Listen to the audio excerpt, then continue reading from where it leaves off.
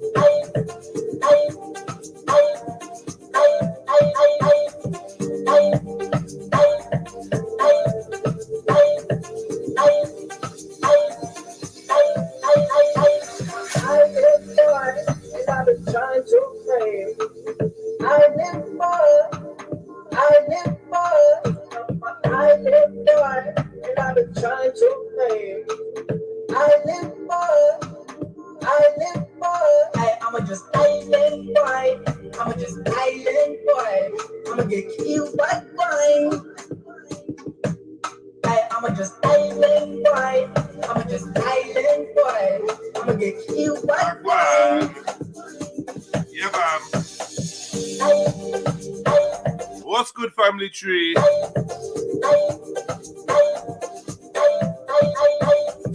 at all the island boys, all the island girls. This your boy JEDI for JEDI Online, Trilluminati, like, REDPILLTRILL, like, comment, share, subscribe, hit the notification bell so you know when we go live.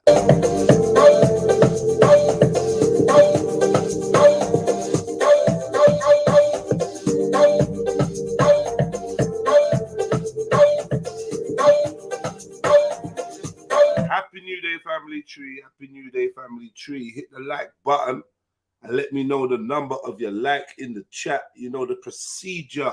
Happy New Day to each and every one of you around town, around the city, around the world.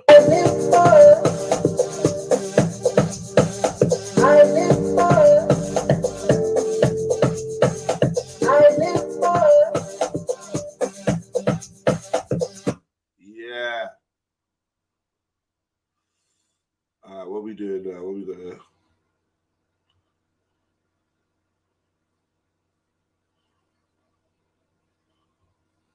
Let me just double check something. No. So you know that we did ask for that though, right?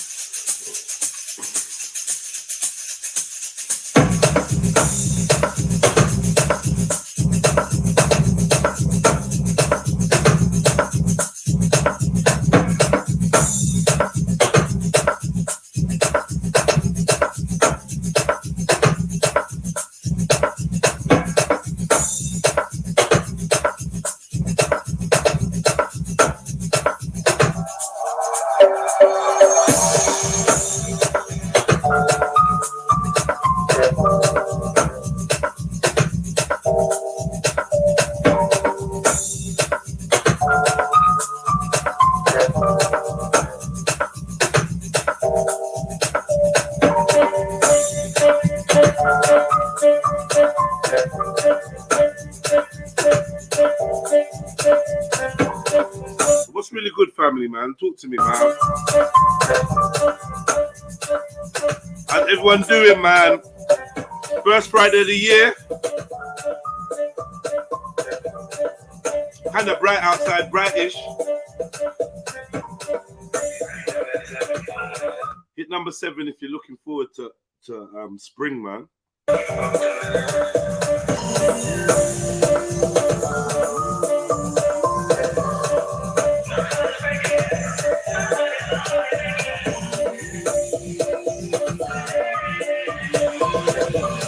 Big up all my track stars.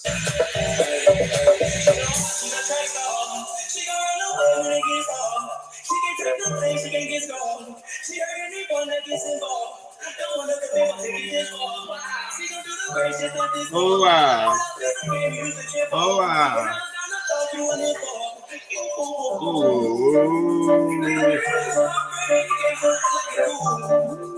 Hey, hey.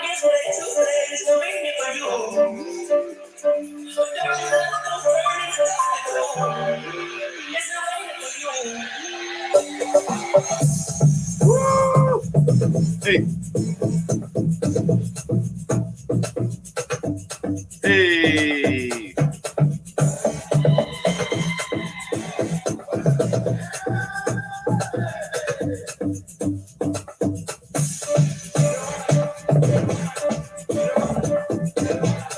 Yes, Trilly CE. Big up yourself, man. What's the number of your like, family?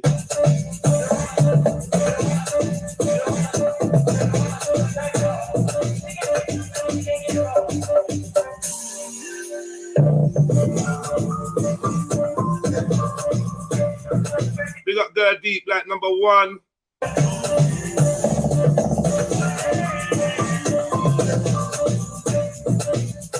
Yes, Music, like number 2 in the building. Old Tight JEDI, like number 3.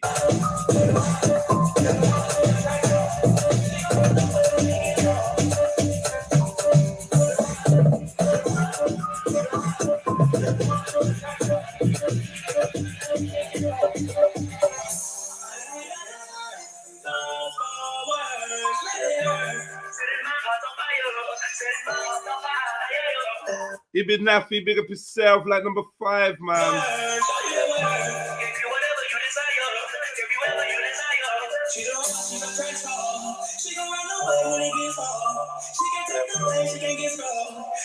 Trillo, big up yourself, Trillo. Sleep. MJ, big up, happy new day. Woo, woo, woo, woo. Woo, woo, woo, woo. Hey, hit the like for me, then type for me, hit the like for me, hey, hit the like for me, then type for me, type for me, type, hit the like for me, and then type for me, type, yeah, I like that one. Hey, what? Trilly CE, big up. Come on. Woo.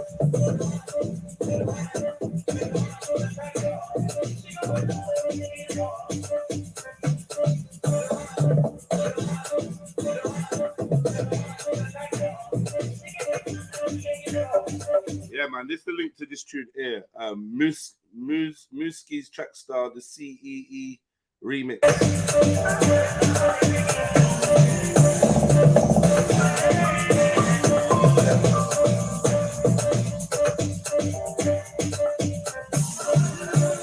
Yeah, old tight Kingo, man. Can't see your number, man. Can't see your number, but big up yourself.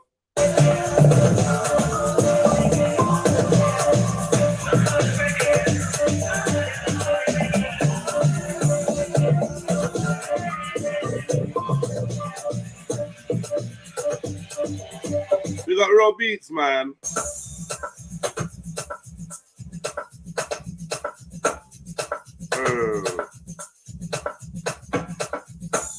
That's nice.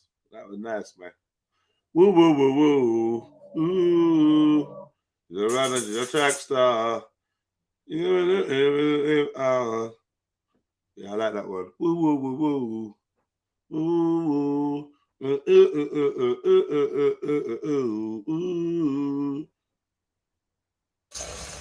new businesses, five and freelancers is like a backbone. You can find anything.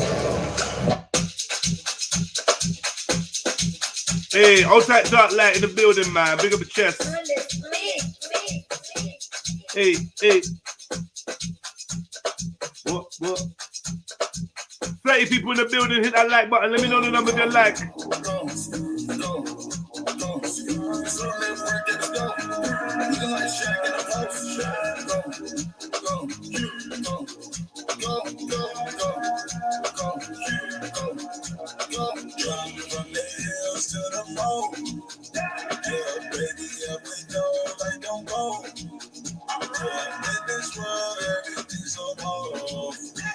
Behind this wall, there is no photos.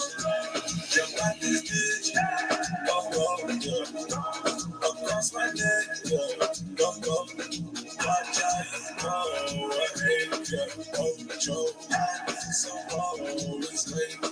Hit the like number, put the number they like in the chat, family tree.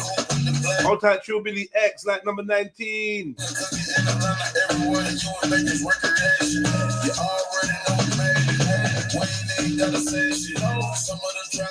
Hey.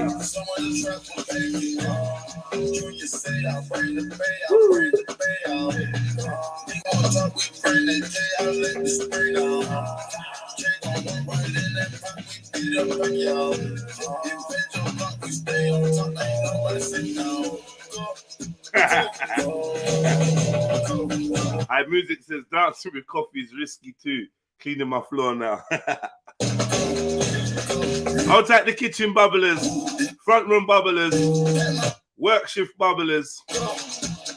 If in your car and you're doing a little shoulder bubble, big up yourself.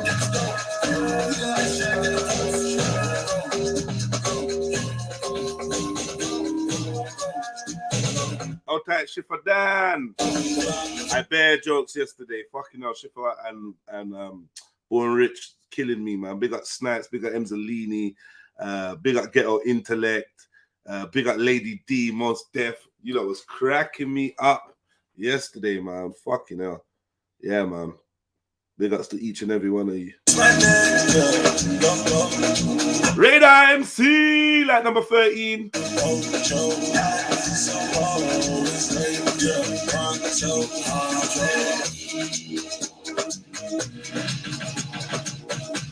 Hey. King Gold in the building, Wagwan.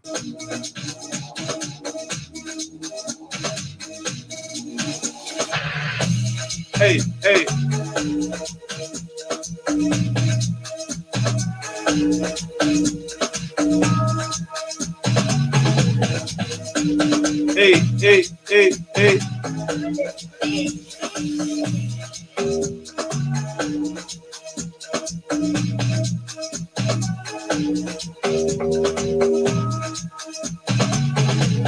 Outside 5-star Ross Clark F1 official, you know. Are you mad?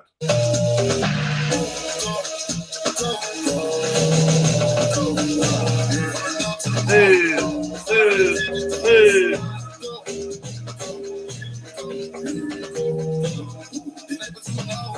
Alright, just for 5-star, man. I know what tune he's feeling right now. Just for 5-star, let's play a tune. Let's play a tune for 5-star, man. It's a good brother there.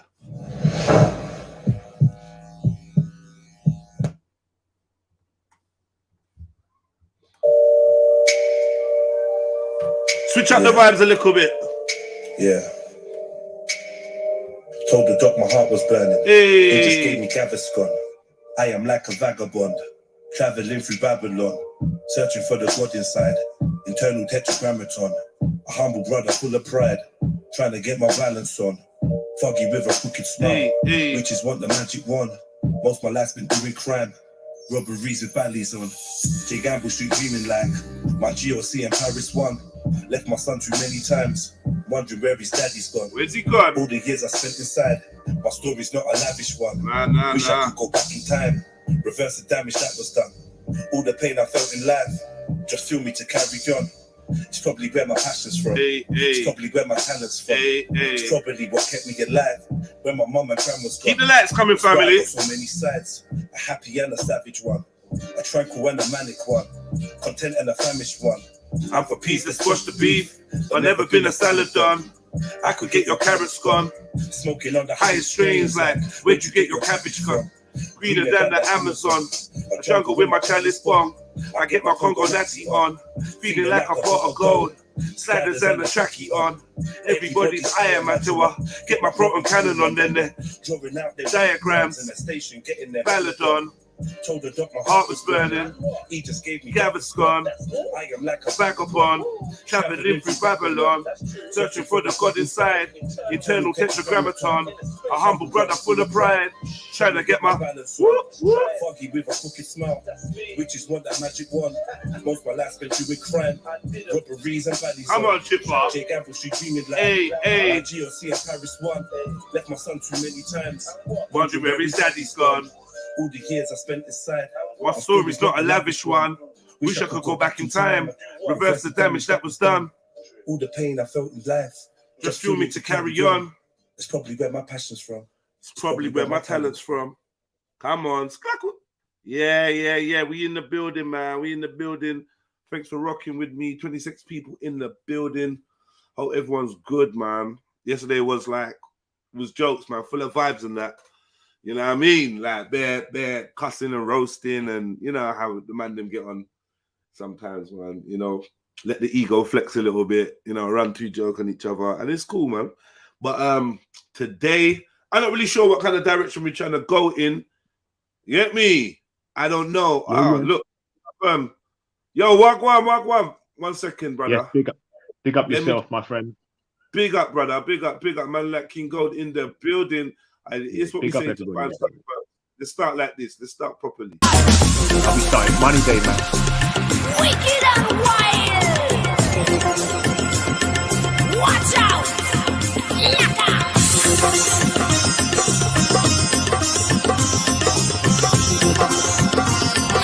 Big up, OB. All right, I'm a ninja. Run after the thing you'll never get. Ninja. Better get your mindset in your head. I am a ninja. Got to use to preach and I pray. Ninja. It's just another one day. I'm a ninja. From base to tea. I am a ninja. So you better follow me. I'm a ninja. From the bottom to the top. I am a ninja. The day and night and non-stop. I'm a ninja. From base to tea. I am a ninja. So you better follow me. I'm a ninja. I am a ninja. Indian. I am an Indian. Yo, white people sing along. White folks sing along. I am an Indian. Go on, Gold. What are you saying to me? And I'm in nothing, man. What's up? Nada. Yeah, nothing, man. Big up everybody inside, man. Indians, me Africans, me Caribbeans, and anything there. But yes, bless up, man. Do you know what? For this session and for this stream, I'm gonna be nice, yeah. Whatever, man. I like to basically give a disclaimer and say there's no financial advice going down today, but there will be some good gems and investment opportunities for you at the touch of at the click of a button. So you just got to keep your ears locked and loaded, basically. You sound like someone that's discovered a little gold mine. What's going on? Yeah? You got some peas coming your way. Well, that's the thing. Like, you can't make money out of thin air, but you can make money from clicking a button and clicking a couple of buttons. You know, and gone are the days where you have to. We're working and blood, sweat, and tears from noon until night. Is it from sun up till sundown, right? It's a click of a button, bro. Yeah, that's the great thing about right now, and I'm so sure people will wish we were back there, you know, or people. Anyway, yeah. So I found a gem, man. I found a couple gems, but okay. So it's this L1 thing that you was talking about last night. Yeah, this. It's the L. There is. What I'd like to say is, if you want to take a pencil or a pen, if you're a person who's quite good with their fingertips, they're a little bit. They don't have to be at all tech savvy, but you know how to log into a computer. You know how to sort of maybe do transaction online, you've got online banking, I would definitely suggest that you take some notes and consider trying to do some research into what I'm saying. And it's nothing too geeky. It's quite commercial, and it's something that everybody's getting into. So don't want to get left behind now. And obviously, I'm telling you in advance right now. So I don't know if you guys. I know there's a couple of people here that definitely are listening that know about crypto, digital space, assets, or investments. If you do, it would be nice for you to come up. But yeah. Where was you going today with this one though, Jeds? I'm sure it's just like a normal one. Yeah, I don't know. one. Maybe I got something. A little small video for us to watch. I just see the title looks all right, so I thought let's see what this is really about. I mean, look. I'm gonna say it now, just so everybody knows. Like one of the main things I'm going to be talking about, just quickly. Yeah. Yeah. Okay. So out of Bitcoin, you heard it was massive. It was went exponential, however many %. So now, okay, there's something that is quantum resistant. So quantum computers cannot break it, which is the selling point, which is pretty much the biggest selling point and the reason why it's the best thing to invest into. Okay, quantum resistant blockchain, right? Level 1, like Bitcoin, like Ethereum. It's very low key at the moment, but it's QANX. There's another one called QUANT, but that's not the same thing. That's already been out, and it's I think it's quite still a good coin. But QANX, yeah. QANX, and just type that in. That will if you type that into Google now, that will be, and this you heard it here first in Trilluminati. As opposed in a Matrix when they had all the bots coming to them. How did they get them off them? With using, I don't know, EMP charge, right? This has got its own EMP charge from the most sophisticated computers, and this blockchain will be the biggest talk of the town once all these other cryptocurrency exchanges get hacked, like a lot of them have. And we're just gonna. It's like just a matter of time. It's like inevitable, and it's got its own ecosystem. It's got I think it's got quite a good market cap. It's still pretty early, still pretty low key. You got to invest in it. There's no other exchange doing quantum resistant technology. So yeah, just write that down. Write that down, man. Yeah, you got a tip, man. Go and check that out. You get me? And go and investigate, man. You got a tip. You have to get Veli back on there to talk the talk as well, man. Yeah, all right, family. Let me know what you think about this, man. Let's start the conversation. Stick around, God. See what you think about it. Definitely. Solemnly swear to exercise in all loyalty. It is no secret that Kofi Annan from Ghana was the first Black African to lead the United Nations as Secretary General. While a student in the United States, he visited America's South at the height of the civil rights movement. He was in need of a haircut, but this being the era where racial segregation was enforced by law, a white barber told him, "I do not cut nigger hair," to which Kofi Annan promptly replied, "I am not a nigger, I am an African." The story, as told in Stanley Meisler's book titled Kofi Annan, ends with him eventually getting his haircut.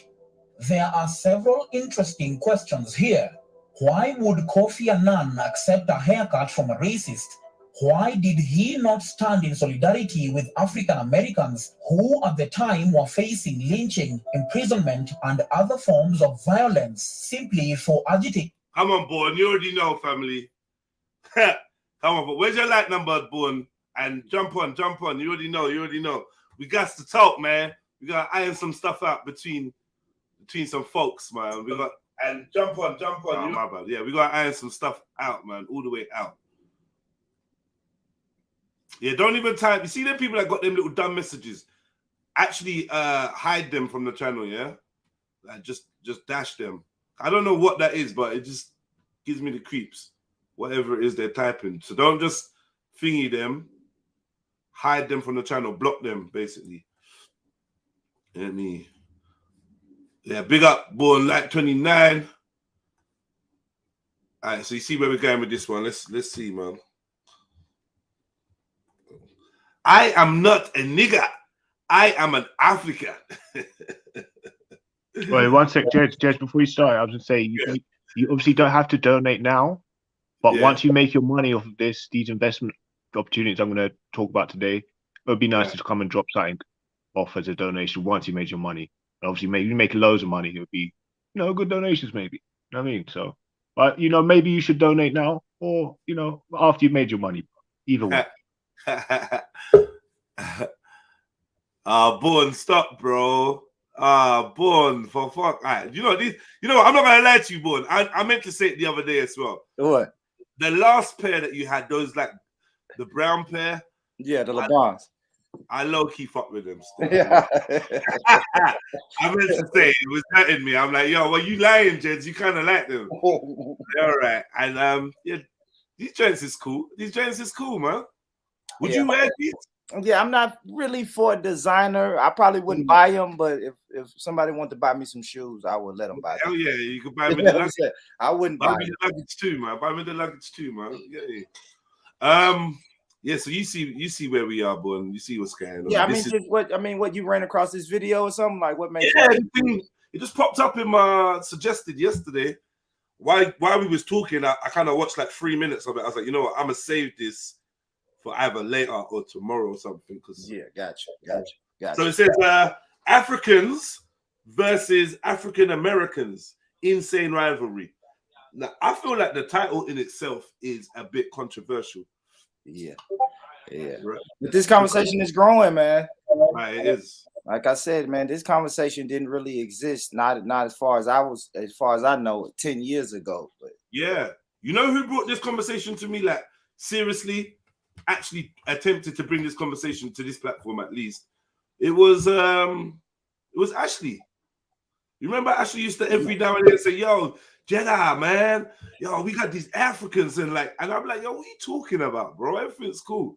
Like, nah, JEDI, like they're trying to keep us separate, and I was thinking, yo, like, Ashley's being paranoid or something. Then got a Jacob kind of became a little bit more vocal. Yeah. I just realized, yo, it's a real thing. It is. You didn't really have much to say about it, though. No, not really. But when people was pointing me in a direction, I was like, oh shit. You know what I'm saying? And then, like I said, when I thought about, okay, let's think about your childhood and growing up or when you was out on the block. And I always talk about the Nigerian family that lived on the block and they just didn't come out and fuck with us like that. Wait, can I? You know what? When you come, it's quite interesting. Yeah, when you look online, there's been some quite interesting characters from Africa, that have been here, but specifically from Africa. It's quite interesting that they're really against Africa as a notion, as a concept. Like they're completely against it. There was a couple that were on Belly Stream, boy, just going crazy, bruv. Who's against Africa as a concept? Continuously typing, spamming the chats, Yeah, but what you mean Igbo and them? Yeah. Okay, yeah, definitely. Yo, big up. Remember, Igbo was Trill Igbo, Trill for Igbo, Yeah. At first. But I don't know, man. I don't think the homie was 100% mentally there or something, because I don't know. He spent a lot of time not making sense, and then siding with white folks and just doing weird shit. I don't know what's up with him. I don't know. I don't think he's a good representation. His thought process. Not in a bad way. Yeah. It's like his thought process didn't seem clear or something. I don't know. I just couldn't really communicate with him that well. When he jumped on the panel and speak, it was all right. It'd be funny, but after a while, I don't know. He just seemed to be against everyone that wasn't Igbo, but then cool with everyone that wasn't African. I don't know what he was doing. MC Anthony as well. Yeah, that guy. You're right. Hey, you're right. Though, you got the Wab Funks and all of them. All What of fuck was them the for next real. one? Web What? Funk's I think cool. they're putting stuff in water or something. Web Funk's cool. He's just a drunk, but he's fucking cool. Web Funk gives me joke, but he's just annoying.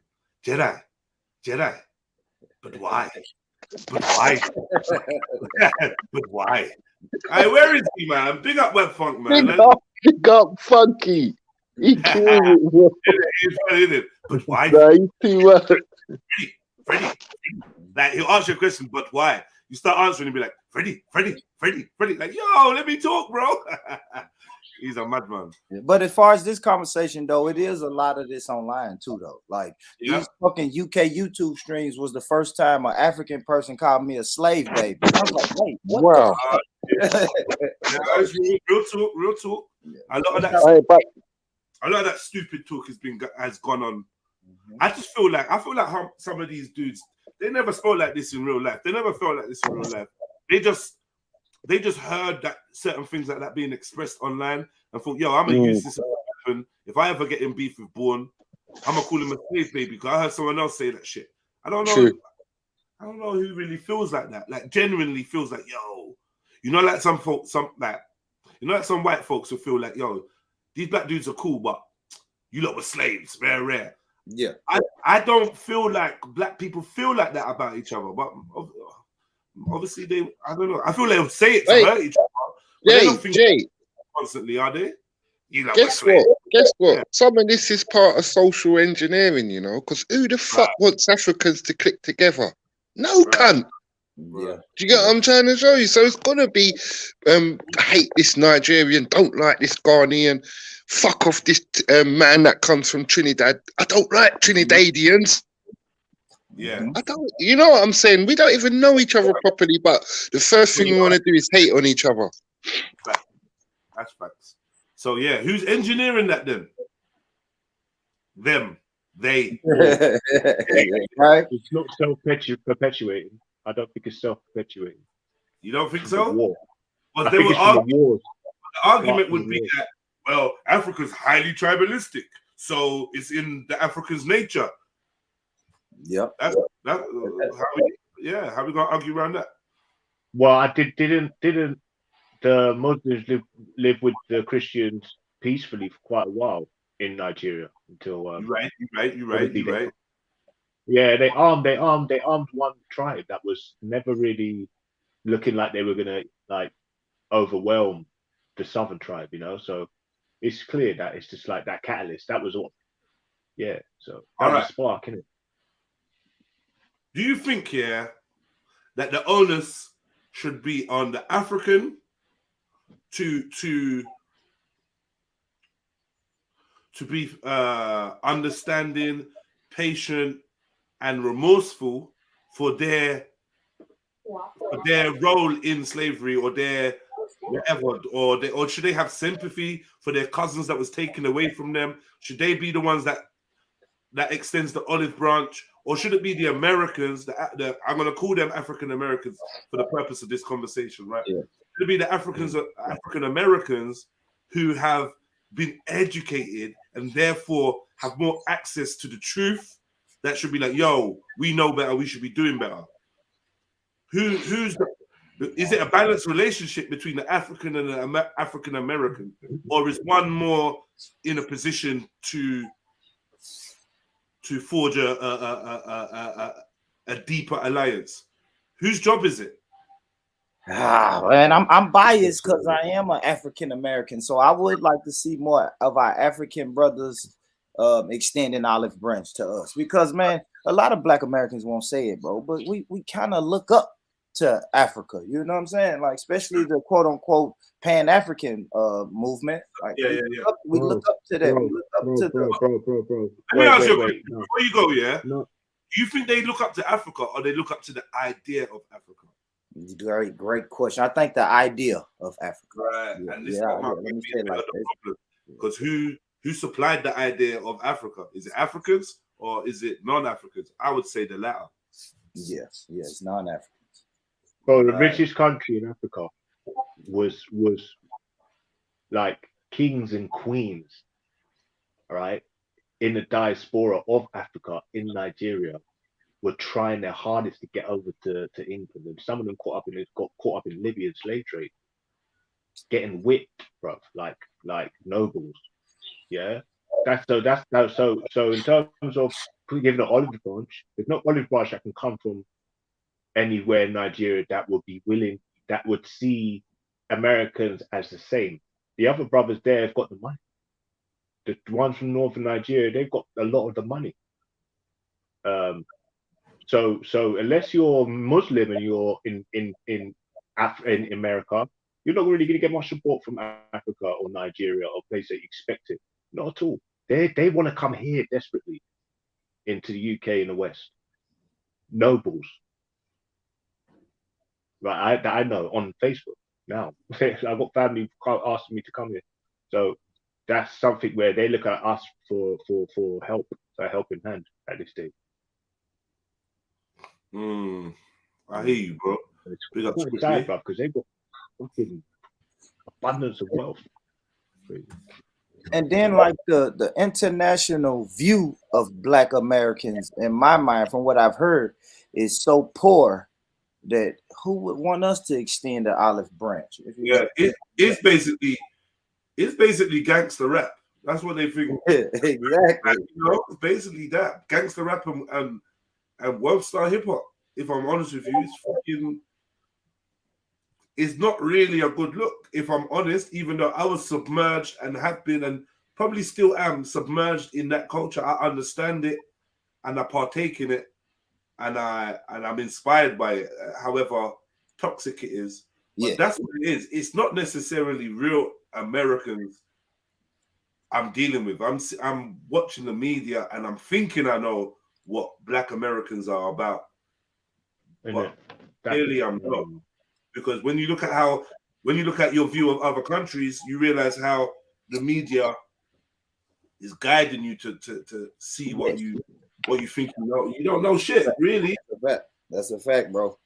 I didn't see a beautiful image of Africa until I was probably 14 years old. Right. For real. Isn't it? Even though it's the biggest biggest continent, isn't it? One of the biggest continents.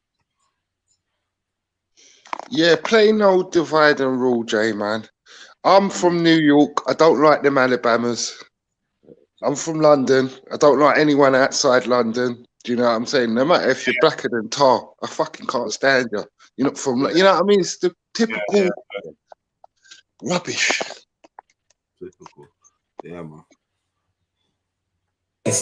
Why did he not stand in solidarity? A book titled by law as the first Black African to lead the United Nations as Secretary General. While a student in the United States, he visited America's South at the height of the civil rights movement. He was in need of a haircut, but this being the era where racial segregation was enforced by law, a white barber told him, "I do not cut nigger hair," to which Kofi Annan promptly replied, "I am not a nigger, I am an African." The story, as told in Stanley Meisner's book titled Kofi Annan, ends with him eventually getting his haircut. There are several interesting questions here. Why would Kofi Annan accept a haircut from a racist? Why did he not stand in solidarity with African Americans who at the time were facing lynching, imprisonment, and other forms of violence simply for agitating for their rights? And equally intriguing, on what basis did the racist barber differentiate between African black skin and African American black skin? Is an African not racially black? At a time of racial polarization in the US, what made the haircut possible? We know that white America differentiates between Africans and African Americans. However, the differentiation... Is that true, Boone? Yeah, but not like racially. You know what I'm saying? Racially, we're all black, but yeah, white people are white people just call them Africans.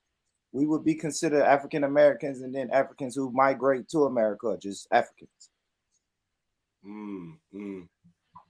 Yo, hit the like button, family tree. Let me know the number of your like, man. All the big ups and that is cool, But you know the procedure, man. You know the pattern, man. I want to see the likes. You know what I mean? Man, say hello to me all day and then don't like the show and then go about their business and leave me with low likes, man. We trying to get this channel booming. So yeah, do your part. Hit the like button and let me know the number of your like. And even if you don't let me know the number of your like, just hit the like button. You get me? Yeah. So white people seeing Africans as different from African Americans. Just a label, just by label, but racially we're still black. Well, if that's the case, then why did the barber cut both Kofi and Anan's hair? Is basically the question, because it was segregation and it was no niggas, and he made the point that he's not a nigger, he's an African, and eventually got his hair cut. So I guess they're saying what convinced the white barber that these dudes is different. Yeah, that's a question. Now, some people would say because maybe the African immigrant isn't a threat to white society. See what I'm saying? Right. They haven't been here as long. They don't really have the history of really just fighting against the system in mass numbers as Africans. So maybe I've heard a lot of people say they're less threatening, or docile is the word I've heard people use. Right.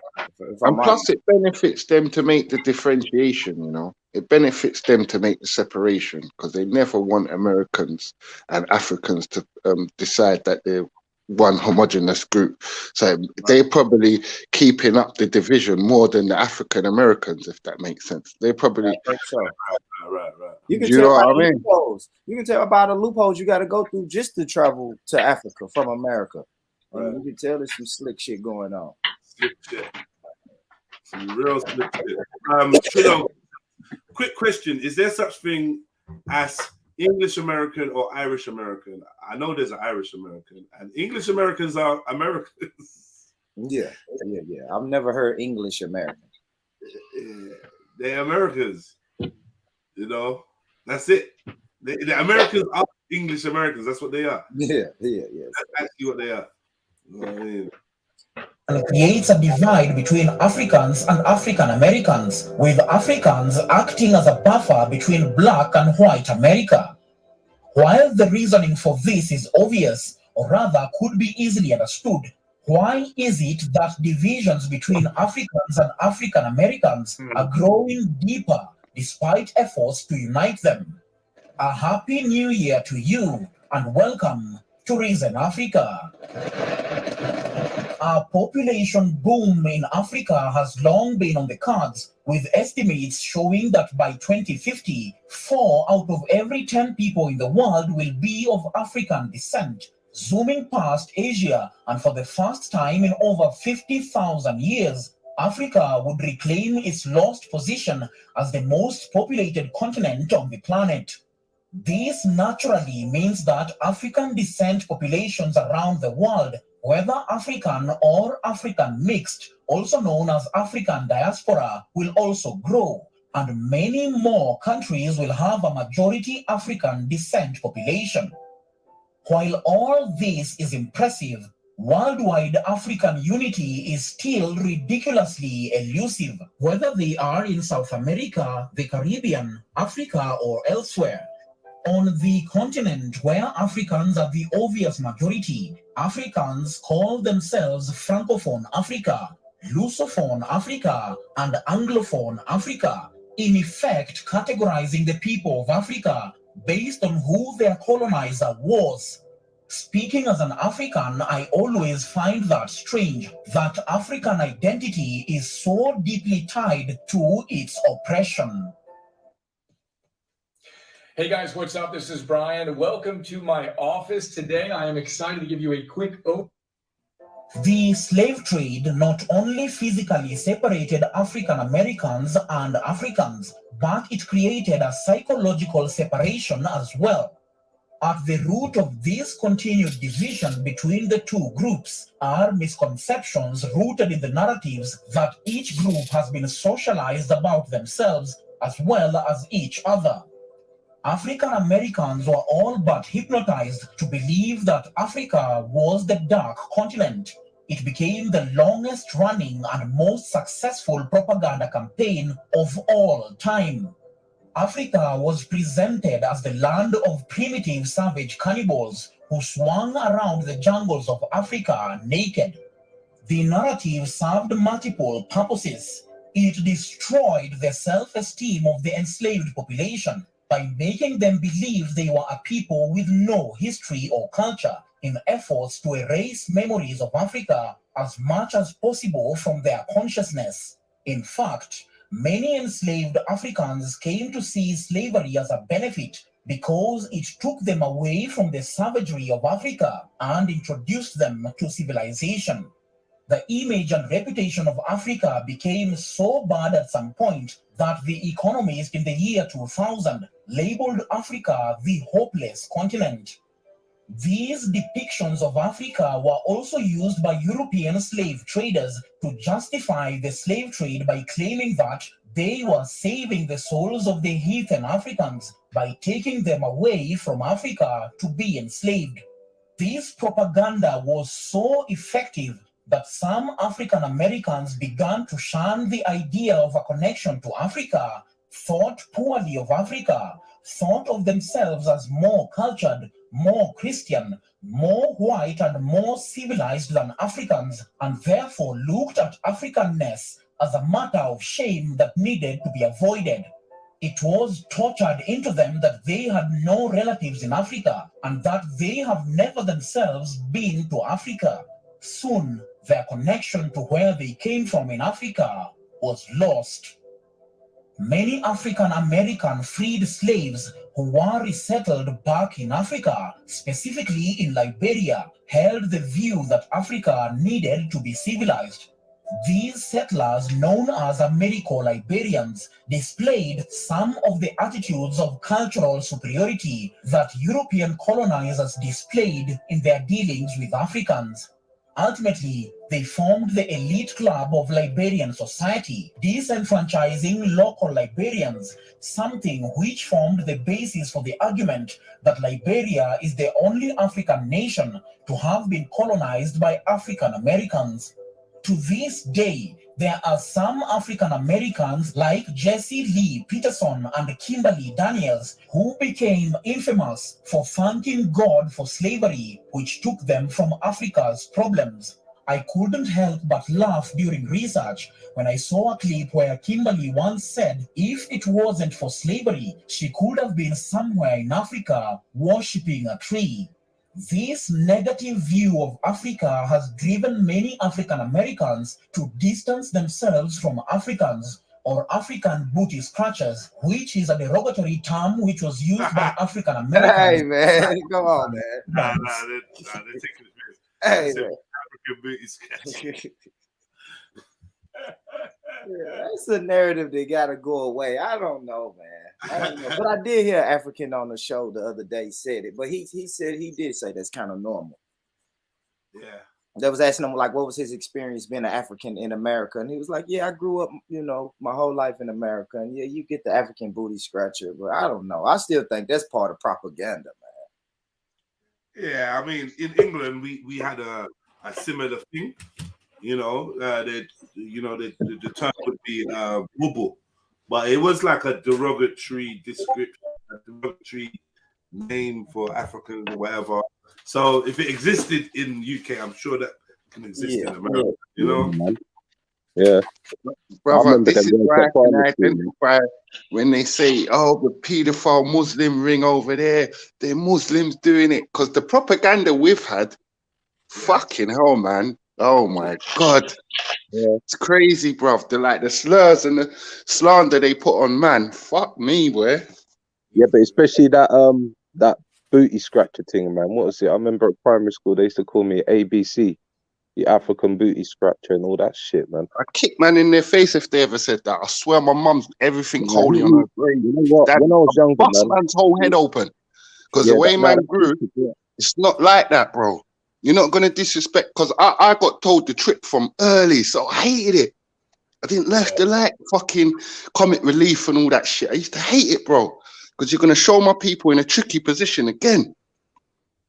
No, I was a bit. I think I was a bit late, man. I think it was only after I left primary school. Then when I started hooking up with some real brothers, that you just start realizing that this shit ain't fucking real, man. They make like I'm meant to feel like a piece of shit every single day. Every time there's a charity thing there, they got some, you know what I mean, some little black boy with flies around his mouth and all that shit. Yeah, And then yeah. so when you're in the class, yeah, and you're probably what? Well, in my days, I was probably the only black person in the class, yeah. Fuck me, man. When they all turn around and they look at you, thinking you poor cunt.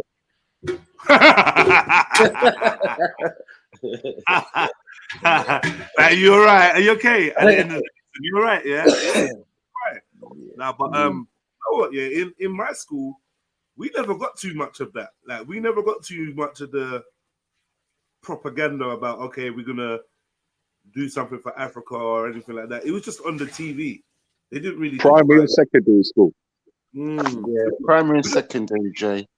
They weren't saying, like, they in school, they weren't saying to me, like, oh, guys, we're gonna watch something about how poor Africa is. I never really had any lessons like that or anything Do like you that. know what the saddest thing? You know, it was. You know, let me just say, Do you know what the saddest thing though? Do you know what the saddest thing was though? Was like what Freddie was saying was I was distancing myself from that.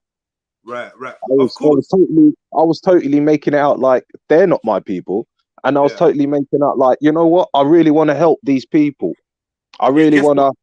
Guess what? Let me get more accurate. Yeah, they weren't doing appeals on that about Africa, so they just say that people live in mud huts or whatever, or barefoot. But what it was Ethiopia. Ethiopia was getting a caning when I was growing up, because that was like do you know what I mean? Ethiopia. That was like the word. That's if you knew it's Ethiopia. Everybody just knew it was Africa. Brother, do you get what I'm saying? I hear you, but I felt like the word, when I was growing up at a stage for a period, the word Ethiopia was synonymous with famine, starving, potbelly, flies around your face, appeals. What's that one? Live Aid. That was with Ethiopia. So you could just call someone an Ethiopian and it was like a diss. That's facts. Yeah, that's facts, bro. This is why. Imagine how special Ethiopia is, and then we got to view it. We were taught about it as like the lowest of the low, like not like the lowest of the low, but the people can't feed themselves. Women are out there having babies, can't feed the babies. The flies, people are starving. The images was fucking crazy and shocking, and they still exist now. And I'm not saying that the famine weren't real, but there was never but just round the corner, look how lush and beautiful it is. There was never none of that. So yeah, but JEDI, that's you. At least you could figure out that it was an Ethiopian thing. Other people now just looking at it as it's just all Africa. That's how Africa is. They wanna turn around to you in the classroom and start asking you questions like, you know, oh, how does your family feel about this? And oh, you poor thing. Oh, that's why you're here. You know? Yeah, remember the worst is racism in Essex, isn't it? So they're just trying to take the piss every way they can. That's why you have to go out swinging. Like, you definitely have to defend Africa or defend your blackness to the best of your ability back then, boy. Fucking hell, they weren't messing about to mock your culture and disrespect you, man. But this thing here, what's happening, what you can see, especially that part where it spoke about some of the colonial stuff, some of the influence, you can honestly see that now happening in these. Do you not know about Turkey Street? About what? Nah, never mind. Sorry. Yeah, so you know, like exactly like what's happening in like Iraq now, yeah. I know there's a few Iraq Donnies, you know what I mean? And I'm like, yo, where you from? They're like, oh, I'm from this place. And I'm like, and then you find out where you're from. You're like, bro, why you tell me from like Iraq? Oh, you know, too much problems. Oh, you know, people think about. Yeah, you know, I come to realize that growing up was doing that. I'm Albanian. Oh, really? I'm Kosovan. I'm Kosovan. Yeah, all that. Albanian and all this kind of jiggery pokery. Yeah. Because That's they sad shame for you. me. They shame you. They shame you, bro, man. It's been happening for years because that's the way to put you in line and put you in your position and make you don't have a lofty, don't think that you're gonna and float over, man. You get what I'm saying? We're gonna constantly remind you that your people are shit. Yeah. All right, let's go. It is said the only thing worse than lack of information is misinformation. Oftentimes, this is what African Americans get in terms of their knowledge of Africa. This mental detachment from Africa is most evident in how African Americans, as descendants of slavery, were forced to abandon the use of African names for Christian names, a very powerful weapon that psychologically disconnected them from any recollection of their African heritage. That's how deep the divisions are between Africans and African Americans. On the other side of this unfortunate coin are Africans who have developed certain misconceptions of their own regarding African Americans. African American history is not taught in schools in Africa. Africans, more often than not, only see and know African Americans as what they are perceived as on television, which obviously leads to misleading stereotypes. This means that Africans are often exposed to some of the very negative images of African Americans as being gangsters, drug dealers, and generally drawn to violence. The divisions, the issues, and the tensions between these two groups deepen further, especially as you have more Africans immigrating to the United States. The divisions, not to mention rivalry and suspicion between African Americans and African immigrants, is also a matter of competition for economic resources. A lot of Africans travel to the United States for different reasons. Many times, those who went in search of employment accept low income and entry-level jobs, jobs which African Americans, as being part of the system, would never take up. This raises several questions about the African immigrant experience in America. How do African immigrants negotiate national, ethnic, and racial identities? What is the extent of their knowledge and understanding of race relations in America? How do their interests and agendas converge with and diverge from those of native-born African Americans? What is the level of race consciousness among African immigrants? And what is their level of participation and contributions to the African American activism? The answers to these questions. That's a lot of questions there, yeah. Born Rich. Yeah. Yo, you slept like a baby last night, innit, Born? Tell the truth. Yeah. Hell yeah. All right, so couple questions, 5 questions. That I guess the narrator is asking us to ask ourselves. How do African immigrants negotiate national, ethnic, and racial identities?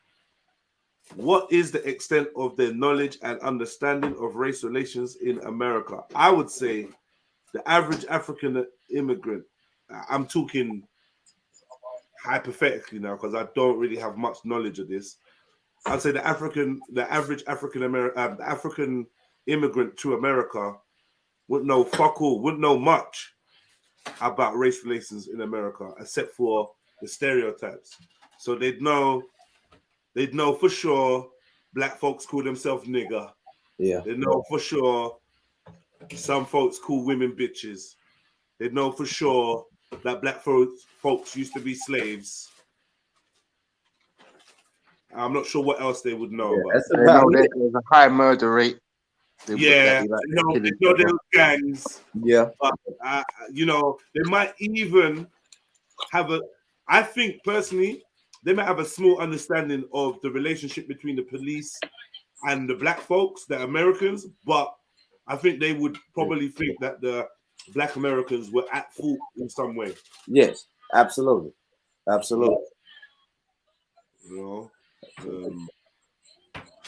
The level of race consciousness amongst African immigrants, well, if it's not taught in Africa, it's going to be very unlikely that they have a race consciousness.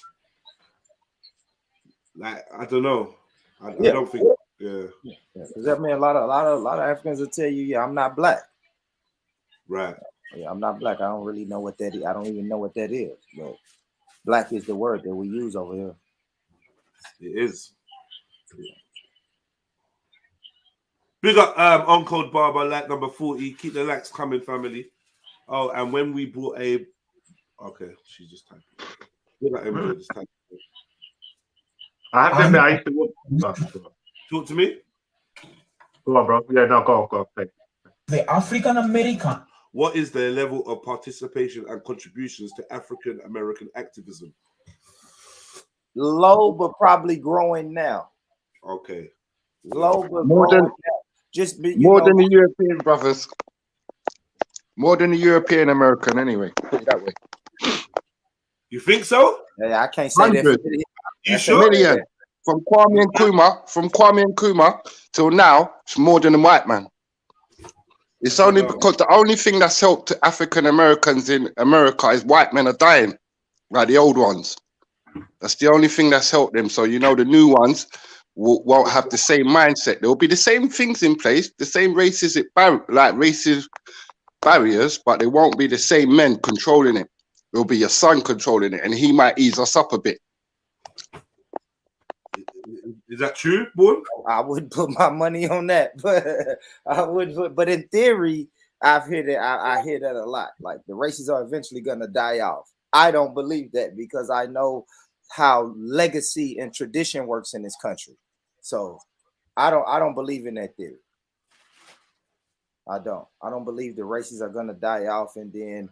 And do you believe that the white man is more engaged in, or do you believe the African is more engaged in African American activism? I would have to say the white man, but I don't know that. Like I always say, I don't know how it is in big cities. Right. But if I think it's the influence, man. And I guess what comes to mind is the like police brutality, right? So we'll have the little rallies and protests and all of that shit. And you're that's full of white. That's white folks. Yeah, it's full of white people. You're not gonna see too many Africans. Like I said, now after all this George Floyd in the last 5-10 years, then yes, it's growing. You know, the level of participation from our African brothers is growing, but still very, very, very low. Because some people's gonna just say, "I don't have time for that shit." You feel me? Like when I asked my mom, I'm like, "Mom, what was you doing during the civil rights movement?" My mom told me her mom wouldn't let her go down there and participate in that shit. Like, just don't let, you know what I'm saying? Mm. So, yeah, but Bourne, I think our damn dynamics are a bit different, bro. They can just go there to show face. We get murdered every other. Do you know what I'm saying? So they're things like more of a. I can't speak for white people in America, innit? But as far as I see, I think personally the Africans had more of a contribution in terms of like building up the nation, the black nation over there. Do you know what I'm saying? And then the other folks came to conquer. What's that? Sorry, bro. I said the other folks came to conquer while the other folks came to build the nation. I don't want to assume that. I could be wrong though. And I was saying that the white person ain't gonna die out, but the racist white man is not gonna die out. I'm so glad he's dying, but he's not gonna die out.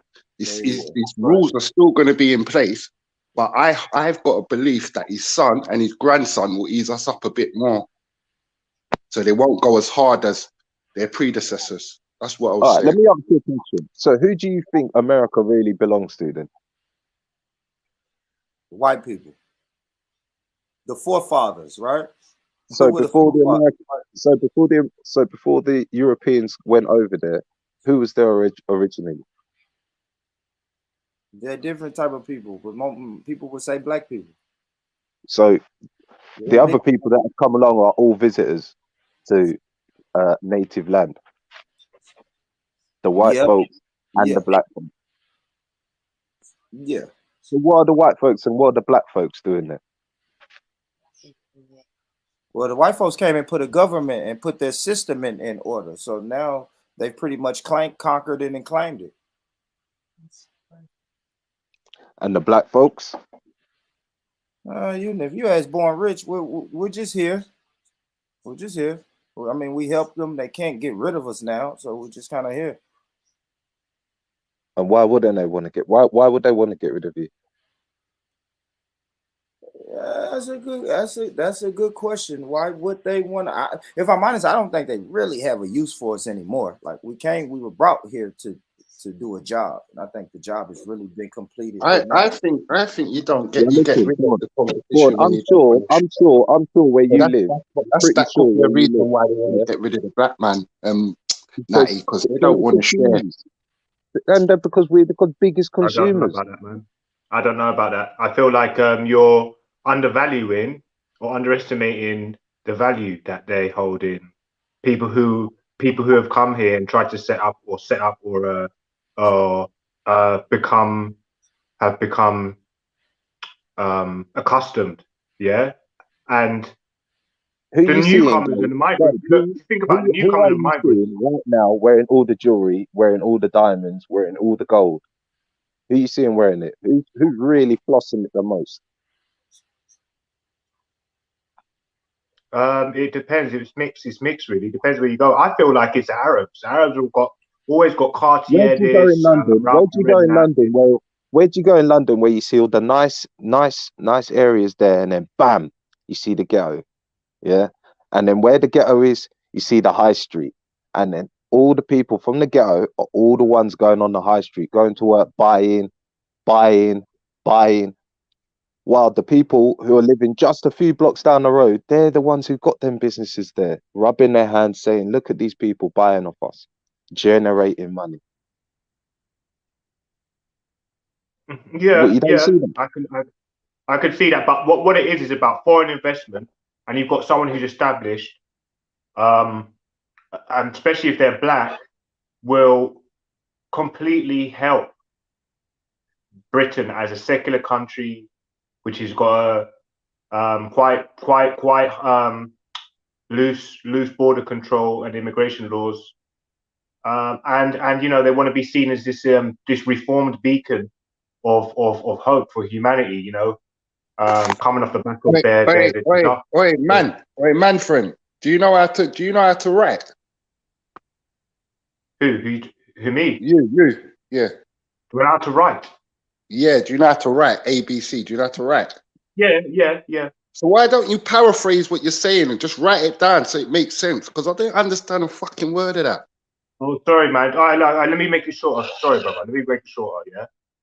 I feel like they would prefer us here as opposed to not having black people here, especially the established ones. They don't really care for the immigrants that come in. They want people who are established. This is modern slavery.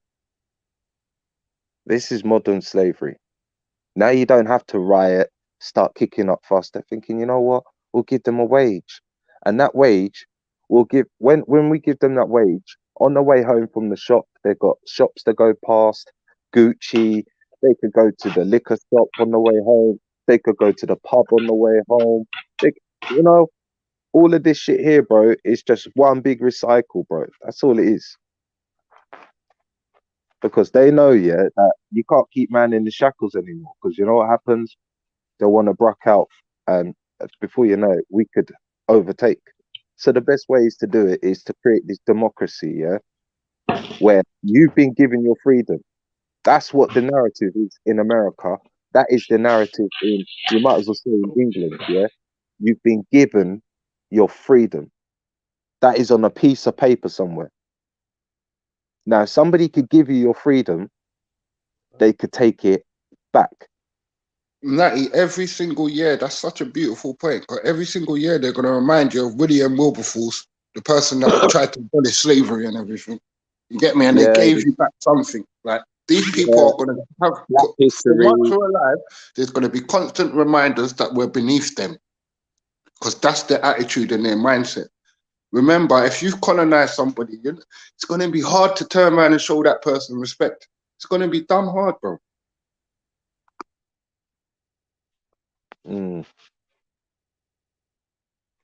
I just think the system is already set up, man. And you know what it is? When you're in somebody else's back garden, bro, or when you're in somebody else's house, you just got to play to their rules.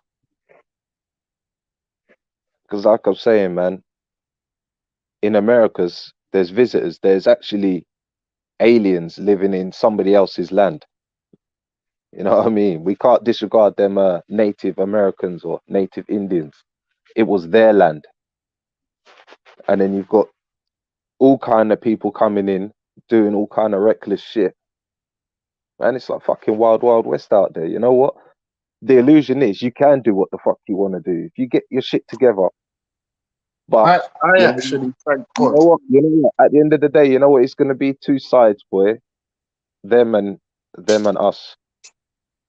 And you know what, Natty? I actually thank God that the European man didn't extinct the Red Indian like what they done to the people in New Zealand. You know what I'm saying? I'm so grateful that they didn't Australia. get to extinct them people. You know what I mean?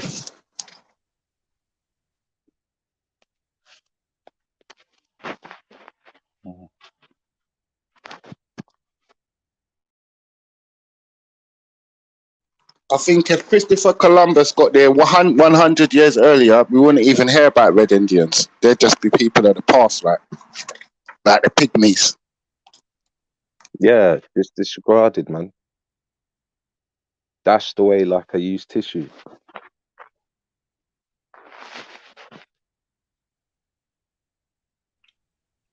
But you know what? All of this, man, works with money, resources. That's what I'm saying, man. It's just like you got to think. There are some places, man, like all over the world where people tell you it's bad, don't go there. And I swear to God, it's only when you actually look at some of them YouTube videos and shit, man, you think to yourself, wow, it's fucking nice, man. It's nice, it's really nice. But then, as soon as the camera pans left, like you can look at the video and think to yourself, wow, tropical fucking metropolitan cities and shit like that. And then you just No. Happy Ethiopian Christmas. I've got to say, happy Ethiopian Christmas to everybody around the planet.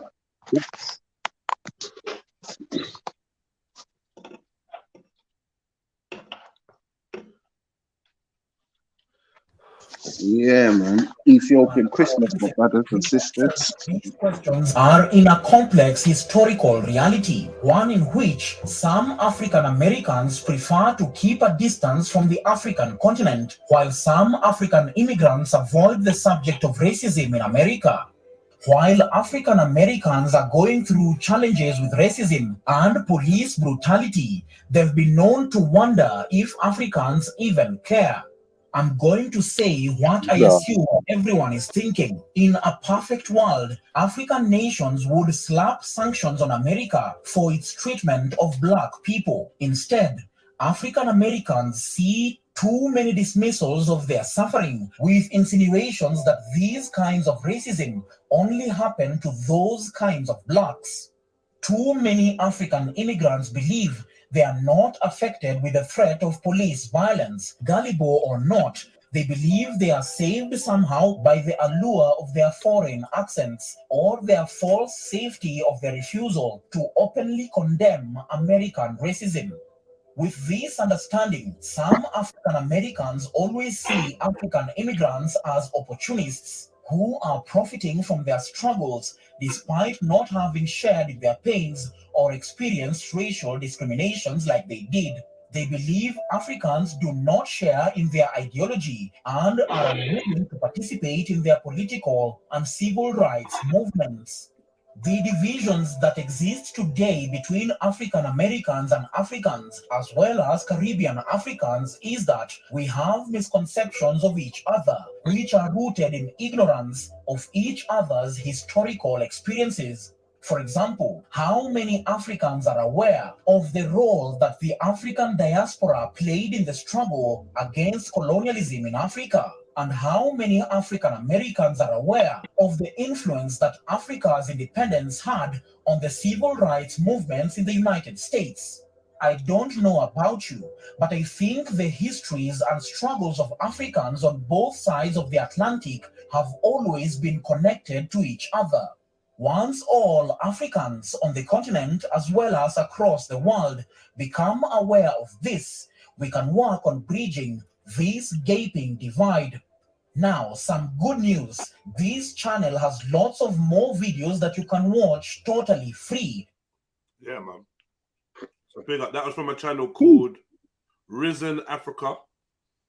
I'm gonna give you the link if you want to go and check out their content. Nice narration and that, calm.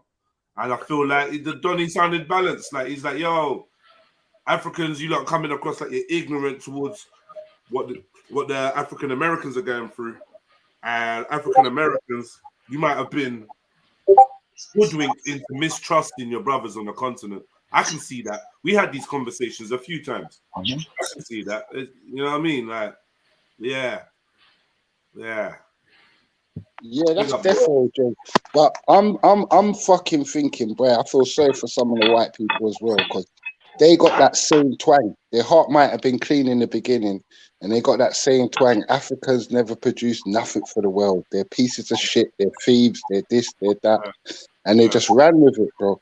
So the double propaganda is like, I feel sorry for the whole world, really. Exactly, bro. Exactly. Like now, obviously, I'm gonna feel sorry for the immediate victims, but also the perpetrator. Like we see it all the time when a young black man kills somebody, kills another young black man. Let's just say, first and foremost, our thoughts are with the family, right? Those that took the hit, took the L. Yeah.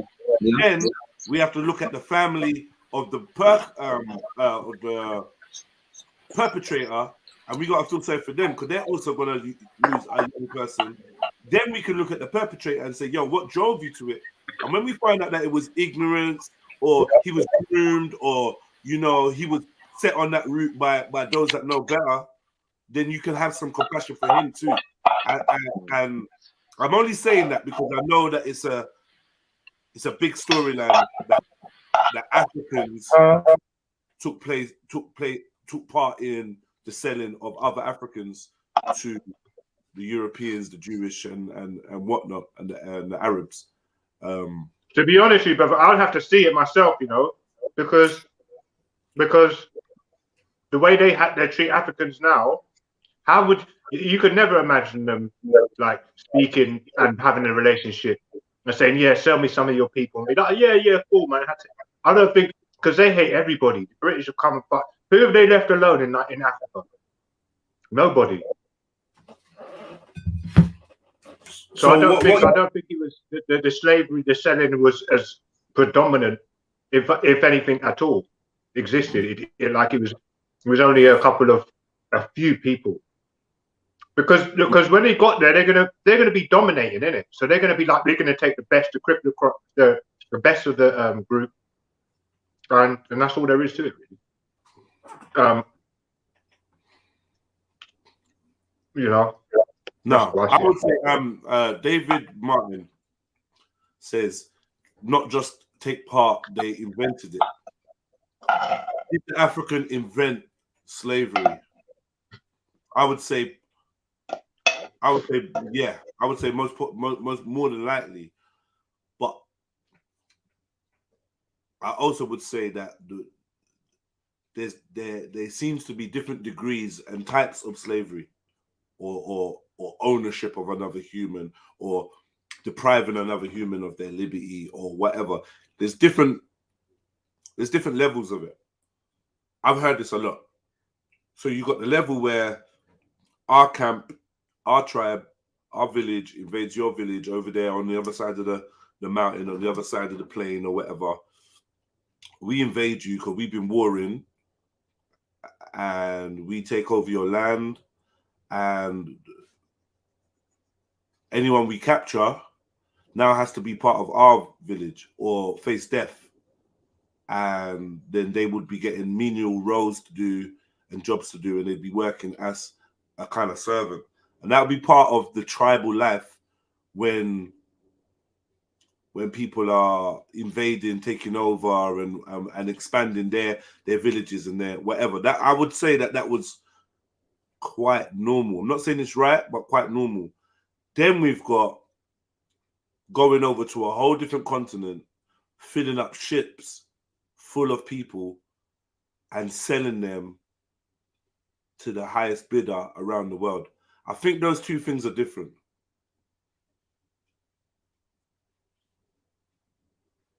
Those You know two what I mean? things are definite different. Right. Definite to me. You Yeah. know, because I don't think you can build the pyramids under slavery. I don't think half of the empires in Africa get built under slavery. I don't believe that that's possible. Not when you're such a Yeah, big but landmass, you can run away. Do you know what I'm saying? You can just literally get the fuck out of there. you reckon slavery come after all the Egypt? Yeah. No, I think we had something in place, innit? We had something in place, but it weren't slavery. Do you know what I mean?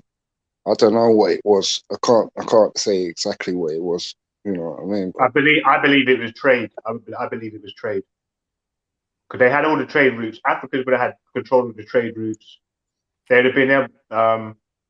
But the only when it comes to slavery, they didn't have control of slavery. You know? They still had control of the trade, but they didn't have control of slavery. So No, this is I'm why. just saying African empires lasted 400 to 500 years before slavery, innit? So I'm saying when you look at how slavery worked out for the European, it was a load of revolution, innit? And a load of rebellion, innit? So I don't think you could run an empire like a stable empire under them conditions. Do you know what I'm saying? Personally, do you know what I mean? So I don't know, man. Like if you're gonna work people to death, I don't think that's gonna be good for your empire. Do you know what I'm saying? But I could be wrong. I'm just I feel like the capture of America, though. Saying that, Cole. The capture of America was one of the first times where Europeans took out a big group of Africans and then started to dominate from there. Because obviously before then they couldn't have a foot in Africa, really. You know, they tried and tried and they got as far as Egypt, but they still couldn't. Well, they didn't even want to try and go into Congo. Yeah, they went to Angola. They stopped. Congo is dense, bro. Not Yeah, even. but you know how big America is. I mean, you can imagine. Like, there wasn't that So many. they only touched Congo. Sorry, Wait, brother, just quickly. They only touched Congo within the last 100 years. So and Nigeria. So yeah. So that's what it is, bro. That's what it is. What was the point I was making? Yeah. So I think they tried to go into Ethiopia, but then Ethiopia pushed back on them. And I think they were fighting the Portuguese. Were I don't know, some sort of sellout group. I don't want to. At that time, I they'd was have been going seen to as ask the sellout. panel though, do you believe in all the aspects of slavery? Like the slave ships and people being brought over and all of that? Because I'm still coming to terms with it. I'm struggling with it majorly. You know what I'm all, saying? Even after all going to history, see all history just shows us with slavery that slaves do another man's work, and another man can't live without slaves.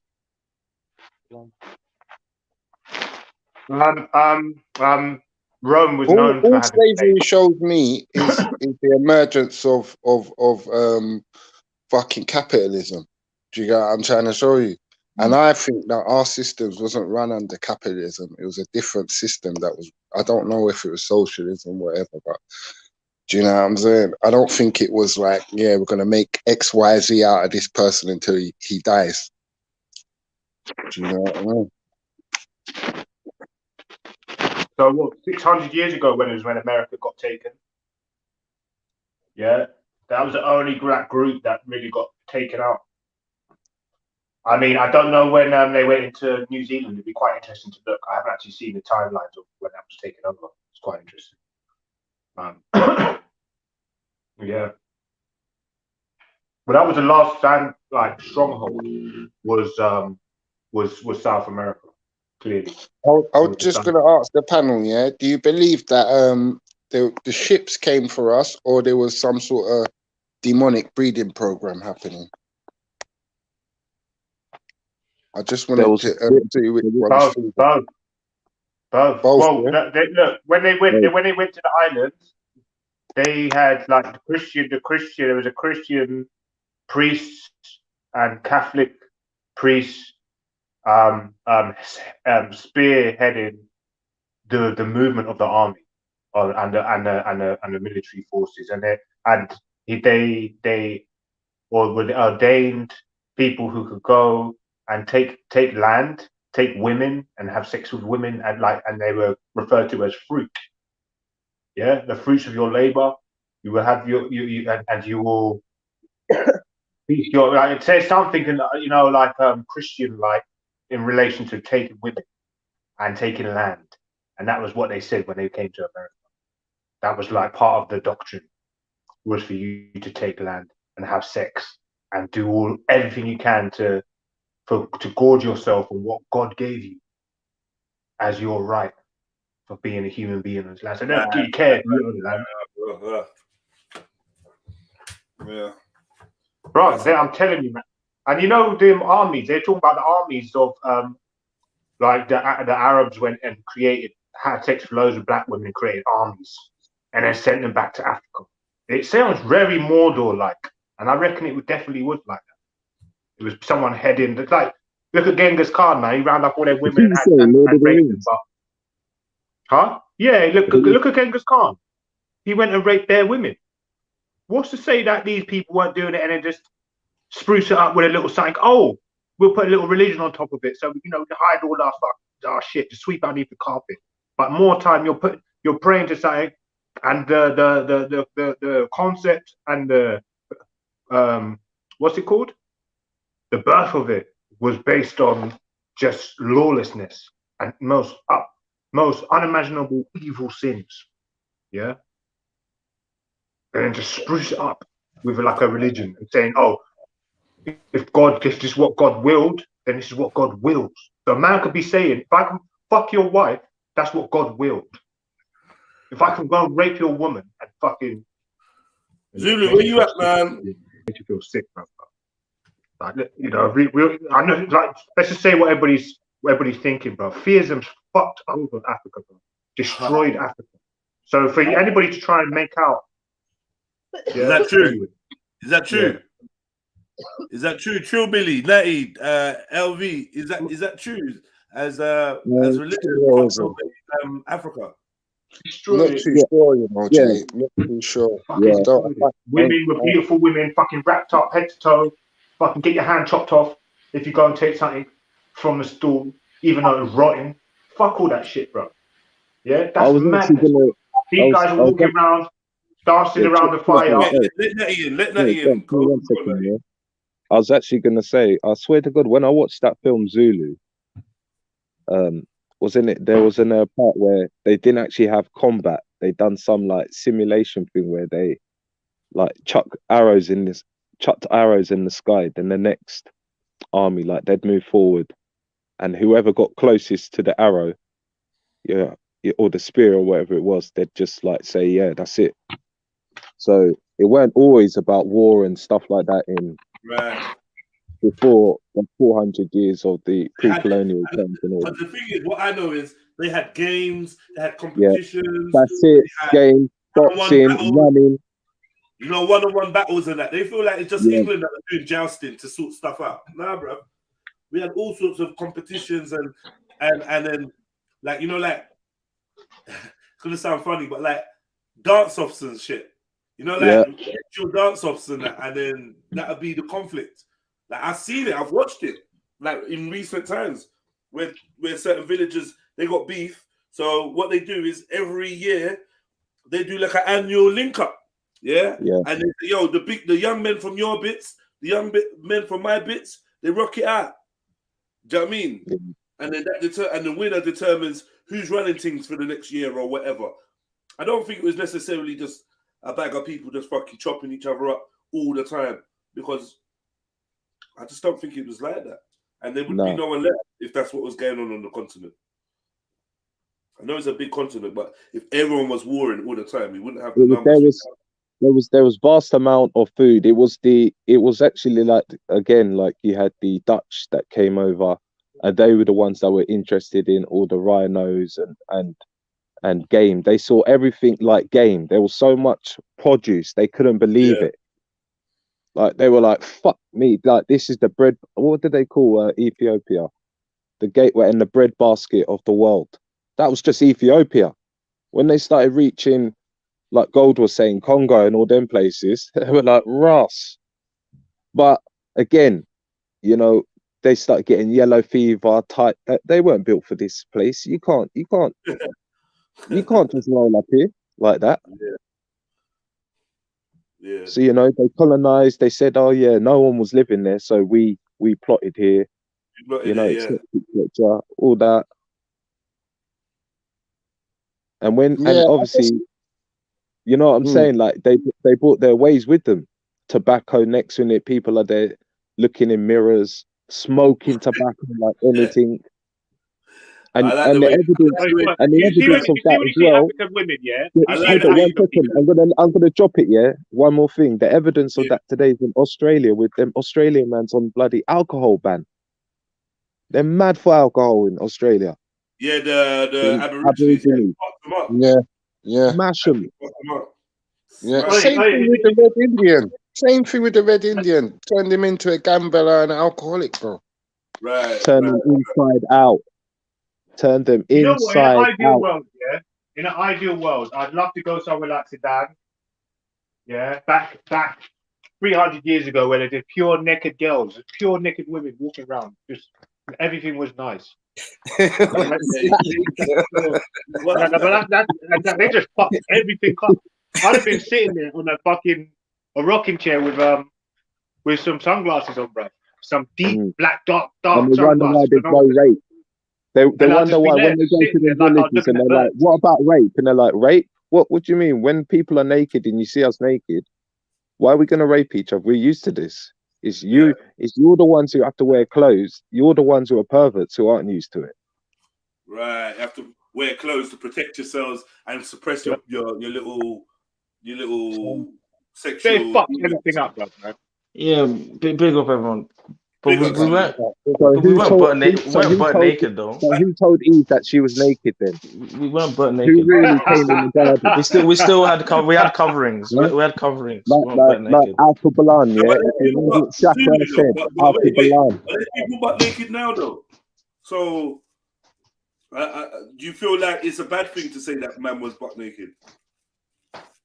No, it's a good thing. No, I'm not saying it's a bad thing, but I'm just saying like we did have attire, like we were not butt naked, because that's another false thing that they would say about us to make it seem like, oh, we're animals. We weren't able to clothe ourselves.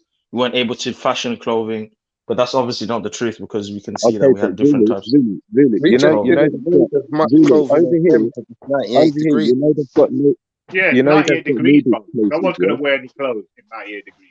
Sorry, go on, man. You know, in certain places they've made it legal for you to be nude, and people really get gassed and feel free. Like, what's that all about? Yeah, but that's just some sick, perverted person that wants to watch people naked in the streets. I don't think that's genuine. It might be genuine though. I don't know, bro.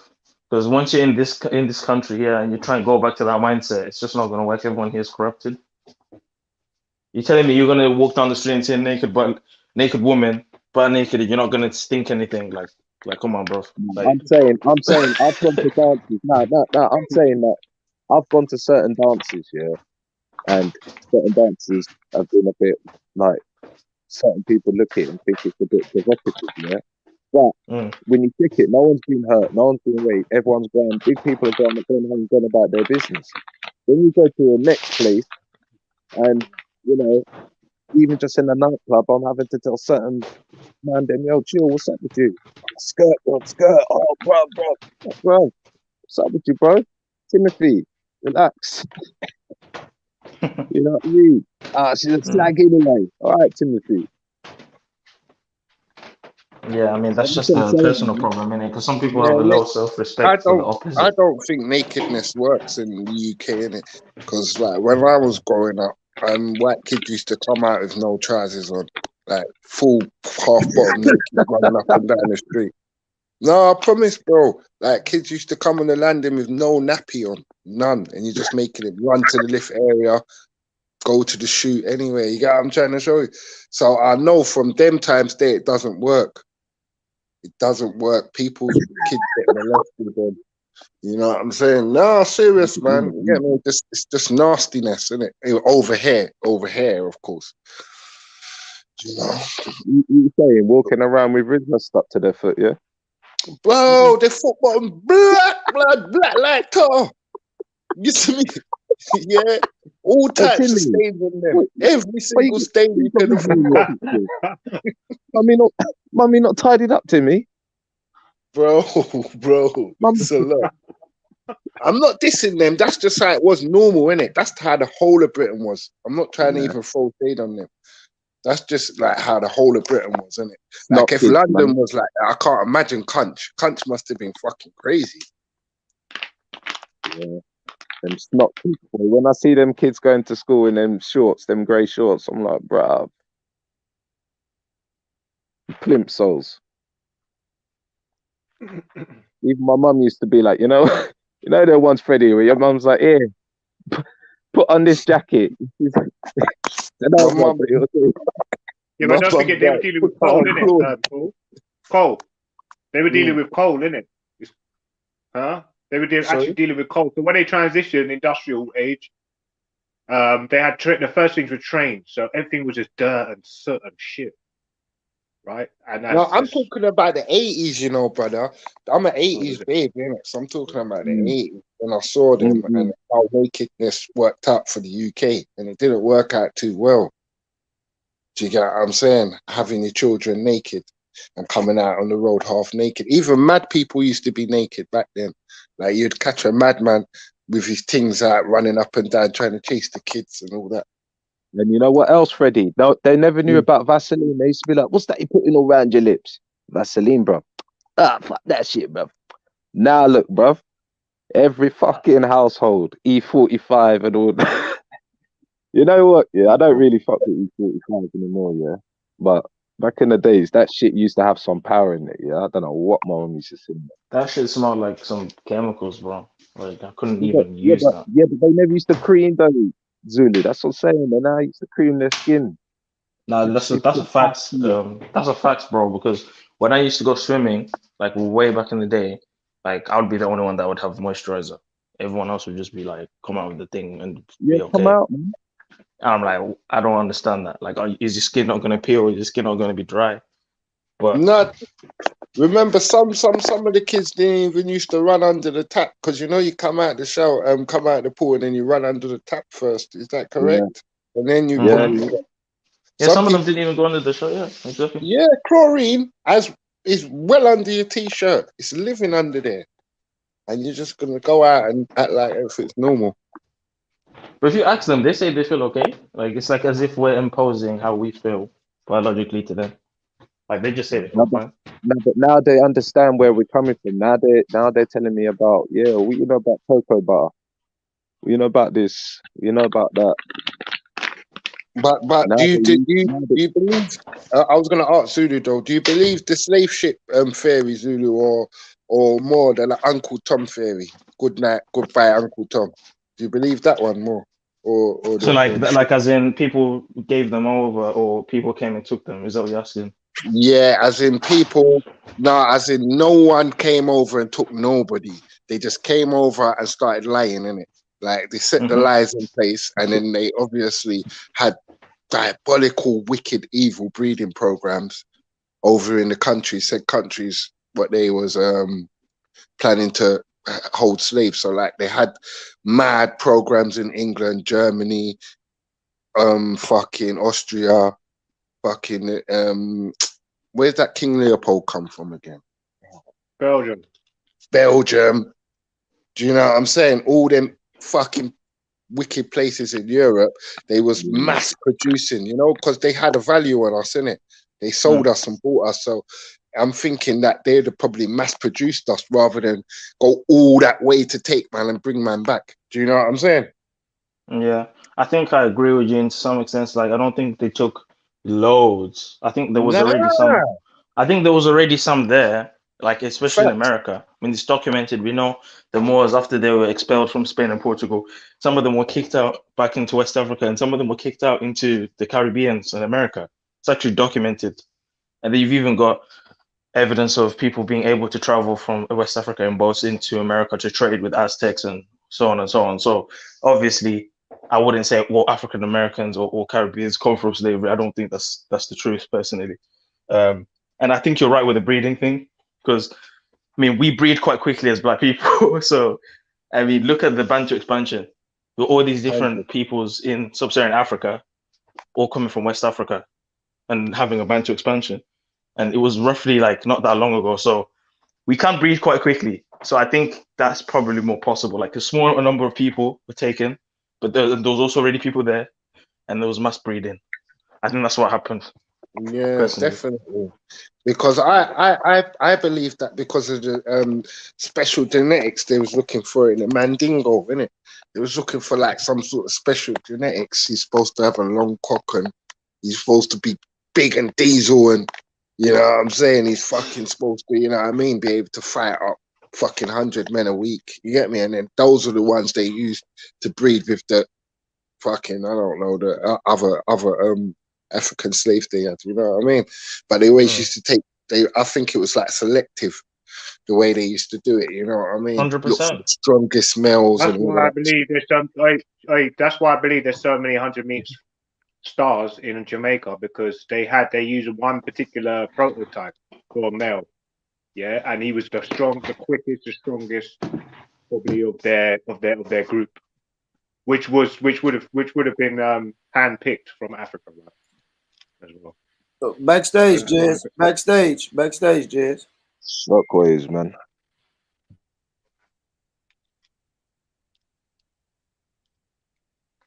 Right.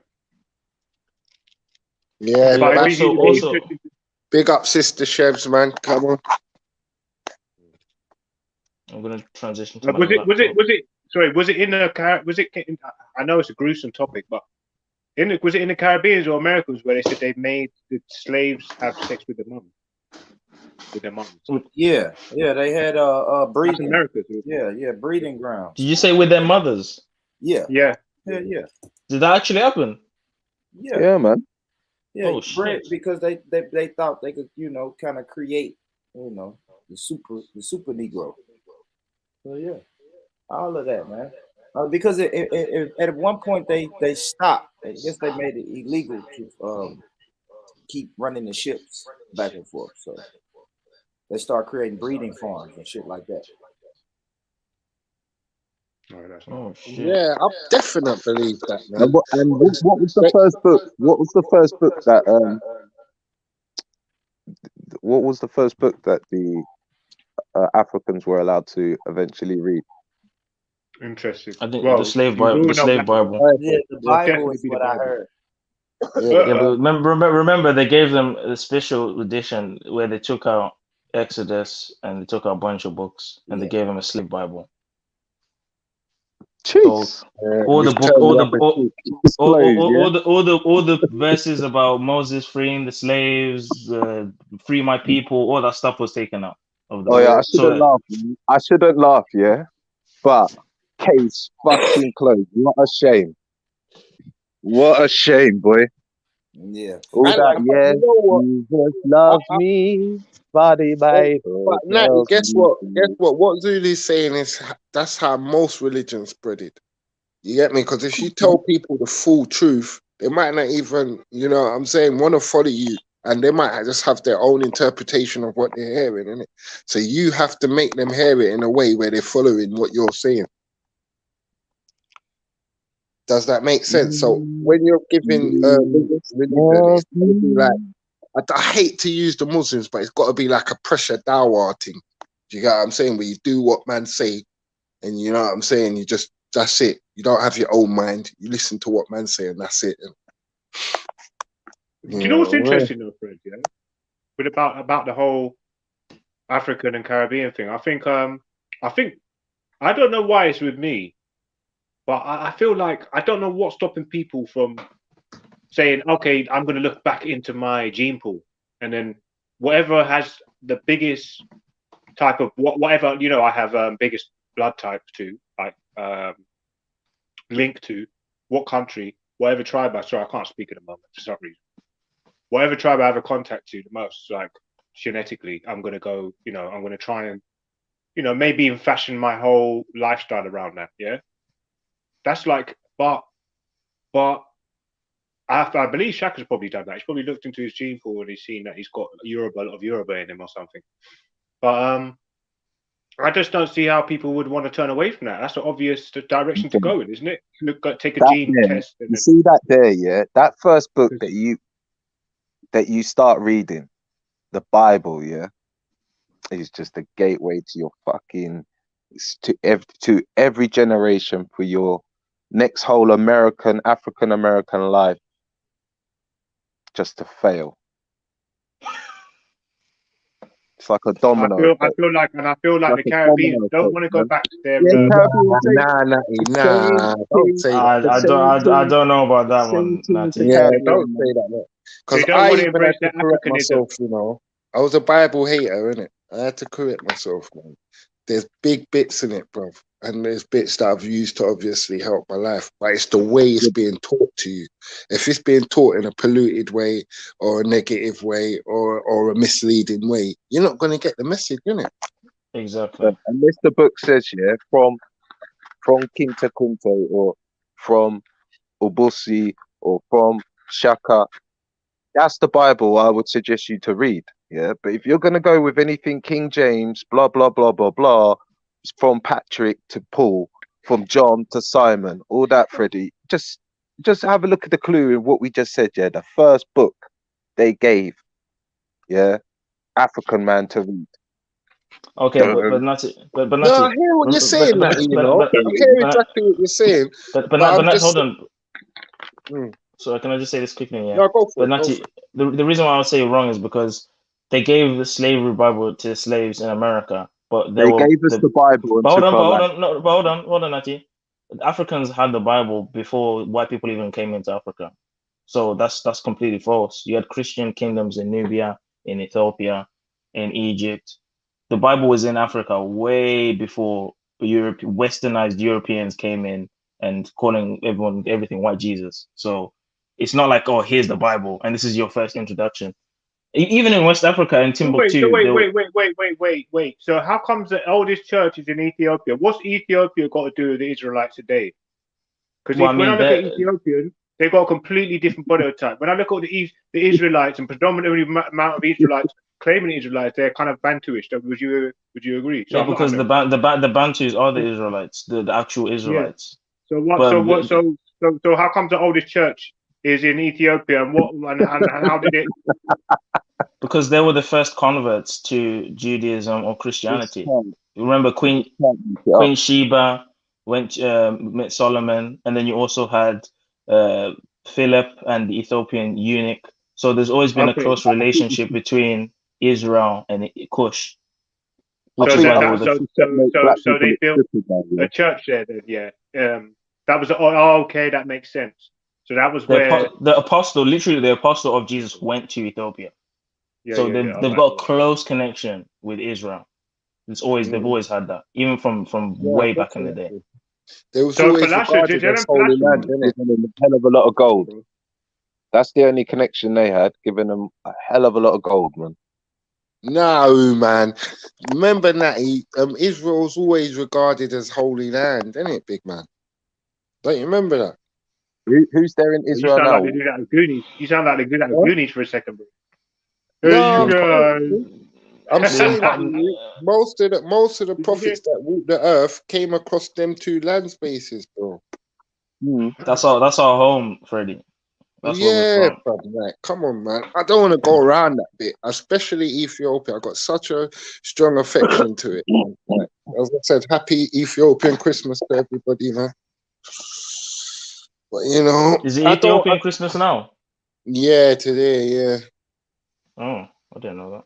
Yeah, man. Fucking, I don't know, man. You know what I'm saying? I don't want to rubbish the whole Bible because we got the wrong part of it. Do you know what I'm saying? I used to do that quite regular back in the days. I used to think, until you get the right part, until you find that right part or that right source, what are you gonna follow? This is the confusion, bro. This is the confusion that you would give. Imagine this year, the first book that you would give your slave. Yeah, I know what you're saying, man. It don't sound right. But Natty, the fact that they had to take books out Here's a to book give them called their Turn the Other own Cheek. Bible? Does that not tell you that they're not really giving them the Bible? Yeah, that's you know the reason why they gave them that bit is because if they gave them the full revelation of the Bible, there wouldn't be no slavery now. Do you get me? And as soon as the people started to find out the full revolution of the revelations of the Bible, they used it to free themselves now. Look at Nat So you're Turner, following. So you're Billy. accepting that you're following a book of Nat half Turner truth. was a Christian So pastor. He used the full Bible and he Yeah, went around murdering a bunch of slave he did. owners. So He did. if they had the full Bible, they would have been freeing themselves from there, bro. Like they gave them some slavery Bible where they took out all the verses about rising up against your oppressor. They took out all the books about being freed from slavery. They took out You know all what the the slavery Bible things. is, bro? The slavery Bible is inside you, bro, because you and your father and his father and his father and his father and his father have got the story all up in your fucking heads, bro. It's only when at a certain point where you get cut off and you get given your new name, like Michael or Jordan or Cain, Yeah, or those are Hebrew all of names, these, Natty. yeah, or Peter. Yeah, it's only when you Those are get Hebrew given these names. names, that you're All of given a those are book, Hebrew and you names. start talking a different language, and then your children start doing the exact All same right, here we thing, you go. start doing the exact same thing, then you start getting hold of a new Bible, and you start forgetting, hold on a minute, motherfuckers who actually gave me this book, yeah, are the ones who actually castrated me. Don't make sense, bro. But See, Natty, you Where say was you where was say the Bible? gave this book, but what I don't understand is, have you done the history on the Bible and Christianity in Africa before yeah, Yeah, tell us colonialism? about it. it shows Because you how in to West beat your Africa, slave. they had in Timbuktu, they had Torahs and Qurans and Bibles way before slavery, way before colonization. There was a university with bare scrolls and texts. The Bible is not foreign to a lot of Africa. I didn't Let me even ask know you a there was question. Nubian Christian kingdoms, but they were. So we need to Let me be more informed when we make claims about the Bible or about anything, really. We just need to Yeah, do more I'll make research. another claim. I'll make another claim to the Bible. Yeah, the American Indians said themselves that you took our land and replaced it with the Bible. So that's all I've got to say. That's another lot of people saying the same thing. Christianity in Africa is only 400 years old. 400 years old? 400 years old. No, it's not. It's thousands of years old. Let's show the proof then. Show the proof. I just told you. Philip went into Ethiopia, and then we also had another apostle that went into Egypt, started the Coptic Christians. You had Nubian Christians. They had a whole Nubian So Christian where can I kingdom. find this? Can I find this Just in scripture? Can I type find this in the in the law? Nubian Christian kingdom, the Ethiopian Christian kingdom, the Coptic Christians. Type in Christianity in Africa before slavery or before So colonization. Christianity was in Nubia before it was in Ethiopia. Well, it's the same place. Isn't it? Well, Nubia, yes, it's around the corner, so it would have spread from Ethiopia yeah. to Nubia. Oh, Point is, white people didn't introduce us to anything. All they did was introduce us to white Jesus and to westernized interpretation of the Bible. We had the Bible, we had an understanding of the Hebrew texts before Europeans came into Africa and then colonized. That's a very false misconception to say that we didn't know anything and they gave us a book. That would indicate that we didn't have the intellect or the ability to not only obtain it, but to read it, which is false because we find Torahs all over West Africa in the time period of the Timbuktu. They admit that we were writing poems in Arabic. And so I don't know about all that we didn't have a Bible. Like we did, bro. They found one in Zimbabwe that's like something like a few hundred years old or something like that. So I don't know. There's a lot we don't know about our people. That's all I'm saying. And I wouldn't believe what they're telling us. There's a lot we don't know about our people. I wouldn't just believe what they're telling us. That's what I'm saying. Because maybe that's part of the trick to tell you, oh, we brought the Bible over so you don't read it and you don't gain inspiration from it. That's part of the trick to kind of push you away from it. So who's got the original Bible? The Bible is the Bible.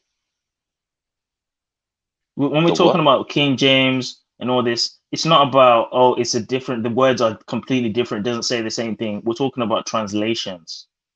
When you go from one language to another language, we have transliterations and translations. Yeah. But the words, the sentence, the paragraph, the stories are the same. Huh? Full translation. Repeat the question. So what is it written in Latin? Well, it's been written in many languages because remember, it's so old and it's gone through so many people, so it's going to be in different languages. At the very beginning, it was obviously Hebrew, but when it went to the Greeks and the Romans, there was a Septuagint, which is the Greek version, and then there's also one now where there's Latin, and then you had Old English, and now you have English, which is what we read now. So when you're seeing different versions, it's more so about the language rather than the stories being changed, because that's what people think when they think version. But when you actually look at the actual information, like for example, King James ordered like 72 Hebrew scholars and biblical scholars to translate the Torah and the Septuagint into the Bible. It wasn't just some like quick thing. Like it took a long period of time.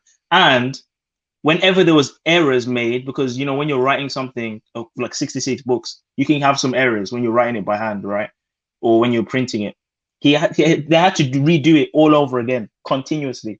You can actually look up King James Version Bibles with spelling errors, the ones that got trashed, because obviously they had to redo it because it's a big book you're printing, so you're gonna have errors. That's why that. Huh? I mean, look, at least you could say what the Torah's never been changed, yeah. But hold on. Did you even understand what I just said though? Yeah, like it's gone through loads of different hands. It's been changed and written and. But whoa, been changed. When did I say that? From Latin to English to this to that, different translation.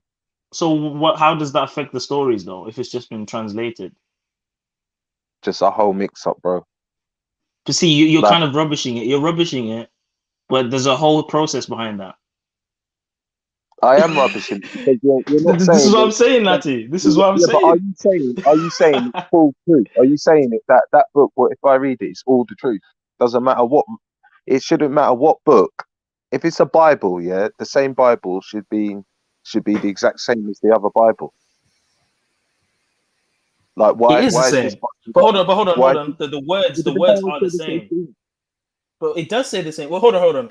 Do you know for a fact it doesn't say the same thing? Have you read the Ethiopian Bible or the Syrian or the Orthodox? Have you read any other thing to even make that conclusion? Are you informed in what you're saying, or are you guessing that it's not the same?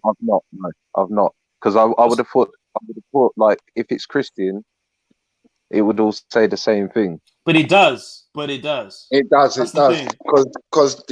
ain't the Lalibela supposed to be one of the oldest ones?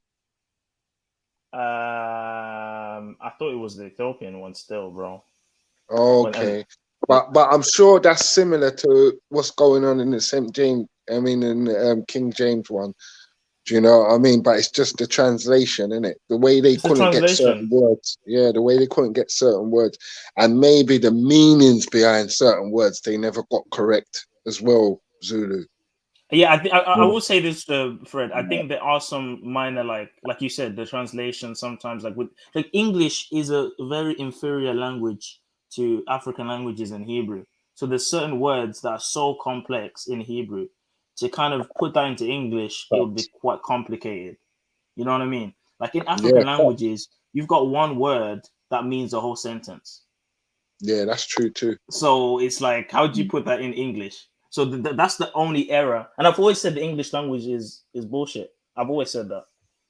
So other than that, the stories as they read, when you translate them in the Septuagint and you translate them in the King James, it reads the same. Big up, Snaps, that's me being informed. I'm just letting you know. I've done it. Research. So I don't know. Still harping on about the Bible. Hey, bruv, I used to like rubbishing all religion, but I try not to rubbish the holy scriptures, bro. So if you're Islam, I try not to rubbish the Quran at all. If you're Christian, I don't try and rubbish the Bible. I just rubbish the dumb shit what they do. Do you get what I'm saying? I don't try and rubbish the actual faith itself. Do you get what I'm saying? Because there's bare people that find joy in these things. You know what I mean? That's Yeah, man. Now let the people do their thing, innit? Yeah, some things are for some people. You get me now? Yeah, some things are for some people. Do you get it? Like, if Europeans are into certain things and I'd just say, yeah, leave them with it, right? But then we have things that we share. Do you get it? And this idea of religion has been usurped by certain people. But the reality is, it's our story, the stories about our ancestors and stuff like that. So, you know. But we can clearly see that, as I said, translation changing from one language to another affects the text. It does. There's no one out here who's going to say that it doesn't. Of course it does. You know what I mean? It can be misinterpreted. Things can be, yeah, it definitely does. Yeah, because even when you change certain Igbo words to fucking English, it's not going to sound right. Of It's going to course. be like a mumbo jumbo. They can't even pronounce our names. There's even that problem with Arabic. So, you know, they can't even pronounce our names. They were struggling to pronounce my name in school. That's facts. That is so facts. It's like, imagine a whole book in it, like with all this Hebrew and la la la halala and da da da da. And how do you even pronounce all that stuff when you can't even say certain words properly? Brother, well, when it's not your language, when it's not your language, when it's not your language, yeah, when it's not your language, it's Europeans doing this and whatever, right? And as we said, like, we got to understand that once it got to a certain stage, they had full control of it. They had full control of textual and everything, right? And they used it to their own devices, hence the transatlantic slave trade and all of this idea of missionaries and all of that. So for us, it's a weapon of mass destruction. Like, I do agree that a lot of people are followers of the Bible and not Christians. Do you get it?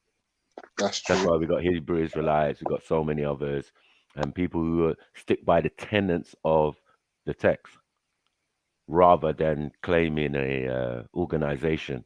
Do you get what I'm saying? Saying I'm a Christian now, I'm a this one, I'm a that one. Because as we go forward, do you get what I'm saying? The most recent one being the Christian, yeah, that's steeped in a lot of controversy and it helps the agenda against us. To get it?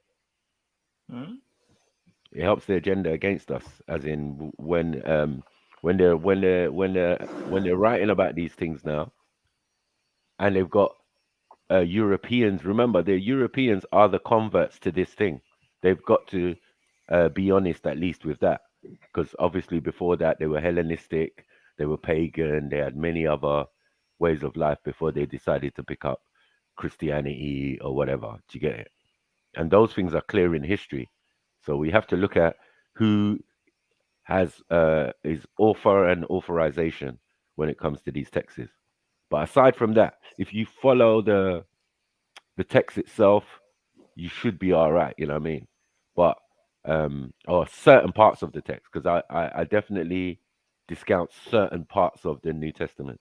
You know what I mean? I definitely Old Testament guy. Do you know what I'm saying? The Gospels and Revelations. That's facts. Yeah, that's facts. I'm Matthew, Mark, Luke, all of that. Bin it. But the rest of it, like to me, bin it, innit? But I'm just speaking for myself. Even some parts in the Quran where it says you're allowed to do this and that, and you like the war verses and all that, I can bin that because I know what I need to do in war. So you won't know anything about Jesus then if you do that. Sorry? You won't know anything about Jesus if you do that. What? So that's what Jesus is mentioned. I will, brother, because I can speak to Jesus tonight, right now. So I know Matthew, Mark don't need to tell me about my Lord. But hold on, if you've been Matthew, Mark, Luke, and John, where are you going to read about or know about him, who he is? Because how are you going to know to pray to him? No. They can't teach me how to pray to him, if that makes sense. And who's the author? Times have moved on. So at the end of the day, if I know 1 second, if I want to know there's a Judas in the camp, I can't wait for a cock to crow because times have moved on. Do you get what I'm trying to show you? So what they're going to teach me how to deal with Jesus, it might have advanced now. Does that make sense? Yeah. Are you going to wait for a cock to crow to know there's a Judas about? Where does it say in the that camp. where does it command people to wait for a cock to crow? No, I'm No, asking you because that's what the disciples done. They waited for a But cock hold to on. crow. But you're taking stories and like you're trying to Yep. apply it to you, but that specific story was applied to Peter, no? No, but Yeah, I I'm saying that, understand. I yeah, understand what but you're yeah, saying. you have to apply whatever you read to modern times. That would only make sense, right? I In the believe time it. that you're living in. But not everything Yeah. applies to modern times, Maku. No, but Of I'm course, saying if I of course. can't use But some are. Remember, the Bible is full of stories, truths, and allegories. true. I swear to God, it's like moving the goalposts, man. So No, you but just got guys, examples. Hold on, you've just got examples of people's life and what they did in certain scenarios. That's cool. That's why the Bible is a guide. That's why the Quran is a It's guide. history. It's not you. It's a guide. Do you get it? It's an addition. It helps you as well. Like you can read that and say, "Oh, my uncle did this," for example. Do you get it? He was this type of person. One time he even got into a situation and he had to do certain things or break bread or feed 5,500 people or that type of thing. So you have to equivalate some of the stuff to modern times. Yes, we know it's the past. Yeah, and we know that some are accounts not directly from the individuals. Do you get it? So we have to take some of that with a pinch of salt in a sense and take what's good from it. Do you get it? What? What's good from the stories? What's good from the do you stories? understand what Don't Macklin you said understand? just a little I while mean, I ago? don't agree, but I understand. Yeah, that's all Okay, I'm saying. okay, Okay, cool. yeah. So yeah, there's aspects to it. Some is truth, some is historical facts, and you know what I mean. Some, but a lot are stories based on people's lives and what they did, special All right, and you know what, Mackie? significant individuals Mackie, in now a that you say family, it in a like one that, family as well. now, All now, of now the that you say stories it like about a one that, family. Sorry, go. And now that you say it like that, the only one Yeah. power that I will give Isa, Jesus, like the man himself, yeah, is that maybe there might have been a freedom fighter from Africa, and maybe he did like cause a shockwave.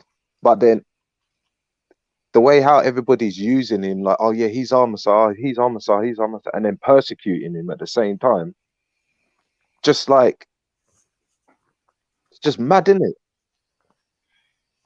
Like no Matthew, one's do you feeling. believe there's a devil?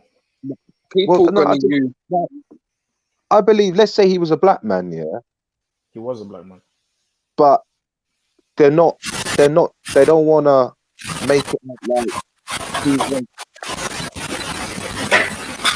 I don't know how to explain it. Yeah, nah it just crackling, nah it just crackling. makes him look.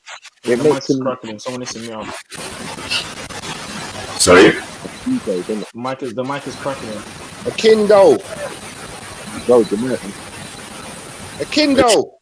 Is Not it? me. Look at this man. Pause it Me? then. Pause it. Oh, me. Yeah. Let me... Yeah. Yeah. So like what Sorry, someone was bro. saying, like cometics, like Maka was saying, like the divinity was within a bloodline and all that type of stuff. So maybe they just tried to take that bloodline completely out and say, here is the man of, like What? use that man, son of God, and use Jesus in a way, yeah, to empower people, but then crush like whole belief system. But I just saw Mood Best's comment. Big him up, man. I understand it's not a pick and mix, my brother. But what I'm saying, when you're applying any education to yourself, it's impossible to learn everything. You have to learn the things that apply to the subject that you're learning. Do you get me? To taking all the information would be a bit stupid when it comes to trying to specialize in a subject. And if I'm specializing in God, I can't take in all of this information.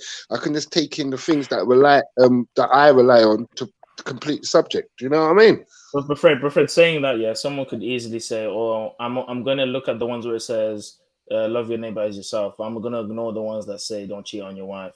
Like, because it doesn't apply to me, so I'm just gonna ignore it. Like, people can easily make that same argument to do sin, to do whatever they want. But they've got the right to do that, brother. Exactly. You know what That's I'm what saying? free will is. They That's what have the free right will to is. do that. You Yeah, they you have have the the right. right. But You it's have the wrong. capability. But hold on, you don't need to doubt them. Like you need to concentrate on you as an individual. That's it. It doesn't matter what other people are gonna do if they get the information. What the hell? They've been doing that before you were even born. And if you're studying Black American history, it doesn't make sense looking at Albania. I know that's a nice country too, but it's not African Americans' history, is it? It's just Albania, innit? The same thing might have went on there, but it's not got no relevance to what's going on. So I'm saying some of them chapters I cannot apply it on the high road. Well, I Do you mean, get me? And if I can't apply it on the high, so Zulu, do you agree nothing's new under the sun, sir? of course, as it says in the scriptures, So I need to be able to apply these things now. they can be applied now. So I'm this is applying exactly them. what I'm saying. If I read something and I can't use it on the high road tonight, I'm gonna discard it. Is that all right? But it depends on what you're using it for, Fred. What are you using it for? This is too much. No, I understand, but I'm It's like saying if it question after cannot, question after question after question. Like, It's a how are discussion, you man. going to We're question? having I know. we're having a I'm saying, discussion, like, bro. how are you going to constantly be on the other side? It's not like you give your opinion, he gives his opinion, but sometimes yours is outside of yourself. Do you get what I'm saying? You're saying, oh, what if someone did this, or what if someone got, you know what I mean? It always seems outside of yourself. But it's not all Than, about what I think. I'm trying to question it, what he thinks, so we can have a discussion. It's not that, like, I don't know why. I don't know, man. I'm mute my mic then. Hey, listen, I understand exactly what Can I you're ask you a saying. question, please? You know what I'm saying? What you might are be you misunderstanding me. Let me ask you a question, please. Mm. Can I ask a question? Can I ask a question quickly? Go, it says, quickly, Cole. Yeah, Matthew 2:7-2425, and all the people answered and said, "His blood be on us and our children." This scripture has been called the most inflammatory passage in New Testament. It comes from the most dramatic moments. People said, "His blood be on us and on our children." What does that mean? Like, there's certain quotes in here that really touch on war. But hold on, King God. Hold on, King God. Do you know what you just read? Crazy. Do you know the context of what you just read? No, but it seems bloody and dramatic. Cool. So let me explain it. Because anyone can just pick up any random, whatever. You did what you did. Cool. But let me explain that. So when they crucified, or they're trying to crucify Jesus, and Pontius Pilate put him before the Israelites and said, "Who do you want, Barnabas or Jesus?" They picked Barnabas, and he was like, "Are you sure you want to pick Barnabas?" And they were so, proud of picking Barnabas. So like, yo, if we put his blood on our hands, his blood on our kids' hands, basically proudly saying, "We don't care, just kill him. Put his blood on our hands." That's the context of that verse. And some people even use that verse to say this is why Black people or Israelites are suffering now, because they crucified Jesus. I don't listen. When you pick a verse randomly, King God, you're not gonna learn anything, bro. That's what I'm saying. Yeah, no.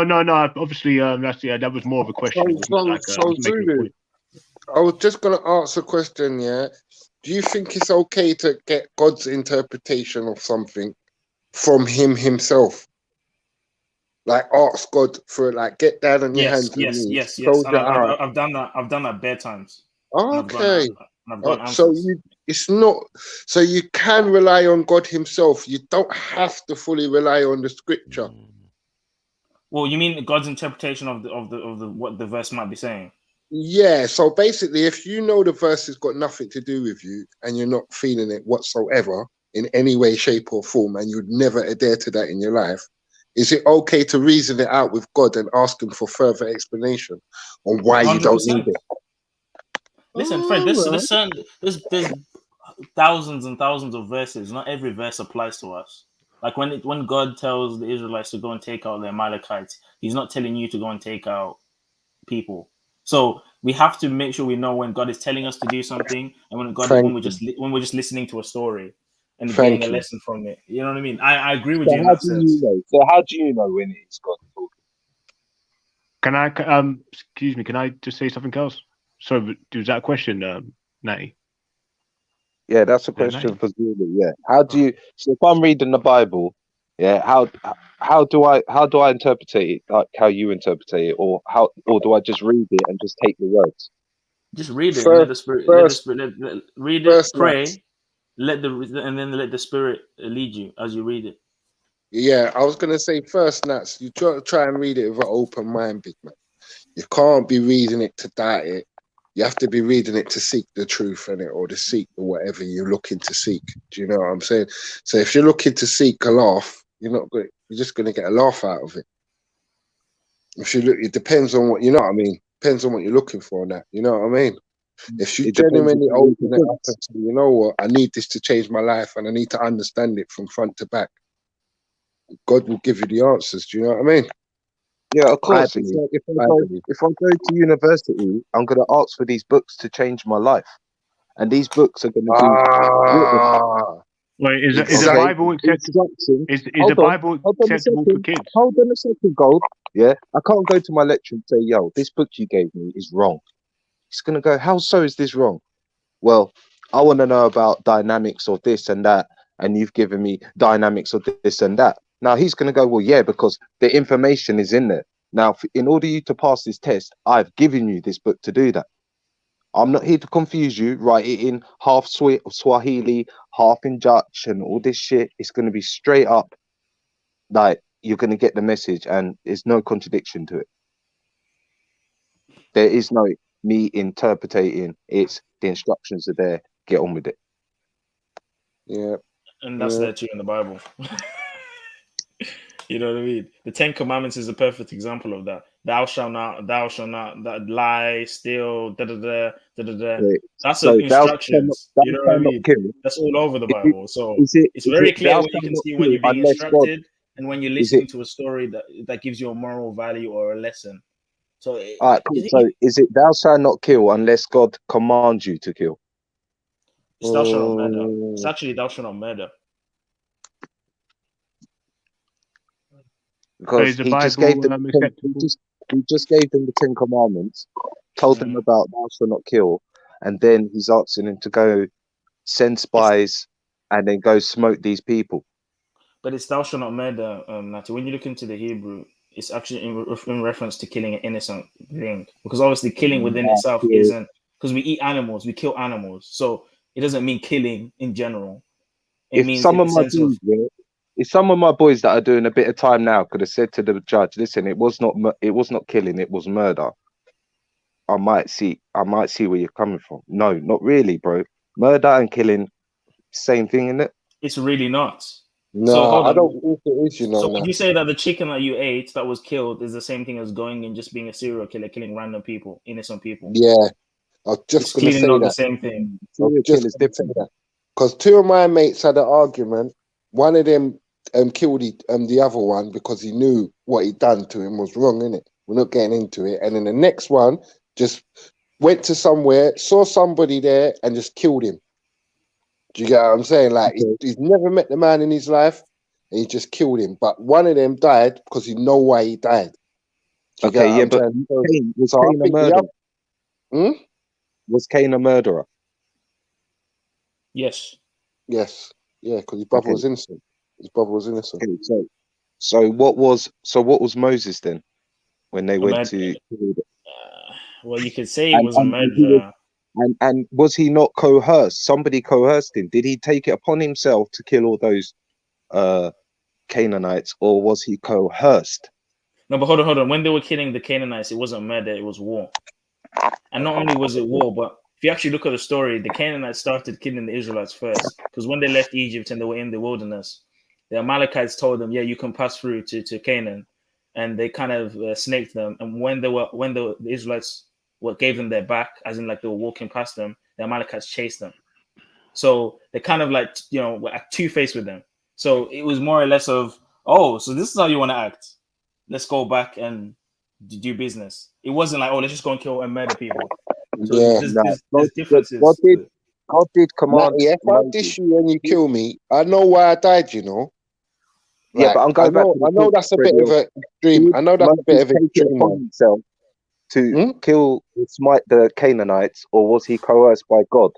Was he suggested by God to kill him? It was a commandment. to take out and okay, there subdue you the go. land. But remember, they were not innocent people. Commandment, yeah. Thou shalt not kill is thou shalt not murder. That's what it is in the Hebrew. Thou shalt not murder. It's very clear. Natty, if someone comes in your house and tries to attack you and your people, you ain't murdered them, you know. You just killed that man that came into your house, innit? Exactly. You I'm ain't gonna murdered do whatever I need to do. Huh? I'm gonna take it upon myself to protect myself and know that the Yeah, you consequences. just killed the man that came into your house. You didn't murder nobody. If you go shop now, cross cutters, and then the first person that comes out, you bust their head. That's murder, innit? Yeah, but Nah, what I could do, don't what I know could him. do is I could say to myself, "Thou shalt not kill," and take God's commandment. You know, in the Bible, it even says if someone breaks into your house, you have the right to take them out. Yeah, in the So, Bible, it like, says eye for an eye. So I've always exactly. loved that So, one. I've always loved that one differently. Yeah, Eye that was for the a Old fucking Testament.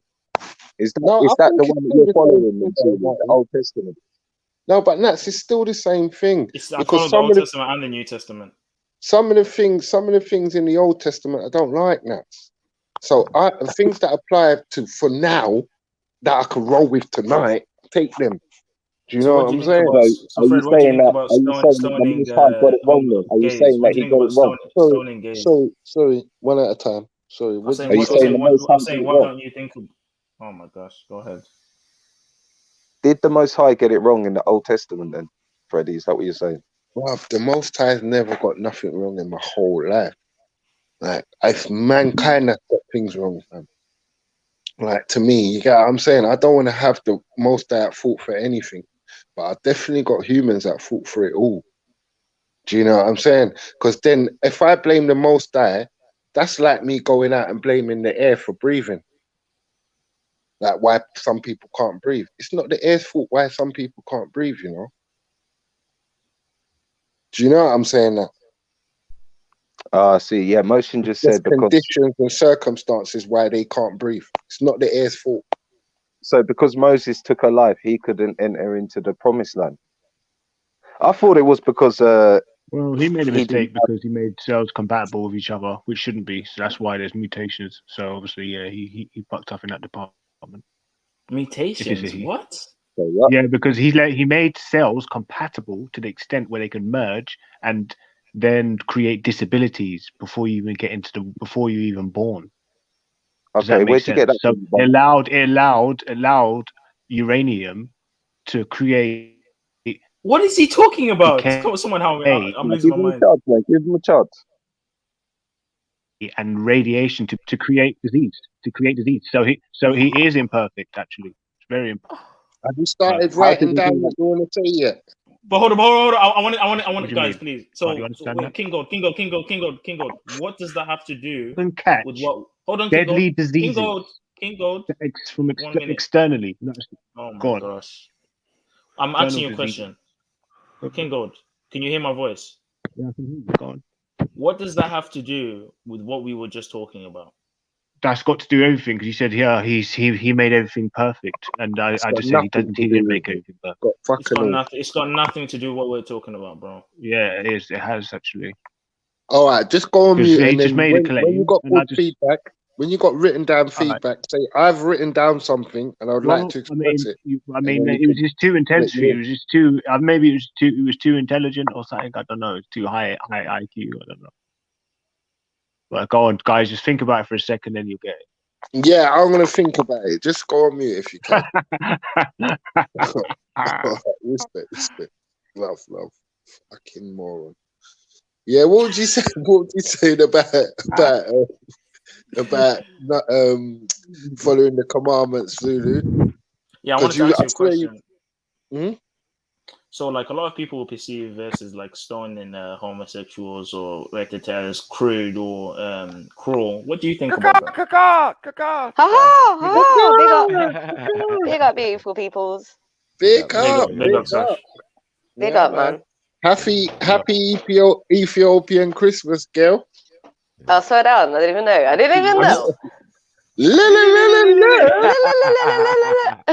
I want a red, green, and gold soap for that. Oh, okay. Yeah. I'm I have to giving make you a one this winner week. there. I'm giving you a winner there. Everyone's a winner, That's baby. jokes. Wait, Oh did yeah. that have the Ethiopian Santa? Man. Oh, allow it. Oh, get out of here. Are you gonna say Get go out and of read the Ethiopian Bible and then talk about Ethiopian Santa? Oh, What are you doing? no. He said don't start Bad, macking. Shots It's just fired. one big mix up, Just bro. shots Hey, fired. do you know what, You know what I Zulu? mean? Like, Zulu, do you know what? I was just jumping on to say big you up don't to want you, that brother, smoke, because Sarah. now, not being funny, like some of the things you said today, Zulu, like I remember some of our first conversations, and it sounds contradictory to some of our first conversations, but I think maybe you was just asking questions before where maybe you've done some research and you're giving a lot of information I agree with right now, other than Santa. But I just wanted to say the one thing that I didn't necessarily agree with you. You see, the one thing I didn't necessarily agree with you was when you said about the language, because I think you see this like English here as a modern language. I believe that English is a lot more advanced to some of the languages older than it, which is why some of the words don't translate properly, because they don't necessarily have a word for certain things, if that makes sense. Like even when you look at older languages than English, like Spanish and French, it doesn't directly translate exactly the same. It is relatively the same, but not exactly the same. And I think that's where we're going with this argument. That's where I say the Bible, has that, transliteration issues, in a sense of some words cannot literally be translated. It's not possible. So I totally agree with what you said there still.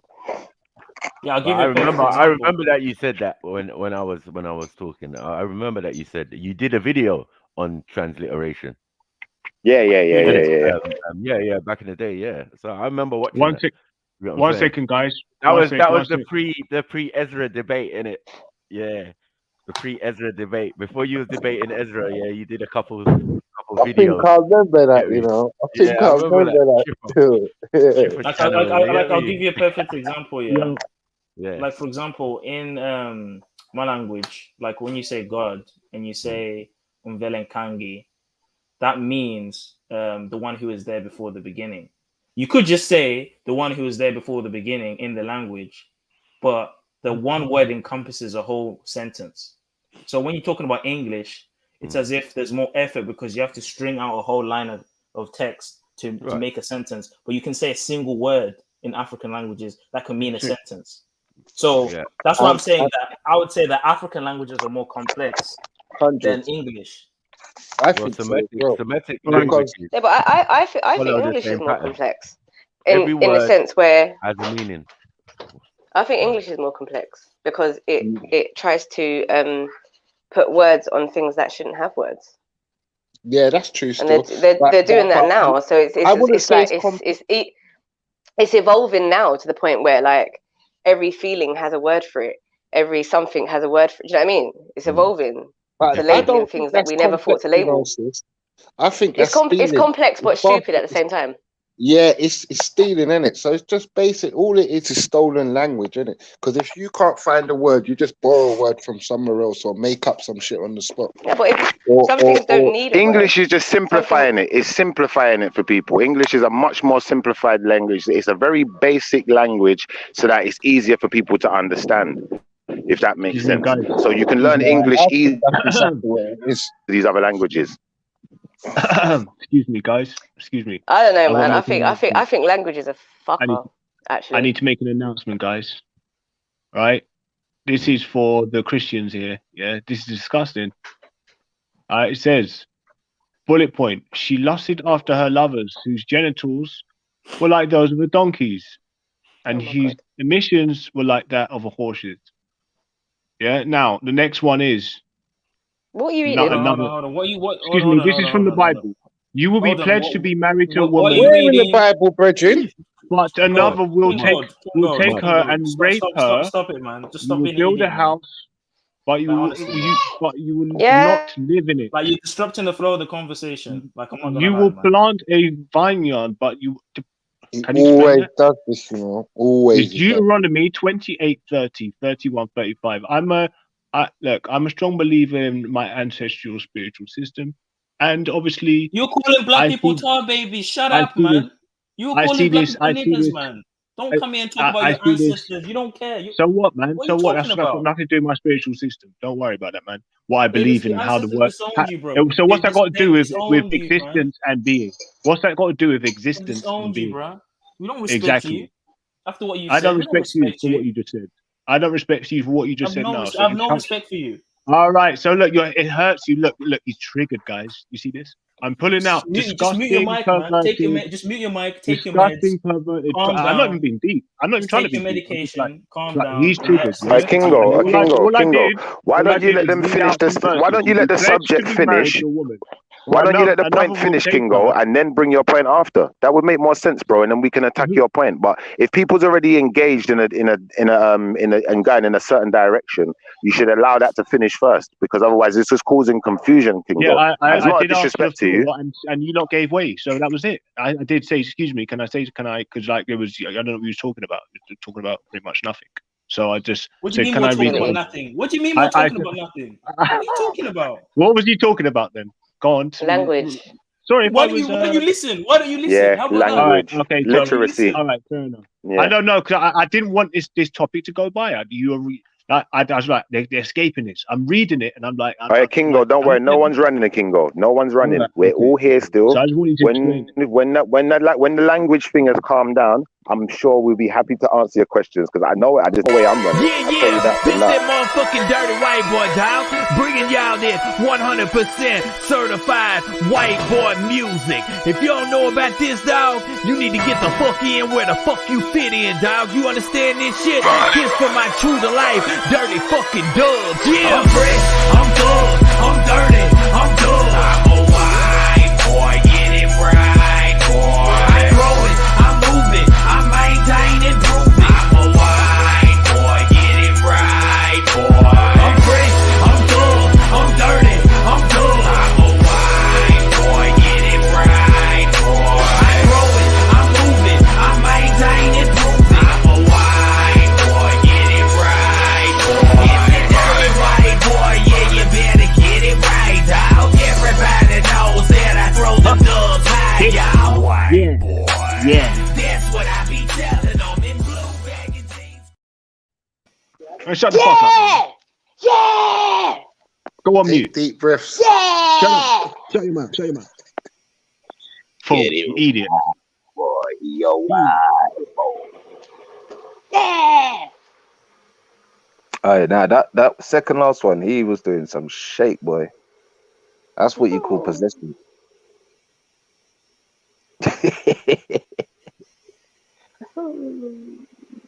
So yeah, What we doing? language. We're within the language. So I think language is shit. Personally, Why? I think all language is So all language is shit. how do people Because communicate? how can we think language is something good when you got like animals in the wild that can communicate with each other and can predict when the weather's going to change and they will migrate like they do that without saying a fucking word. No, I think language. they don't say a word that you understand, but they speak. Animals But communicate to each other. Yeah, they communicate, but it's the spoken language. I don't know, man. Well, that's a human. Obviously, well, we have our own different ways of communication, and some animals is completely verbal. Some animals is completely physical. Okay, in which case, yeah. In which case, sorry to cut you, Zuby. In which case, I wanted to ask you because you're talking about speaking to God, yeah. So would God speak in a language then? I think God would try and get you to understand in whichever way is necessary. So if it's in a language you know, it will be in that language. What if it's a feeling? So like the intuition or the instinct. Yeah, it could be that too. That could be that too. It could be that too. It could be that too, and it could be telepathically into words, right? Yeah, but it's hard to put those things into words, isn't it? Like you got a gut feeling and you don't know where it came from. You're right. Right. I wouldn't disagree with that. Trying to put that into words is very difficult. And but that's when you become the mouth. That's when you become the mouthpiece. It's not trying to put it into words is difficult. It's that, some people aren't going to understand where the words are coming from. But that's when you become the mouthpiece. Do you feel where I'm coming from? That's when God's speaking through you. I hear you, but words can always be taken from. You can never. I can never, ever recreate a feeling. Right, Sis, they words are, but then secondary how to you nature. take They're it, secondary. how you then would take it, or how someone else would take it, is the next piece of the puzzle, isn't it? Because obviously, as the words travel, they will change, and they will, and people will That's take true. it on with their own perspective, and not That's true, but not then in the way you meant it. if Not you're in the the way one you with the meant it. message, but sis, if you're the one with the message, this is why we have to clarify things with people. It's like that's like any conversation. If I'm talking to a person, I say to a person, for instance, I said, go down the shops and get me something. You don't know what the something is. I need to clarify. If you just go down the shops and don't ask me to clarify, more fool you. Because you didn't even clarify what the something was. If you told me, And that's religion. go That's get me modern a day. So vegetable, sorry, and I go to because the that is shop and I modern day found a million religion in a different nutshell. vegetables. What's I'm that, so sorry Freddie? to cut you, sis. That is modern day. What he just described, Schiffer just described, is modern day religion in a nutshell. In a nutshell. Okay? This guy. Yeah, but more fool you. And I if you're hear not, if you're not clarifying things, especially like, say like you work for a company, yeah, and you work in a team. When jobs have to be done now, and someone's giving you directions, they have to clarify with you that you understand to make sure the job gets done properly. If I haven't taken the time to clarify with you what needs to be done, say like I'm the manager and now you do something wrong, I'm responsible. But if I have clarified it with you, you've relayed it back to me, and I know that what your interpretation is matches mine, yeah, and then you make a mistake and that was your fault. It's impossible. It's impossible to know someone's interpretation. How do you say that? That don't make sense. Because we're not all we're completely, all of us have different perspectives on things. It's impossible to rely on someone's interpretation. No, sis. Do you see when you say that, sis? I'm going to tell you this now, yeah? That's due to human error, not due to the fact that you can't. It's just human error, because people's feelings will get in the way. People will want to interpret things the way they want to interpret it, and they will want to interpret words the way they want it. But then we know that words and language is similar to maths, and the words actually have meanings, which is why English is confusing, because it will give you one word with 4 meanings. So that's why you have to clarify. Do you feel what I'm trying to say? But once you've clarified, words become like mathematics. Do you feel what I'm trying to say? 2 + 2 = 4. There's no getting it wrong, unless you're just stupid or you weren't listening. Can I ask you a question, please, guys? About like translation and this one, yeah, like verses and stuff. What's the holy hang-ups about genitals? Yeah. This one's for Zulu, particularly, and obviously Shiva. When men fight with one another and the wife of one draws near to rescue her husband from the hand of him who is beating him, and puts out her hand and seizes him by the private parts, then you shall cut off her hand.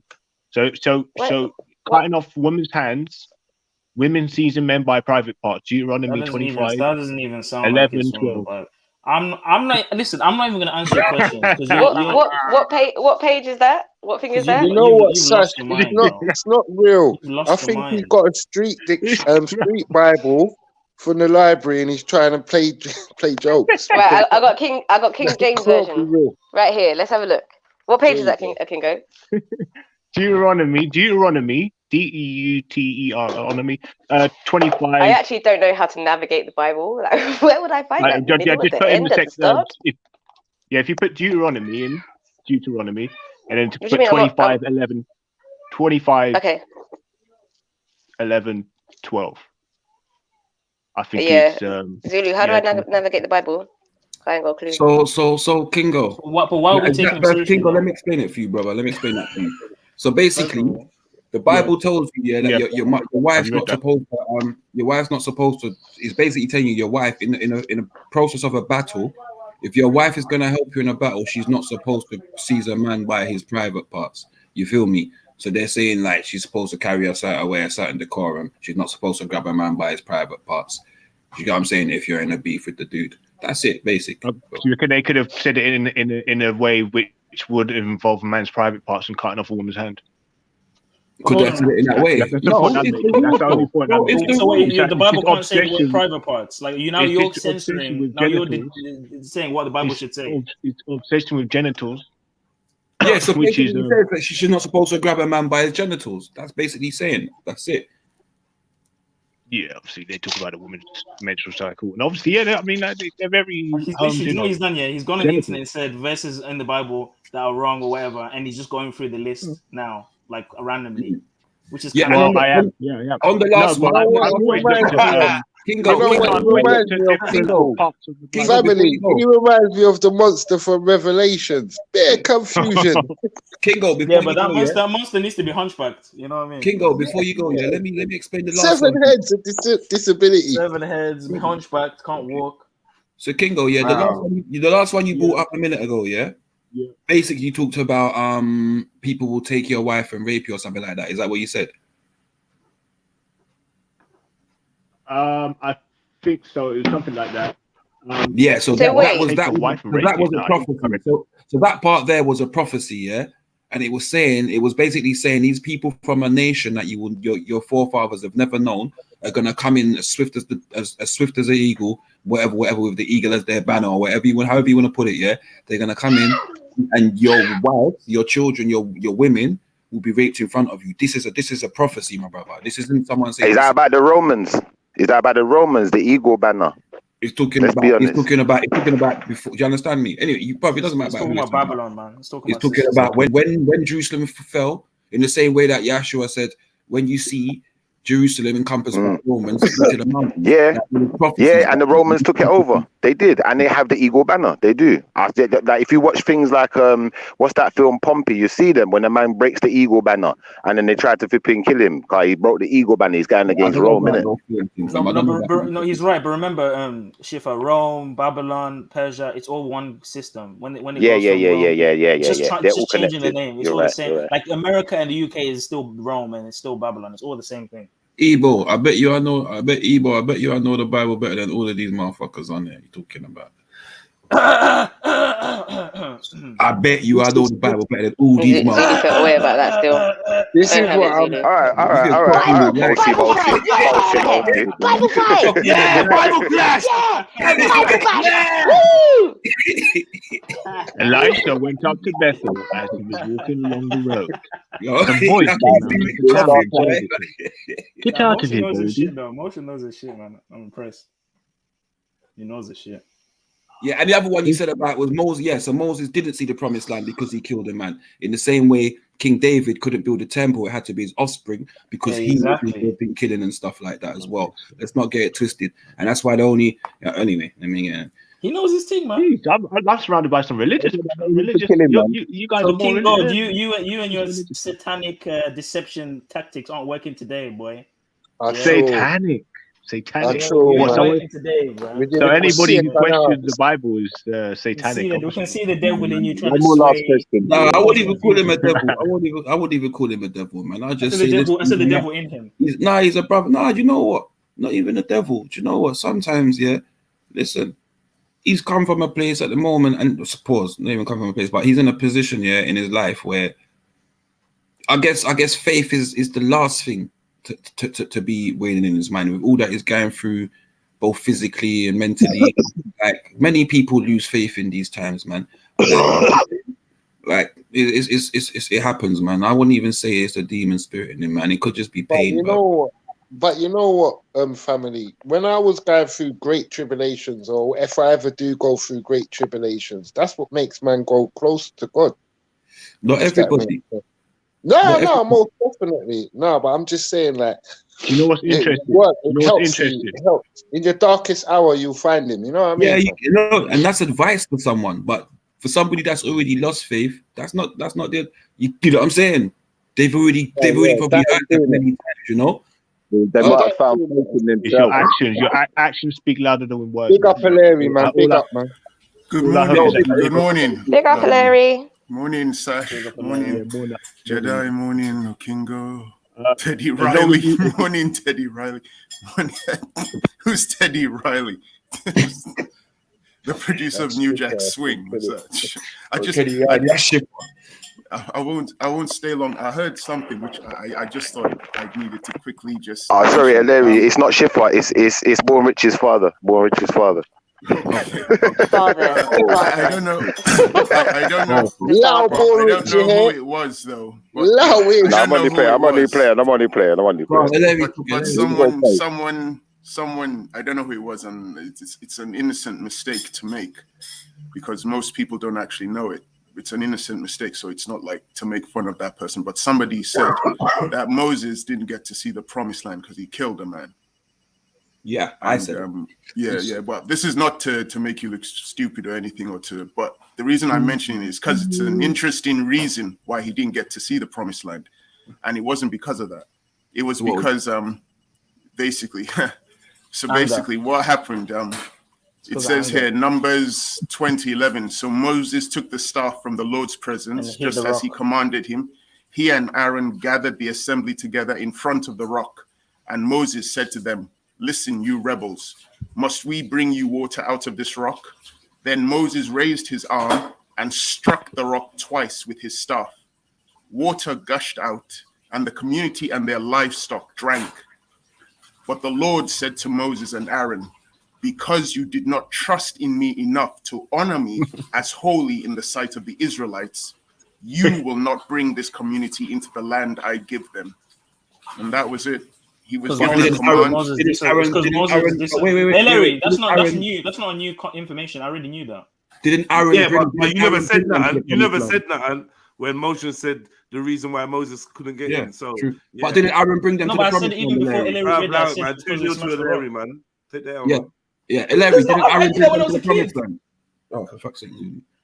Sorry, Motions. Yeah, I said, didn't Aaron bring them to the promised? Didn't Aaron bring them to the promised land? Because the command, the anger wasn't at Aaron, it was at Moses, because God told Moses to basically just raise his hand and say something, and water would come out. But then Moses instead chose to hit the rock and then say the command. And God, from that, was not happy that Moses did that. So he said to Moses, "You will not get to see the promised land because you have disobeyed God." I can concede in the Moses one. Well done. But Larry, do you know that's a trend though? I'm not wrong on the David one though. I know that much. But you know Moses. No, but I didn't come on to say that you were wrong. Wrong is wrong, my brother. You have to say I'm wrong. It's wrong, man. That's it. Shit, man. I can hold that, man. It's just that when most people, capital L has been reduced to a lowercase L. Well done. It's just that when most people talk about Moses seeing the promised land, they forget that. I knew that when I was a kid. You can't say you already knew that. You didn't correct your brother Motion. But that wasn't addressed to me though. That was addressed to Motion. Yeah, but Motion. No, we addressed us all. I pointed it out. Really, very verbal. And then Larry came on. Wait. Am I making sense, Mosh, though, yeah? Zulu's now saying he knew, yeah? But when you said the thing about the murdering thing, which obviously sounded plausible, he agreed. He's very verbal. Okay, but that's true. That is true. And but before Larry started reciting the passage, did I not already kind of say what he was going to say? So I knew it, didn't I? With this book. You learn from your brother Motion. Either way, Larry, thank you for the edification, brother. Like, simple, man, isn't it? Yeah. But Larry, did you know that Moses had anger issues? Because remember when God gave him the commandments, he smashed the commandments, remember? So he's got anger issues. He killed the man. He murked the man. We know that Moses has got a bad temper. It was funny when Jedi brought that up, because when Jedi mentioned it like weeks ago, there was a guy on the panel who said, "No, that's from a movie," and then Jedi brought up the verse. That wasn't me. You asked Christian a question. I was present, but it wasn't me that said. And you said nothing as well. No, I support you. I said yes, it's in the Bible. We can get the video. Maybe. Can I ask the Christians a question, please? Yeah. I don't think you got any Christians on here. Right now, no, 1 second. Why has everyone had enough of gold? Has he been annoying everyone? He's been so annoying, bro. The whole obviously to the Bible bash, the preacher. Go on, King. Listen, you're moving like Jehovah's Witness. No one don't want to answer the door to you. Freddie. King, keep giving these men their L's. Yeah, They think it's Zulu wanted to beat me up, bro. He's asking for my postcode. I'm gonna let the other Christians do it. Notice you can't spell Zulu without an L. Let's keep it moving, man. Yo, Kingo, is the Bible for children? I'm just gonna ask you: is the Bible for children? Is it fit for children? For children to be able to read? It depends. As long as the child can read. Depends on what you read. Depends on what you're asking them to read. Depends on what you're asking them to read. That's a fact. It's like everything in life. I think with age. Yeah. You have to be able to understand the words. Of the pages out. You wouldn't try and censor any of it. That's what I said. You'd have to. That's what I mean. You'd have to censor it as they grow. Okay. That's what I think there are valuable moral lessons that can be learned from many of these allegories and stories that can help a child grow up. That's passages that say, if you spare the rod, you spoil the child. There's certain values in there that can be very useful universally. Yeah. So I think kids, can benefit from that. Yeah. And Kingo, if you keep eating L's, you're going to turn into an elephant. You have to rip about 10 pages. You like that one, didn't it? Was that I'll be taking L's? No, I ain't taking no L's. All right, Kingo. Have you got something to suggest that the Bible is not child friendly? 10 pages should be ripped out. I tell you, I'd say 10, or should be censored, not ripped out. Let's hear it. Yeah. So basically killing kids. Yeah, because obviously you wouldn't want your kids to read a book about someone killing kids, right?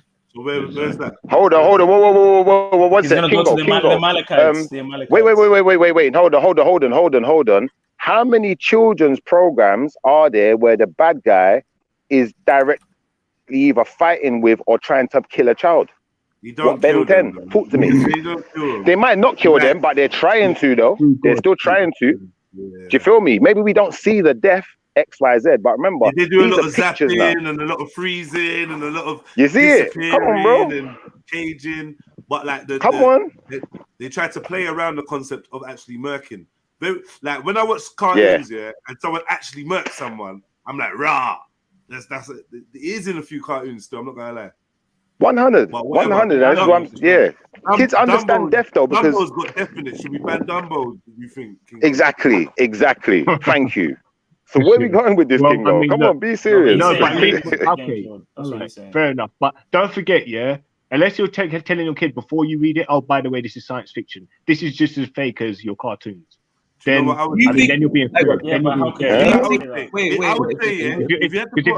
If you had to put a classification on the Bible, you'd have to give it PG, parental guidance. Yeah, that's what I'd give it. 100%. Just like, for instance, look at the Lion King. The Lion King, there's murder, there's killing in there. And when kids are watching, that's a U, right? No, it's a PG. Oh, it's a PG. No, it's PG. It's a PG. I'll look up. Yeah, we'll fuss it. A lot of people say it's 18 and over, though. It's PG. And one second, let me read this, though, Zulu, Papa. Give me just a second, just read this. Elisha went to Bethel. As he was walking along the road, some boys came out of the town and jeered him. Get out of here, Baldy. You might not interrupting Zulu. Sorry. So rude. Get out of here. He said, once again, get out of here, Baldy. He turned around looking at them, called down a curse on them, and in the name of the Lord, then 2 bears came out of the woods and mauled 40 boys. No, 42. A Kingo, do you know the story of Hansel and Gretel? Do you know the story of Hansel and Gretel?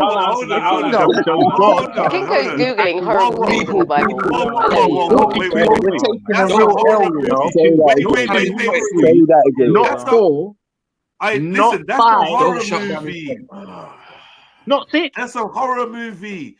42. My man he done some judge. Got 2 boys to run out the woods and murk 42 youths. Bears. Now that's mad still. It was bears. Hey, what verse is that, King?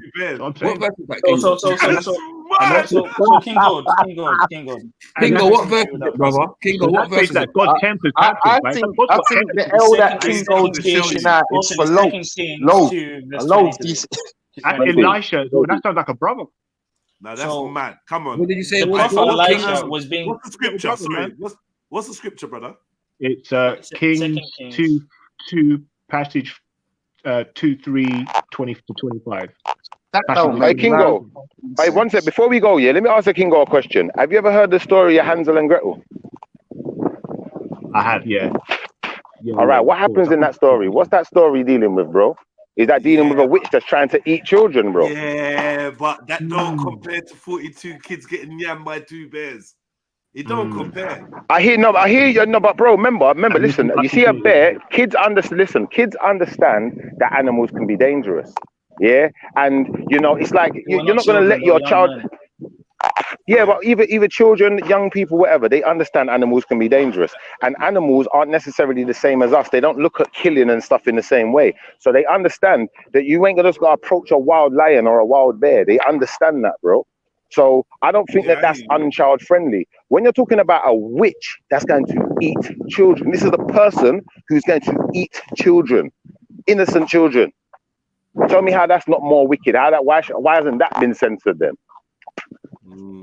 Furthermore, let me just explain as well. Remember, Prophet Elisha was a prophet, and in Israelite culture, a prophet is like a king or a priest. You respect the prophet when the prophet is speaking or when he's doing his thing. There was 42 of these young men pestering him, calling him bold, following him around. So it was a large group of people on him, right? So God sent 2 bears. Well, it's actually God sent 2 bears. Nah, bro. He asked God for 2 bears to curse these. He cursed these. Nah, man. Yeah, he took them out. What kind of judge is that? For what? For teasing them? Yeah, but remember, 42. Imagine you're an old guy and 42 young people are chasing you when you're an old boldy. Like, wicked boy. Okay, so when they catch you, Hey, Zulu. I want Zulu. Don't go down this road, bro. I already cheated. I already used something that someone. I heard this from someone else about the Hansel and Gretel thing. Man's cheating now. You got to use that one. It's a cheat code, cuz. Because the bear. Come on, bro. The witch is eating children. She's human. The bear's not human. You know that guy. It could have just been it could have just been by chance the bears turned up. Come on, man. It's not by chance, bro. It's not by chance, man. Yeah, but Zulu, how do we know the bear is not metaphorical either? It's not metaphorical. It's literal. What we need to understand is how do you know that? We're looking at it and saying, "Oh, they just called him bald head." That's it. No, there's 42 of them, young men chasing him. Yeah, around him. It's a group of people. It's not like 2 little kids. It's not children. Yeah, they're not babies. They're not babies. They're not babies. You're right. They're not like, babies. They're not babies. If this were like grown adults, no one would be saying anything. Yeah. That's what I'm saying. It's because it says children there, even though it's actually young men. No, but that's why I gave him the Hansel and Gretel thing, Zulu. Because the Hansel and Gretel thing is children, bro. And once we understand that is children, and people ain't asking for that to be censored, it makes them look silly, bro. That's why I said that's a cheat code, Kez. Yeah, but how you got to use that one of them. No, but there's plenty of children's stories in this European chapter where children are the stars as well as the abused in the story, like Jack and the Beanstalk. All of them, somebody want to kill them or eat them or want to rape them. Exactly. What's the BFG? They're not trying to. The giants ain't trying to kill the children. Wait. Are we comparing these stories to the biblical stories? Are we saying that we should be holding them at the same accord? No, we're just saying the children. Wait. One from God and one from fucking Road Dial. Cuz accepted, but obviously he's talking about censoring it for children specifically, and I'm saying, well, then you're gonna have to censor Hansel and Gretel too. You're gonna have to censor, like you said, anything that's got children getting killed in it. That's it, because there's many children's stories where children are victims. The children didn't get killed in Hansel and Gretel, bro. Stop this foolishness. Like Lion King. No, the children became murderers. The children became the murderers. The children murdered the witch, don't they? They killed the witch. Bro, I'm talking. Lion King was the first Disney show to actually show a death. Everything else was just somebody not being there. It was the suggestion of death. I think if you take a child and say your hand may get cut off, what about Bambi though? What about Bambi? Bambi, I think it was a suggestion. Everyone knew he dead. Bambi didn't show a death. A death. Yeah, but like you see Lion King, yeah. When you say show the death, my man fell, but like you don't see him getting stamped on and that, do you? No, but you see the bottom of the stampede. They say that obviously if you was at the bottom of the stampede or I was at the bottom of the stampede, you wouldn't see us neither. Do you know why it's a difficult one? Because what you lot are talking about, obviously I brought up the subject of cartoons, yeah, but he's directly talking about a story. Remember, there's no images to go with the Bible like that. You know, you're reading something. So I get, there's death in there, but it's not like the kids seeing someone get murdered, is it? It's not the same. No imagination. This discussion about the Bible, I don't understand why it has to be child friendly. Because in the past, it was the elders who would read the Bible. So if you look at the scriptures from the Old Testament, it was the Pharisees, the elders who would read it. So because there are things in the Bible that kids are not going to understand, like you have the story of. I think it's from the notion that if it's such a holy, perfect book, it should be suitable for everyone. And exactly. And I think like the Bible kind of promotes itself like that as well, right? I think it's for everyone. But what I'm saying is the kids might not understand certain things anyway. So even if they read it, they have to reach a certain age where they'll understand certain things. And I swear, that's another thing that makes me question. That's another thing that makes me question the divinity, yeah. Because surely something so divine from the mind of God should be simple enough for a child to understand. But can I respond? Can I respond? Hold on, wait. Let me just say that, yeah. It should be simple and complex. So like simple to read, and then complex enough for somebody like to spend time to, like, you know, reveal the layers and layers and layers. But from first glance, it should be simple enough for a child to read. Can I respond, please? I beg you, please. All right, let me come back. Hold on. I don't know if you remember, we went through that Hebrew thing when it breaks down the numbers and all that. Do you remember that? We went through that. Carry on. Say that again, Zulu. Remember when we went through the Hebrew for Genesis 1 and we broke down like the numbers and the formulas and all that? You remember that? Oh yeah, you were saying that there was some pattern in there. Yeah. So like what you just said was a truth and a brilliant point, because a child, I read Genesis 1 like as we all did as kids, and it sounds like a poem, or like on the first day he made this, it's a simple story. Like he made man, he made this, da da da. But when you break it down, like you said, the complex side of it, it's like 777 for God, heaven, earth, da da da da da da da da da. It's like whoa. So it does do that actually. There's the complex layers, but that's Genesis. What about the whole book? The same thing. Can I read something to you guys to prove my point? And this is in Genesis 38. There's a part in there, and it says, "And Judah said to Onan, go into your brother's wife and marry her, and raise up an heir to your brother. But Onan knew that the heir would not be his. And it came to pass when he went into his brother's wife that he emitted on the ground, lest he should give an heir to his brother. And the thing which he did displeased the Lord, therefore he killed him also." Now, how is a child going to understand that part? Brother. Fair enough. You know what it is, yeah? When you're reading these books, you're supposed to have a little bit of Jay, you see when you're reading these books, yeah, you're supposed to have some type of understanding. You're supposed to have some type of what's that fucking thing now?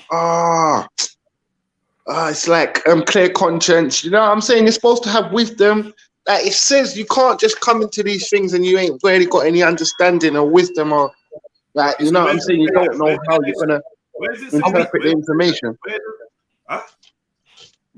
I'm saying you can't read it and you don't know how you're gonna interpret it. To me, that's who told you that? Who told you that? You just quoted something like it was biblical, like you gotta have wisdom, and that the book don't say that. Where do we get that? No, I'm saying that it's good to have these things while you're reading it, because you're gonna get a better understanding. I don't think you should come to it on like a jokey vibes or I'm saying like a jesting foolish. You know what I'm saying? You're supposed to come with sincere heart, like a bit of wisdom, a bit of open mind and all that. You know, that's pretty. A child might pick up the book with a clear heart and an open mind and love. And so what you're saying does, like, I get what you're saying, but bro, like, and there's parts for him in it. Bro, the question is it suitable for a child? Yeah, right. I think so. There's parts for brother. Chill a second. The Bible? No, yeah, I'm saying the Bible in itself is not. However, Are we looking at the modern terms of reading the Bible? Are we looking at the times when people used to read the book of the law? They never used to read it though. Remember, it was only restricted for there you go. the No, but religious people in the what I'm church. saying to And you there is, are parts, there was a and book there of are the law. parts The that people stories can came. understand. Sorry, The go on. stories came afterwards. There was a book of law. The stories were intertwined, but people used to Torah. get taught the law. Yeah, part of it, but it's entwined in the whole story. The 5 books of Moses, the Torah, are from the beginning until yeah. So I think the parental guidance is probably the best answer because I mean, as Larry read that, I just thought, would I really understand that as a kid, or what? I'm probably asking like, what is he admitting? It would be kind I of agree with that. it would be an awkward conversation. I'm not I gonna lie. agree. So I I think the agree. parental guidance argument is probably the best one. But again, what like could a kid read Noah's Ark? no, we're not. We're, Hey, no, Zulu, no, no, no. We're not. Zulu, can I ask Kingo Don't a you think question? there's parts in the Don't Hold you on. think there's parts Hold in on. the Bible that anyone can understand? You know what Like, it is. You know what it is. You know what it is. The past in the biblical was a violent thing type of place. Like we're not gonna Very violent. lie and pretend Yeah. that these things didn't happen. There's all sorts of Mad flood. scenarios, incest, crazy stuff that you could pull out. It means, that's why we say some of these things are stories and allegories. You're supposed to learn something from it rather than The God in the Bible's got just as much of blood on his hands as any man living in this earth this day. Let me ask a question, please. I wouldn't Let me say ask a that. I wouldn't question to say that. I Kingo, wouldn't- please. Yo, I wouldn't say Kingo. that. Yo, Kingo. Yo, who sent the Kingo. blood? Kingo. Yo, Kingo. Are you still there? Have you ever seen Transformers or read the Transformers stories? Yeah. Optimus Prime, you know. All right. If anyone's ever read the Transformers stories or watched the Transformers movies, yeah, like when I was growing up anyway, I remember Optimus Prime getting killed by a Megatron, yeah? And I remember as a kid, I was upset when Optimus Prime died. I was upset when he died. I was like, no, he can't die. It's Optimus Prime and all that. But at the same time, is that child friendly? Is that okay for kids to watch that? Because that's murder, ain't it? It's reality. But we've gone. I think we went. Sorry. You're exposed to biblical text way before any Optimus Prime. That's what I'm trying to I say. know. Of course, But Michael, don't you think it preps but I'm you just for the saying, world, in the though? same It prepares you context, for in the the same harshness of context, the world. That's yeah, why we got kids Sunday are gonna school, right? kids are gonna have these concepts in child stories anyway, bro. That's all I'm saying. It's in children's programs. It's in children's stories. Like these kind of concepts are there, like people being kidnapped, held hostage, X, Y, Z, all sorts of things. Hold on. That is very much different entertainment and what people put on the screen compared to what we're saying is religion, right? Yeah.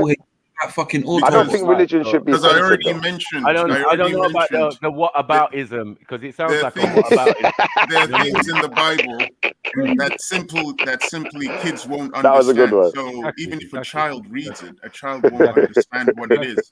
Like when it talks about Adam knew his wife or knew Eve again or something like that. What does that mean to a 5-year-old? 5-year-old doesn't know what that means. But the Sunday school teacher will try and break it down or explain it. This is why we have Sunday school. This is why precisely when you're going to church and. Well, I had Sabbath school. I didn't have Sunday school.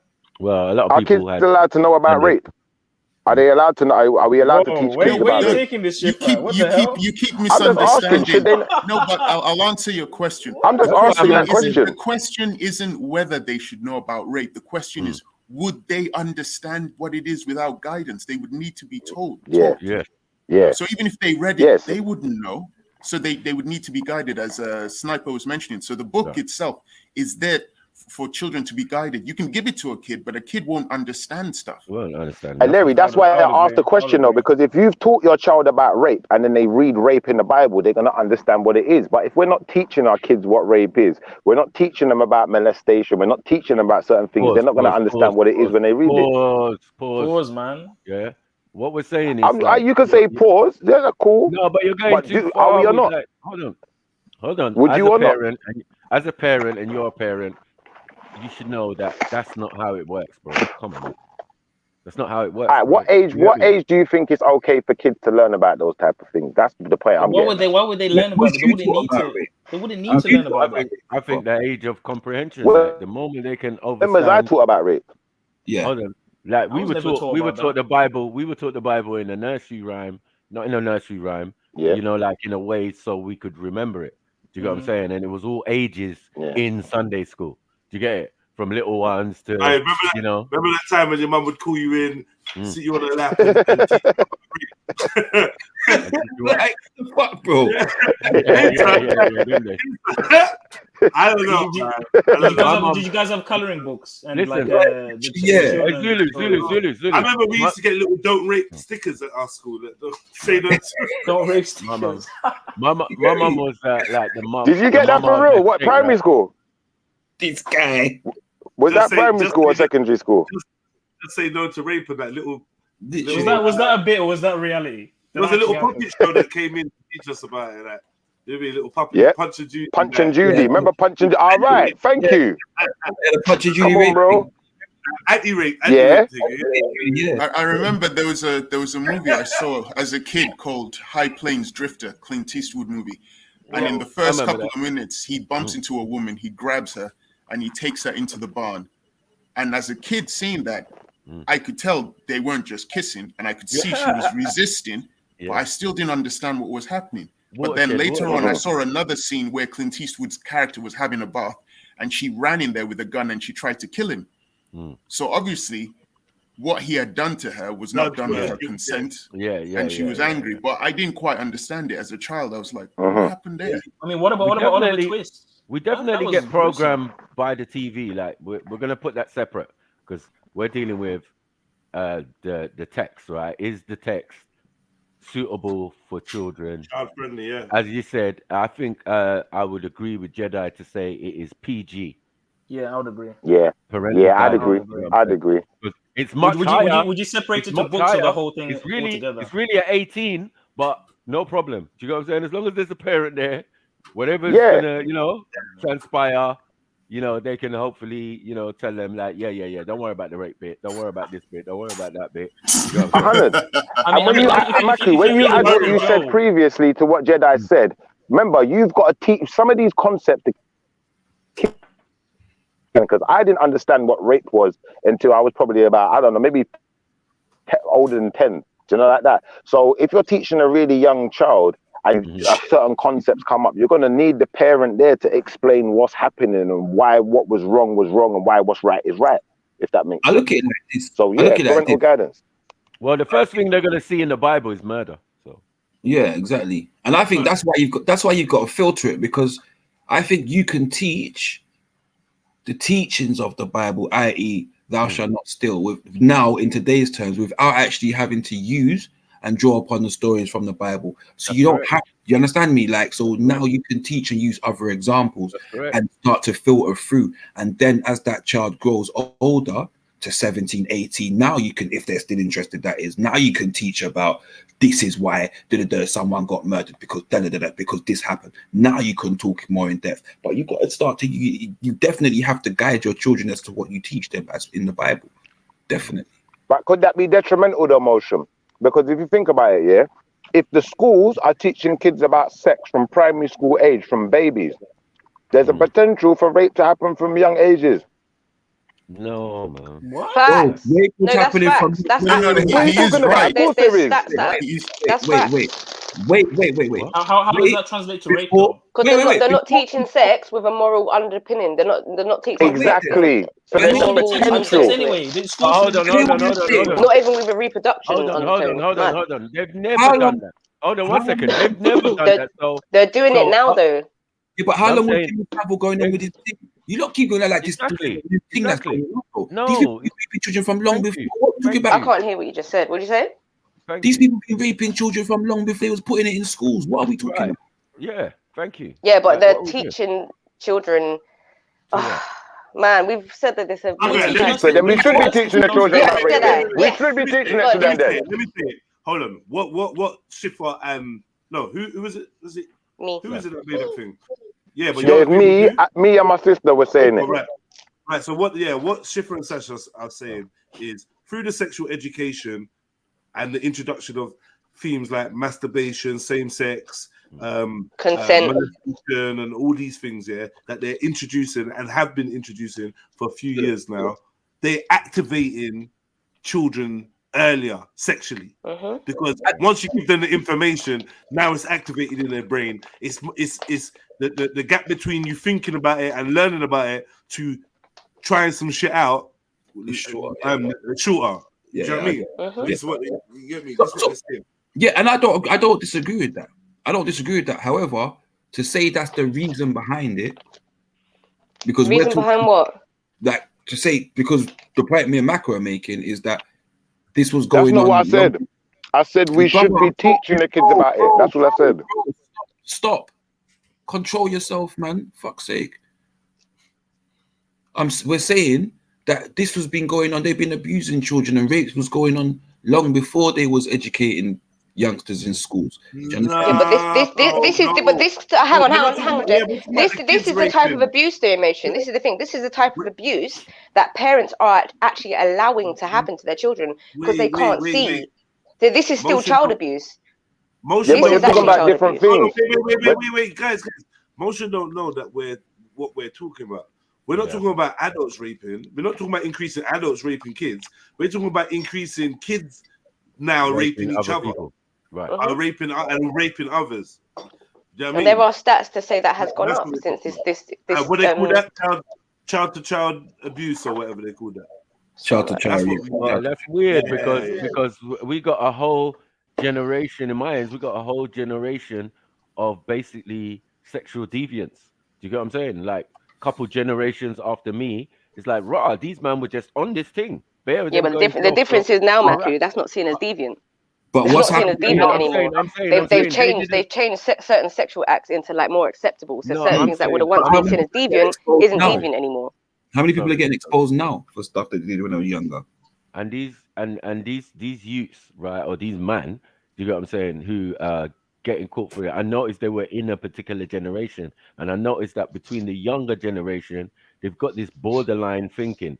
Do you get what I'm saying? Between 15 and 16 and blah blah blah with girls. Do you get what I'm saying? And saying no, it's legal. No, but bruh, I just wouldn't mess with it until you're legally allowed. It just makes more sense, right?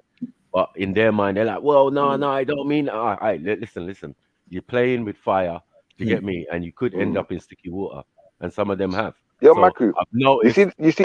Hold on 1 second. I've noticed the way of thinking amongst a particular generation. Maybe successive generations now is not really like that because they've introduced alphabet gang.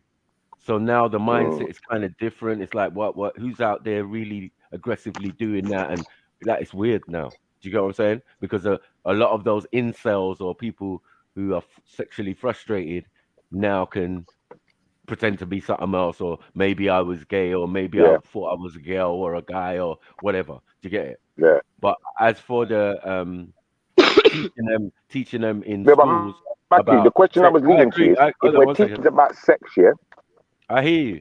It will make them more highly sexed. Yeah. I don't know about the idea of rape though amongst the youngsters. If it is. No, but if we're teaching them the concept children of sex, are too young to understand the concept of consent, for example. No, I understand. Yeah. So if we're going to teach them about sex, if we're teaching them about sex, should we not also be teaching them the concept of rape and understanding the right and wrong way?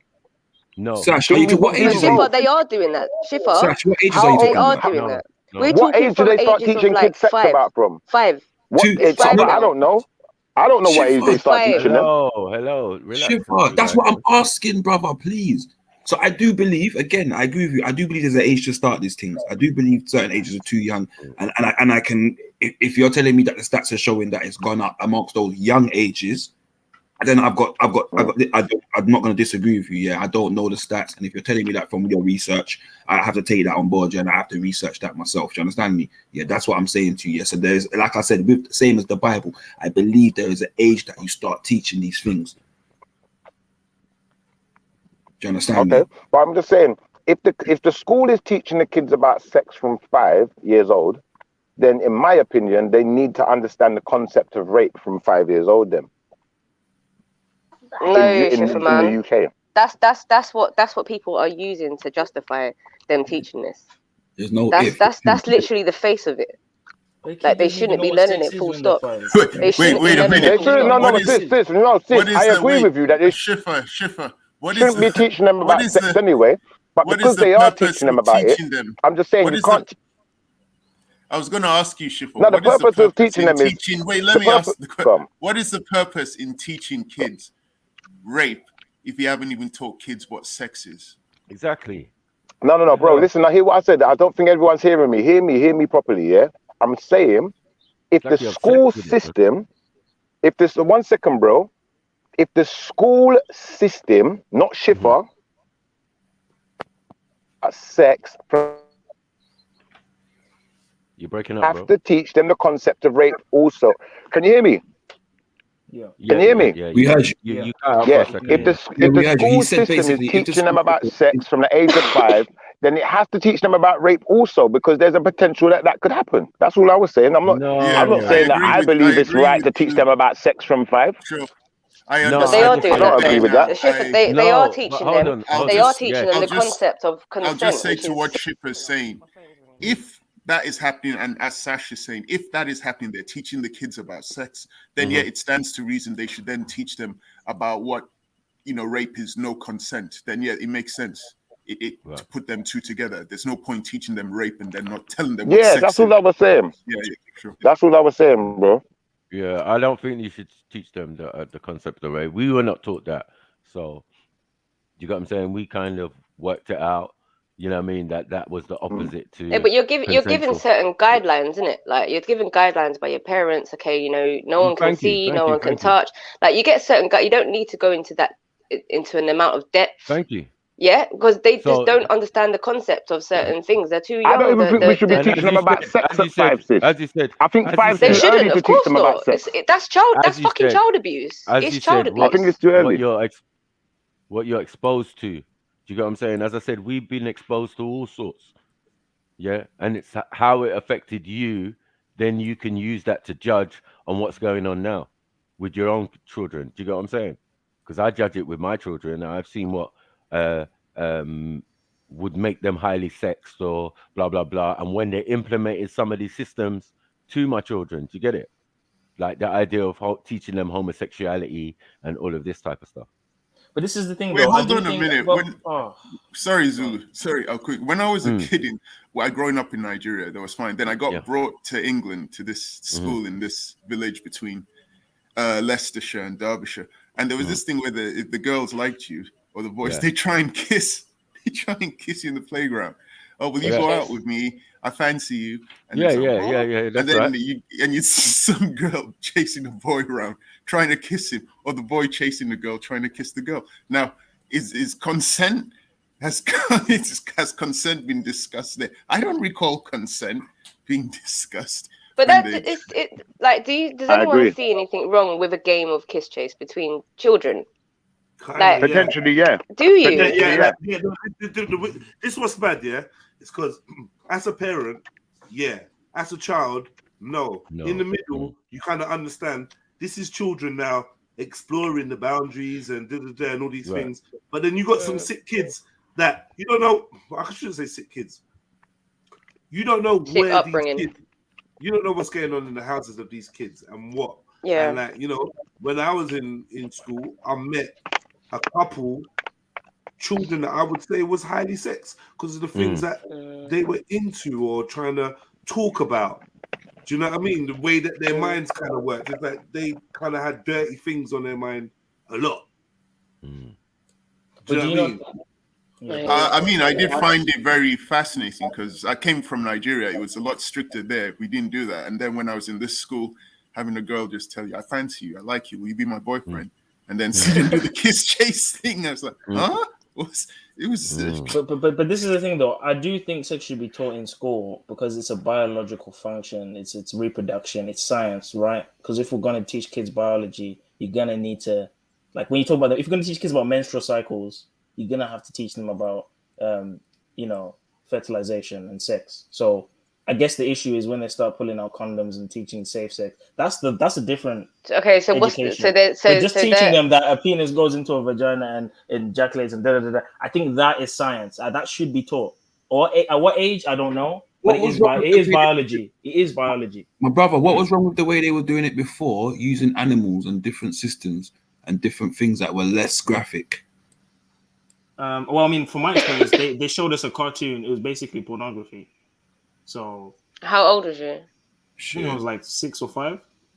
Wow. And then when I was in high school, then they pulled out condoms and bananas and teaching people how to put on condoms and telling people. Okay, so they've taken it one step further now, where they're teaching sex, not even in a reproductive sense.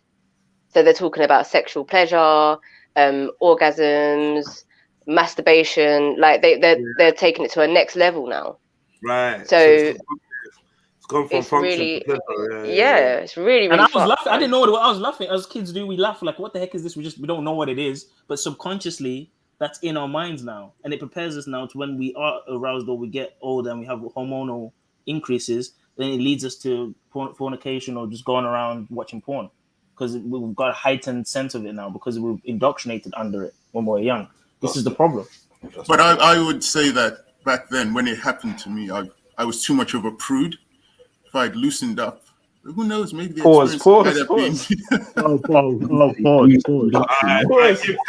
I give thanks that you never loosened up. Give thanks. You never give thanks, man. Uncle, man, you walked into that, Uncle. No, but you look back at things when you get older and you thought, maybe, I don't know. What? I'm going to jump off. I'm going to hopefully we can get a lady's perspective on this. Am I the only lady on the panel? Fuck's sake. Wow. Okay. Okay. No, but you're an educated. You're an educated lady. It don't matter if you're the only one. You're educated enough to be here and No, hold. that's not what Kingo was saying. Kingo was saying, can more we than actually capable. get a lady on the panel? That's just rude. What did he say? I kind of missed it. We don't need more ladies. We got. You're good enough, sis. You're good enough, man.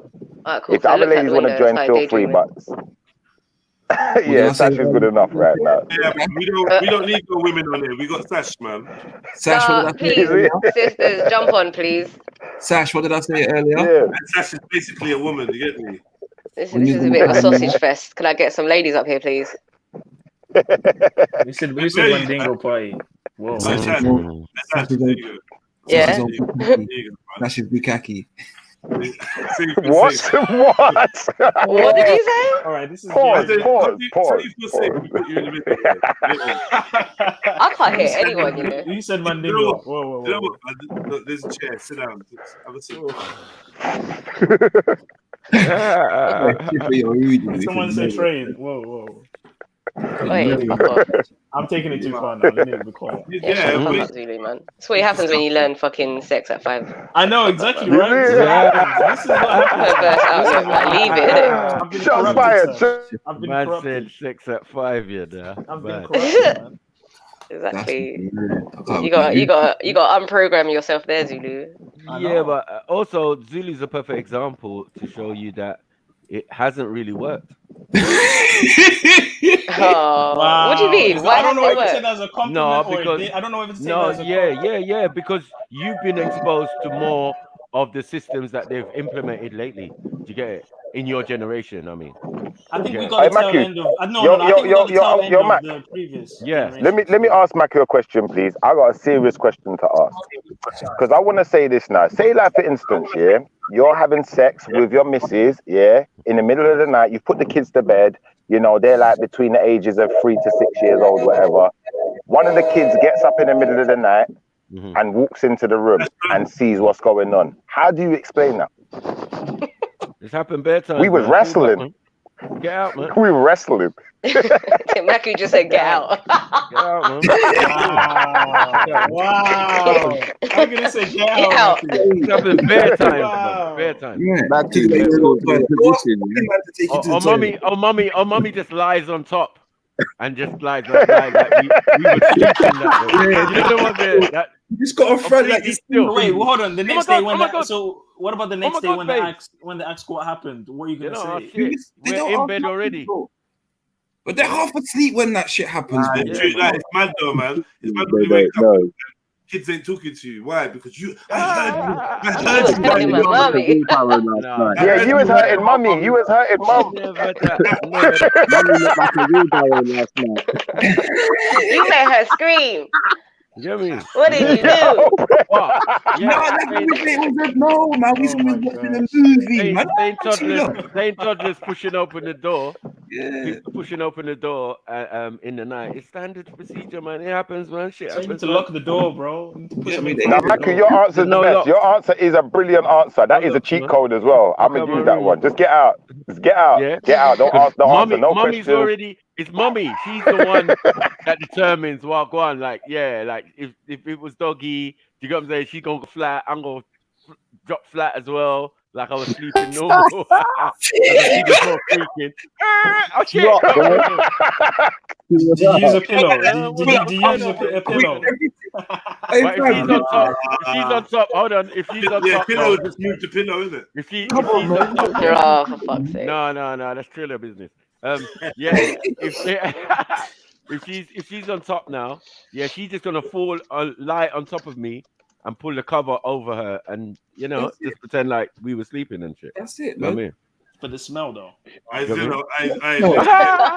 this guy like this?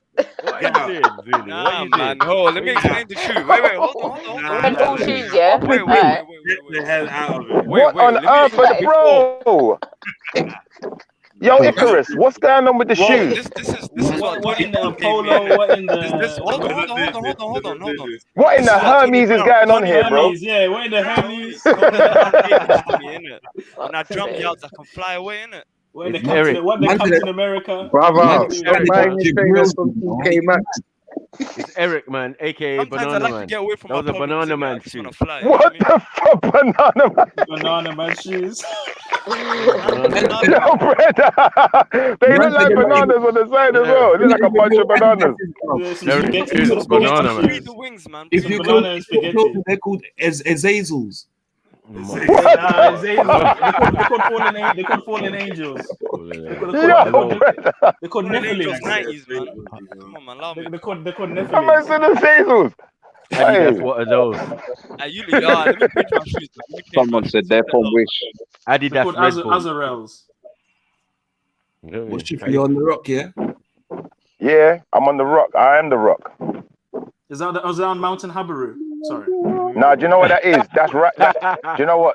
That's the light facing the darkness. That's the light facing the darkness. That's what it is. Mount Habaru, you know. So which one is standing on Mountain? Which one is standing on Mount Habaru? That's like a white Moses to me. No, that's Ryu. That's Ryu. It's That's Ryu. Ryu. Akuma, innit? Yeah, Akuma. Yeah, Akuma. Why is Akuma Blick though? No, he's just in the distance. He looks blick because he's in the distance, but we know what color he is. He's kind of Chinese, Oriental. You know Hichachi badded him up, you know? Whoa. Oh, Shippy, you know Hichachi badded him up, you know? He's Japanese, isn't it? He's Japanese. He's Japanese. My bad. He's Japanese. He's Japanese. Yeah, Japanese. Yeah, Hichachi fucking badded him up.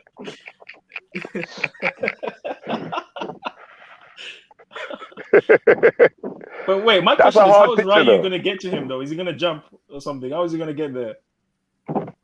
Yeah, remember these guys have got they got them Jedi kind of powers, man. Like they can jump distances and they can take out buildings with one strike and stuff like that. Like, come on, man. Like they can do stuff like that. Yeah, I know how to do that stuff as well. Yeah. What are you saying? Goku will bust his class. Yeah, well, get your trainer picture back, man. Where are you then? I don't know if Goku will beat Ryu, you know. I don't know about that. Ban him, bro. Don't even reach Super Saiyan. Now Goku would smoke Ryu, bro. Like that's not even a discussion. Who's Goku? Goku would smoke him. Goku would smoke him. It's not even, Nah, it's not even a bro. discussion. Who's Goku? Asking for an adult. Still. Come on, Yeah, you know the ones there. You know who Goku is. We know. Nah, but on the real though, yeah. Street Fighter with by Mortal Kombat. Mortal Kombat bust their Mortal Kombat is superior to Street Fighter, man. I'm sorry. Nah, I disagree. Nah. Who's got fireballs in Mortal Kombat? Cause who does fireball? Who does hurricane? I'm sure Scorpion can do a fireball. I'm sure Scorpion can do some fire. Pause. Scorpion can do a fireball, bro. Liu Kang can do fire. What is he They doing? don't do fire. What's this fight? What's What is this? Shipper like fireball. I'm just saying, man went from Dragon Balls to Fireballs. I'm like, what's going on? Yeah, Fireball Z. Big pauses. Pause. What are we What's doing the out here? convo about? Who's comparing balls? What's going on? We're talking about Wow. STDs. All right. I forget Fireballs. My bad. Do you know what? I made a mistake. It's a Hadouken. It's a Hadouken. Oh, so you're looking for Ken now? Wait, Shifa, did you just type that in? Did you just type that in? Oh my Did you just type days. that in? Oh my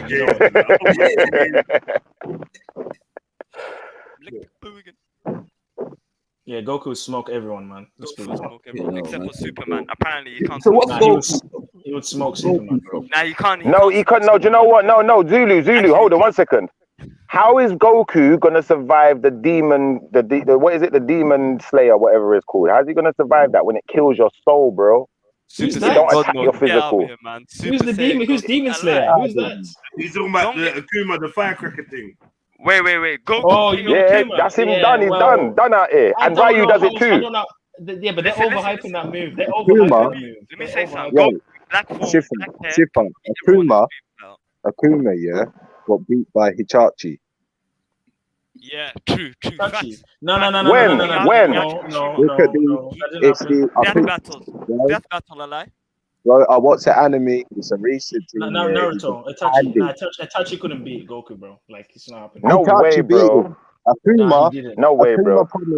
Akuma promised Ryu's mum, yeah, or something like that. It's something to do with his mum that he will get revenge and bring him down or something like that. And Hichachi fucking silly. Nah, Itachi. Nah, that's not true, man. Nah, Itachi couldn't beat. That's not true, bro. That's fake. I'll get you the anime, man. I'll get you the anime. It's recent. Yeah, but those guys that do those versus battles, they're not really like. It's just like speculation in it. They're just guessing who would win. The man Yeah, that's not real, bro. Superman beats Goku. You know, that's mad. That's mad. Yeah, that makes sense. That makes sense, though, bro. That makes sense. We're talking about how can it not make sense? Hold on, but are we talking about Ultra Instinct Goku, Super Saiyan 10? Everything. Are we talking all about of them, bro? Everything. All of them. Superman all of them. ain't beating Ultra Instinct Goku, bro. He's not beating him. Oh my god. Nah, he is. He beat him though. He beat him apparently. Now Superman will beat him still. Superman punch him up. They made Superman go back in time, which is just silly in the first place. Spin around the Earth, yeah, and then do it like bullshit, man. Apparently Superman must I don't know, it was 2 books or something that he must have split apart, and it was like equivalent to 2 universes like colliding some next. I don't know, man. What are you talking about? What are you not talking about? Man. You're talking about baby food, man. This is Bro, baby from food, when Goku's got moves like Big Bang, like Goku. I don't know how you could beat what? him. That why you like Goku? That why you're Goku because he's got the Big Bang. The Big Bang. That's not even Goku. That's Vegeta. That's Vegeta, bro. That's Vegeta. That's Vegeta. That's Gogeta, yeah. But still. So you lot's characters. So you lot into Pokemon and Digimon and all them things. Yeah,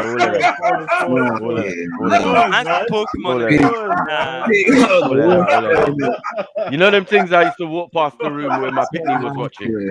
Like, what are you watching, man? Oh, Dragon Ball Z, daddy. And peek at you and all them man. Peek at you and all them man. Oh my god. Yeah, we peek at you and all them man. Yeah. Alright. What's the slogan? I couldn't blame you, you man. Gotta catch your ball. No. Full back, man. You like pauses on that. Yes, actually, yeah, but Yu-Gi-Oh is too nerdy for me. I couldn't get into Yu-Gi-Oh. Yu-Gi-Oh's hard, man. Yu-Gi-Oh is too nerdy, man. I can't watch it. Nah, Yu-Gi-Oh. Bro, I had to change my name. Yu-Gi-Oh was hard. For this conversation, I had to change my name to the One Punch Man. Cause you're gonna punch up everything, including One Punch Man is very good. One Punch Man is funny. It's funny. That's it. That's funny. Yo, I just came to say, yeah, that the real Goku, the real Goku was a black man still. Yeah, the real Goku. Here we go. What, Albernade, yeah? Albernade black man. Piccolo's a black guy, man. His name was Goku. Was Goku type 1 or type 2? Which one was it? The white man conspired with the Japanese man to take with a story in it. Do you know what I'm saying? But the real Goku was a black man. You get me? Yeah, it's based on the Nazi. You got your tinfoil house. I heard Dragon Ball Z is based on the Tales of the Nazi. Trust me, like. Wait, is this actually real or are we joking? He travelled from ancient Tarseti, do you know what I'm saying, to Southeast Asia. And that's what happened in it. So they teach the story. It's come from the Shangri-La. Wait, is this actually real? Real, man. Allow it, man. Shaka's funny.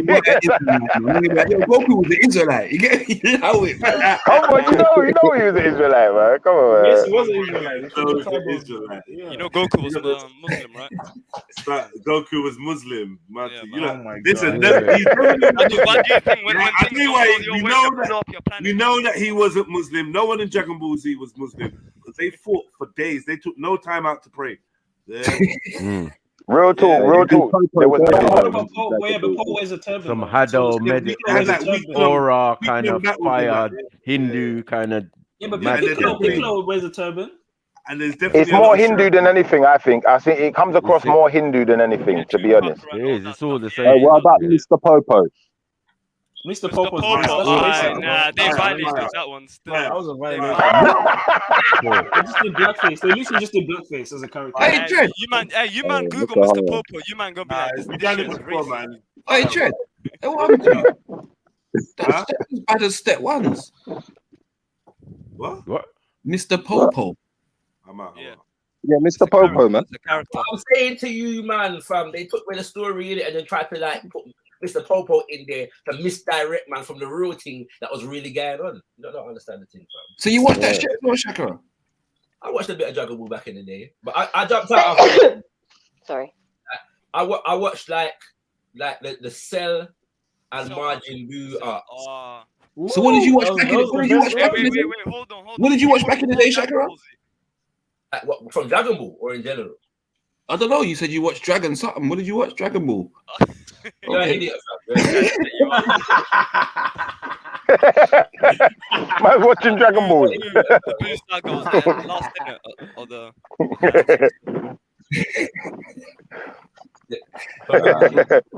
You should have said Dragon Right, nah, big up them Nike there for real. The red back and the green. No, I love it, man. I love it. Yeah, that's sweet, boy. Yeah, they're hard still. They're hard. Big up, no fit, man. No fit. Where's the yellow colors though? Hey, can you not notice though? 100% of the men that get no pussy have the deadest trainers. It's mad. Yeah, what?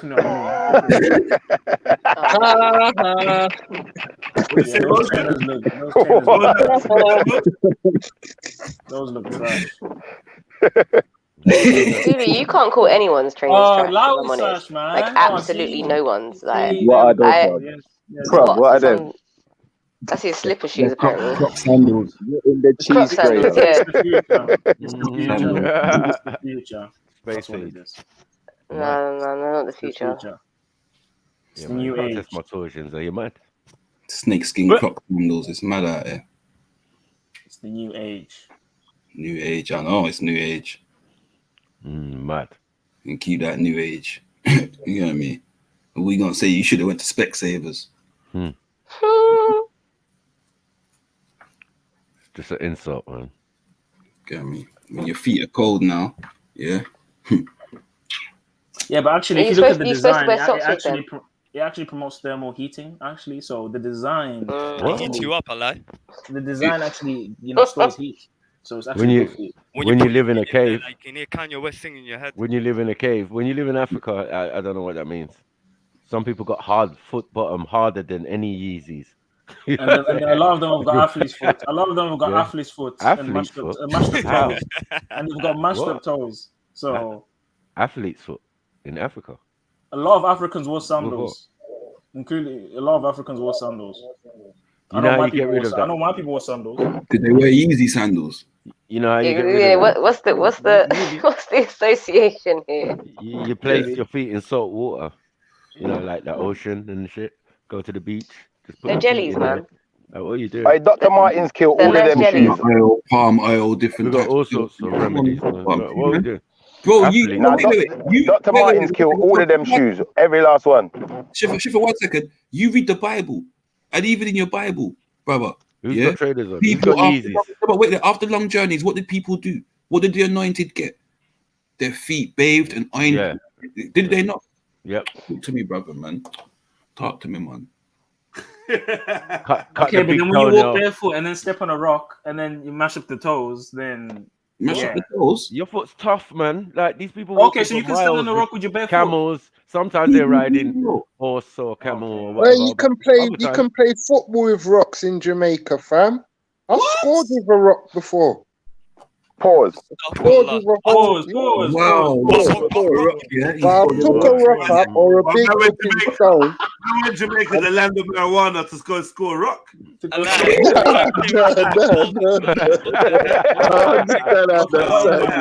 No. There's no brand on the island either. But what I'm saying is,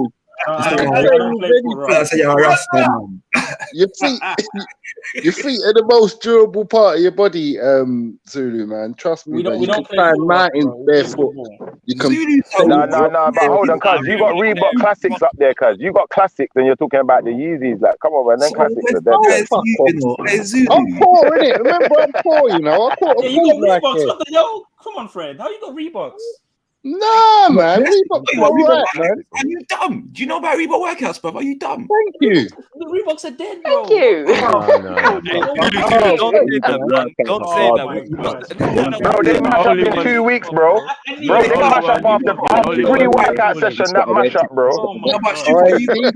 These men don't know nothing about fashion. I'll leave them. I gotta leave them. Zulu, these lot still think Reebok's still in play, man. Look, if it ain't got the eye script here, if it's not the Reebok with the eye script, don't show it, bro. Don't show it. Bro, listen, relax yourself, bro. These are the best trainers of the kind, bro. What are you talking about? Classics, fam. Are you mad? I haven't seen anyone wear Reebok since like 2006. I'm not even joking. Oh, fuck off, Doc. 6, fam. Listen, in the 90s. I just typed in Reebok here. The shoe's going for like £30. Fam, in the 90s. Listen, I don't give a fuck, innit? I'm saying, they don't know, man. Ralph. Thanks, You know some things get left in the past, right? Hold on. I wonder how much them Yeezys are going to be worth. Yeah, these Yeezys are worth 300 bills, mate. In a couple years. Listen, we're not going to be rating Reeboks right there. Sorry. I bought classics. I remember when you lot got me. Why? Hold on. You lot got me with the Reebok Classic with the ripple. Yeah? You got me with that.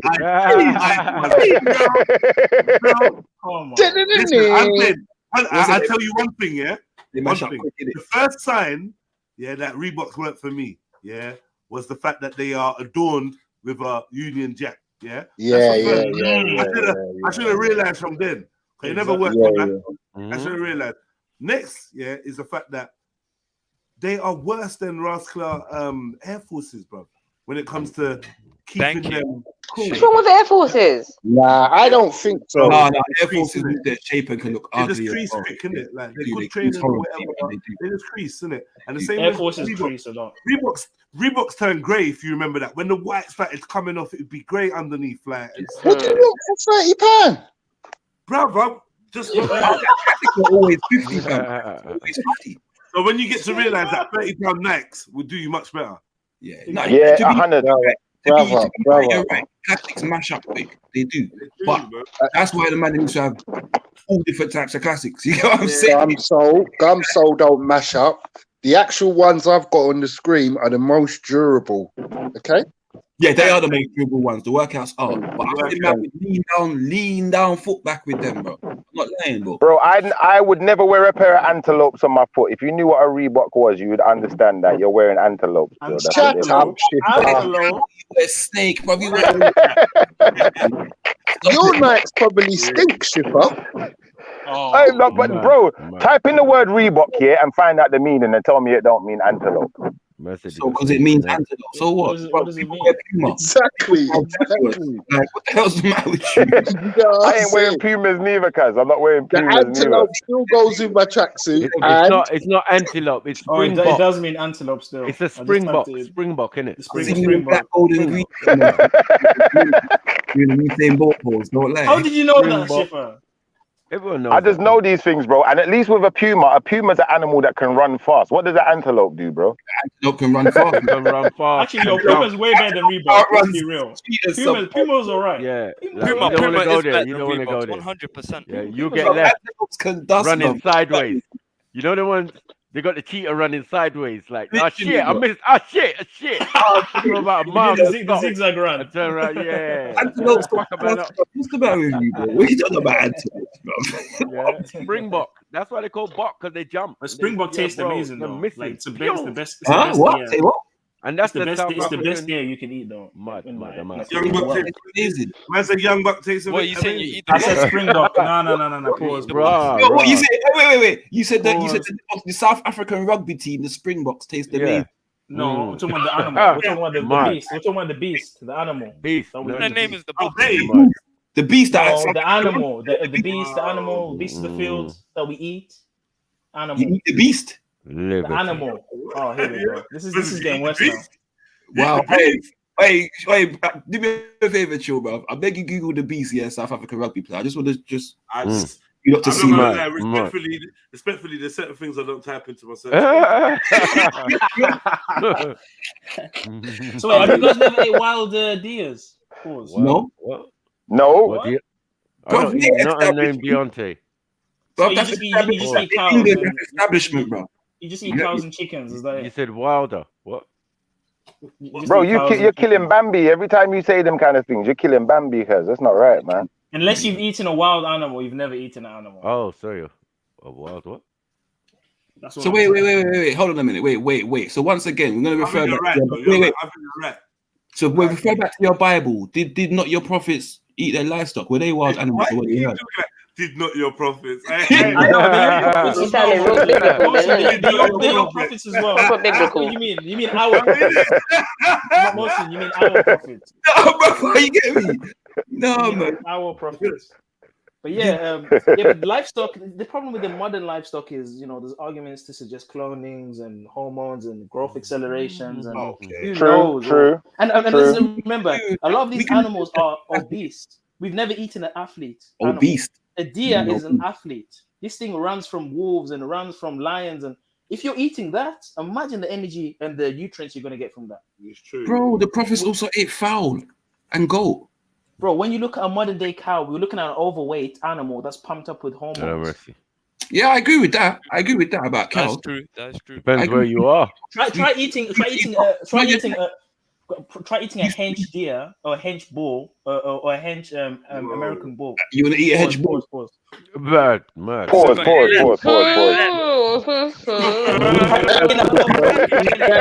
Javel, we need you. Do you know how much testosterone is in a buffalo?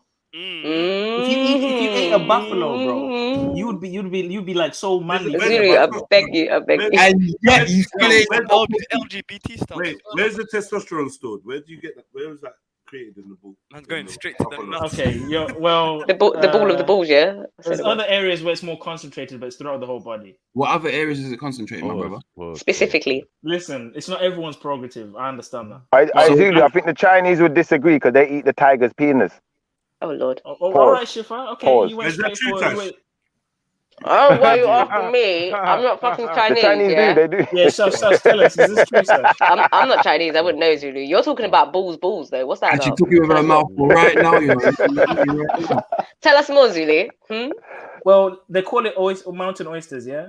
I've never. Hold on. Okay. Wait, you crack it open, yeah? Wait. Okay, I'm about to walk into a pausey territory. There's going to be a lot of pauses right now. Yeah, let me do a pre-pause. Let me pre-pause this. Who's mountain oysters and who says so? Okay, mountain so oysters, there's certain traditions where how can I say this? You ain't got no oysters in no mountain. If you were to extract the testicles from a carcass, and you were to slice it into segments or sections and fry it, there's certain profound nutrients that can be obtained from consuming.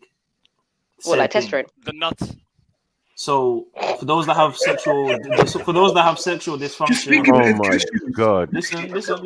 For those that have sexual dysfunctional issues, some people would remedy that by eating balls. So you're saying if you can't get your thing, that's a long sentence for eating balls. Let me conclude with a pause at the end of that as well. There we go. Nutsack, that was funny. The pause I had to pre-pause. was before you even started that fucking paragraph, my brother. I paused it before though. I said He did. Yeah, but hang on. I swear, like all these Red Bulls and all that stuff that they sell here has like elements of that It's shit got in bull it. semen in it. Do you drink Red Bull? Lucozade has got horse semen. No. Has it? Red Bull. Yes. No, yes. listen. Wait, first of all, that ingredient is taurine, and I believe that it's been taken out of it, or it might have been like an urban legend or something. But that ingredient is taurine. It's taurine. It's from bull semen. Because they had the picture of a bull on the advert. No, but they probably copy it from the original. From the original. I think it had it, or the one in America had it, or something. But remember, the FDA and whatever are the Food Standards Agency over here is a bit different. So taurine is an amino acid, and it is found naturally in meat, fish, dairy products, and human milk, and it's also available as a dietary supplement. So it's not the taurine then. No, Do you think that? Do you think that? Bull semen. I typed it in the other day. Hold on, let me show you now. Do you guys think if someone's a cannibal, yeah, you see like you got cannibals, yeah? What you typed in the other day, yeah? No, when I mean the other day, I mean years ago when I found out. Years ago. Sorry, Shifo, what you say? No, I'm saying you see if someone's a cannibal and they eat people, yeah. Do they eat the whole human, or do they just? What are we doing? What are you doing? What is it? What are we doing, bro? I'm just asking. What do you reckon? Sasha, what do you think? Yeah, Sasha, tell us. I don't know why you keep coming to me with these questions. You lot eat human. Stop man. it! No, What we don't. What are you doing? So doing that before Pack. Come on. Taurine. Shut your fucking mouth. It was called taurine because it was first found in ox bile in 1827. Allow it. It was discovered in human bile in 1846. Human bile. So it's basically something that the body is an amino acid. It's like bile. Naturally, yeah. Bile. Does anybody here eat sausages? Does anybody eat sausages or burgers? Allow it, man. Pause. No, man. We don't eat that shit, sausages, man. We don't eat All right. Well, if you eat sausages or burgers, do you eat burgers? You eat sausages. Do you eat burgers? I think most of these burgers when you find out. Right, say no more. I'm not a fan, but obviously, if you didn't know, yeah, anyone that eats sausages, yeah, if you didn't know, that is all the offal from the pig, including the penis and the balls. No. If you get beef, Zulu's feeling away. Look at Zulu. And beef sausages is the same. Beef sausage is the same thing, bro. Beef sausage is the offal from the cow, and it's the cow's penis. All that's it. The bum, everything's in there, bro. No. Shifa. If you get beef sausages, yeah, African sausages, they don't do that. African sausages. You're gonna find out in Tesco's, Zulu. Shit, man. Hey, is that true, Sash? Is that true, Sash? Why are you like this, man? No, sorry. Why are you not like this? I'm dead. Why are you like this? Is there another word for sausage? What else could you say besides sausage, like for what we're talking about? Huh? Is there any other word? Is there any other word to replace? Is there any other word to replace sausage? But if you're thinking sausage, whatever you say is still sausage, bro. If you No, got sausage in your mind, I'm saying in your mind and you say something else, you're still thinking. Get me? No, I mean, so that I don't have to pause every time I say. Is there another word? It's like saying eggplant. Like or whatever, you get me? What if I said processed meat? Is that better? Wow. Processed meat. Shaped into a shape. It's not better then. There's nothing. A cylindrical shape. Sausage fest, bro. What's the matter with you? Isn't that a German thing though? Germans made that up. I'm not involved. Listen, I'm going on mute. Give me two. Does anybody eat bananas? Oh, come on, Shifa, man. Stopzilla. We're not going to go down this Stopzilla, tell us. Wait, what happened? I literally just had my headphones on. Man heard bananas jump straight in. His banana sense was tingling. His banana sense was tingling.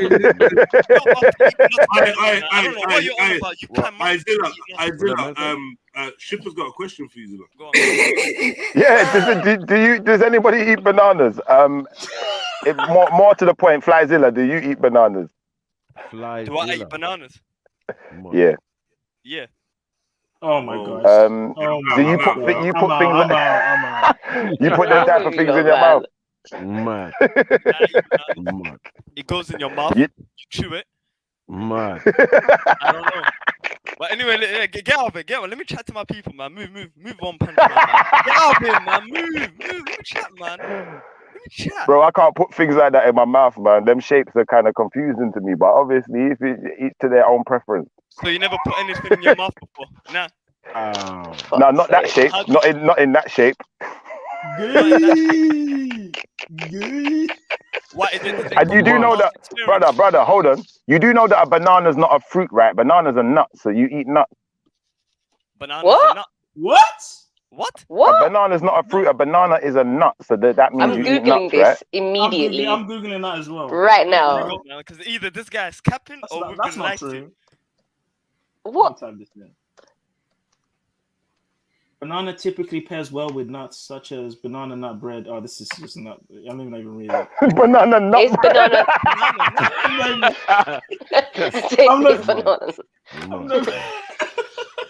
Bananas are nut in bread.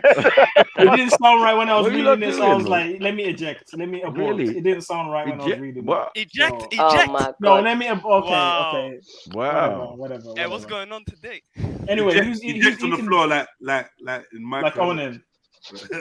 Man used all the Has anyone ever eaten banana bread, nut bread though? Eaten? Anyone eaten? Has anyone Why are you not like this? Has anyone eaten? Oh my goodness. Eaten. I don't eat that shit. Yeah, I'm not a nut bread fan. Too many questions about what people put in their mouth. I know, man. What's going on? I know, man. Schiffer, man. Men are asking about bananas and all sorts. Pause. Man, we're talking about testicles and cutting it up. Yeah, cutting it up. On top of the mountain somewhere. Man, do you use a testicle like coconut? Like chopping it open and just drinking.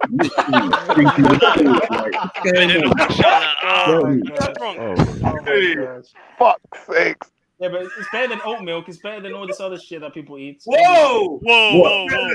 No, I mean coconut. Pause.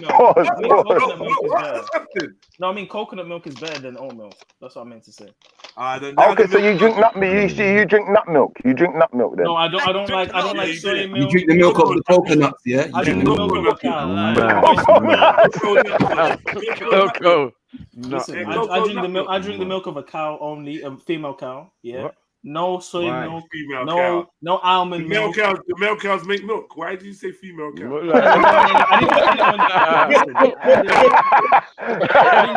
I didn't want anyone to misconstrue why I this meant university education is suspect, man. I know, man. I'll be disappointed, you know. I was like saying female lioness. Zulu, do you eat locusts and stuff like that? I've eaten bugs when I went to Zimbabwe. I ate locusts and grasshoppers when I went to Zimbabwe. What kind of ones have you eaten? This isn't even this either. I'm just interested because I know that kind of people do. I've eaten locusts. I've eaten grasshoppers. I think I ate crickets as well, but they were fried. Do you cut the battery off the insect? Oh, for fuck's sake, man! Or you just eat it all? You eat the whole insect. You don't cut the reproductive organs off. You don't cut the battery off. You eat the whole insect. Well, this is the thing. When you've got a small creature like that, and penis and all. We need to understand. A cricket is a cricket cock. Let's just pause that. Let's pre-pause again. A cricket. But I want to say, that I feel like premeditated pausing cancels out your pause. I said what, that you're about to say something a bit. I feel like a pause is for an accident. Borderline. Yeah, a pause is for an accident. Not if you know when you're gonna say something gay. It's coming like grime right now. I said that earlier. Yeah, I think he's trying to desensitize us. Low, man. Coming like grime, man. pre-pause, and then you're gonna say After the fact. the weird thing up there, and then man, premeditated, man. Yeah. Murder one. Yeah, man. It's overly gay. Murder one. No, no,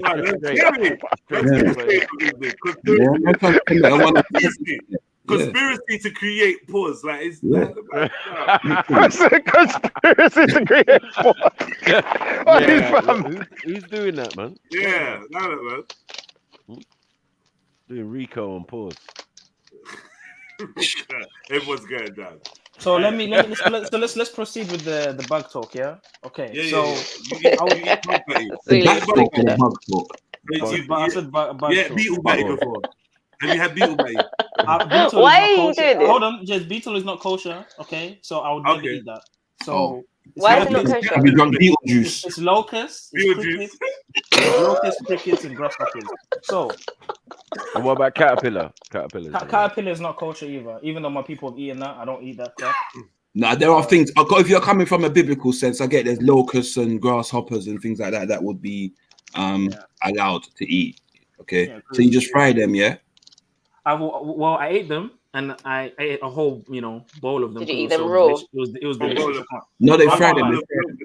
I kept going for them like popcorn, bro. I'm not gonna lie, it was delicious. I'm not Seriously? gonna lie. It was really good. Did they salt them or anything like that? Did they put salt? All they did was put salt. Did they even put? Imagine if they put pepper seasoning. Imagine if they didn't season them. All they did is put salt, and it tasted amazing. Imagine if they put seasoning. So you white man the locust them. You know, fuck. Yeah, it was an experiment. For me, it was an experiment. I've never eaten it, so I wasn't gonna go full out. Did you wash them? Did you wash them? You wash them. Okay. And you fry them, and then like when you eat them, there's no juice, there's no inside. How do you kill them? Pause. I mean, you just suffocate them, So, or you just, Okay. Because imagine trying to salt them and they're flying around. For the grasshopper. Or you just put them in a bag and smack the bag against the wall or something. I don't know. Does anyone eat peanuts? Does anyone eat peanuts here? No, man. Come on, man. What are you doing, bro? I'm just asking. What is with you? We're talking about bugs, man. What about them ones that they call monkey nuts? What about the ones they call monkey nuts?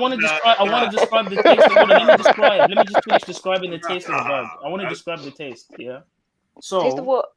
The bug. Grasshopper or locust. So the crickets to me, it's more similar to popcorn. Okay. I think it's because they fried it to the point where it was kind of crunchy. Don't get me wrong. When you look at it, it looks like a bag. It doesn't look like it's battered up with any flavor. It just looks like a bag. So to me, I thought there was going to be juice and there was going to be some guts. But when you chew it, it's crunchy. It's like, and it just tastes like popcorn. It's just salty. There's no weird earthy taste. There's no weird bug taste. It's just like popcorn. It doesn't even have a taste. What crunchy nut cornflakes? Crunchy nut cornflakes, I kept going for it, bro. I'm not gonna lie to you. I kept going for it. Crackle and pop. I kept going for it, bro. You like that part? And yeah, the whole thing about the back and all that stuff. When it's something that's that small and you fry it, you're gonna incinerate all that shit anyway.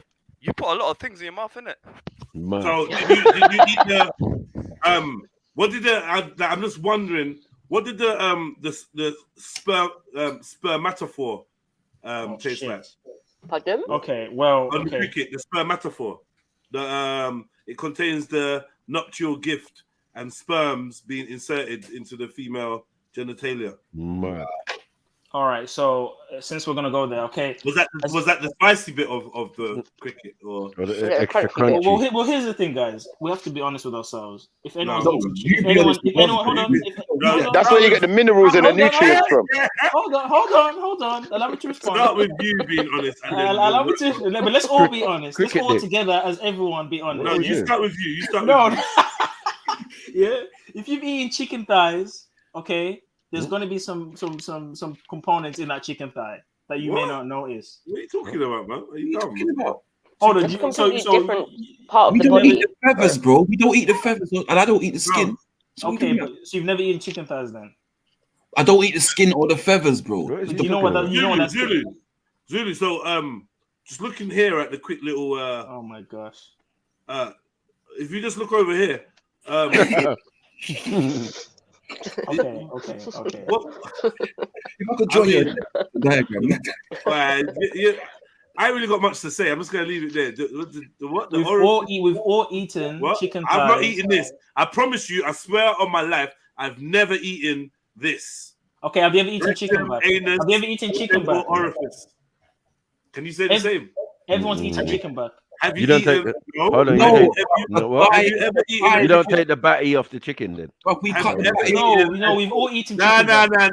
nah. Have you ever eaten a cricket's genital orifice? We've all eaten. We have all eaten. No, yeah? we have not. You eat cricket batty, bro. We have not. Okay, hold on. I'll explain. I can explain. You eat cricket. Sorry, I can explain. Hey, I can't look at Jiminy Cricket the same no more. I know, man. Allow me to explain. I can explain this. The man they breathe like process of flies, preparation. Explain why you're giving crickets batty wash. Tell us, we're listening.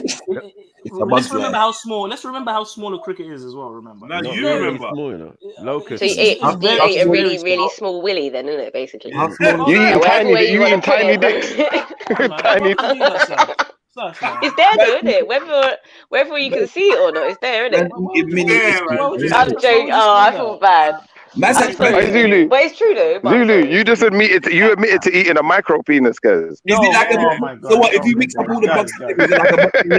Can we leave some pauses? Yeah, a whole bowl of them. Yeah, a whole bowl of cricket. Allow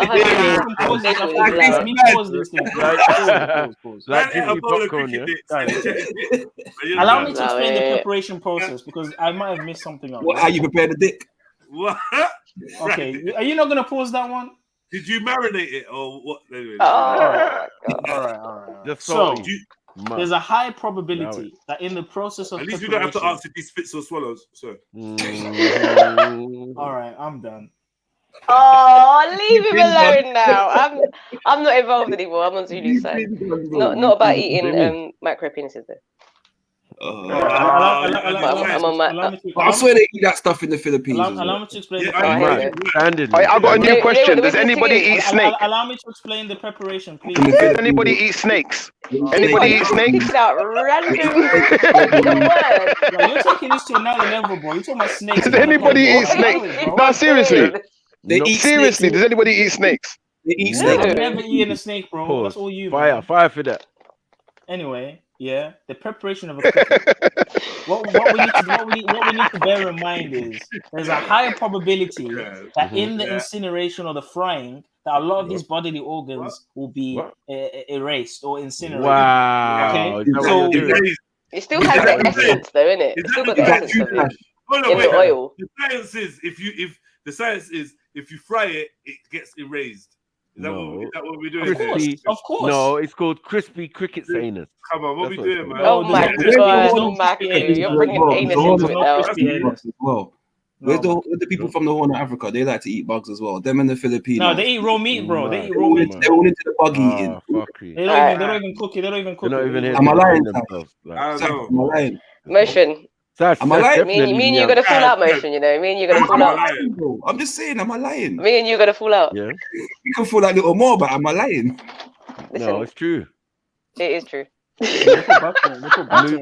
Moving snacks. I personally haven't done it, but yeah, apparently they eat locusts and stuff. Bro, they eat it while it's still alive. No, they don't. What are you talking about? Yes, they do. No, they don't. Really? Why are you trying to make your flipping little willy eating extravagance here worse than what happens in the Philippines? Don't try it, Zulu. Don't try it. No. They do exactly the same fucking thing. No. Yes, they do. Yes, they do. Yes, they do. Yes, they do. They do. They do. No. I can't stand you lot. Whatever. Zulu, I haven't eaten it. You have, so I still win. Man's putting it in a bag for you, but it is what it is, mate. It is what it is. Yes. You crunched about 100 micro willies. Animals while they're still alive, and bottoms too. While they're still alive. That's like a Filipino wet market. Love it. Shut up, Motion. Imagine the animal saying like, "Why are you chopping my leg off, bro? I'm still here." Hey, I hate you, lot. Like that's what goes on. Like, come on, man. Man said you're chewing the worm and it's growing back the other side while you're chewing it. Stop it. Stop it. Whatever, man. Have you not seen those videos when they're chopping up the snake and it's still wiggling around? Come on, man. Yeah, what about snails? That don't happen. What about snails? Does anybody Good eat question, snails? Schiffer. That's French and German. That's your heritage, my brother. Yeah, that's some European shit. We don't eat snails, man. Are you sure? Are you sure? I'm sure in Africa they eat snails. Nigeria. I'm sure in Africa they in eat. specific places, but not everywhere. But how do you? What part of the snail do they eat? I don't know. That's not my kind of appetite. You have to ask someone else. Oh yeah, I don't know about snails. That's not me, man. I don't know. Do they eat the whole snail? Is it the whole beast? I don't know. The whole beast. Oh, why would you call a snail a beast? Is a snail kosher? Call a snail a beast. Is a snail kosher? It's not kosher. I don't know. What makes an insect kosher? What you had? It's all about the digestive system, what the animal consumes. Nah, I've never eaten snake. I wouldn't eat a snake personally. Okay. I know Chinese people eat snakes though. The Chinese eat snakes. The Vietnamese definitely eat snakes. 1,000,000,000%. I know why you wouldn't eat a snake though. I know why. Pause. Why is that? How do you know he wouldn't eat a snake, Marky? I wouldn't. You're not gonna eat yourself. You're not gonna eat yourself, man. What would you? Oh my god. All right, mate. All right, fuck it, all right. I'll hold that one. I'll hold this. I'll hold the L. Shit. So wait. Schiffer, do you eat fish? Do you eat fish? Lizard Defense League and that. Do you know what? I'm gonna be honest, yeah. When you say fish, yes, I do eat fish. But wait, if what's the difference between an eel and a snake? Atlanteans aren't supposed to eat fish, though. Oh, mad. It's I'm not Atlantean. I'm an Israelite, but yeah, I do eat fish. I do eat fish. Not Hebrew Israelite. That's contradictory. Wait, hold on. Aquaman talks to fish, though. He doesn't eat them. No, but sharks eat fish, bro. Listen, sharks eat fish, don't they? Does Dr. Doolittle eat you? I don't know. That would be weird, wouldn't it? I don't think so. That would be weird if Dr. Doolittle ate me. That would be weird. I can't lie. Because they're full on having full-blown conversations. He might be disposed to a chicken or two or something. I don't know. You get me? I Come don't over eat here. meat. I eat flesh, but I don't eat meat. I don't eat meat. Just jump into the pot. Jump into the pot. So they say eat the flesh, yeah? I eat flesh, but not meat. They say I eat flesh, not meat.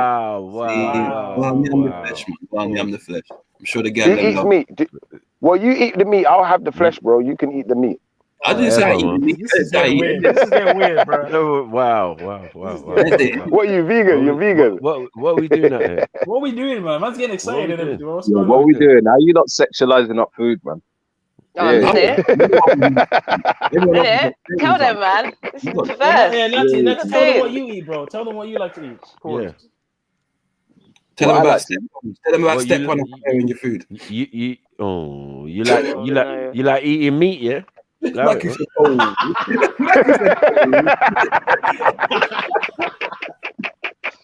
Eating meat, eating flesh.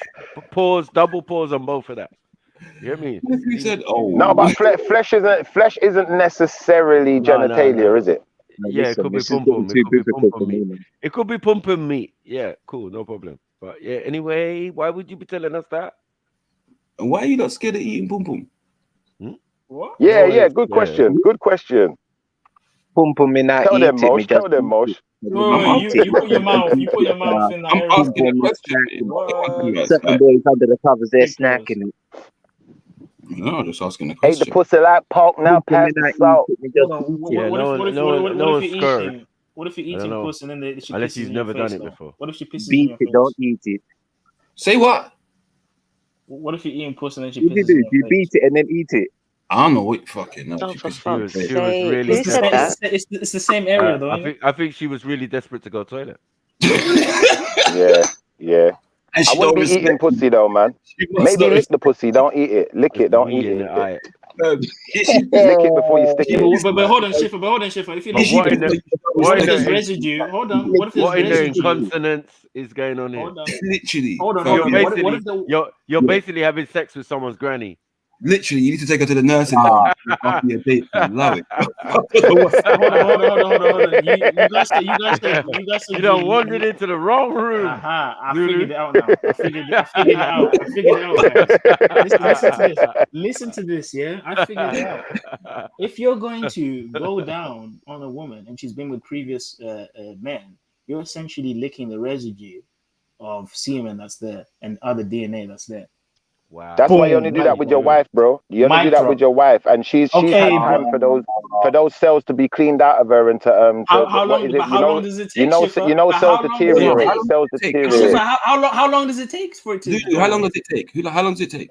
Go on, Some Zulu. people are tell saying us, it takes Zulu. 7 years. Some Marshall. people. What do you mean, some people? What are you talking Some about? people say it takes 7 years, bro. It takes Now 7 give us years. the scientific. Yeah. Go on. Give us the scientific explanation, please. Give us the scientific. 7 years. It's biblical. It's holy. It's biblical. The number 7. Shit. I'm just saying the mouth ain't the mouth. Listen, I'm saying the What? mouth, guys. What? Guys, What? I'm saying the mouth ain't meant for that, bro. That's what I'm saying. What? And that's You how go people get all find these out on your wars. wedding night. You go find out on your wedding I'm night. not doing none of that shit, acceptable. bro. I'm gonna go What? traditional. I ain't putting. Traditional. Oh, you're going What's to. that? Oh, listen. Anyway, I'm I'm not not saying doing What none is of that? shit, man. Do you know what it What is? are you not trying to do? Convince Zulu to eat the pum? I'm just saying. He's saying. We Man's got his nuts on the screen. Are those salted? Shiver. Hold on. Bruh. Shiver, are those salted? Pause. I am Shiver. What you say? You just got your nuts out on screen and on the line. No, these ain't nuts. These ain't nuts. These look at the title. Look what it says. They are. Nah, these are They're pistachios. roasted Don't nuts. do that. Don't do Roasted that. nuts, They're roasted man. pistachios, cuz. Alright, you know what? Pistachios. What type of Wait, food is pistachio? Show me the label on there that says does not contain nuts. Wait, are those salted? Wait, Shiver, are those Right. salted? Or may contain nuts. Man. May contain nuts. What is he doing? Why would you get It the may green ones? contain Yellow other ones? types of nuts. He's got his slip knows pum all pum kinds of nuts. slip pum pum nuts Yeah, on but the you screen. got Nuts in shell. Nuts. Oh, you know it, fam. No, look. Everything else in my lunch box is eaten. You know, these are my. This is my girl. She eats these. I don't eat them. Yeah. Everything else is eaten. Just empty foil and nuts. Just Don't foil tell and man nuts. about the Everything else is eaten. Hold on. What? But now you've got nuts for afters. No, I'm out. Hey, look. It gets worse. It gets worse. Look, it gets worse. It gets worse. What's in the middle of that donut? There's no cream. It's jam. There's no crack. There's no cream. It's jam. It's jam. Let me deal it.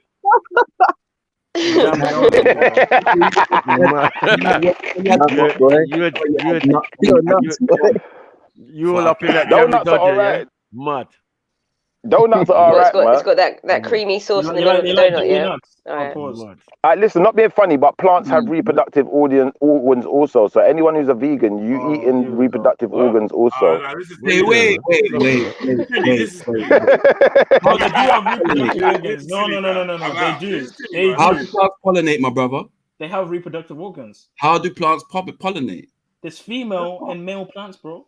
How do they pollinate? They shoot out the seed. No, the bees come and do it. Yeah, animals, isn't it? Via animals. Yeah. Pollen. Right? So you have male and female, yes.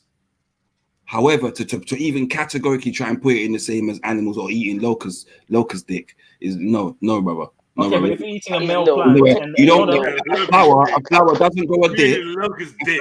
Yeah, but hold on, if you're eating a male apple, a plant doesn't get a hard one and then bangs another plant, bro. It doesn't hold on, work. Moshe. Hold on, does anyone eat pomegranates? Does anybody eat pomegranates? Stop what you're doing, bro.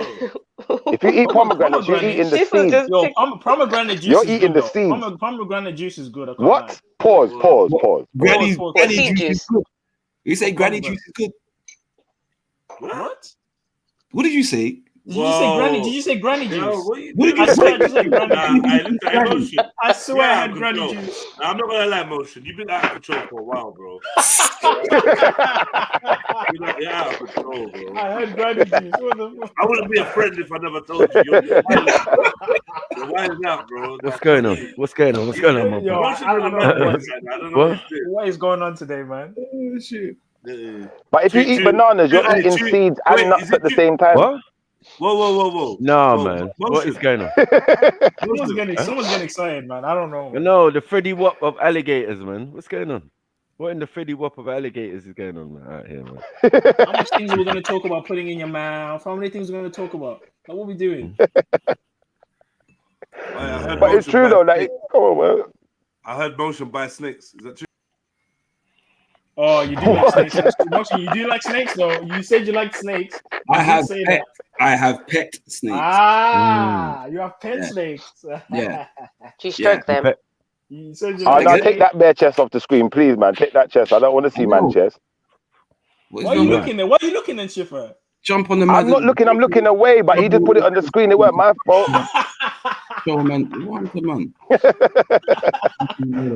Put it away, So, Natty. so let's get back to the pet. So what do you like about snakes, Motion? Say that again. What's your favorite thing about snakes? What's my favorite thing about snakes? I don't have a favorite thing about snakes. Bro. What's the matter with you? What's your favorite part of the cricket? What's your favorite part of the cricket? Look, I'm not gonna lie.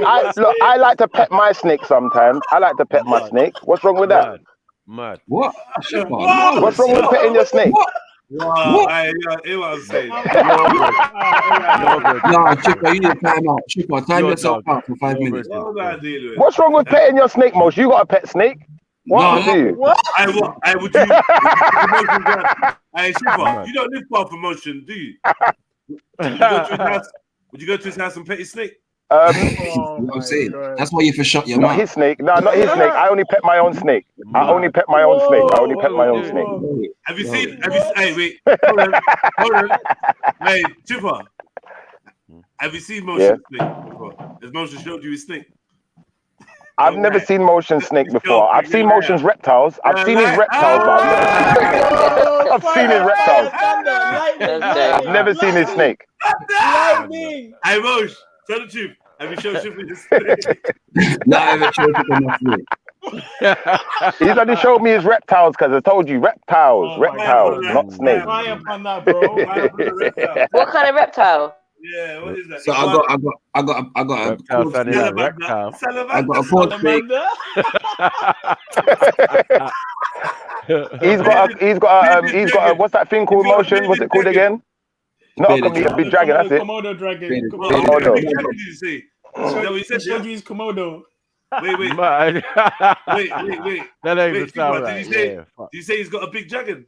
Oh my god. No, you're going too far. He's literally said it. No, he said baby. He said Bearded dragon. Bearded dragon. Mad. Is that one of them ones that's got the little like hood thing that goes? No. It's cute. Bro, when I saw it first, I was scared of the dragon thing, yeah, but it says it's cute. Yeah, cute. Shipper, man. Instead of man's dragon's cute. Yeah, they're cute. The dragons are cute, man. The dragons are cute, man. All right. You can put them on your shoulder, you know, like that. You can swing them over your shoulder. Mad. What? Hey, brother, you're not everything, you know, dog. I know. I'm trying to create the controversy. It's fun. It's funny, man. It's funny, man. Shit. What about the man that's got birds and they let people pet their bird? Like, come on, man. I don't know about them, man. I don't know about that. I'm sleeping, man. Get me? I've not even split a fucking fish patty with a man before, so I don't even know nothing. Do you eat mushrooms, Jeds? Do you eat mushrooms? Nah, nah.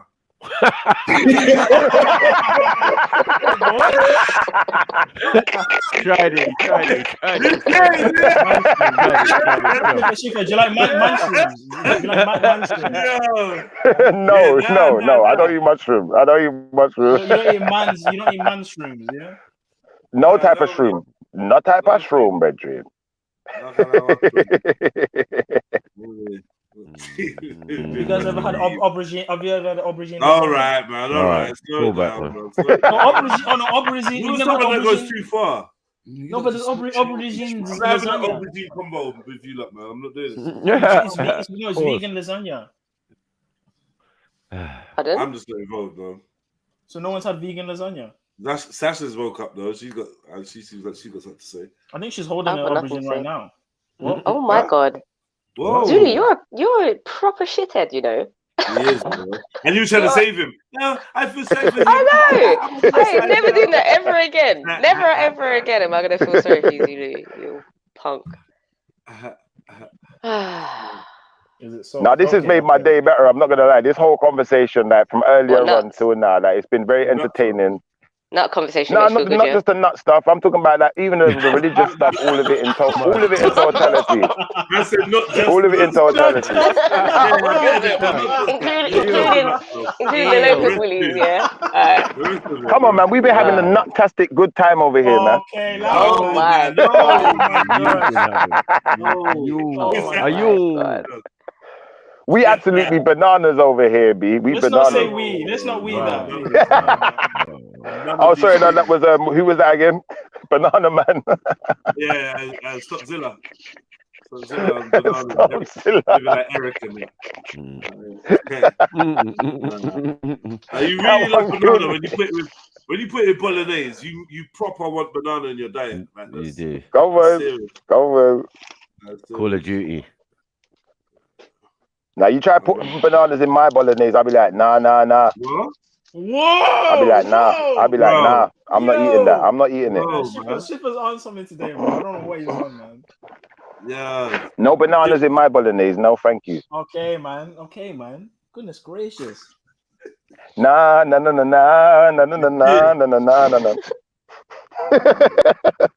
didn't even know men had bolognese. I didn't even know a man had a bolognese. Like, what we do? Yeah, he's talking about all up in his mints, isn't it? Oh my god. Ground meat. Nah, I've never been minced. And I don't do mince.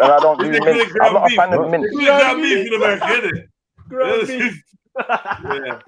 Ground beef.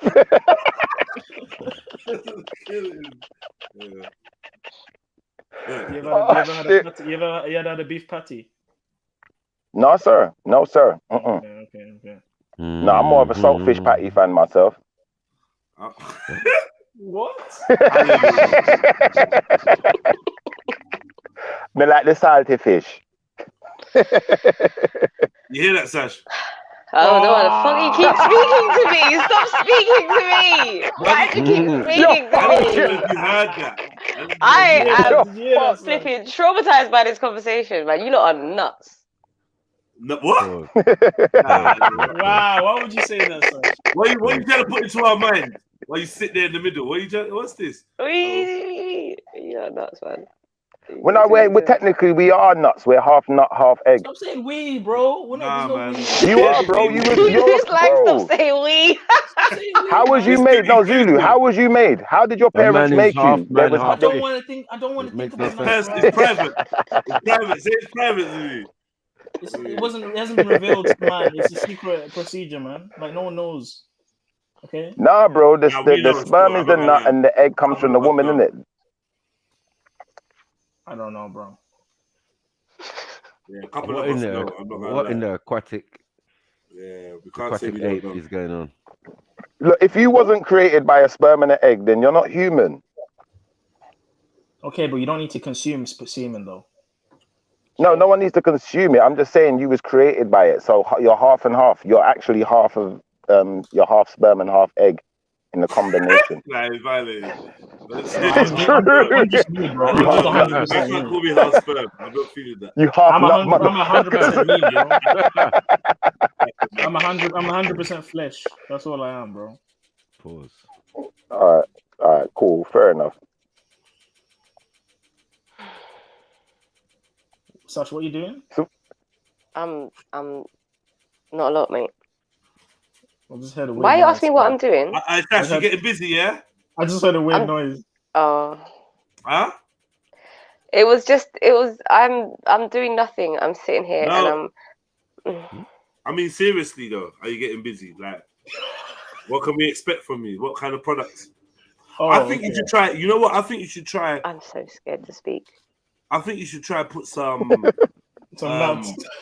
No. Some What's that charcoal that we were talking about the other day? Activated, yeah. You should try put some activated. I have one already. You got one. So is the whole bar black? No, it's half of it's black and half of it's normal. What like stylishly done like that? Yeah. What's the shape of it? What's the shape? So, but the normal part is just normal. bars, Then the normal part hasn't got charcoal in it. Then why don't you why don't you do a black like a black bar? Yeah, I can do it. I don't know. Please. It's just the fancy part of it. Are you doing? I Yeah, but did like, bring one for you on the motive, but someone took it. I can't remember who. What? Sorry. A black one? Yeah. Don't lie. Don't Shut worry, up, man. I'll get the Zulu. next one. I'll get the next one. I can I ask another question? Does anybody eat chocolate? Oh my, Schiffer, man. I'm just asking, bro. It's chocolate. It's not the. Come on, man. It's chocolate. It's not nothing to be scared of. Do you eat chocolate? What's your What do you mean? What? Whoa, man. No. I know what one he likes. I know what one he likes. Whole nut, or fruit and nut. Whole nut, fruit and nut. I get it now. Snickers, get some nuts. I get it. Right. Who likes the Easter egg ones? Fruit and nut. You know, like that. Fruit and nut. You know the gooey egg chocolates. You know those are vegan now. The what? No. Oh, the Cadbury's cream eggs. Yeah. They are disgusting. No, they used to be delicious. What are you talking about? They are absolutely. What's your favorite part? How are you going to say they're Cadbury's disgusting? cream My eggs. favorite part was the chocolate You emotion. do Okay. What part of the cream egg do you like the best? Yeah, they sexualize the that. shell. You know, It was the realize. shell motion. Okay. They The shell. sexualize it because Mad. like, Pause. they had bare women talk about different ways that they eat the egg, yeah, and it's like, oh, Yeah. I nibble the, oh, I lick it, I stick my tongue in it, and all that shit. That was a whole sexual thing. I just realized. I just saw it. Can I just say, that for the women though, it's perfectly fine for females to be eating nuts. I don't see a problem with that. You know, like, what's wrong with that? For a female, especially. What's wrong with you, especially? Yeah, only for females. Only for the females. Only. Yeah, only. Yeah, only for the females. Only for the females. Just to clarify. So are you a female? Because you're eating nuts. You're eating nuts right now, Shifa. Are you a female? Oh man, what are we doing? No, bro, I'm not eating. Look, they're not open. I just showed you. Look, I'll show you again. It's You're not gonna open, bro. eat them later, though. No one's eating these. When are you gonna crack those? No, nuts, these ain't Shifa? nuts. These are pistachios. There's pistachios, bro. Yeah, They're but not nuts. those are the prestige nuts. Those are the big deal nuts right there. These are crunchies, guys. These are crunchy. Yeah, the pistachio nuts. Those are the prestige ones right there. You're gonna yam a whole box by yourself. You're not gonna share with anyone in the car. Why you want some of These this? are Italian. It is. No, You want some? Italian, bro. They're Italian. Not for me. But whoever's He's in like, the what? You're not car. gonna share all the nuts with me, no? Okay. Why are you asking him to share the nuts? Yeah, you can have them. I'll send them to you. I'll send you the whole pack. Hold on. I think Zulu wants some of Schiffer's nuts. I believe so too. Pause. And their sell by date is May, so you better get in I front. only like the salted pistachios. I don't like the bland ones. Those ones are not so. And they're green as well. They're green. They're green. No, the bland ones are okay because you can make like a cream or something with Is them. man selling man nuts? You like the bland one? The cream. Whoa. Hold on. They're green. Look. I can explain. Have you ever had a cannoli? No. It's like Never.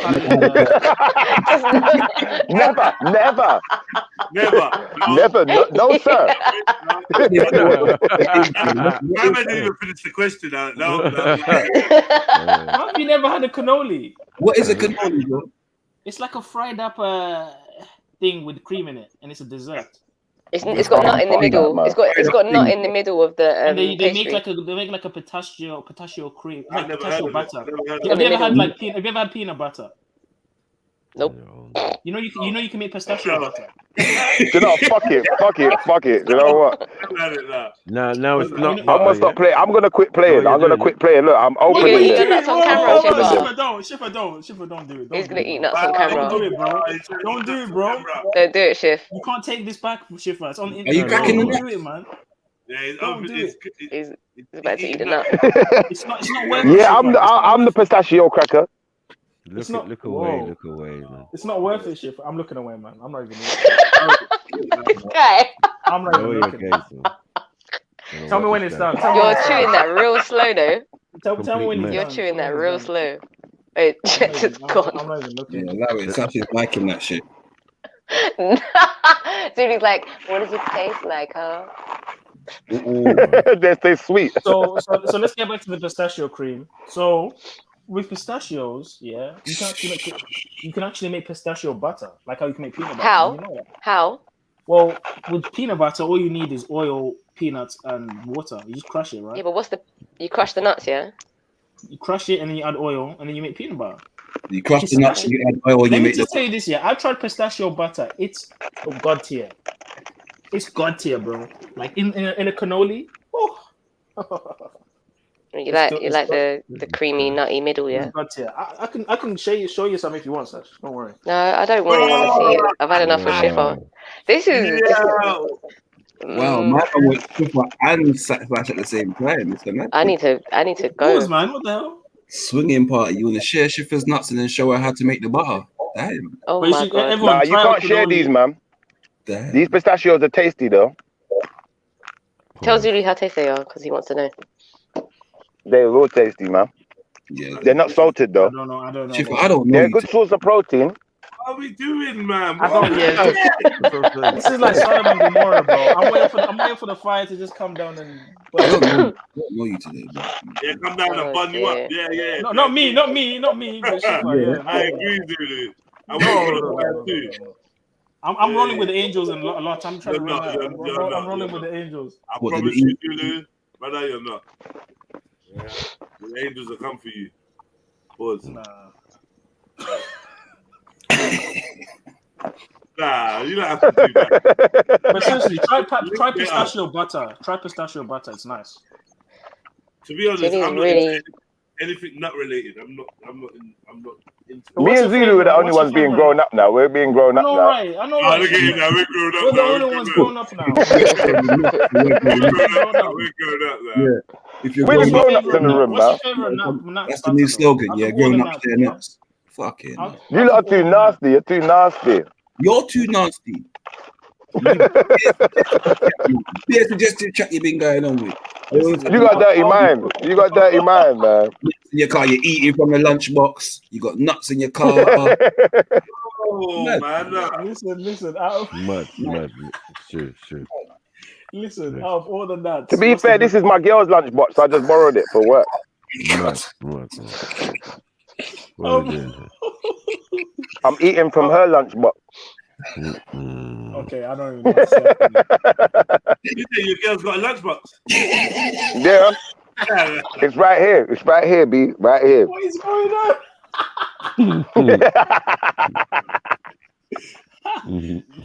Okay, so what's your favorite nut butter out of all the nuts? What are you not doing, man? Almond What butter. are we talking about, man?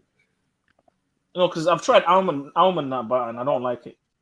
Yo, can we talk about I've tried almond milk. You tried almond milk? Yeah. Can we talk about COVID, please? Anything? Anything. Can we talk about the bad? Anything else? Everything. The whole 19 and everything. All of it, man. I hate vegan food. Finishing touches on this flyer. This flyer will be out. Yeah, man. Good. Looking good. I got a good question. Oh no. If you were stranded, yeah, say like you was in a plane crash, yeah, and you were stranded, and the only thing to eat in the plane was sausages, would you eat them? But you're stranded. There's no other food. You're gonna die if you don't eat them. Hey, you got work to do.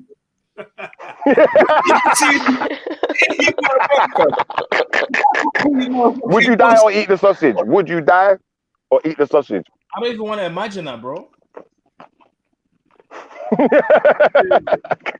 Eating at his girl's lunch, his girl's box. Yeah. Solomon nuts. You're right, MJ. Yeah, mad thing. Hey, out to MJ. Big up MJ for real. Big up, because I'm telling the truth. I'm not gonna lie. I ain't gonna lie. Where you're in the box. You should share your nuts. Hey, Shifra, you created so much fuckeries that you've woken up Triller. Well done. Oh, Triller's arrived. Oh no. Well done. Triller's arrived. Fuck's sake, man. He was all right. He was hungover before. Triller's got the alcoholic nuts, man. He's got the.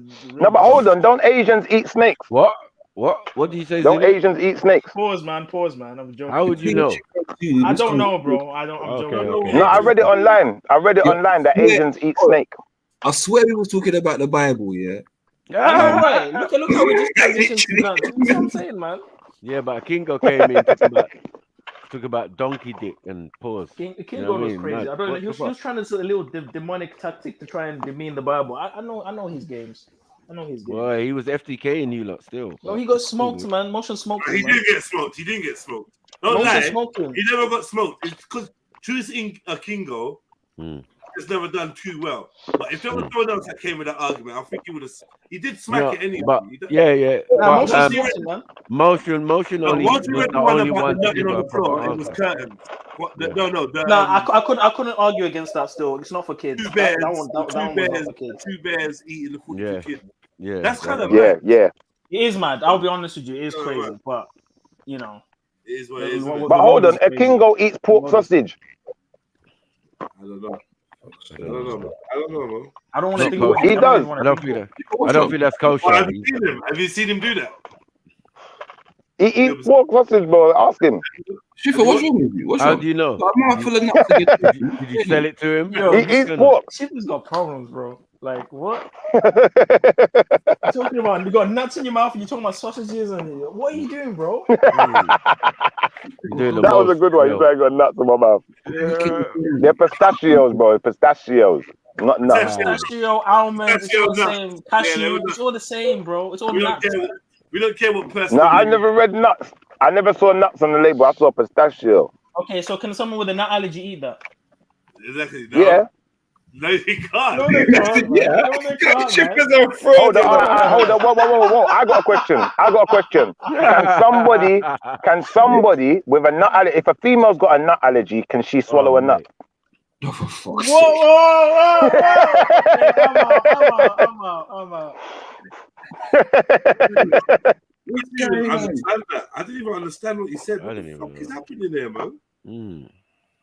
What's that again? It's the time of the year. It's the time of the year. It's the Soul Invictus. Of course you can. Come on, man. A female with a nut allergy can still eat. She can still swallow sperm. Yeah, but what if the guy ate? What if the guy ate peanuts though, and then she ate his nut? Would it? Nah, it wouldn't make a difference. It won't make a difference, man. Telling you, facts. Why? Do you know what? Have you experimented? The man eats peanuts? Yeah, I once knew a girl with a nut allergy. I did once, and she was happy to do all of that.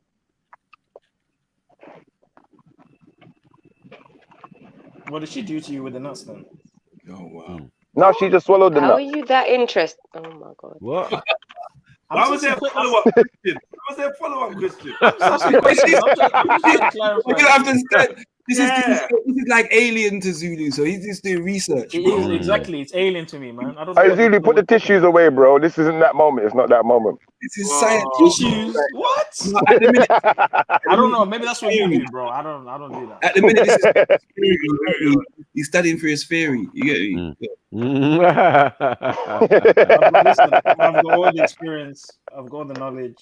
What? I already know. Wait, that was a lie. That was a fucking hell. What did you just say there? What was that experience talk you just said? What was that? What? No, I mean, I've heard. I've heard enough Oh, things. see. Pretending you've had sex. What are you, daredevil I've now? never done that. What's going on? This is what he does. Every now and then, he gets comfy. Then he wants to try and make us think that maybe he has had sex before, but he's not doing it. I'm joking though, right? But some people believe me when I do that. They actually think I'm pretending. Basically, I'm not pretending. I'm actually not pretending. That's the thing. Some people think I'm pretending. He won. They sent him an email telling him he won. Yeah, literally. You've seen all the videos now. He completed it. He watched it all. Yeah, he watched. Completed Pornhub. Like he got to the end of Pornhub. Hey, don't make like you. Hey, don't act like you man don't eat chocolate spread. You know, I know you man eat the Nutella, man. What happened to this brother? I know you eat the Nutella, man. Don't lie to yourselves. Wait, Motion, has he Every ever been like this back in the day, like when you knew him? Was he ever like this? Fab, to punch him up. Has he always been like this? I'm not gay. I'm not gay. I get happy sometimes, but I'm definitely not gay. Yo, You know what you gotta do, Motion? You gotta take this nigga horse riding with you. Pause. Hey, Motion. That's right. Hold on. Hey, Motion. What's the date today, bro? Sunday, my G. Okay. Sunday, yeah, Sunday. Yo, I've never ridden a stallion before. I've never ridden a stallion in my life. I would never. I'd never attempt to. I'd never try. Have you ridden a mare? Have you ridden a mare? I've never. I don't do horses. I don't like horses. I don't like horses. Do you know what? I just don't like them. I just find them scary. I find them a bit frightening. I'm not gonna lie. I've been afraid of them. Yeah, I've been afraid of them. See, but sometimes you have to try and conquer your fears, man, and just do the thing, man. You get just me? ride the stallion, yeah. Just ride the stallion. Ride the stallion, fam. Why? I don't know why you got a problem. Like, in a minute, all of your argument is naked. You get me? So you can't have a straight conversation. Right. As long as it's not the Italian stallion. Like you're talking from your left side, that's the side of the wonky eye, so everything's bent right now. Oh no! Wow! I ain't got wonky eyes, but why is it wonky saying this? I don't have wonky eyes. I don't look. My eyes are fine. I got 20/20 vision, yeah. Look. One of them's looking to the east, bro. Let's be real. Oh, for fuck's sake! My eyes are fine. What's going for Azan? One of them's going to the west, one of them's going to the east. You get the nut out of your teeth, yeah, Shifa.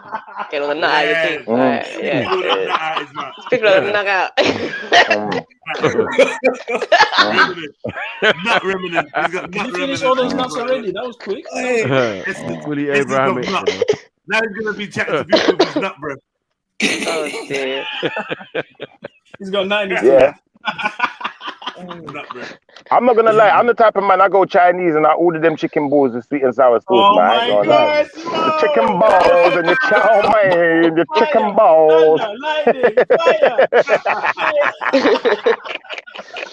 These guys are so commercial. You know, like Shippers the Conor McGregor of live streams. That was funny. That was funny though, man. That was funny. The chicken balls and the chow mein. You're gonna break his ankle in a minute. Man.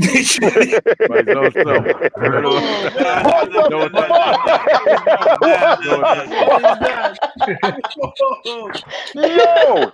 Wait. Brother. I don't know about all you man with your Ashkenazi footwear, bro. This is the original thing, bro. All right. Bro, that's a zombie foot. That is straight zombie, guys. That's the Musa foot. That's the Musa foot right there, bro. The original trainers, man. Come on. That's some leprosy. That's got leprosy. Bro, you could light a match off of them foot bottoms. You stay there. That foot there is you stay there. That foot there is very versatile. I'm telling you. You get me? What are you saying? No, that foot there was, no, listen. That foot, there was a video of a brother, yeah. He stopped wearing shoes and started to walk on like all different surfaces. Yeah, and it was showing how he's actually got grip on certain surfaces. He can walk on wet rocks and all different kinds of things through how his feet have toughened up over the years. You get me? After walking no feet. That's as I mean, versatility. I thought that the 5-toe shoes are supposed to do that too. And it also said that his feet actually started to spread so that they was able to grip more over time. So he's actually it was a mad thing. Stash. Probably stab proof as well, man. Stop shotting for these companies, man. We know it's made in Philippines and Korea and all of that. What are you even talking about? Yeezys and stuff like. Why are you advertising? Yeezys. I'm not talking about Yeezys. I'm talking about the 5-toe shoes, ones that we each toe goes into a slot. Why?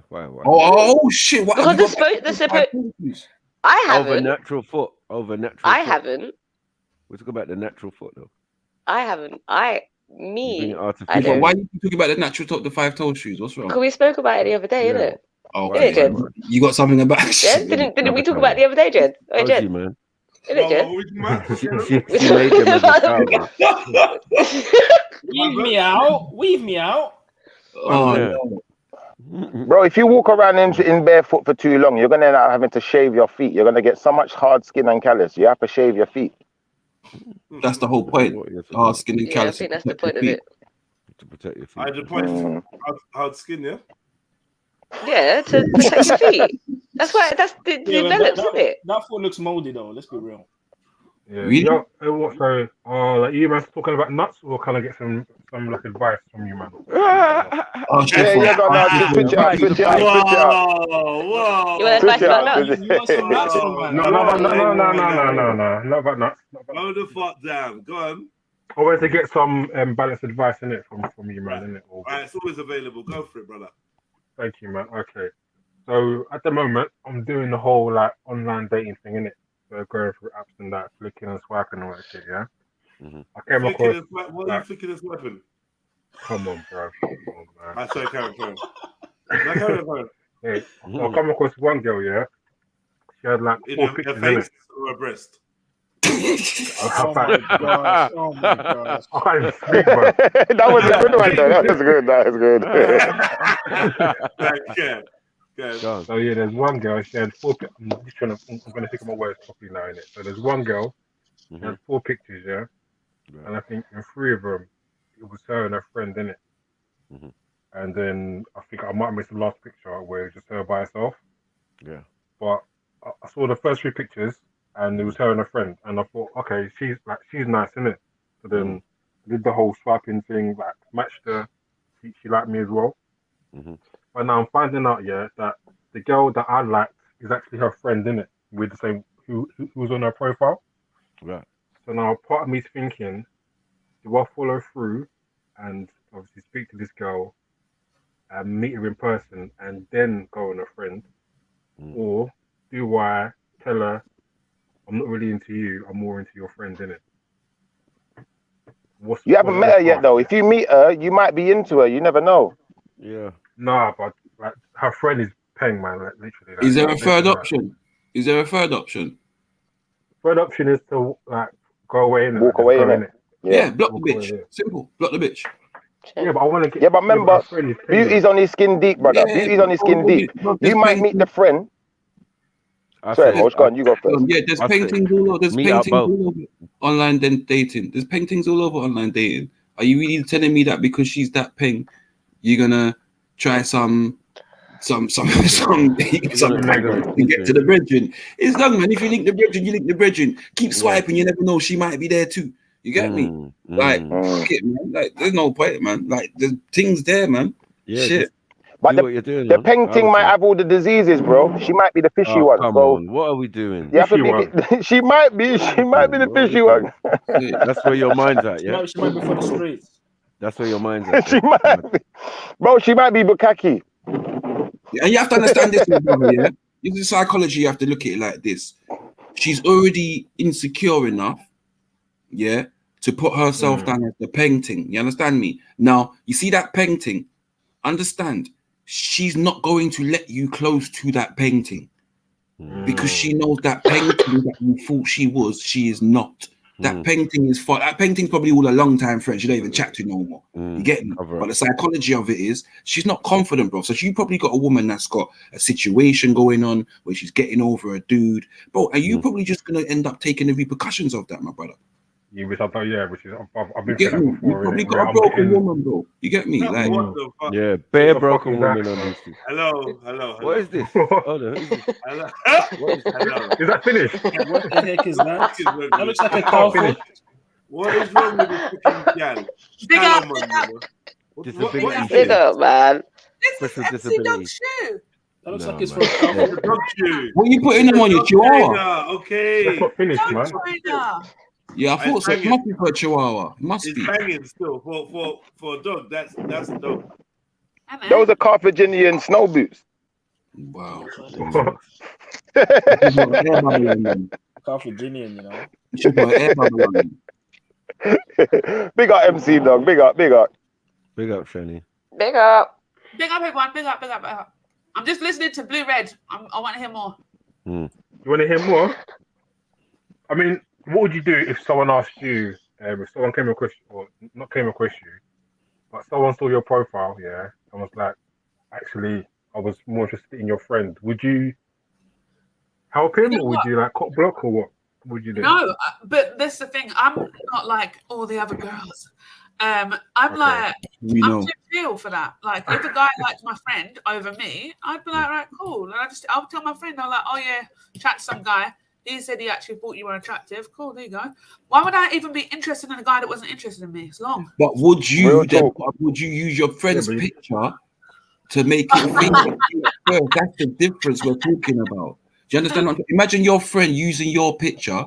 You get me? And then having to come to you and say, right, you know what? I use your picture to get some dude, but he likes you now. He likes you now. He didn't.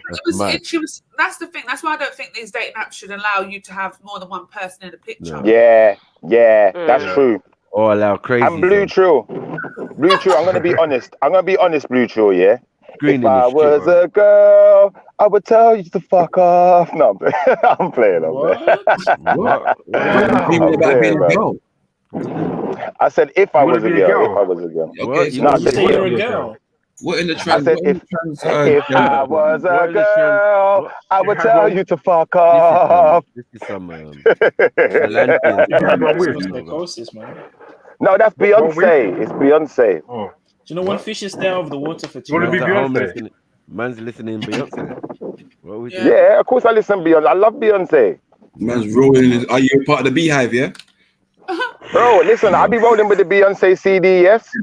Who just went Me, myself, and I, it's all I got in the end. I think I know what's going on here, guys. You know when fishes are away from the water? When fishes are away when fishes are away from the water for too long. Gasping for oxygen. Don't worry, there's plenty of water here. It's raining. It's raining right now. There's plenty of water. This guy's Amphibian. Something. Look, it's raining. Look, I see the rain. Oh shit, it's snowing. It's snowing. Shit, let me turn up the window. Fuck. You joking? Yeah, no, it's snowing. It was snowing yesterday. Yeah, fuck the snow. Yeah, my mate just told me stay in there. I want it to snow. I like snow. The first Zulu to ever like snow. Matching. Beginning to feel like Christmas everywhere I look. Mad thing. No, I don't like the snow. You never made snow. You never made snowman. You never threw snowballs. No, I've never made a snowman. Yes, I've like snowballs, yeah? I've never thrown a snowball. I've taken bundles of snow and compounded it into a circular spherical object and thrown it at people.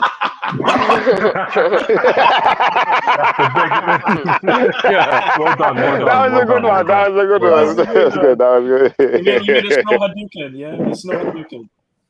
Yeah. Different. I was thinking earlier on, I was like, why are you all pretending like you don't eat nuts and like lick the nut dust off your fingers? Like, What?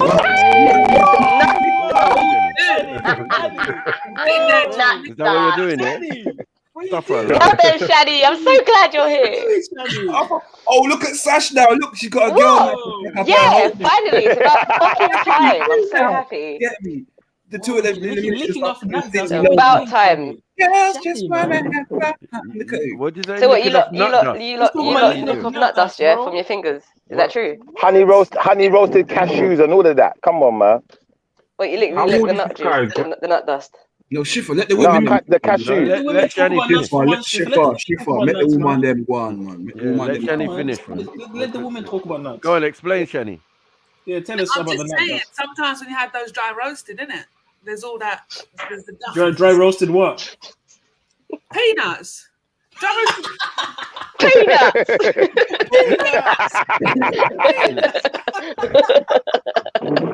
Is this the Black Shani days or is this now? I don't know. Peanuts. So this guy with the nut dust, how old is he? Like elderly or? How old are you, Zulu? Are you asking about the guy with the nut dust? Hold on, wait. I'm just trying to find out. You're just the guy with the nut. Okay. I Blue Trill. Blue Trill, you sound real interested in nut dust, bro. Blue Red, you sound real interested in nut dust right now. Shifa, you was asking everyone what they're eating earlier, so You were talking about snakes earlier, bro. I don't know. You should be a little bit careful there, buddy. You can have a whole pack of nuts as well. So pistachios. No, they're pistachios. Yeah, pistachios. And cashews. I eat cashews too. I don't eat nuts though. Do you eat monkey nuts? No, none of that. I don't like monkey nuts. You don't Have you like tasted them before? It's just bland, isn't it? But Schiffer, you drink nut milk though. No, I don't really drink nut milk still. I'm not really a nut You milk drink fan almond still. milk, Elijah. You said you drink almond milk. Yeah, I tried some almond milk once. I did try some almond milk, but not the nut milk. You were drinking the cocoa nut milk, so you can quiet down. That's all nut. Oh yeah. What was his name? What was his name? What was his name? How about soybean milk? I don't like What was his name, Schiffer? How would you have soybean milk? Pause. There was no him. There was no him. The nuts are asexual. Okay, brilliant. Okay. No identity, yeah? Okay. Gender neutral, yeah. Gender neutral. Yeah. Non-binary nut. It's a non-binary nut. Non-binary, yeah. Shit. Is it not non-binary? So Yeah, man. yeah. Cashews are asexual, bro. They don't have a gender. Okay. Hermaphrodite cashews. Yeah, they are hermaphrodite.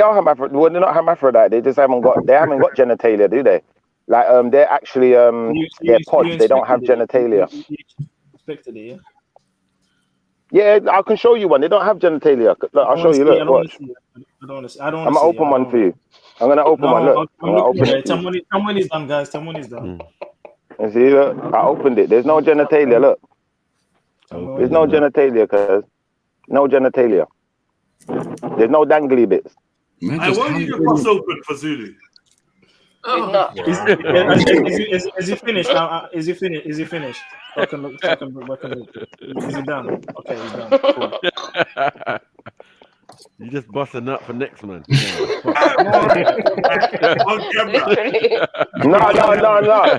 I only bust that nut for the ladies on the panel. No, we weren't looking. You was looking at Zulu. You was looking at Zulu's icon when you did that. Zulu, look. Yeah, in it. Looking at Zulu's icon and shit. And Zulu's clipped it now. That's the worst thing about it. I didn't want to change a pillar of salt. I had to look away. I had to keep my eyes away. I had to keep my eyes away, man. You're a liar. Hold on, wait a second. Zulu, hold on. Zulu, you believe in the Bible, right? So what did Adam eat in the garden? Talk to me, brother. Wally but not. Nut bush. Fruit. Allow it. Oh, nut bush. He ate protein-filled, plant products. Yeah. Okay. And he ate fruits. Okay. And Fruit and nuts. Seed. Yeah, and he ate what? He ate seeds. Alright, what's the land? What is the land called? What's that land called? The land of what and honey? Milk. Milk. Wow. Milk. You don't go for milk and honey. Do you drink milk? Does anybody drink milk? What's wrong, bro? I don't even drink milk. You might not go for milk and honey from a god you call it, man. Yeah, I don't drink milk though. I don't drink milk. You drink almond milk. You don't drink regular. You drink almond milk. You drink nut. No, I don't. No. No. You do. Nut juice. No, I only listen. I only tried the almond milk one time. Yeah, I can only really drink soya because I've got skin allergy. I've got eczema and that. Soya milk. I can drink soya. Yeah, I can drink soya. Nah, that's a wrap. That's a wrap. And soya is not milk. It's called soya because it's not milk. That's a wrap. Soya milk. You eat soy boy milk. It's not milk. You make milk. Nah, that's a wrap. That's a wrap. It's not soya milk. It's just soya because it's soya. Bro, soya. And to stop drink all the man them milk. Well done, everybody. Well, go on. Big up. Big up. What the brick sandals are those? Oh my god. Oh shit, yeah, what are those for real? Oh shit.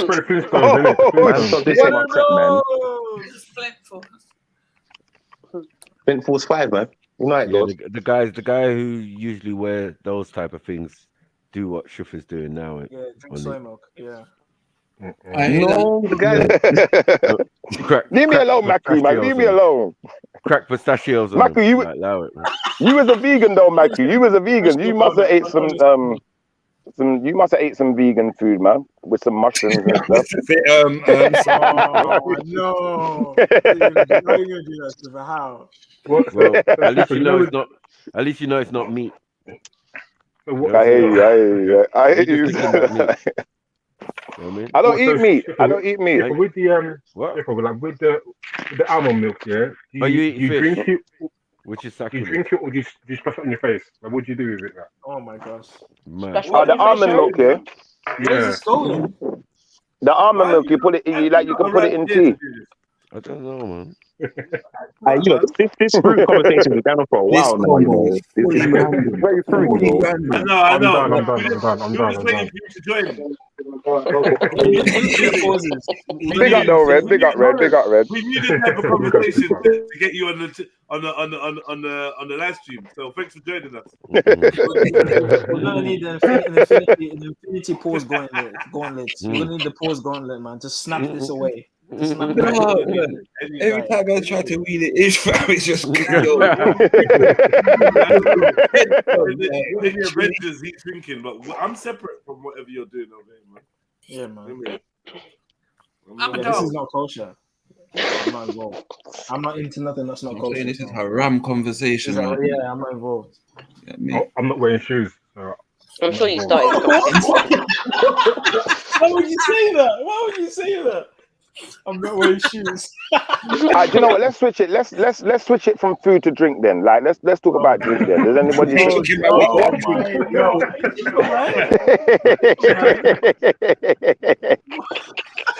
What do you lot drink when you go?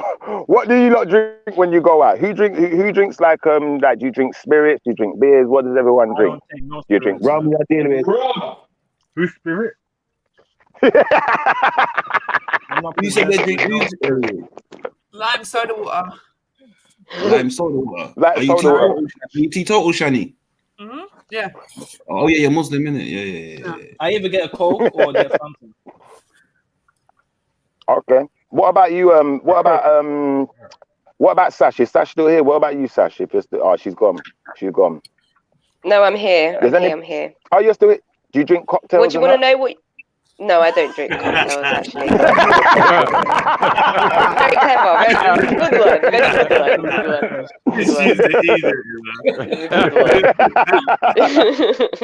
Why did you address that to me? You're rude, you know. You're rude, Shipper. No, because girls like cocktails. Girls like cocktails. I'm gonna be honest. A lot of females that I know, they like. Too. Whoa. With a little umbrella on the side. I know some of you. You put cherry on top of it. Peak in the dunya. You are over the So who's on the cocktail thing then? Who is that? That's on the Yeah, you know. Who is Can you point at anyone? Like, is there anyone in the room? Like, I don't know. Right. Come on, man. Sex on the beach. I know facts, Shiffer. Yeah. It's definitely a Shiffer thing. Jeez. You know, I'm gonna say even you've had a cocktail once. No, I haven't.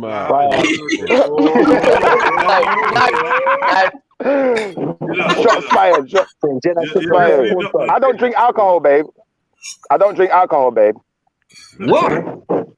But surely the I don't mixture drink of any alcohol. alcohol mixed with anything is classed as a cocktail. Listen to this brother. I don't drink alcohol. I don't drink beer. I don't drink alcohol. Hennessy up in my cup. He doesn't drink alcohol free. It's every size, you know. Alcohol free. Instead of drinking the Henny, then you can No, I'll tell you what that is. I'm gonna tell you what that is. That's Hennessy up in my cup and the smoke filling my face. Now I'm feeling all wavy. Now I'm feeling all wavy.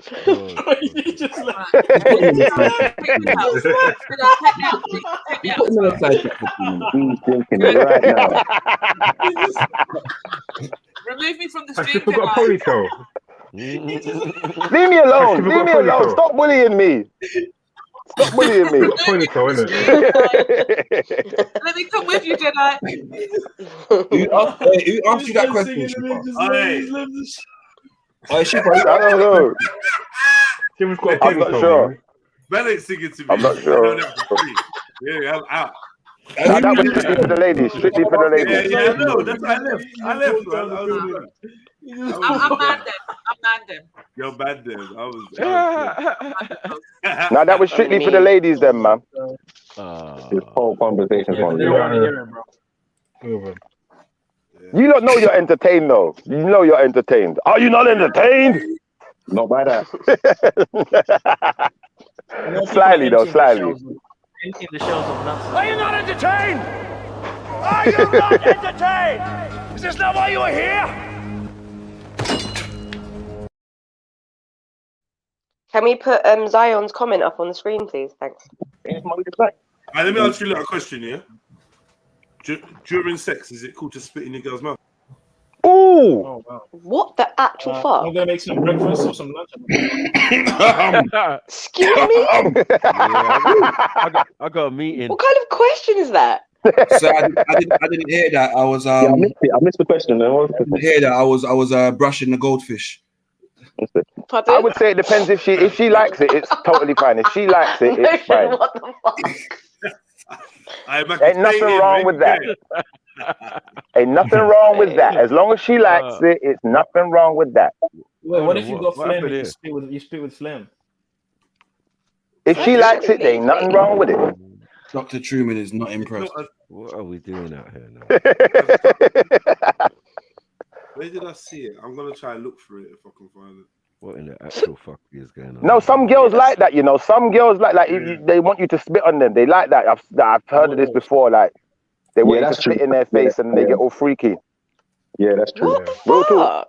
What is everyone about? Yeah, that's true. About why am I hearing people? Don't pretend like you don't know. Yeah, don't pretend like you don't know.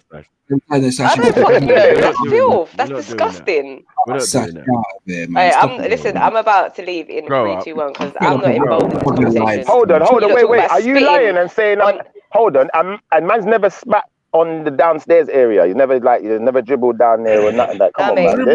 I'm a virgin, bro. Full-blown virgin. Good night.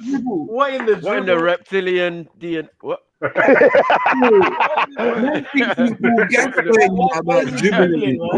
in the Myrmidon is what? Oh, he's just drooling. What is this?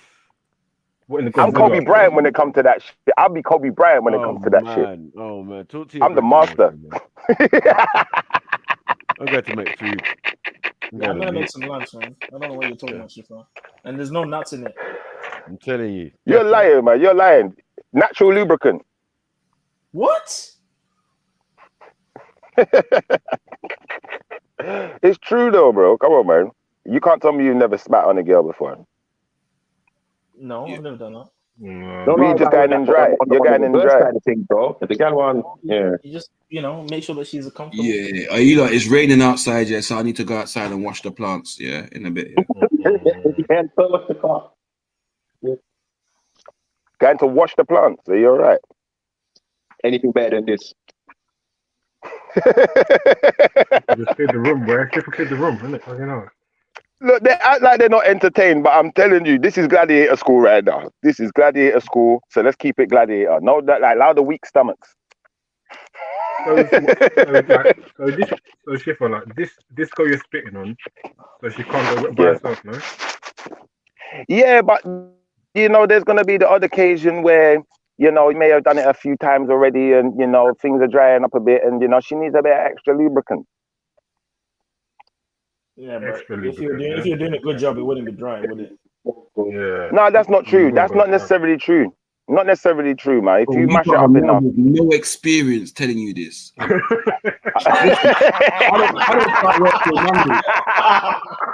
don't start work till Monday. But I'm going to work. Am I wrong, Motion? Am I wrong, though? No, you're right, really. You're right, It wouldn't be dry, would it? So, if she's not feeling it, then don't force it, bruv, innit? Yeah, don't force it with some spit, man. Yeah, if she doesn't want it, just walk away, man. She's not feeling you, bruv. Yeah. Depending on what hole you're going in, there might be spit on you too. What do you mean, depending on what hole? Whoa. What do you mean? Depending on what hole you're going in, there might be spit on you also. Like, because if you go in her mouth, she's got saliva in her mouth, ain't she? What holes are you talking about? Well, if you go in her mouth, she's got saliva in her mouth, innit? So you're going to have spit on you, aren't you? What you're talking about? Yeah, that's her problem. That's not my problem. Yeah, that's what he said, depending on what. Yeah, that's her problem. Yeah. That's not my problem. That's her problem. So it's perfectly fine for a woman to spit on you, but it's not okay for you to spit on her. Come on, man. It works both ways. Spitting on you, she or she's spitting on Jazz hair. No, man, that's correct, man. Yeah, it's 2022. 2022 is unbalanced. One is 20 and one is 22. I must get the extra 2, right? Come on.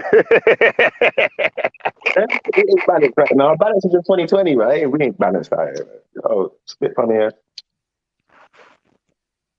You have to, Yeah, wear, it makes you have sense, to wear, man. you have to wear a mask nowadays, isn't it? What? Explain. You have to wear face covering now, isn't it? When you do your You thing got to now. do your COVID test and Nah, your you're doing some BDSM, man. STD That's test some at the same time, BDSM. innit? You have to go in there, put on it with a face covering, isn't it? Or at least a positive, negative result within the last 2 days, isn't it? You don't want to Wait, risk can I it. just address Walter in the chat quickly? Because Walter's trying to he's trying to go at me because I'm a man of God apparently, or a man, I'd say a follower of the Most High. But Yeah, you know, man. the Most High created sex. He created these sexual Yeah, organs. but you're being very So inappropriate, Shifra. That's not a holy thing to do, bro. You're how is representing that, the wrong bro? thing right now. Bro, all I'm doing is giving tips on how to, to procreate. That's what I'm doing. You Yeah, know, but you're gonna you're talking about What are you splitting. giving them, man? You're talking about splitting in the woman's uterus, bro. What do you I'm say? You're giving tips on how. You giving them Tips on tips? how to create life. Tips on how to create Your life. tips. And giving it information on how to create life. Sorry, pause. Information on how to create life. But you don't And at make the end life of the by day, staying in there, man. no, but bro, listen. If you don't lubricate her, yeah, and you don't get up in there properly, like you're not firing off properly, cuz. Okay, but isn't that supposed to be a natural? Doesn't she have natural lubricants? Why do you need to spit? Have you got any kids? No. I've got 4. I do know though that the woman naturally lubricates, right? Yeah, but every woman's different as well. You can't think that every single woman's the same. Well, I mean, if nothing happens, I'd kind of be worried if it was a woman or not, if she doesn't lubricate. I would not necessarily. Not necessarily. Like as long as a baby comes out 9 months later, you're good, isn't it? If you've been going for a while, things can dry up still. If you're making a session a bit too long. Yeah, definitely. What do you mean things can dry up? Yeah, they can dry up, man. I can even see that with my wonky eyes. Even me with my wonky eyes can see that shit. You can't use coconut oil. You could do. It could get messy. Or some, if she's allergic to, yeah, she might be allergic to something. So you have to like, obviously, no one's allergic to saliva. I mean, I heard you can use like olive oil and all that stuff as well. Or you some can WD-40, innit? No WD-40. No, none of that. None of that. You can use what's that stuff called, like lubricant? What's the stuff called like KY jelly, that kind of stuff? It's not for your hair. Huh? This is KY jelly for your hair. Pause.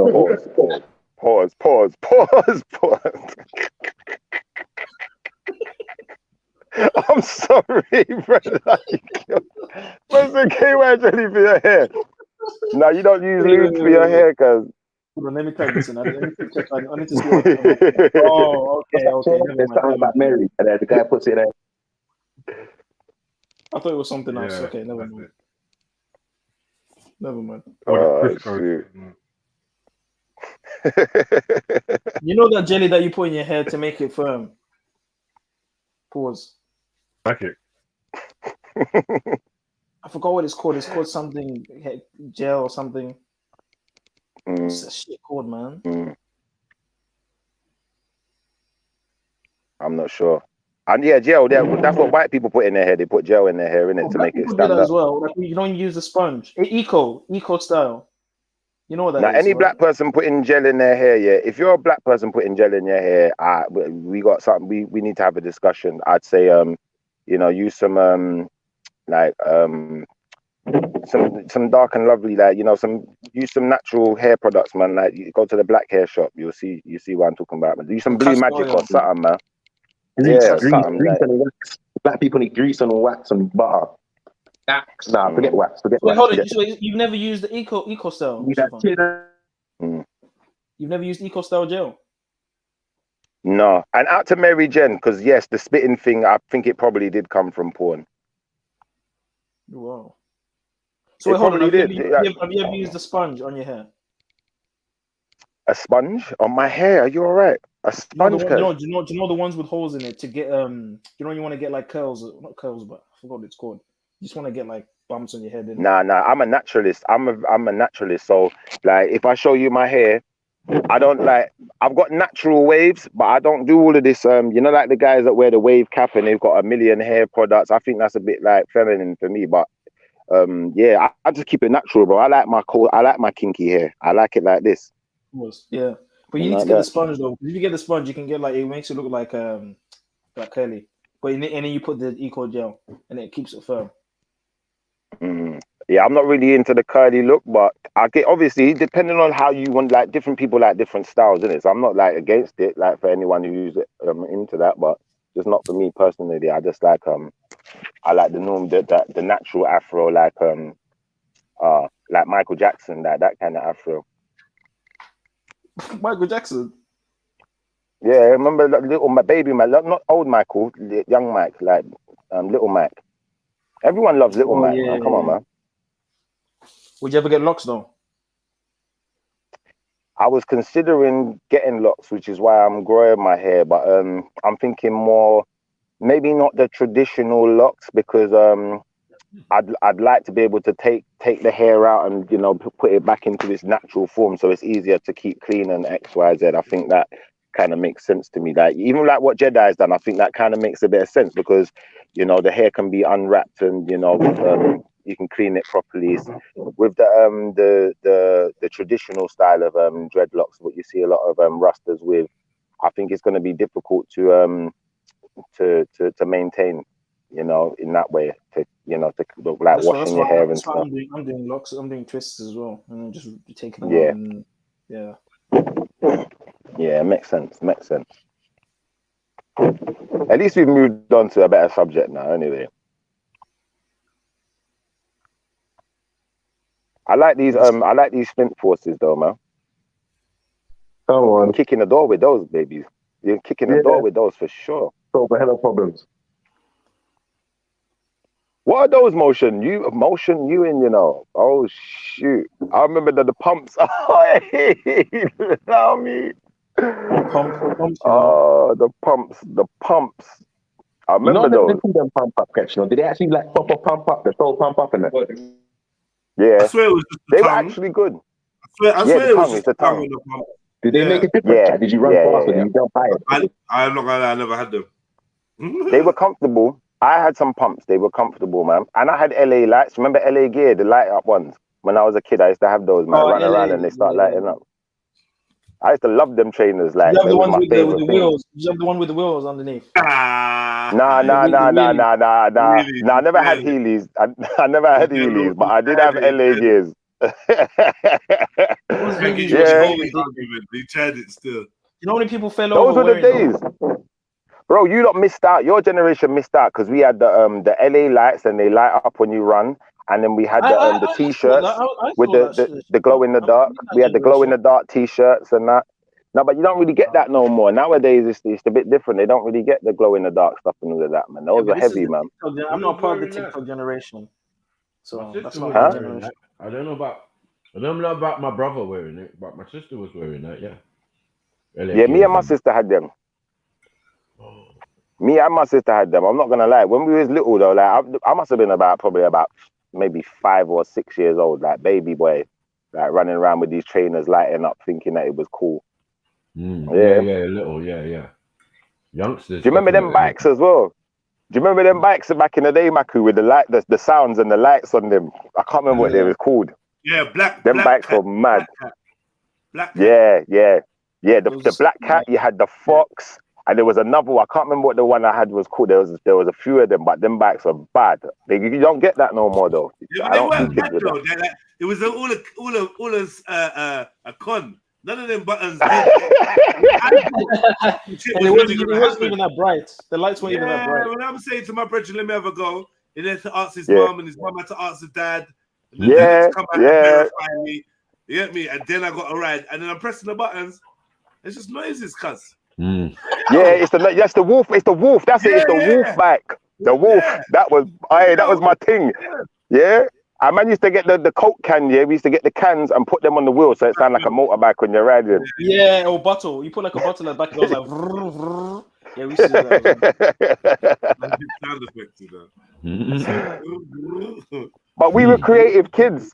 Kids don't think of stuff like that now, man. They don't think of stuff like that. They don't. They're not out though.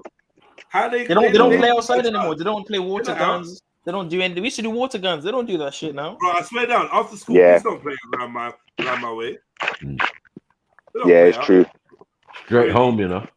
Yeah. On the You know, PlayStation. like, where I live, like this little generation is like after school club.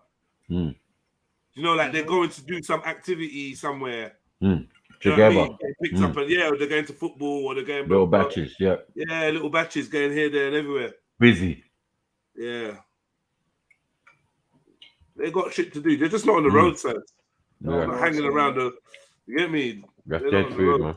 No, It is no, weird no. though, because I do remember the first time I had a console was probably the death of playing outside. I still played outside. Before I had a console, all I did was play outside.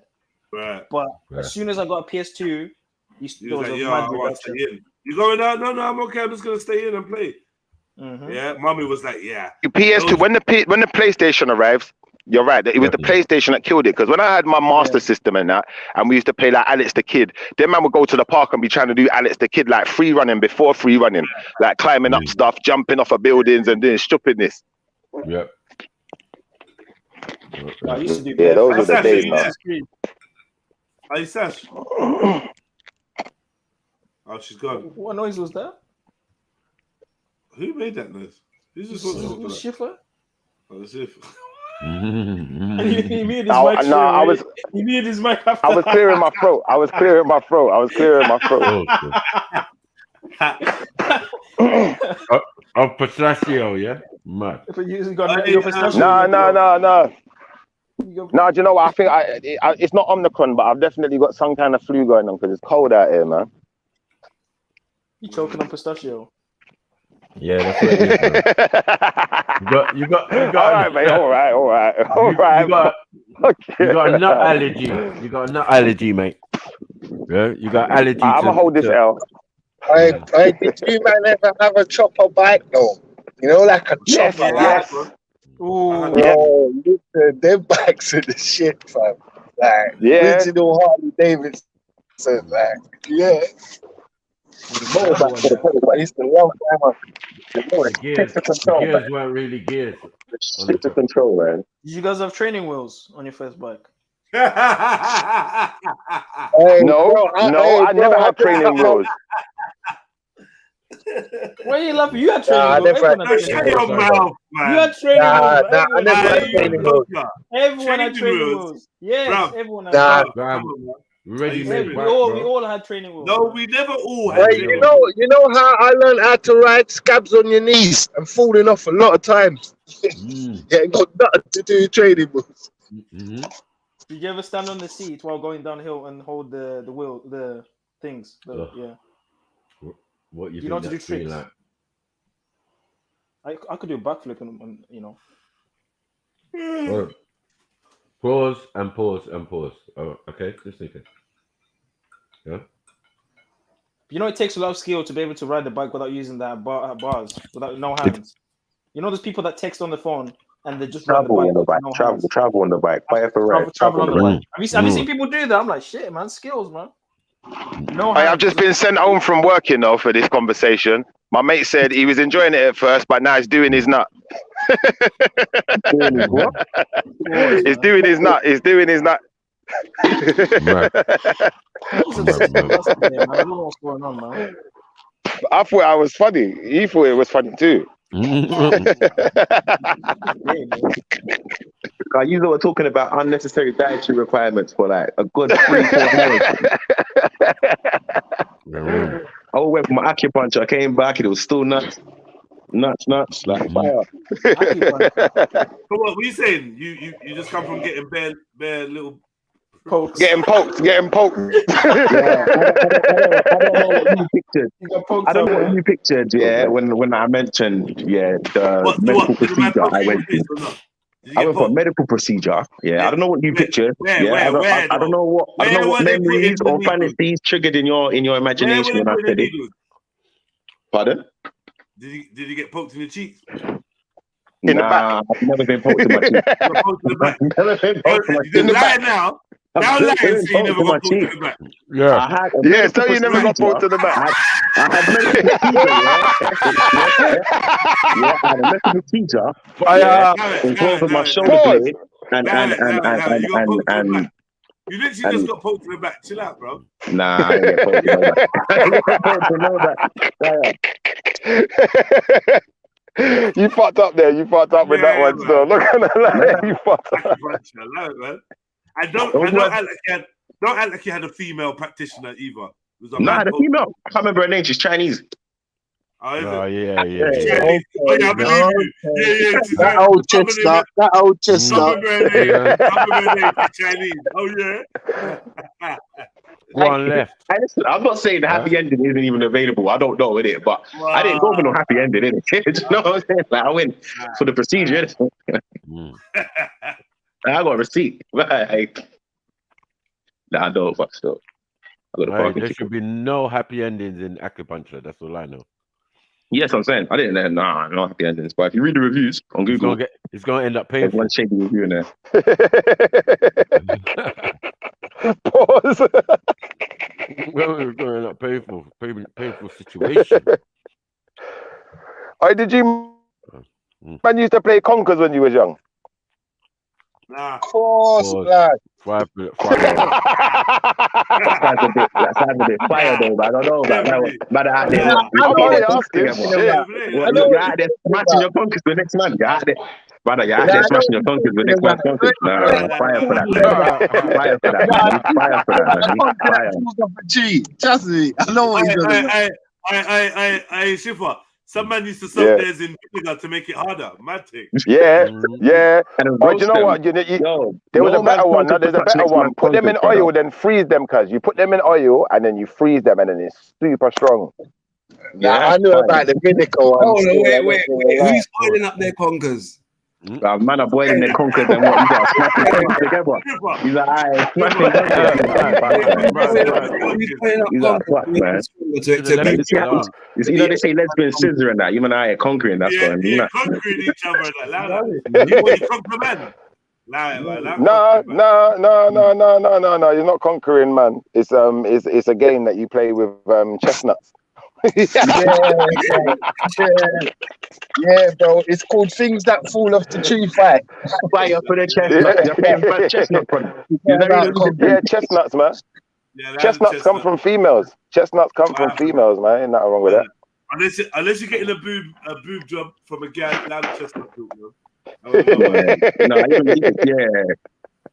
know? Oh, Bombay roll. What about Bombay roll? You could have a chestnut in a Bombay roll, yeah? Nah, you can nut on the chest of the gal, but you don't play with no chestnuts. Chestnuts, man. We don't play with that. Okay, all right, fair enough. You can't win today, guys. No, I'll be straight. Look, I'm gonna be straight. When I was younger, I did used to play with chestnuts. I hope you know be straight your whole life. I still play with chestnuts now, man. Fire.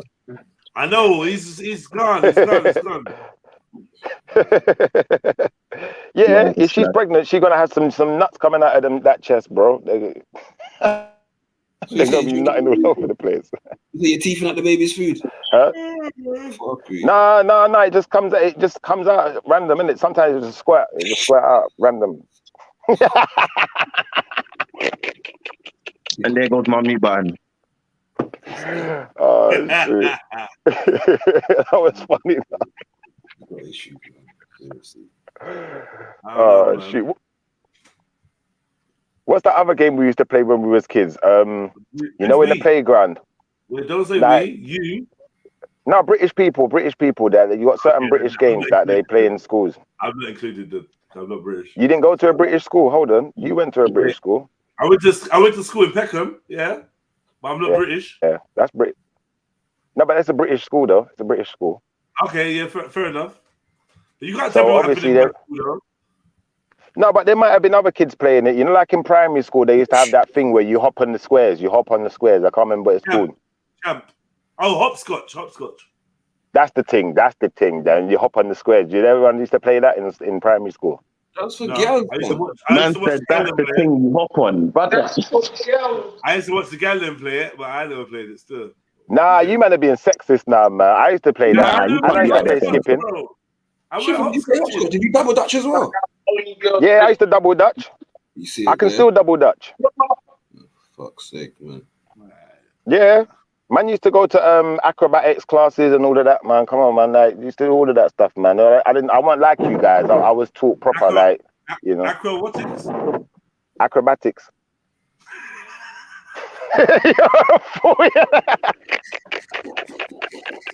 Gymnastics. Pause. Gymnastics. I made a mistake.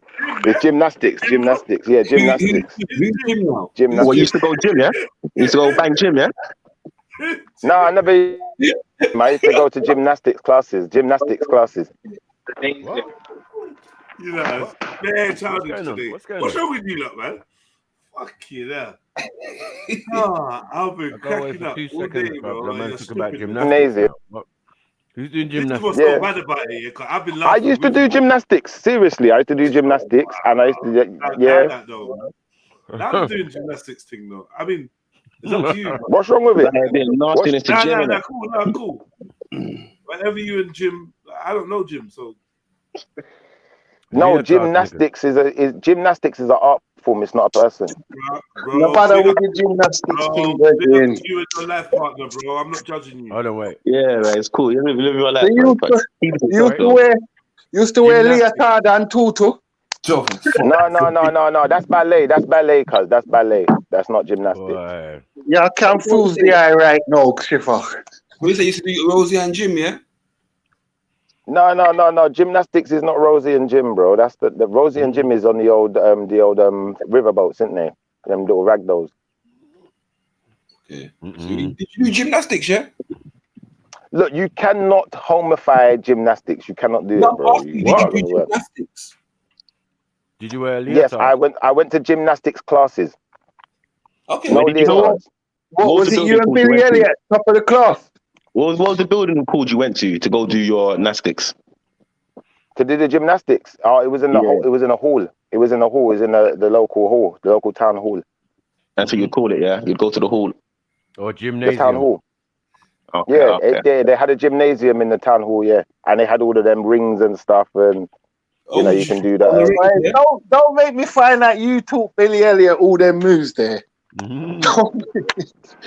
No, Billy Elliot's a ballerina, cuz he's a ballerina. That's different, cuz that's different. Okay. Yeah, ballerina's different. If it was ballet is different. Like, but men can do ballet though. I'm not gonna homify ballet neither, but men can do it. But you know, there is women ballet people as well. But the clothing for ballet is a bit more tight and But hold on, I wouldn't advise if you've got a male child. I would advise you don't send him to ballet unless you want him to have front teeth. Because they'll knock them out at school. They'll mash him up. No, they'll mash him up. Regardless of the thing we're doing, where we're not homifying, the kids don't understand that. Nah, we're fucking up our own community here, bro. Listen, if we want our kids to be well versed in you know, things that are more how can I say, like more I don't even know the word for it. I'm going to think of the word. If you want your kids to go astray, and don't go with the opposite sex, send them there. No, but these are art forms, cuz if you want your child to be more artistic and to have more to understand more about culture and you know, yeah, these are cultural things, bro. Everyone does gymnastics, all cultures. Yeah, it's a cultural thing, man. All people do gymnastics, man. I'm sure that Africans have their version of it. Have you seen what they make the boys wear, bro? Allow it. I wore tracksuit to gymnastics. I wore tracksuit to gymnastics. At what age? I think I went gymnastics from about the age of about 4 years old, you know, up until about 12. And where did they touch you? With tracksuit. I bet you got told off for wearing a tracksuit as well. They wanted to see your legs. No, but I'll be honest. When I used to go gymnastics, I was one of the few boys who there was only 3 of us, and all the rest was girls. I'll be honest. But at the same time, you know, there was different. I think that it's not a bad thing. I think it's something that's good for kids. It's good for you, man. It actually helps your growth and everything. Hey, what MJ said, did you pummel the horse? No, I didn't do that. I never done the horse, you know. I never done the horse. I was never good at those ones. I used to like the bars, you know, the 2 bars. And you have to swing from one bar to the other bar. The monkey bars. Wow. No, I never. No, I was never.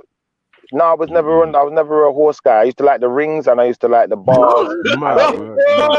Whoa. Rings. Yeah. Whoa. And they used to do a lot of conditioning training, like to strengthen your muscles and your bones and stuff. Because obviously, when you're doing a lot of like jumping around and stuff, like you can get injuries quite easily. So they had to do a lot of conditioning, like your ankles and stuff had to be conditioned, X, Y, Z. So yeah, it was good, man. It was good. You can't hold a fire. You can try. It's not gonna work. I'm gonna cut for the work. I can't breathe. Yeah, I was back in that. You know you went gymnastics too. You just trying to lie. That's why you hiding. I'm done. Bro, you was doing gymnastics in them blocks that you was wearing. I've never done gymnastics. Really? Yep. Okay. Have you ever done a cartwheel? A cartwheel. Yeah. No. You never you never done a you never done a front flip, a back flip, somersault, none of that. Watch out, Zulu. It's a trap. It's a trap. It's a trap. I know. I ain't never played with rings. Bro. You said you played with rings. Allow it. You said you played with rings. Got him. Come on, man. When we was kids, we all did shit like that. We all did cartwheels, man. You had to. Not me, bro. Definitely in the park, bro. In primary school. Bro, when I was a kid, I was playing football. I was playing basketball. I don't know what no rings, man. Yeah, I was in the. I was trying to make swings and all that, climbing trees and all that. Yeah, so hold on. Hold on 1 second. You never did PE in primary school, then? You never did PE. We didn't play with rings, bro. I never done that. No, in primary school, when you do PE, they teach you how to do cartwheels. That's part of the syllabus. So you had to do it. You didn't have a choice. Yeah, they teach you to do a front roll and all that stuff. That's true. That's yeah, true, but you had no choice, bro. But that's PE. But it's still gymnastics. Yeah, you went extra. It's different. That's my mum's fault, man. My mum wanted me to be more rounded. She wanted me to be Well, remember, I went to urban school, so most of this fucking shit on offer was football. Football or hockey. More rings. Nothing else. There were no other options of gymnasts and all this crazy stuff. More rounded. So Shifa, other than the rings, yeah, and the ropes, what did they teach you? What else did they teach you? Man said more rounded. I'll be honest. What my idea of more rounded would have been as an athlete. Do the would have been to run fast, to do athletics, maybe do decathlon, so that's 10 events. Yeah. Yeah, we did that too. We did that. Hockey and all different things. That's what we class as a more rounded sportsman, not a fucking gymnast. What cathlons are you doing? Decathlons.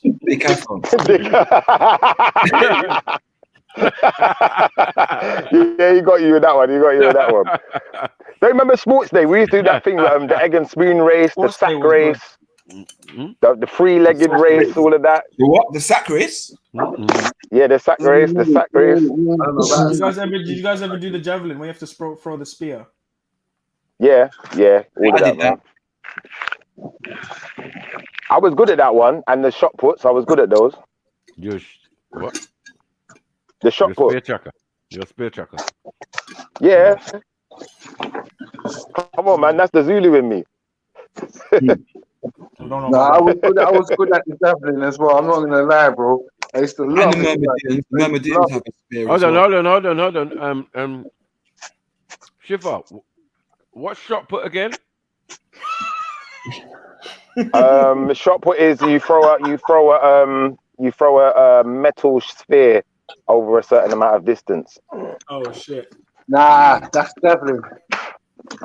No. No, same as javelin. It's same. It's like javelin. You have to throw the sphere over us. You hold it to your neck, and then you throw it into the air, and then it has to go. What? That's what they do, bro. I'm trying to eat my food, bro. Like, allow it. That's what they do. I'm not lying. No, a metal sphere. Metal sphere. Metal sphere. No, metal sphere. Why is it around your neck? No, it's not round your neck. You hold it to your neck, and then you step forward, and then you have to push off with your right arm and your leg, and you or your left arm if you're left-handed. Oh, and you throw you throw the sphere. Spin round. Some spin round. No, I think that one's a different one. That's the hammer throw. That's the hammer throw. No, you actually can spin round in shot put too. Shot put, discus, and hammer. They can actually spin round. Yeah. Yeah, I've seen people do that. I never really did it. We weren't taught that way, to be honest. You just had the metal ball in your neck, yeah? No, metal sphere, and then you have to throw it. Yeah, bro, I took the opportunity. You're not too nasty, you know. You're too nasty. Man say, didn't no one just smoke? Didn't no one just go to smoke somewhere? Oh, get the fuck out of here, man. What, at 9 years old? Go to the local state and have a smoke, man. Fucking hell. Acrobatic. Acrobatics is good for you, man. It's good for you. Man was somersaulting all the way to the dinner, front of the dinner line, and that. Doing splits and that,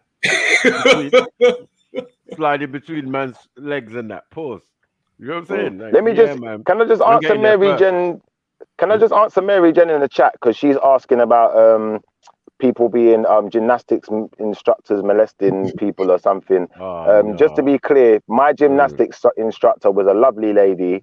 You know, she showed us a lot of stuff, but she never showed us anything sexual. She was a beautiful lady too. She was a beautiful lady too. She was absolutely beautiful. I'm not gonna lie. Was it a he, or was it a she? No, we didn't have he/she's back then. She was absolutely a beautiful woman. You know, she had an amazing figure, and she showed us some amazing stuff. Okay, she's not that old chestnut. All right, whatever. Brainwash, man, repeating the mantra. She's a lovely woman. That's what's gonna happen to you. The mantra. That's what's gonna happen to you at gymnastics. Yeah, chestnut. No. Wait, did you have the beep test? The what? The beep test in school. Run back and forth. Yeah, did you have the beep test? Yeah. I hated that, you know. Yeah, that's not gymnastics though. That was athletics, isn't it? That was pretty much most sports, to be fair. That was just a test. Yeah. It's just a fitness test. Yeah. Did you get high score? Mainly football. Yeah, mainly in football, yeah. Actually, no. Do you know who he was based on? Seb Cole. Oh yeah, athletic. The athlete Seb Cole. It was based on him. He said that the bleep test. He's got the highest ever bleep test. It used to be fab. I thought it was something similar to that, you know. Yeah. Because they said I had a good leg strand, didn't it? When I used to run, they said if I fucking what? Who used to tell you that you had a good leg strand, bro?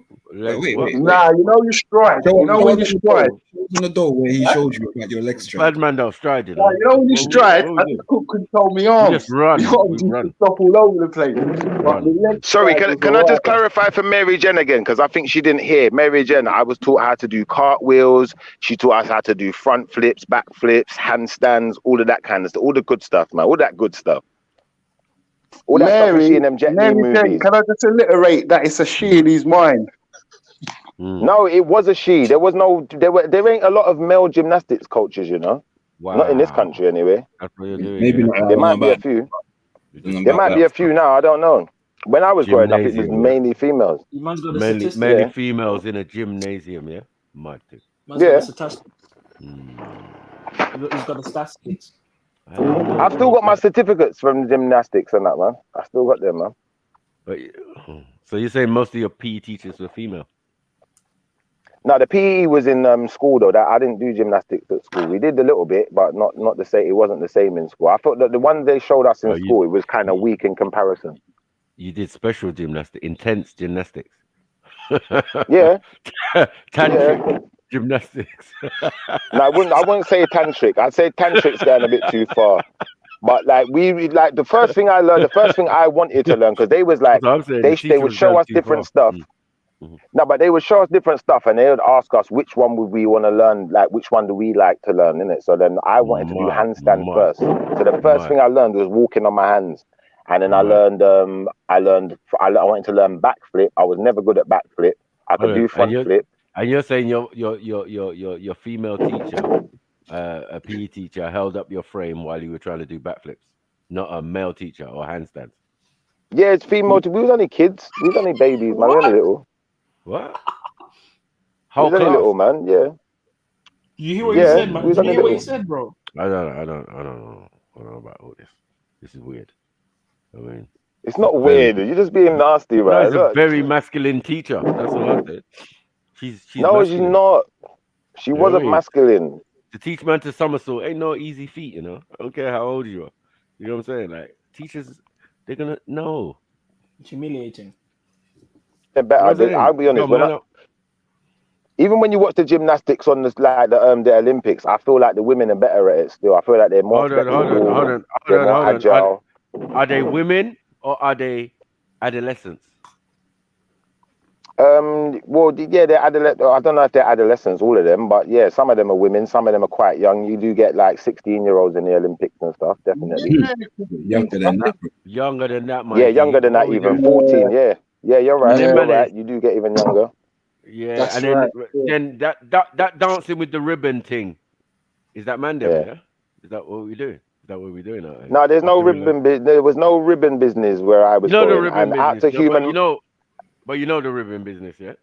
Because this is like the No, I height don't of know about gymnastics. that. When you're done at gymnastics, you get the ribbon thing, and then you do a special performance and all of that. You have to duck to the ground.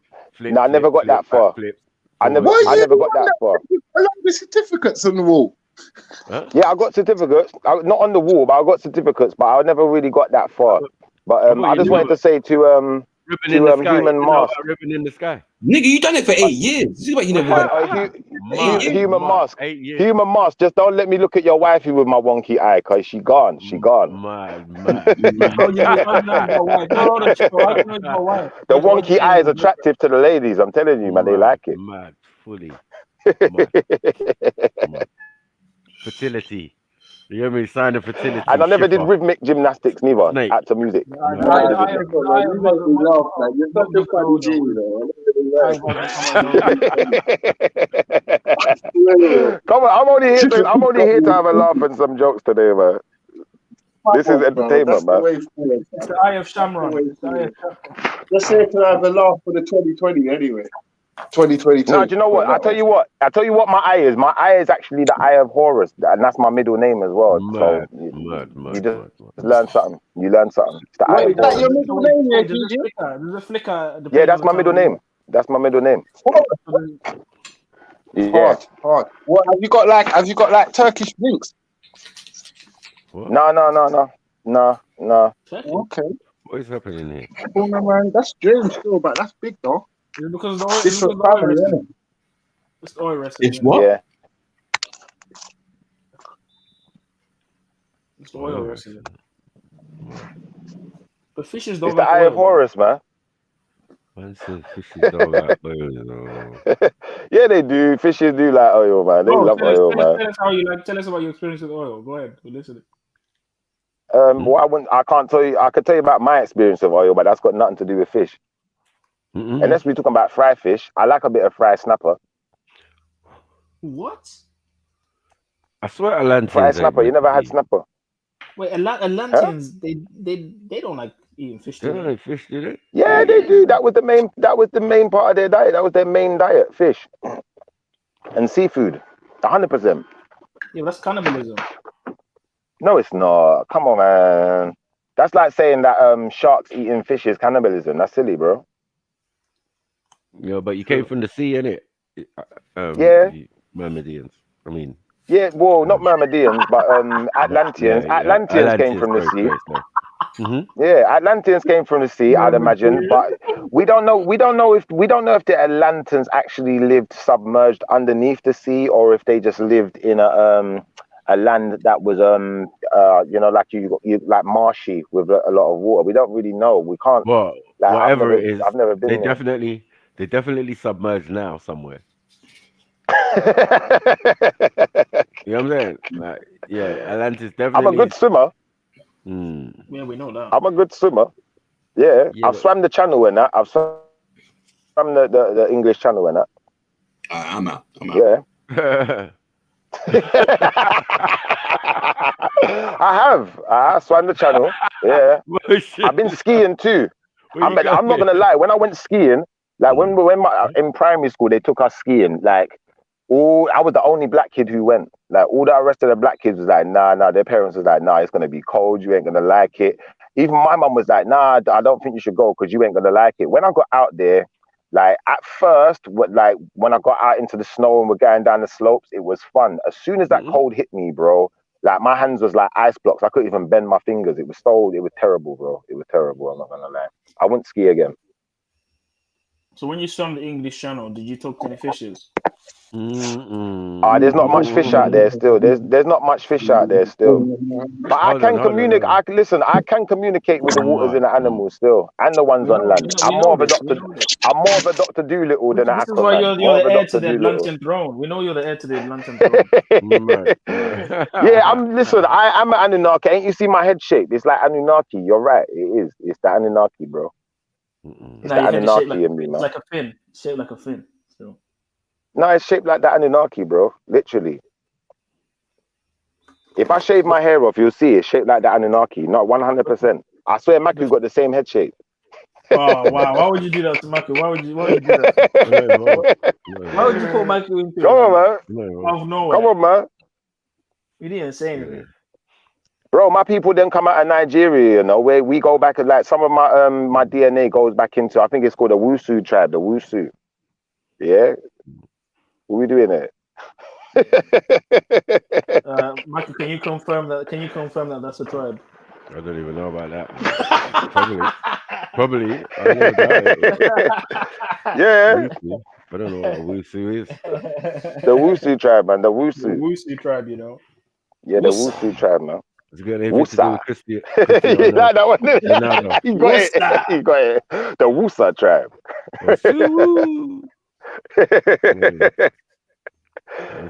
No, but seriously though. No, seriously. Big and serious. Yeah, you said that now. Big and serious. Big and serious. Yeah.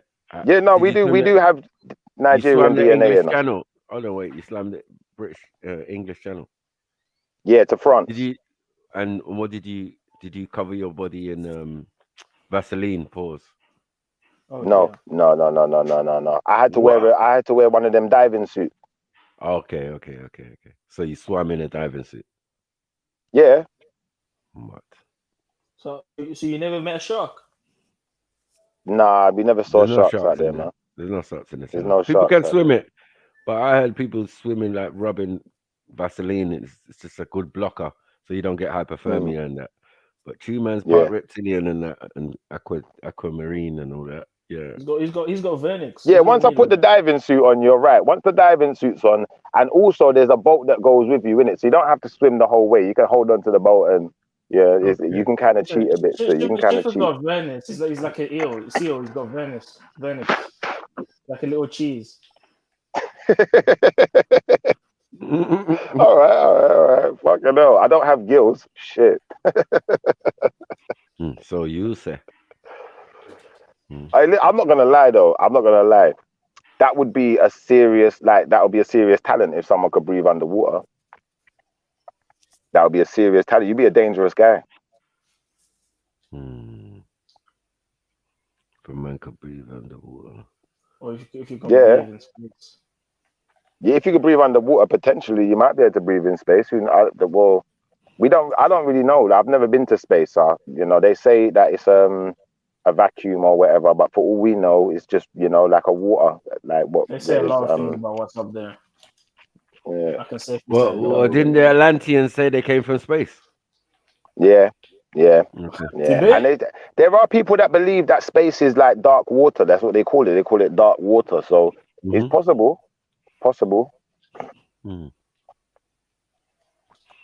Yeah, man. He's saying Anunnaki, man.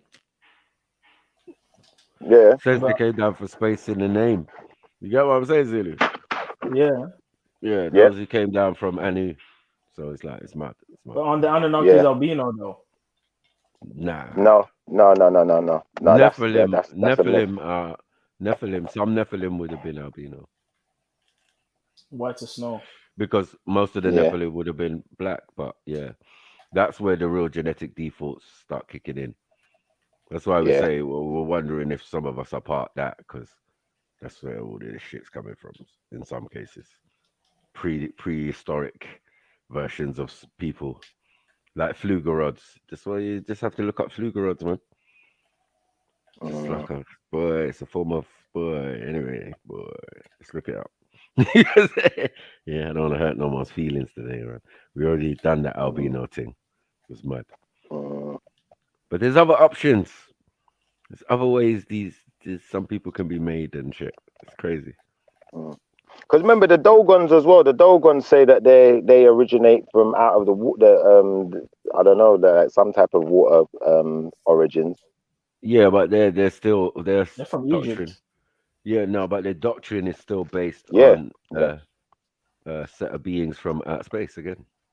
From outer space, yeah. And obviously when they got to Earth, they was dwelling in some type of water environment to begin with. So yeah, Well, yeah, basically they supposedly looked like ugly water beings, or maybe like fishy kind of looking tadpole kind of looking people, and then they said they were gonna come back looking normal. Yeah. See, I think that's where science gets this theory of evolution from, from a lot of these old stories. Like when they hear something from Africa, they just take it, they regurgitate it, then they try to work their scientific method into it to try and, see if there's any plausibility to it. But, obviously they're struggling to come up with conclusions. But I believe that's where the theories are really stemming from, a lot of them. Even like the Big Bang, in it, like when you look in the Bible, is God says, let there be light, and there's like that Big Bang in it, like there's noise, there's voice, there's something going on, isn't But there? the Big Bang was actually created by a Jesuit priest. It wasn't some scientist atheist or something. You know that? Yeah. But obviously science adopted it. They adopted it, so they give you that they do impression a like, lot of it's the religious people that believe in this creation story, and we came up with Big Bang. No, it was religious people that came up with Big Bang, and all some of these things. I wouldn't say that religion was anything good though, because Jesuits, we know who they are, really. So, yeah. Well, as I said, it's all Masonic, and of course, on their side, I mean, it's all Masonic. All these little organizations, thing, and especially for those Khazars, mate. They're good at this shit, weaseling their way into different societies. Because the Pope is a Jesuit now. Yeah. You see, if I cut out, I'm gonna jump back on. I'm gonna jump back on when I get in. The last I'm going two through as some well. mad country lanes. Yeah, you're right. You're right. Remember what I said? They went to where my man's from. You get me? They went to where my man's from. It was like, rah. My man doesn't look like he's from South America, but man's supposedly from Argentina. But I'm saying, bear them man, they went to Argentina, so makes sense. They don't really talk about their little places in America. But Zulu, I will say I can talk to dolphins still. I can talk dolphin language. Mad. You can't speak. I can talk echo language. Hold on. Can you speak closer? If you can't speak closer, then you can't speak dolphin language. Bruh. You can't. If you can't do the clicks, you can't speak dolphin. No. I can do the clicks. Pause. That's not them African languages, is it? Yeah, that sounds like when a racist person tries to do it. Yeah. You know, like that. It's got no language. It's got no tones in it. It's tones. Like, yeah. You started that shit. Click. That's what cuneiform is, man. Come on, man. Let's get this. Come on. Cuneiform. Let's get this party popping, man. I mean, when you look at the real. That's real. When you look at the Sumerian, it does sound African, though. Like some of the words, like Hammurabi. Well, Zulu, we're thank you. We're saying Hambaba. Like these sound like African words. We're agreeing that we were there before everybody. No, you say that we're Egyptian. I'm saying we're Sumerian. No, what? I'm saying that we were there before everybody, and the things that are talked about in Sumer are older than Yeah, Maku said we're both. Egypt. He said they're the same Yeah, people. but They're how the can we same be people. both when they're genetically different? How can we be both? At different times, at different time periods. Because Yes, you remember, can. Samaria got taken over. It got taken over, bro. It's different times. No, but different time Samaria, periods. but we know shit for that. Samaria is older than Egypt, bro. Let's be real. No, we don't. It is. It I actually mean, is. no, we don't. It's not. The society is not. But the stories and legends and kingship is, yes, definitely goes Yeah, further yeah, back. yeah, yeah. I agree. I agree with that. But The we've always stories. said that, Zulu. We've always said that the stories that the Sumerians are telling is far older than the Sumerians. Just like, they just No, inherited I it think the and then Sumerians passed as it a thing. on. Hold on, wait. And then passed it on to the Babylonians. So this is why we can clearly see the connection. Because as the society changed, yeah, they got their own language, but essentially they're all saying the same thing. So it's just a story, a continued Chinese whispers from thousands of years before they even existed. So we can't say that Sumer is older than It is though. Kemet That's what the experts no, are but saying. hold on, but Kemet is still older than Sumer, even on the normal level, because It's they not do though, say bro. Look at the evidence. no, bro. We looked this up. We looked this up, didn't we? And did it We not say that looked the it oldest up. kingdom? Hold on. The oldest kingdom, which is before the unification, was what 5,000 years old. But Sumer is going back to 6,000 years. So what we doing? No, Of course, you can say there were No, but villages the before there star were map thing, kingdoms. No, but again, We can say there were No, but the villages before. Glepepe Tepe thing, whatever it is right between both. It's right between both, Right. and that's Hold older. on yeah, It's thank right you. between both of them. It's And not. It's not we got monuments that are 10,000 years old, so like in we're not gonna do with it. But there was no evidence. Remember, is it? Michael, that was a speculation. No, but hold on, Zulu. What they've done though with Egypt again, yeah, is keep moving the timeline. So unlike Sumeria, where it just stays as what it is, 3,800 or whatever, yeah, Egypt's more one than keeps moving back because of artifacts that they're finding and all of that. And they know there were pre-dynasties before the first dynasty and Nama and all of that, but they haven't got that much information. But there is information. Do you get what I'm saying? To say that this thing is much older than what they are trying to say to us. Do you get it? So that's how I see it. That's what the evidence says.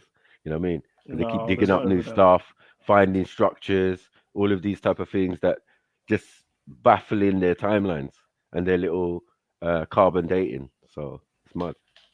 Because You know, remember, what they're basing it on is sometimes the structures.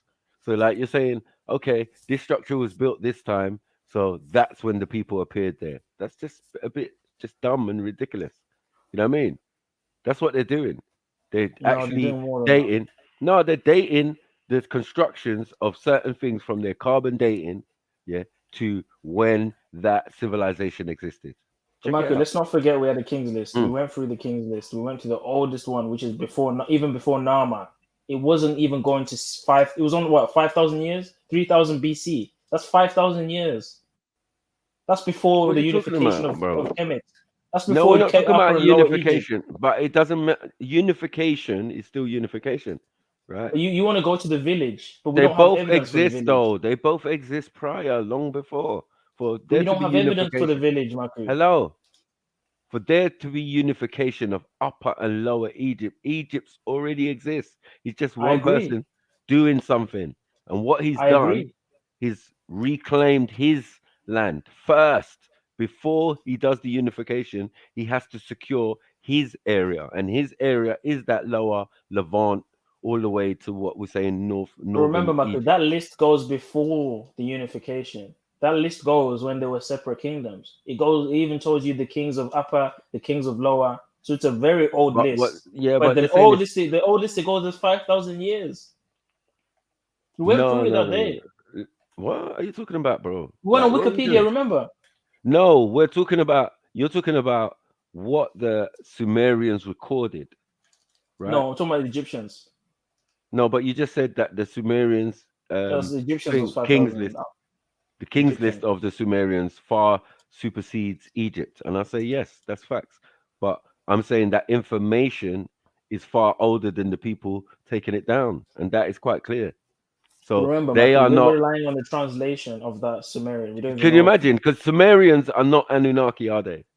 For Yeah, but example. Michael, we don't even know if that translation of the Sumerian is accurate. We're relying off some from white dude to translate that Sumerian to say that it's thousands of years. The kings are thousands of years old. How can a king be thousands of years old, bro?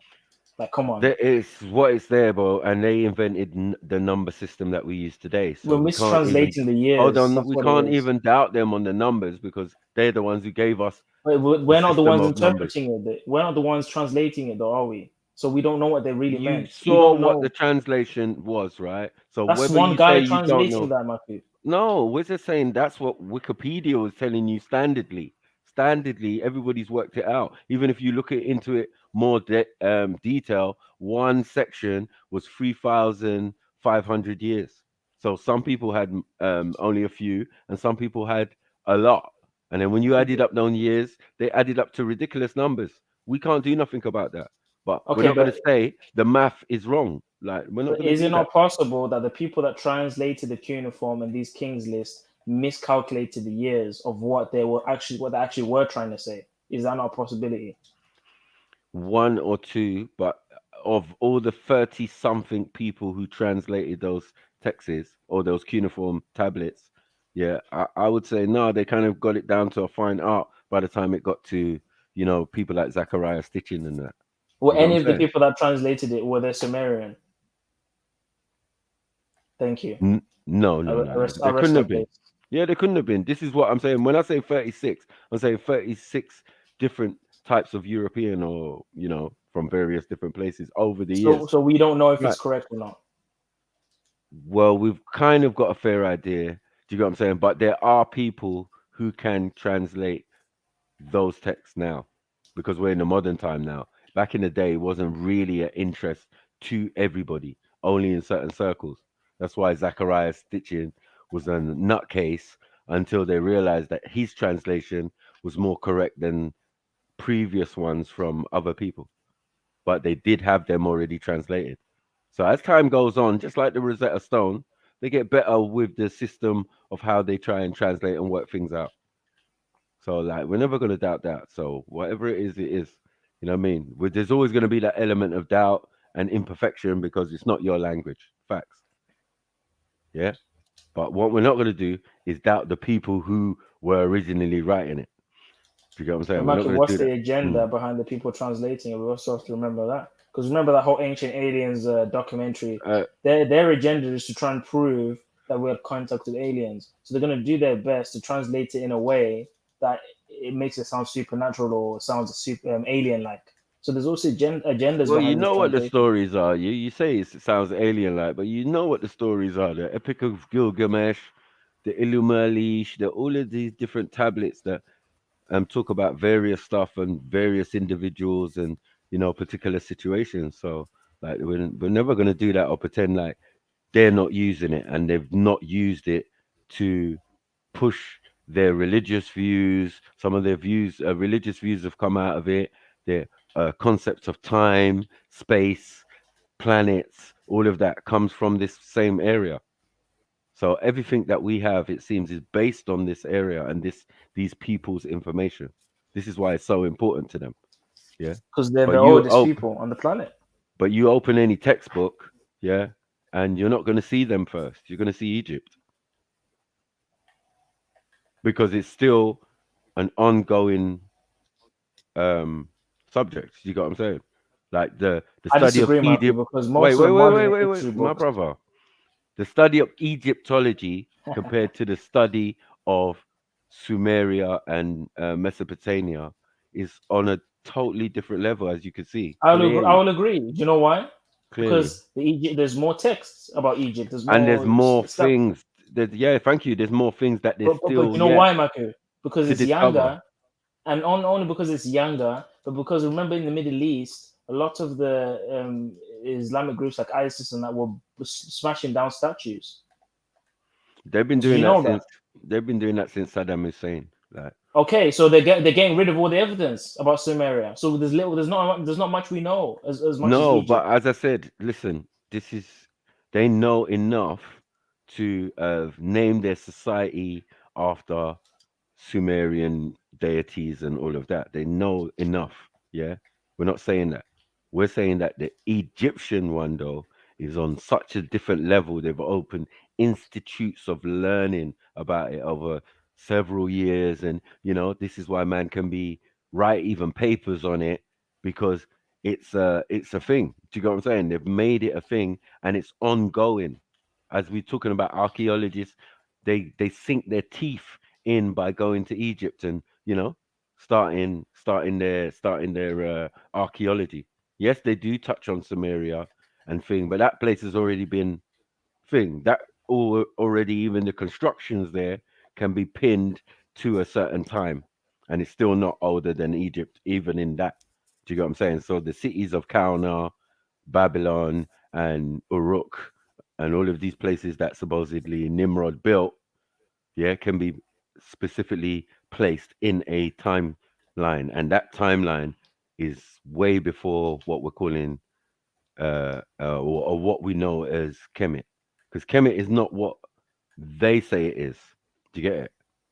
Because we know that even Oh wait, are you admitting that Are you admitting that the cities that Nimrod built are older than Kemet? The cities that he built? No, they're not. No, You just said that. they can't be. How? You said something about Nimrod and the cities that he established are older than Kemet. It puts him in a timeline. No, I said it puts them in a timeline which is not older than Kemet. Do you get it? Okay. It has to be within the 3,800 that they're talking about, and that's not sorry, that's not going to work. Okay, Because but what if he established his kingdom 5,000 years ago, which would sync up with Nama, right? Well, Nama is being misconstrued as one of them, or on the king's list. So where they're saying Nimrod or saying Sargon, do you get what I'm saying? And now they're saying Nama or Menes or whatever. Do you get it? It's just like three different people being put into one, but it's the exploits of three different people. Do you get it? One was a king of the of that region. Yeah. The other one was supposedly Egyptian pharaoh who conquered that region at a particular thing, and then they ended up calling him the Scorpion King in that region. But the statue pose is exactly the same as the Egyptian one. This is why we know that it's Menes. But he's just gone over there, he's conquered it, and they've even put it down and recorded his movements. Do you get it? So everything can be placed in time, and thank God that the Sumerians and the Egyptians keep records. And remember that cuneiform script is mostly found in Egypt, not in Sumeria. Some of these tablets are from Sumeria, yes, but the same writing style of cuneiform and hieroglyphs are actually together in their oldest one, where you can find them in their oldest form in Egypt. So you know that it's one and the same people. As I said, the name Sumer or Semakhet is Egyptian. The concept of Ishtar and Tammuz and all of that is copy from Egypt. No, it's the other way around. Isis, Egyptians copied it from of Sumerians. Isis and Come on, bro. Isis and her son Horus. Because you've got to remember that it's not a copy. When we're talking about Osiris and Horus, they're older than Ra and all of those. Do you get it? They're in the Ogdogs, the first Egyptian kings or rulers or gods or whatever you want to say. Do you get it? So this is a whole different kettle of fish. This is way back before any society built. Remember, the stories have to be put together, and the first rulers have to be explained and talked about. And that's what you're getting with all of these first individuals like Bess and all of that. Each one represents maybe a tribe, if anything, and the ruler of that tribe, or the most, highest amongst them. Who's this now?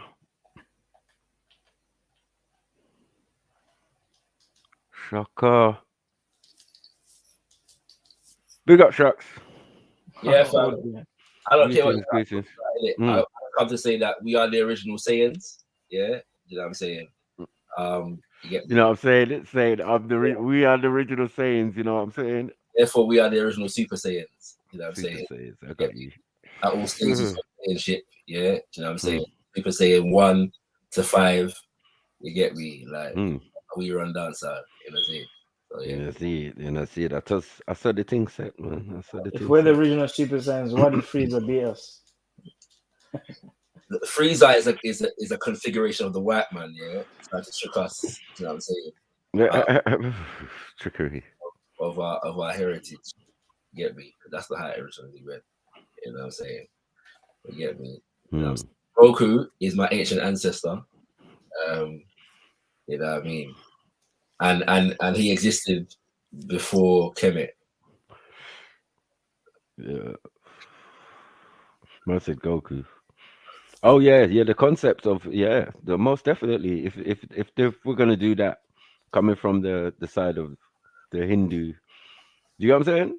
Asiatic thing. That concept has been there since the beginning of time. It seems. You get me? This idea of worship or religion or religion, relying on a jinn and that.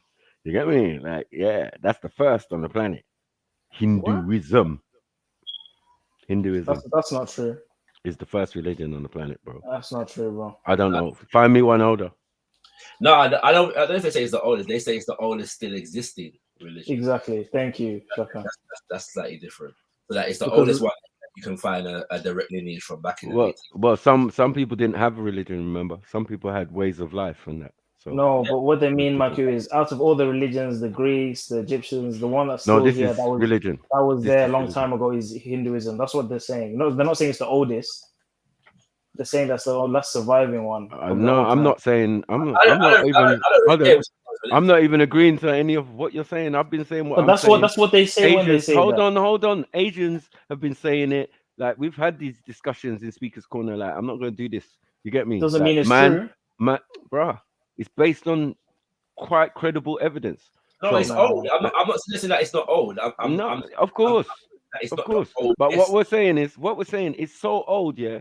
We don't know who originally wrote it, and that is the facts. Do you get it? People found these clay pots. Oh mate. No, they don't know. People found these clay pots. Oh, hold on. You're telling me they just found clay pots? Oh my god. Yeah, I don't know. With these Sanskrit. Hold on, one second, man. With these Sanskrit texts in it. We've said this many times. It's been on many documentaries. I've given many evidence when these people went to that region of the Himalayas. Do you get what I'm saying? First wandered their way to what they say China or whatever, right? And they came across these caves. And in the caves were 24 Buddhas painted and these broken clay pots. And they took the information and Tutu's man ran on that and called themselves after the text Hindu Kush. Do you get it? Because the Hindu or the Sanskrit or the Hindi, this is what it's about. It just came from they stumbled upon it. They didn't originally have it, and you know what I mean. That's always been their ways and customs. Now, again, just like people of the planet, they take on things. So if I type it in, that's what's going to come up, right? They just found a clay pot with scrolls in it. With clay pots, yeah. The Hindu texts, man. First early. No one knows this Sanskrit text. Where did it come from? But they're saying they do know that it has close relations to cuneiform, and there's a language in between that Sanskrit and cuneiform. It's called tree or stick language. Yeah, you can look that up and you'll see it. That comes in between Sanskrit and or Hindi. Yeah, Hindi. Those type of languages. So they all come out of Sanskrit. I mean, out of cuneiform. There's no language that's going to escape it, basically. You got to say, yeah. And then on the other side of where those languages are all those ones that you get in Thai, Tamil. You get me? All them Indonesian typey languages. They all still have a similar type root, all the way back to each other. You get me? But yeah, no one knows who wrote those texts though. Fuck. Because again, they're talking about things that predate anybody who lives there now or whatever. Do you get it? So some people say it's religion, but some people saying, look, we really encountered these beings, and they taught us certain things. And we're like, that's why you're building idols to them and all of this type of stuff. So yeah, that concept has been in that region for the longest time. Now the question is, because that piece of the planet was a piece of East Africa, we have to ask ourselves the question again. What is what? Who is what? Where is it? Where did it start? Where did it originate? But all we know, the idea of worship and idols and totems and all of this type of stuff is, yeah, it's one of the oldest ways on religions in the world, man. And when we say Hinduism, it's very broad, Zulu.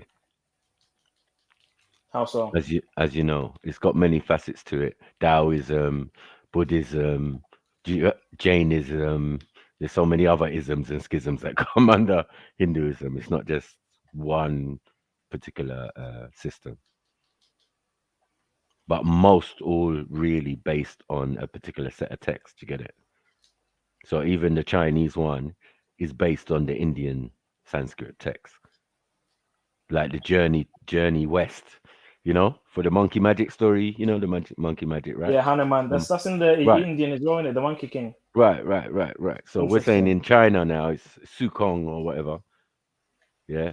And he travels with Tripitaka and all of that, right? To heaven to get the India. No, that's before, right?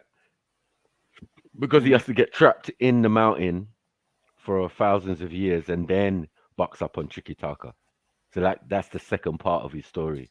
The third part of that story is the journey to India. You get me? To go and get the holy scrolls, the holy Sanskrit scrolls. I was like, huh? Why is Chinese man talking about Sanskrit? Oh, mate. You know what I'm saying? There's a connection here. You know what I'm saying? So yeah, that's demonology, man. And all them fallen angels and anything you can imagine in our side of things or the biblical or Abrahamic is definitely mentioned about these things. Do you get it? Nothing is new under the sun. The Book of Enoch. You know, like the Book of Enoch might go more into detail. Azrael, Azazel. Right, of the Hindu thing, but you're not realizing it's the Hindu thing because the Hindus have the same story. Michael, please stop it. No, I'm just saying the war in the skies. Think about it, bro. Because remember that we're all... the Sumerian stuff is older than the Hindu stuff. The Hindu stuff is a baby when it comes to religions. Let's be real. No, but the Hindu, the Sumerian stuff, yeah, is not a religion. What are we doing? It is a religion. How is it a religion to explain? Hold on. Explain a set of beings coming down here. One second. So how is it a religion that a set of beings came down here, did certain things, and it was recorded? How? Hold on. How does that have to be a religion? Can you confirm that those beings actually came down and it wasn't a spiritual tradition or belief system? No, that's what they're saying in their system. They're saying that these beings, the Anunnaki that you want to keep talking about, yeah, came down and mixed amongst the people and did certain things. How? Explain to me, is that a religion? But Maki, the Hindus say the same thing about their gods. They say that their gods came down and did the rest of the How are their religion? They said they worship them. Okay, so that's the difference. Hold on one second. That's the difference. Europeans are coming along, getting that information and saying the Sumerians worshipped. Hold on, my brother. Just like they said in Kemet, remember? They're saying the same thing in Kemet. No, but bruvs, we've already established. You're treating like the word religion is a bad word. It's not a bad word. No, it's not that, bro. It's unnecessary. Yeah, in certain societies, we never knew the concept of what they're talking about. Do you get it? So no, we're not going to put the baby of the family who thinks he knows everything about the past and assumes that we all did things the same way. That if someone's doing something over here, it's got to be religion. It's got to be idol worship. It's got to be thing. That is ignorance. All right, let's look at the definition of religion because we're arguing over the word, right?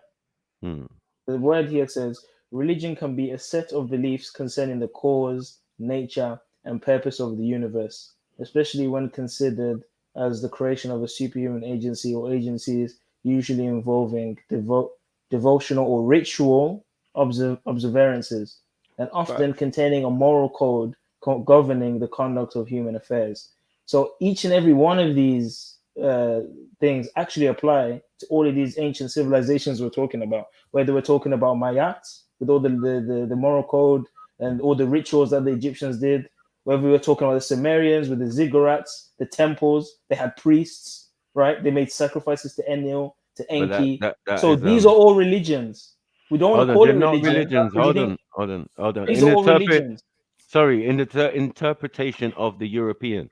Don't say Oh, it is let's not do the what. European thing. But hold Come on on, one man. second. Yes, it is because it's what they're doing. It's their interpretation. We're not going to argue with that. We're not going to say, okay, that's what you feel. Yeah. Boots on the ground, and people who actually live in these places or from these places or have it in their bloodline or have an oral tradition say different. Like there's many different ways to obtain information. Do you get what I'm saying? It's usually best to go to the place and speak to the people nearest there, but the Europeans don't do shit like that. So, Michael, your issue is the Yeah, word they that I'm hold on. using. They do no. It's not. No, there's no issue. I'm just saying that they have their interpretation on how they think things happened and were conducted before they even existed. This is amazing. Do you know what I'm saying? And now we're sitting here taking their interpretation as 100%, especially when it comes to things like Oh, so now it translating. matters. Hold So on, now now the wait. interpretation matters. Wait. Ah. Especially when it comes to ancient civilizations. Like, we can't do that. I don't think that's fair. You So get me? then, We Michael, can't go into the mindset of each individual. You can't go into the mindset of a melanated person when you haven't got the same amount of oh, melanin. here we When go. hold on, when he's writing stuff down. Like Maki. hold on, he might put Come a on, little man. Let bit me of speak as soul well.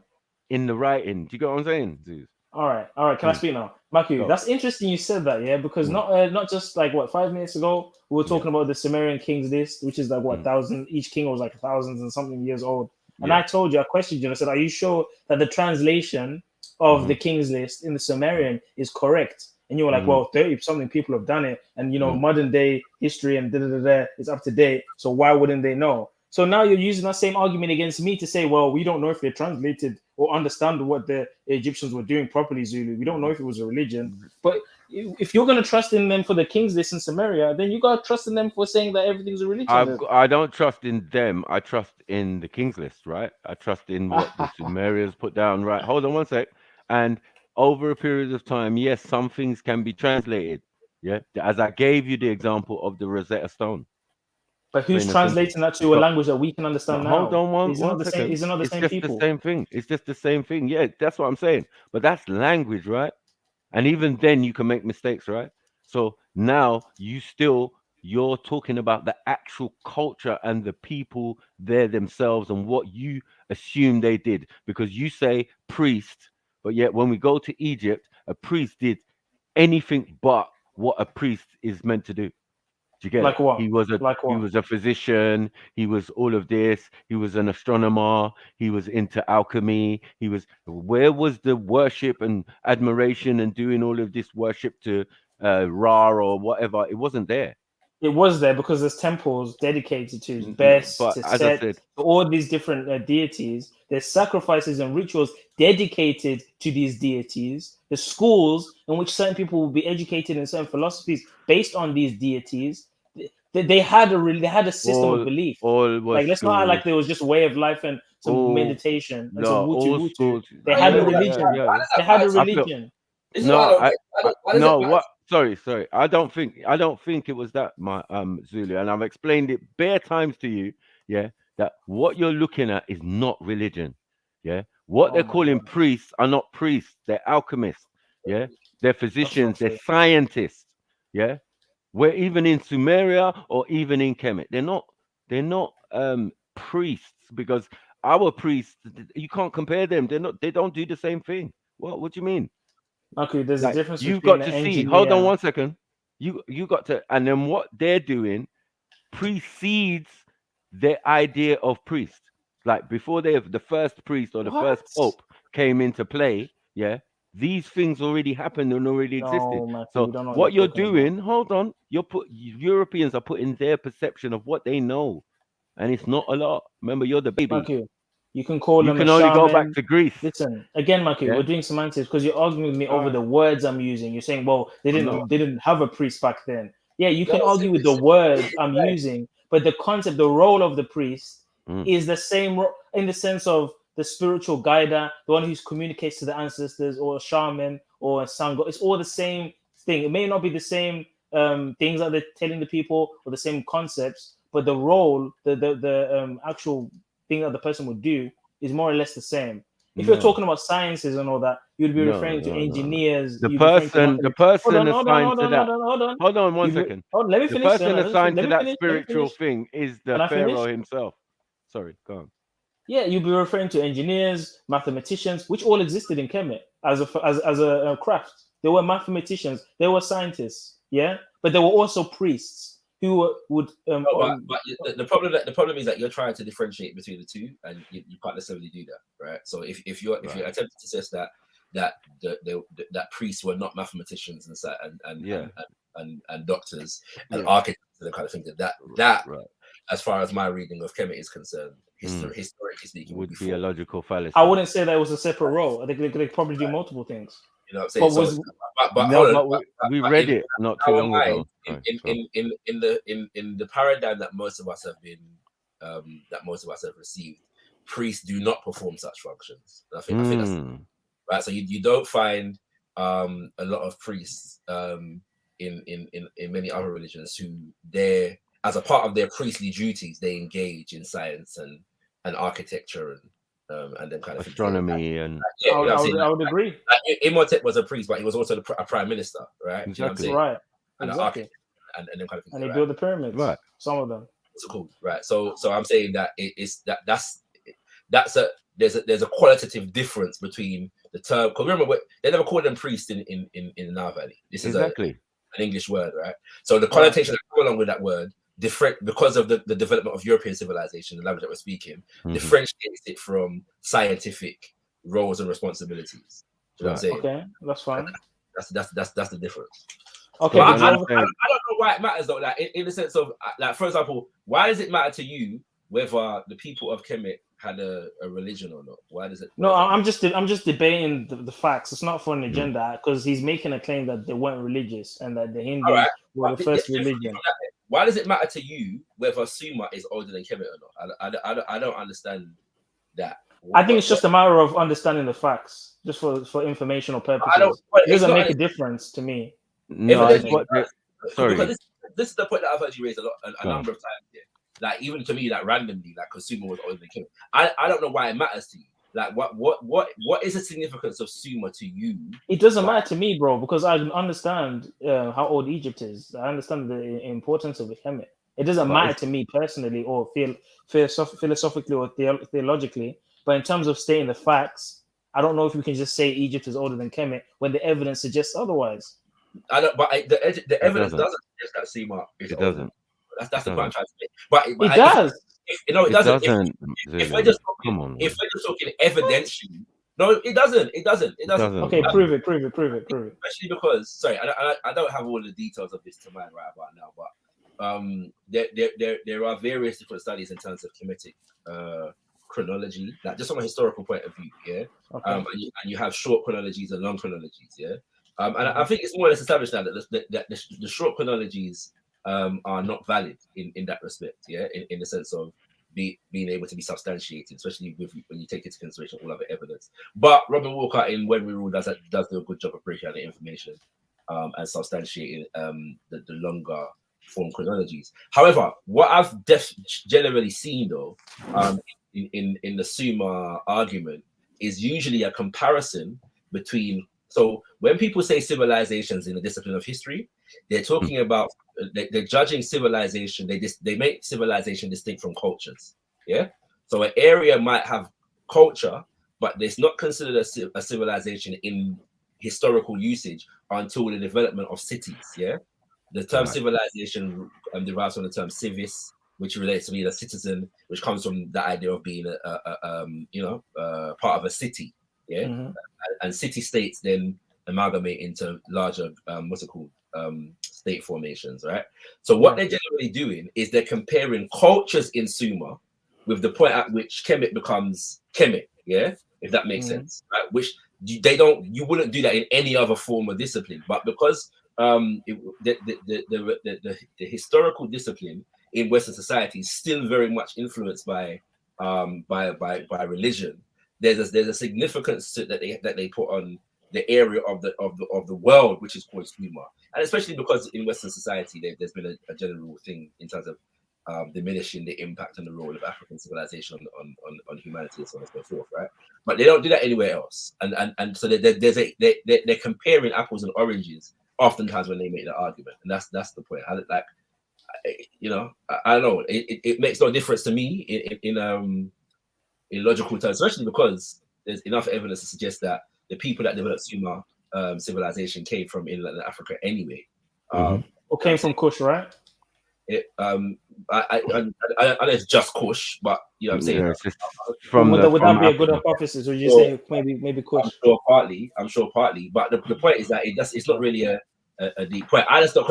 In fact, to be quite frank, I've heard many Hebrews on this as well, and I just don't get why it matters to them, because it wouldn't make a difference to them religiously.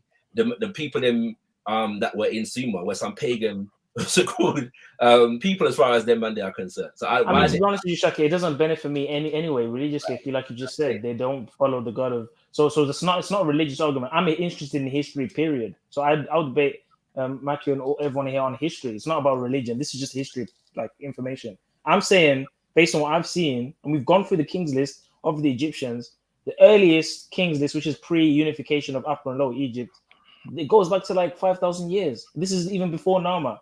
So when we're saying that it's the oldest, when they're saying that Sumeria is 6,000 years, I mean, can we at least say that as a kingdom, or like as an established kingdom, Kemet isn't older than Sumeria? No, it doesn't make sense, bro. What you're saying. Even if Sumer is older than Kemet, it's not older than Tarseti, right? So it's like not older than the region. It's not older than the actual. Look. Once you mention the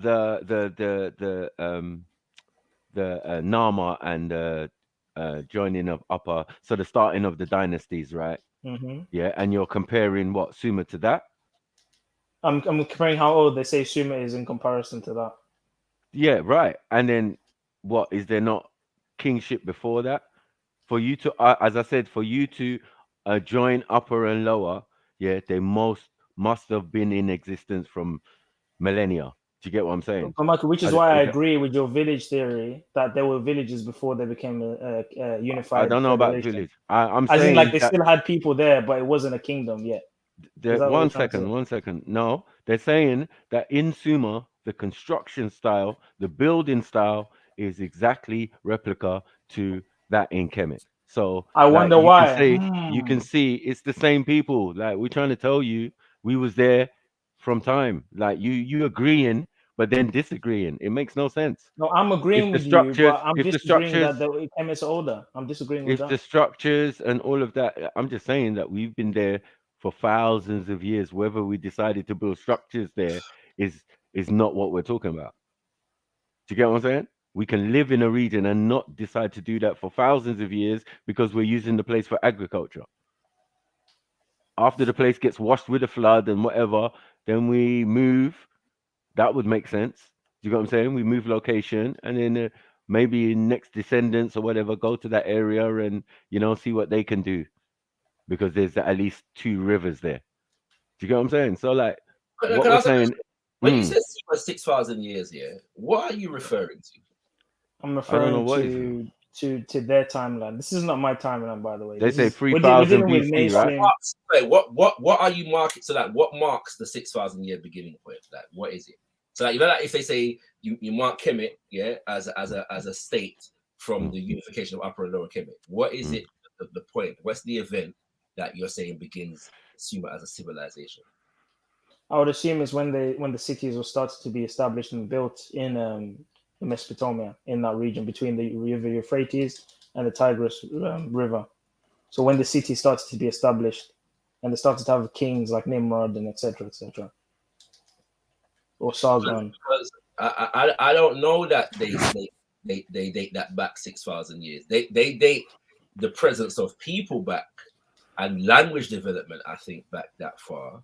But when you're talking about writing, and them kind of things, I don't think that goes back 6,000 years in Sumer. I could be wrong, but but hold on, Shaka. They have sculptures and paintings and stories. Sorry, can I just clarify? When you say 6,000 years, are you talking 6,000 years from now or 6,000 years BC? I'm saying 6,000 years from now. So Right. it'd be like 4,000 so that's BC. 3,000 years BC then.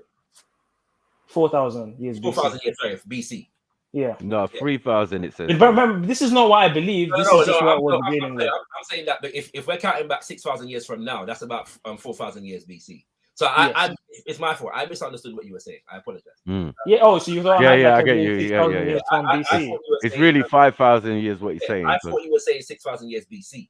No. I don't even think they would say that. Yeah, because they would say that we were like Homo sapiens back then. No, it's something like 3,000, right? They're saying 3,000 BC. But I'm saying that. No, Kemet is 3,000 BC, Maku. No, that's Sumeria is 4,000 BC. No, they're not. They're saying that's what they're saying for Kemet, bro. No, Kemet. No, they're saying that's what I'm trying to make. You're going off of short form chronology, and so that doesn't make sense. You need to study the longer chronology, yeah. Which suggests. Where can I get that?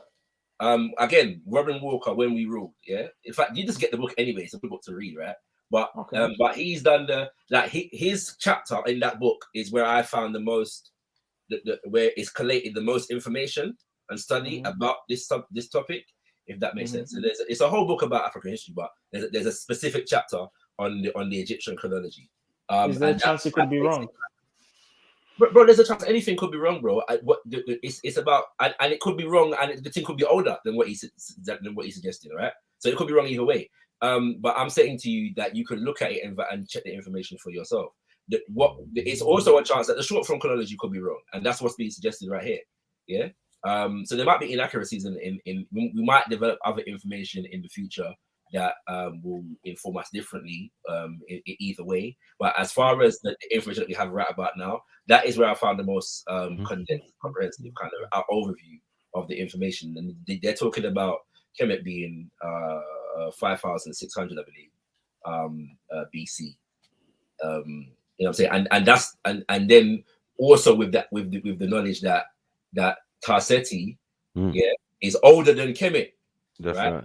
So hold on, is Tarseti like even Nuba? Even Nubia is older. Tarseti is a region that was later called Nubia. Because Anthony Browder is the one doing the works on that one. Okay, can I ask a question about Tarseti?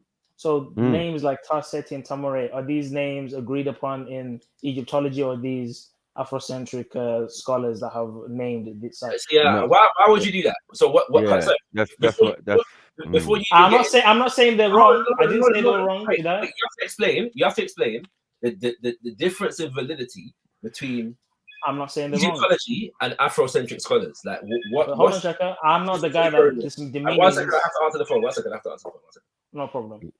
You're going. The reason why I was asking is I'm not saying that Afrocentric ones are wrong. I'm more inclined to believe them, but I'm asking because if I was to show this, for example, as evidence to someone that doesn't buy just one type of people looking into it, there has to be something in the mainstream to kind of point to it too, right?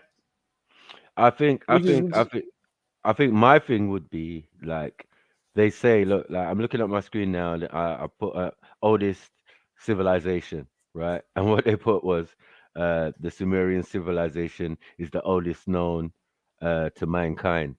The term Sumer is today used to describe the southern Mesopotamia. In 3000 BC, a flourishing urban civilization existed. So they're saying 3000 BC. Do you get what I'm saying? So that's cool. That's no problem. But then when we go to Egypt now, yeah. Whoa. Where are you reading that from? Huh? I just pulled it up, man. I just pulled it up. Yeah, but from where though, Mike? You know, there's best sources on my internet, man. Things. You know, there's different sources that say different things. Yeah. Is that Wikipedia? Well, it was on the internet. That's all I know. Come on. No, I'm just saying. Like, I'm kind of agreeing with you in the timeline that they're saying. Yeah. Okay. So I'm saying like, but it doesn't make sense when you go to Egypt now. Do you get what I'm saying? Even Well, artifacts, structures, done, bro. they predate these times, bro. Easy. Do you get what I'm saying? And I'm like, how does that make sense? And you just want to go to the when Upper and Lower Big Egypt up the new joined up. panelists, Sorry, man. who's Stop that? chatting, man. Stop Sorry. waffling. Big Big up, up the new OB. panelists, man. Sorry, I was looking at another screen. Yo, OB. Big up. OB. Wagwan. Talk to us now. What's Yeah, happening? man. Yeah, bro. What's up, man? Yeah, man. Respect people. Just tuning in, loving the conversation still. Much love, man. Big up, Big up, brother. man. Big up. What do you think about what we're talking about so far?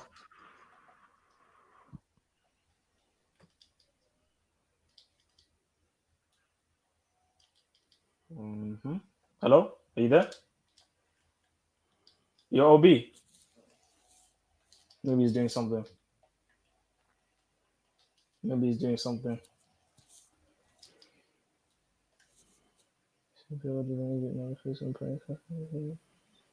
Actually, wait, hold on. We can hear you now. Yeah, I was asking you, what do you think about the conversation so far? Mm-hmm. Yeah. You know what? It's funny. I've had this conversation, about Sumer and Kemet before. I've had it still. I've had it. Go on.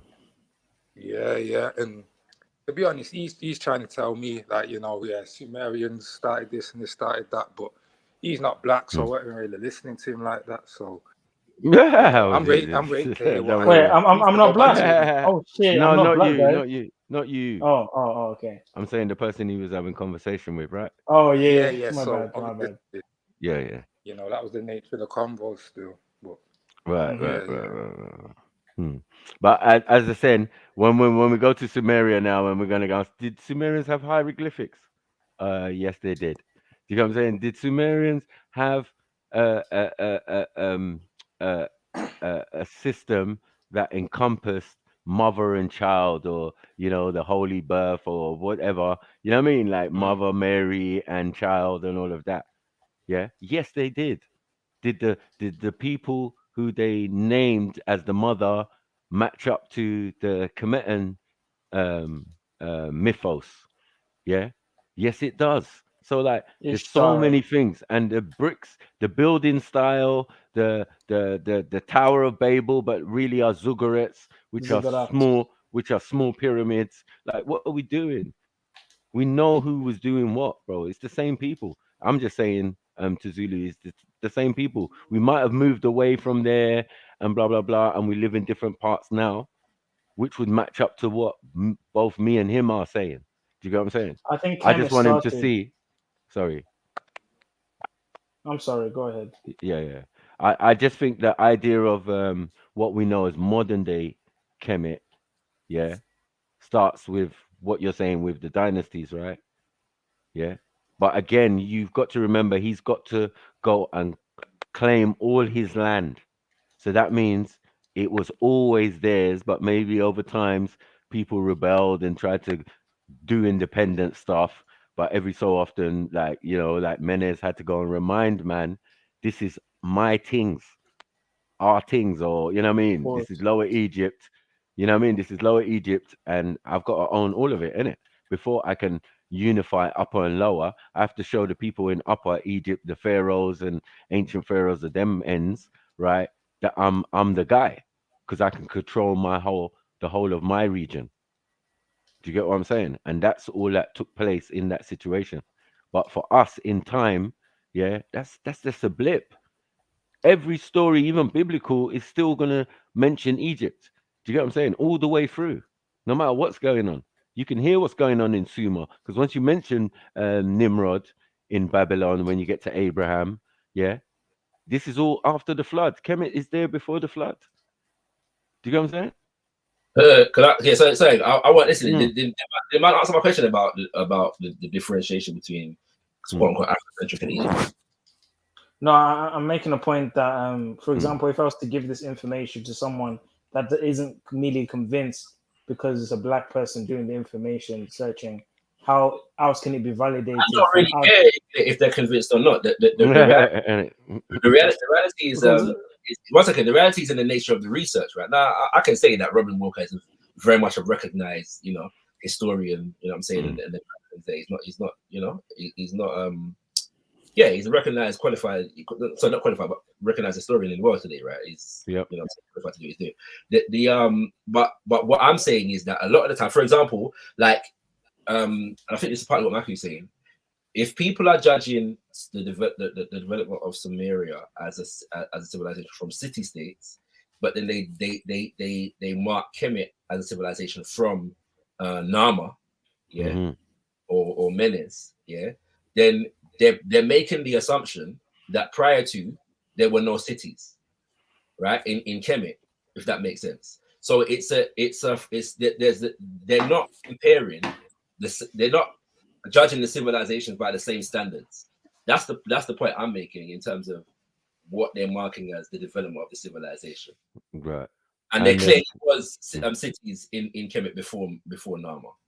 Of course. Nama was only, as I said, he had to, as he rose to prominence, he knew his region, right? And he had to control all of it. So you have to be the master of all you survey and all you supposedly have under control. But they know there's a border. Somewhere down the Nile, it stops, and that becomes Lower Egypt or whatever.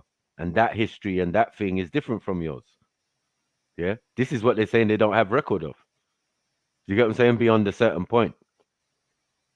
Yeah, I think Amen Hotep. Yeah, that's a couple generations back down into pre-dynastic. Do you get me? Which they say is another like 3,000 just under 3,000 years. So you've got 3,000 one way. Do you get what I'm saying? Yeah, before up to Menes is from then is 3,000 years down. Like, bruh. Hold on, Mikey. And then where wasn't the oldest evidence of farming found in Canaan 10,000 years ago? 40. No, it's 10 actually. Is it 10? Yeah, when I went to the British Museum and they said it's 10,000 years. Well, my friend, my Canadian friend came in one day and he said, yeah, the oldest agriculture in the world was done in the Levant 40,000 years ago. And I asked him who was doing that 40,000 years ago. And he was stuttering like a motherfucker. And it wasn't no Egyptian. It wasn't no Egyptian. It wasn't no Egyptian. Well, I'm saying, we invented farming. And Egyptians. This is what I'm trying to say. Hold on, one second. Egyptians are masters of agriculture. Because if you look up the Natufians, see, you guys only care about no, African but I'm saying, you don't care about any other civilization. It's not about. That's why there's a bias there. It's gonna. That's why it affects. You're not in a position to talk about bias, right? You come from a society where people are farmers. They herd cows and shit. They got corrals and all of these type of things. Because where do you think? One second. But what is that? That's agriculture. You're dealing with Samaria. Hold on, that's agriculture. That's what people who deal with agriculture. So how are you going to say Egyptians who have the Nile? We're not Egyptian. 1 second. Hold on. Who have the Nile, the whole Nile, to irrigate each side of the Nile to, create enough food for the whole world from then to now. Come on, bro. Conversation. I'm not saying the Egyptians couldn't do anything. Why do you keep making it seem like I'm saying that? No, you did say that. We're talking about the oldest, Maku. The argument is the oldest. Hold on. And I'm saying that man is only interested in African civilization, right? This is the claim that man is making it. Yeah. Right. Hold on. So, like, you know what? I'm not even going to try and defend that. Let's say, man, that's all man's conserving. What's wrong with that? There's nothing wrong with that, but I'm just saying, did you know about the Natufians? But Shaka, did you know about the Natufians? No, but bro, this is not about whether man knows about the Natufians or not. What I'm saying to you is I'll say again, Zulu, this is according to the Europeans. The Europeans are telling why us. Keep doing that, Maku? But it's what's written in the textbooks, bro. It's what's going to come up on your Google search. Like, why are we doing this? I'm telling the truth, no? So one time the timeline is okay. Is it going to hold on? Another time the information is not okay. So we're gonna scrap it all together. Are we going to use it when we want to use it? Are we going to swear down? Hold on. If you're going to talk about China, yeah, the English or the Europeans are going to talk about China, yeah, they're going to know certain things. Maybe they ask the Chinese, right? But we can always get exact point of view because we can always talk to the Chinese, right? So this is what they're doing with everything. When they come to Egypt and they're doing research and this is their interpretation. We can't say, oh, this is what it is, because other people say to the contrary. Like, look, look, you're carbon dating nonsense. This is what you're doing. Do you get what I'm saying? But the history, the thing, everything, the clay pots, we find clay pots older than what we're talking about. Yeah, and they'll tell us, oh, well, civilization must be advanced to have a clay pot. They must know about kilns and making fire and all of these type of things that far predate even some of these structures we're even talking about. That they know that, look, oh, this was Egyptian. But hold on, it's a clay pot. And now you're saying it's thousands of years older than the structure that's standing in front of you. I just don't understand what you're trying to do. When I say Euro. Sumeria is older, I'm not saying it's older by thousands of years. No. I'm saying it could even be older by a few hundred years or 100 years. Mostly, from what I've just typed in as well, they're saying it's older by a few hundred years or they're contemporary. The point is, Sumeria is really old. Yeah, and so is Kemet. But what I hear hold on, Mikey, hold on. Let me just say this. Go on. From what I hear, though, is from some people is like, oh, Kemet is the oldest. Kemet is the oldest. I don't hear people talking about Sumeria or Indus Valley or Natufian. All people want to talk about is Kemet. No, but it's not that Zulu. Sorry. It's not that Kemet. It's not that Zulu. Yeah. It's just that for the Europeans, they don't even saying Kemet, are they? They're saying Egypt, right? And as we explained to you before, Egypt is Alexandria. They only want to know about that last 5 minutes. All this other pre-dynastic and all of this other stuff, they don't really know about, bro. I'll be honest. They open whole schools about this thing here. They don't open whole schools about Sumeria. They got the information they need from Sumeria. No, they don't. They been destroyed. They know. Listen, they know. That's what they told you. They told you the libraries. Shaka, did you know that Islamic terrorists wait. went into Iraq and these areas and smashed down the statues of Sumeria? But hold on, my brother. They did the same in Kemet, yeah, they did. My brother. But there's more stuff in Kemet. They did the same in West Africa. There's more stuff surviving in Kemet. My brother, everywhere that you're talking about, Jerusalem, everywhere is Kemet. Like, we're not doing that, bro. Why is there more stuff in Kemet, bro? What's your explanation? Because it's younger. It's younger than Sumeria, so it hasn't been battered as much as Sumeria. But you just said that. Listen to your logic. All the primary information. I'm not even trying to attack, right? But listen to your logic. You said you're not saying that it's older by thousands of years. You're not saying you're not even saying that it's older by much. You're saying that it could just come by years, right? But now you're arguing, that there's more stuff left in Kemet because it's younger. Which would also suggest that it's younger than by a significant margin because it was able to retain so much more of its thing. Like, that doesn't make any sense. Like, clarify what you're saying, please. Yeah, but we also got to consider the technology. The Egyptians had more robust. What? I would say they had better technology than the Sumerians at a certain point in time. What? So in terms of preservation, no, in terms of preservation, Maku, like even with the mummies, they were good at keeping things, in order, even for now. So for us to look at it. So in that respect, yeah, you can say that there's more stuff there. And plus, they were protecting the stuff. They weren't allowing people to smash everything in Kemet. You can see videos now of people still smashing things in Sumeria. Whole ziggurats being smashed up. In Kemet, bro. But you're saying that doesn't make sense. The idea that Sumer is a lost civilization. Levels of destruction. Sorry, go on. Obi, yeah, I'm listening. Would you say that? Would you agree that Kemet was the center of the ancient world? At a point in time, yeah. At a point in time. And at a point in time, it would have been Babylon. Was Sumeria ever the center of the ancient world? Sumeria, yes.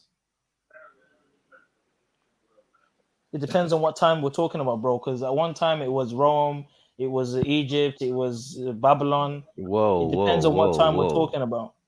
Well, whatever time, no, bro, no. Yeah, not like Rome. No. Someone's weren't like Rome, You got what I'm saying? Some were only just that region where they were. They controlled aspects of that region up and down the Tigris and Euphrates.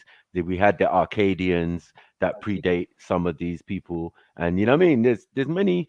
Listen, that region is so steeped in history and stuff and ancient stuff and all of that. We're not doubting their information.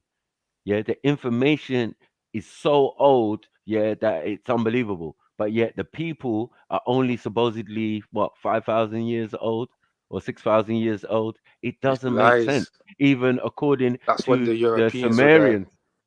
Yeah, but what we overstand is yes, things get passed down from generation to generation to generation, so people got time to be building up structures, but yet building it up the same way that's already built in Egypt. Like, what are we doing, bro? These are the same people. Nah.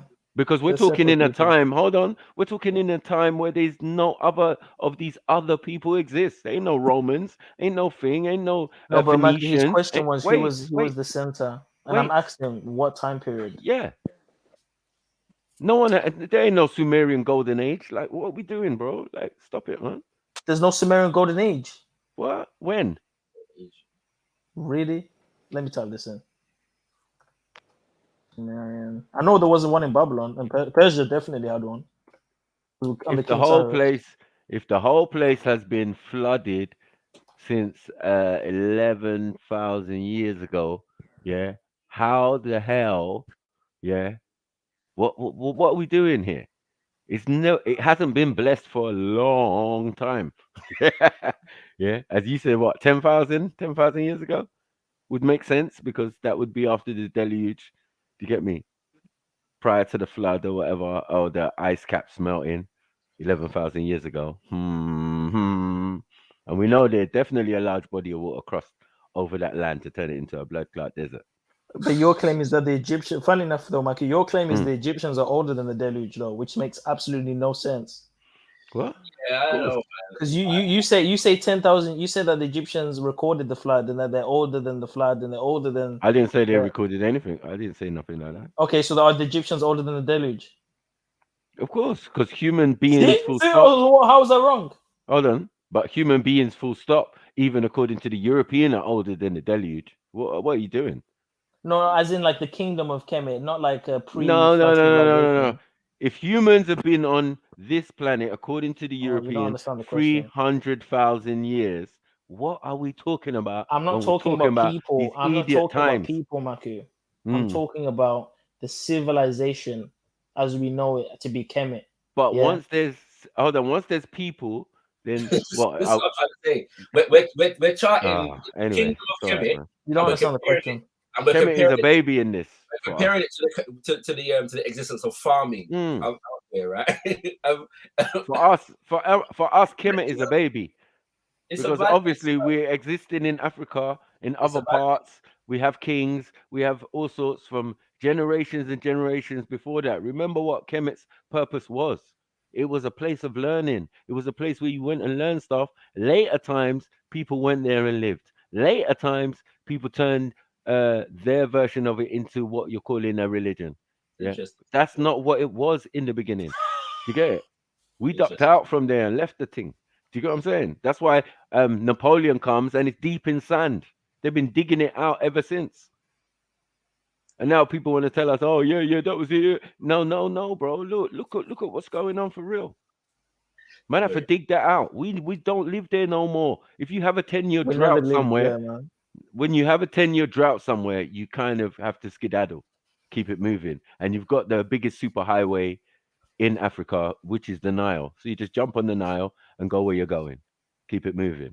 That's it.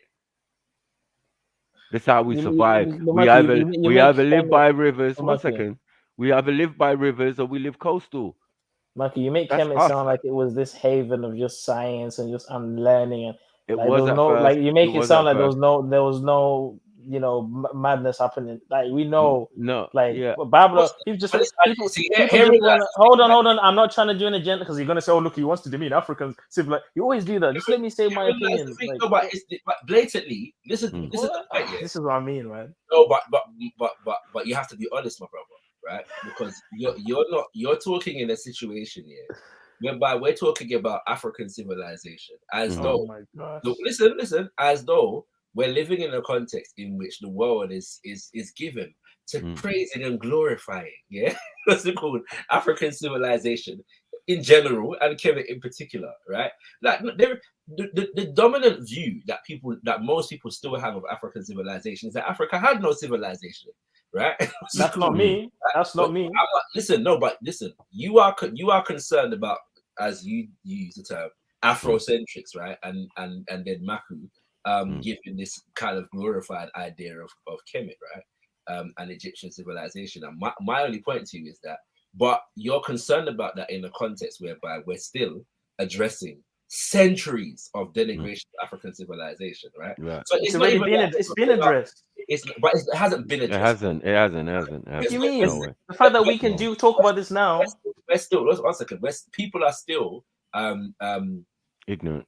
Yeah, very much ignorant of. And if people know about Egypt, it's good. Most people don't know about Mona Matapa, and even Tarseti prior to move to Kemet, right? And everything there. Right, Most people don't know about what the civilizations or the empires. I told them when they get to Tamaray, come and talk to me. Right, you know what I'm saying? Stop right? it. People don't know about these things generally speaking. Right? We're not having a conversation of an overabundance of hyper glorification of African civilization. That's a fallacy, bro. No. And to be quite frank, like on the religious point, to a significant degree, the reason why Kemet it has not been celebrated as a civilization is because it was considered to be the place that oppressed the Jews for 400 years, and was dealing that's not even the reason, and was dealing with the witchcraft, and was punished by the God of Israel. That's bad thing. Right. So Egypt has not been life. As a glorified. Egypt is full of idolatry. It's full of worshiping the sun. It's full of worshiping. I hate to say this, but the one who I don't even want to get into all that. I don't even want to get into all that. You're just gonna make yourself look silly. There's no point even getting into it. You know how many times you've got this ass whooping for this. I don't want to hurt anyone's feelings. Finish your statement. Listen, my feelings don't get hurt. Yeah, I'm a fix. And mine don't. You're the only one who's gonna run off. Finish your statement. Because, like I said, fam, I'm a lover of history, so I don't just focus on Egypt or Kush, or I focus on everything. Because as far as I'm concerned, I'm not native to one continent. I know my feelings. Hold on, let me finish. Hold on, let me finish. According to anthropology and many of the ancient findings, we were present in many parts of this planet. So I'm not just going to time myself to Kemet when Samaria may or may not be older, and our people were also there. So why am I just gonna say Kemet, and just brush off Samaria? Hold on. When our people were in Samaria? But you're changing Zulu. I'm not gonna do that. Why couldn't it be what you're calling Kemetans in Sumeria? Why couldn't it be that? Because when I just gave you different culture, different language. No, it's not. Different people. It's not. Everything. Hold on, one second. Every language is Semitic. Like, what are we doing? What? Yeah, I disagree with that. But no, I mean every language along. Oh, now region, you disagree with him, Sheka. No, listen. Every language that we're talking about. Yeah, no. Yes, it does. It does. Even the Niger Congo languages are Semitic languages. So like, we're not going to do that. Yeah, well, obviously. Hold on, what? But the fact is, bro, come on. I don't think. But the fact is, if a man's language has got Arabic in it, and Arabic is a Semitic language, if a man's language has got Hebrew in it, and Hebrew is a Semitic language, come on, bro. There's many people within the continent. There are African languages that have English loan words in them today. It doesn't. I'm not saying English. No, I didn't say English. And even though English is a Semitic language. The point I'm making, bro, is that you cannot say that a language is Semitic because it has Arabic words in it.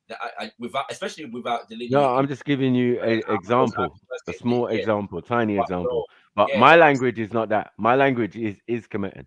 So, yeah, but there are Arabic words in Yoruba. Exactly. So that's what I'm saying. It's a Semitic language. There's no argument. There's no argument for me or Yorubas about Yoruba being a Semitic language. There's no argument from us. That's there what I'm are trying to also say. English words in Yoruba. There's also English words in Yoruba. There's English loan words in Where? Yoruba. What do you mean English words? No, the English words in Yoruba are English. You were saying like television is still fucking television. Yeah, that's it. That's the modern. That's what happens in the modern times because obviously there was no word for it. That's true. Like in my You know what I'm language, we say what's for tomato, we say The fuck? tomatoes. And I'm saying You know to what I'm you, saying? Like Yeah, we it's don't just have like that. African But there's twang, no but it's an English English. word. There's no and I'm English saying words. to you, No, and no, so no. have you, so you don't think that a similar thing could have happened with regards to Arabic?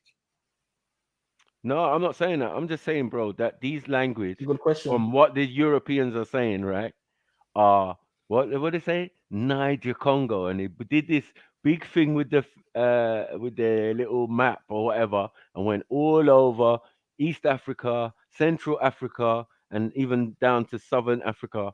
Do you get what I'm saying? When it came to this language thing, so I'm like, okay, Right, the reason whatever. why I can't agree So with that. and now hold on. If we were the people in those places, yeah, it only makes sense to agree with me and to agree with Zulu.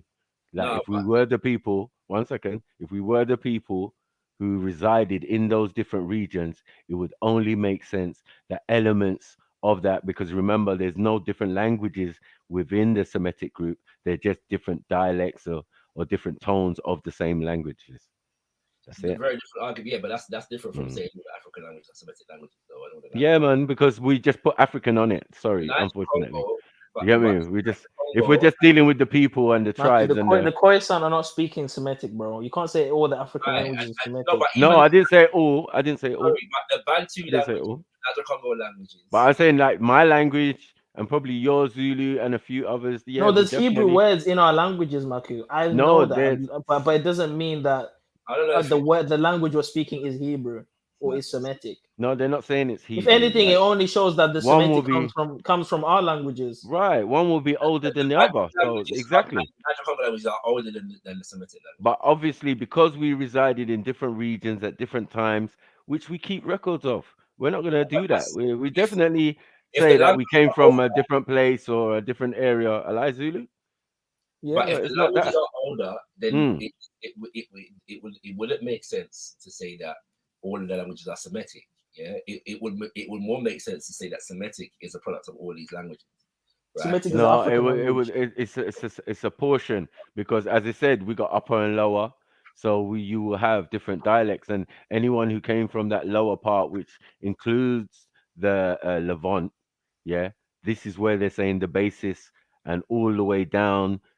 You get what I'm saying? Those people spoke Semitic languages, and it seems now, obviously, those languages have spread all over the place right now. Do you get what I'm saying? So whether you're speaking French and you're in Congo, that's not what you were speaking before. Your native tongue might relate to what we're talking about. So yeah, man, I don't know. It's quite easy to work out. Remember that Arabic for us was an African language of trade. Yeah, and When this you- would be that Arabic is African language, but it was a Oh language. yeah, and it's a Semitic language, The obviously. Swahili has got Arabic in it Yeah, as man. well. Yeah, So that was Yeah, no, used no, for but trading. Swahili's new. Swahili. Swahili's new. Yeah. Kiswahili is- Again, you're right, Zulu. Another trade language, or lingua franca that we made up. But that's the point. The Mhm. Arabic words in Kiswahili are loan words. That Kiswahili is related to other so-called Bantu languages that are older than Arabic. Yeah, you see what I'm saying? So it's not that that Kiswahili becomes a Semitic language because it's got Arabic words in it. That's nonsense. Otherwise, No. all of the Bantu languages would be Semitic in origin, and they're not. Some of them are though. Some of That's them what it might is. be, because maybe Some the of them Lemba, are. if they really are. Yeah, they it's might- just moving and location and how we move around, because you can't fix us to one spot. You'd be very silly No one's to fixing think. anybody to one spot. Okay. Then yeah, and then you obviously can't fix us to writing our own history. One second. Writing our own history and explaining why we have different things within our language structure and group now, yeah, and how it was in its original form. We still have these educational lessons about, say, like Yoruba. Like the Yoruba we speak now is modern Yoruba compared to the original Yoruba. So did the original Yoruba have Arabic in it? Yeah, it would still have it. It would still have it, but it was actually no. It was more implemented. It was more. It was more implemented when a foreigner came speaking it. So they had to thing, but it was always in the language anyway. Do you get what I'm saying? Because the people originally came from that region, so it shouldn't be no problem if you But could I'm sure translate. it increased though, Mikey, when they embraced Islam, though. No. No, it's not about embracing. No, it's as I said, for us, Islam is cultural. No, but You get what at I'm some saying? points But from Yoruba, Arabia. No, it's not. Because you guys are the Rishas, Mikey. You guys are the Rishas, man. Yeah, and it's part of it. It's part of the story. Yeah, but that's not Islam, bro. Yoruba, That's African Islam spiritualism. is not indigenous to No, the Yoruba. no, I'm not saying indigenous, but is Oduduwa indigenous to the Yoruba? Oduduwa is Right. the progenitor of the Yoruba. He's not progenitor. He's came from somewhere else to the Yoruba. Do you know what progenitor means, bro? It's the person who is said to have founded that. The Yeah, he didn't found anything. He came to a place. He was predicted to come. Like, you're not gonna tell us our story, innit? Like, we know what it is. I'm telling you And the I'm story. saying he came from. Hold on. They say he's the son of Nama. How about that? Like, let's stop that. Who's You they? know what I'm saying? The Yorubas. That's what they say. But my brother, that doesn't mean that he's not the progenitor of the Yoruba. I'm just saying. I'm That's what he just saying. said. If they say he's the son of Nama, right, and he came from the east to the west, yeah, and that he was predicted to come. Now from we Ghana. have an argument. Hold on. We have an argument for us in the south. Hold on 1 second. From Benin, that say no. He's a son of ours. He's a prince of ours that wandered over to where you're calling Ife and all of that, where the Orishas resided. Do you Yeah, get of it? course. Well, In a I've- village. I In know- I a, know. hold on 1 second. So yeah, so that's what I'm telling you. So when this guy came, he didn't come speaking English or speaking our language. He said spoke everything but English. Arabic. He spoke Arabic. Now his brothers later on in the story, the brothers of Oduduwa come and form cities. Pause. He lets them go to, go and form their own cities in thing. But- This is but- why, hold on 1 second. This is why we have certain Islamic based cities in Nigeria with Arabic sounding names and all of that, because those people, that was their thing, how they were doing it from where they were coming from. The brothers of Oduduwa spoke Arabic. Hmm? Oduduwa Yes. spoke Arabic. Yes. So this was his language. What? So Arabic They was. say yes. He's that was his language, and that was Ogun put his hand on his lips, and he was able to speak their tongue. Who's there? Who's their tongue? Huh? Pause. The Orishas.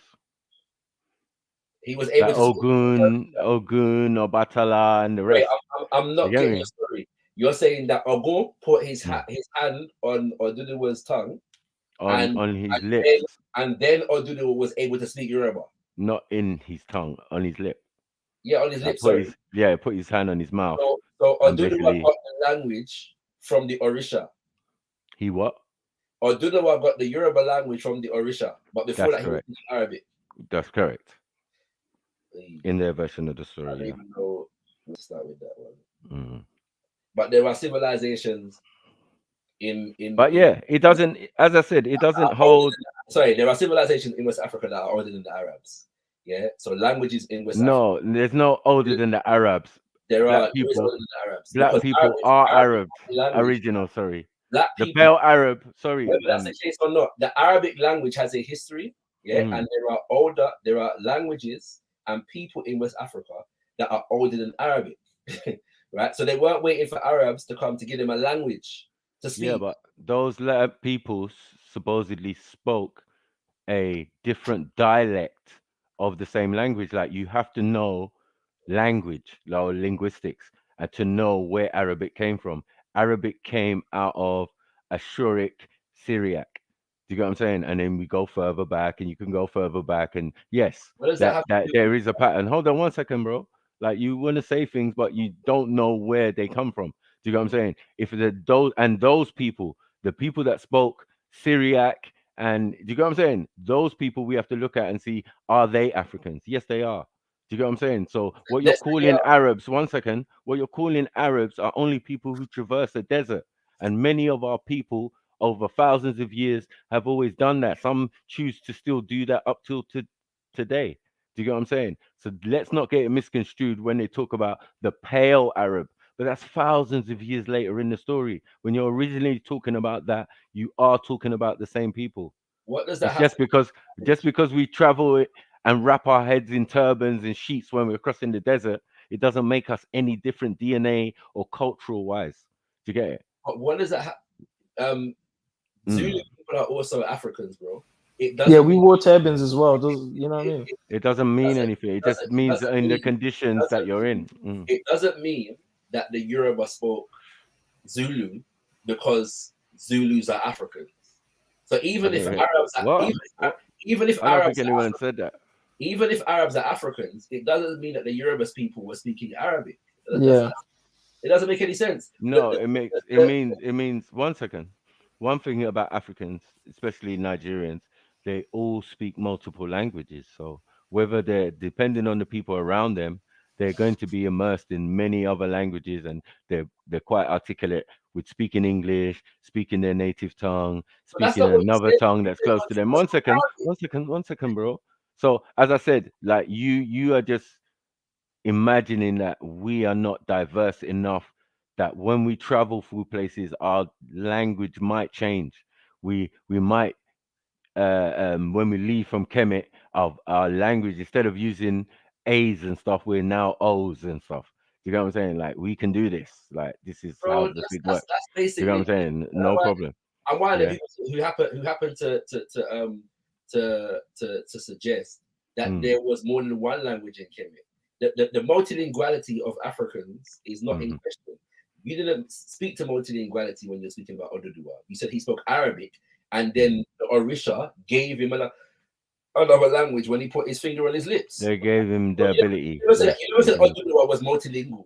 Yeah. No, we didn't. I didn't say he was multilingual. I just said he made a statement. Yeah, and they did. That was the action.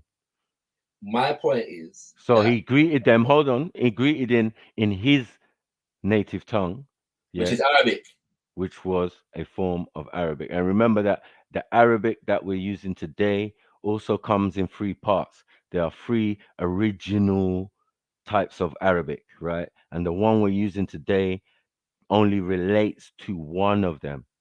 Doesn't even relate to the one, like, say, for example, of the Prophet, peace be upon him. Do you get what I'm saying? So that even that has its own dynamic. But again, it's still going to go back to the Ashuric and the Syriac, who are mother languages or parent languages to Arabic. So, and they all still come within the Semitic language group. This is why we say, like, we know what we're talking about when we're talking. It doesn't matter if there are Arabic words within Yoruba. It doesn't matter. It just means that, hold on, it just means that we existed. We had a particular tongue on as we're traveling through and moving around, and now we've settled somewhere. We've even changed on that now, again, settling where we are for a couple thousand years now. That has even changes with the insert of other languages and not other languages, but other dialects and other people around us. Right. Are there Igbo words in Yoruba? No.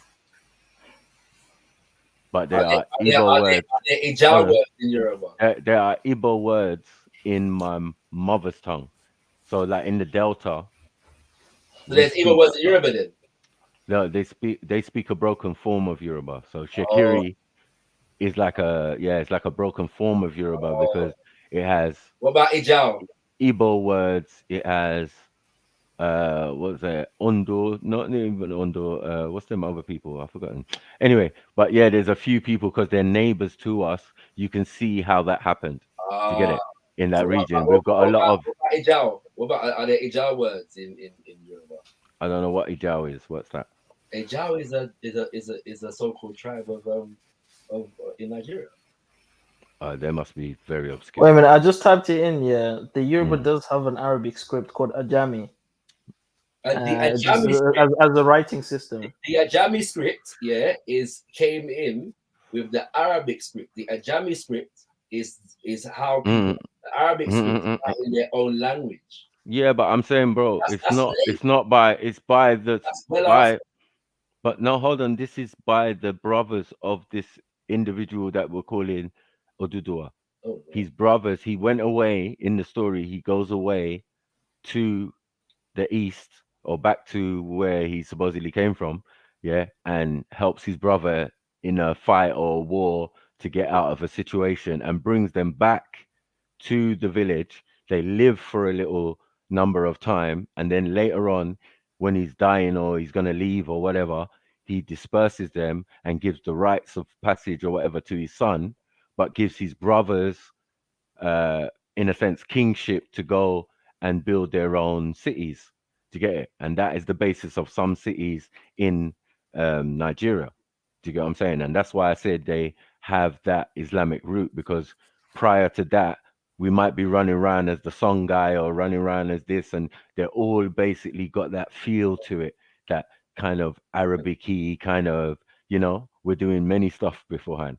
You get me? And you can still see remnants of it in some of our tribes, like the Hausas and all of these type of things. Even though later on they get Arabized. They get Arabized, man. We say later on.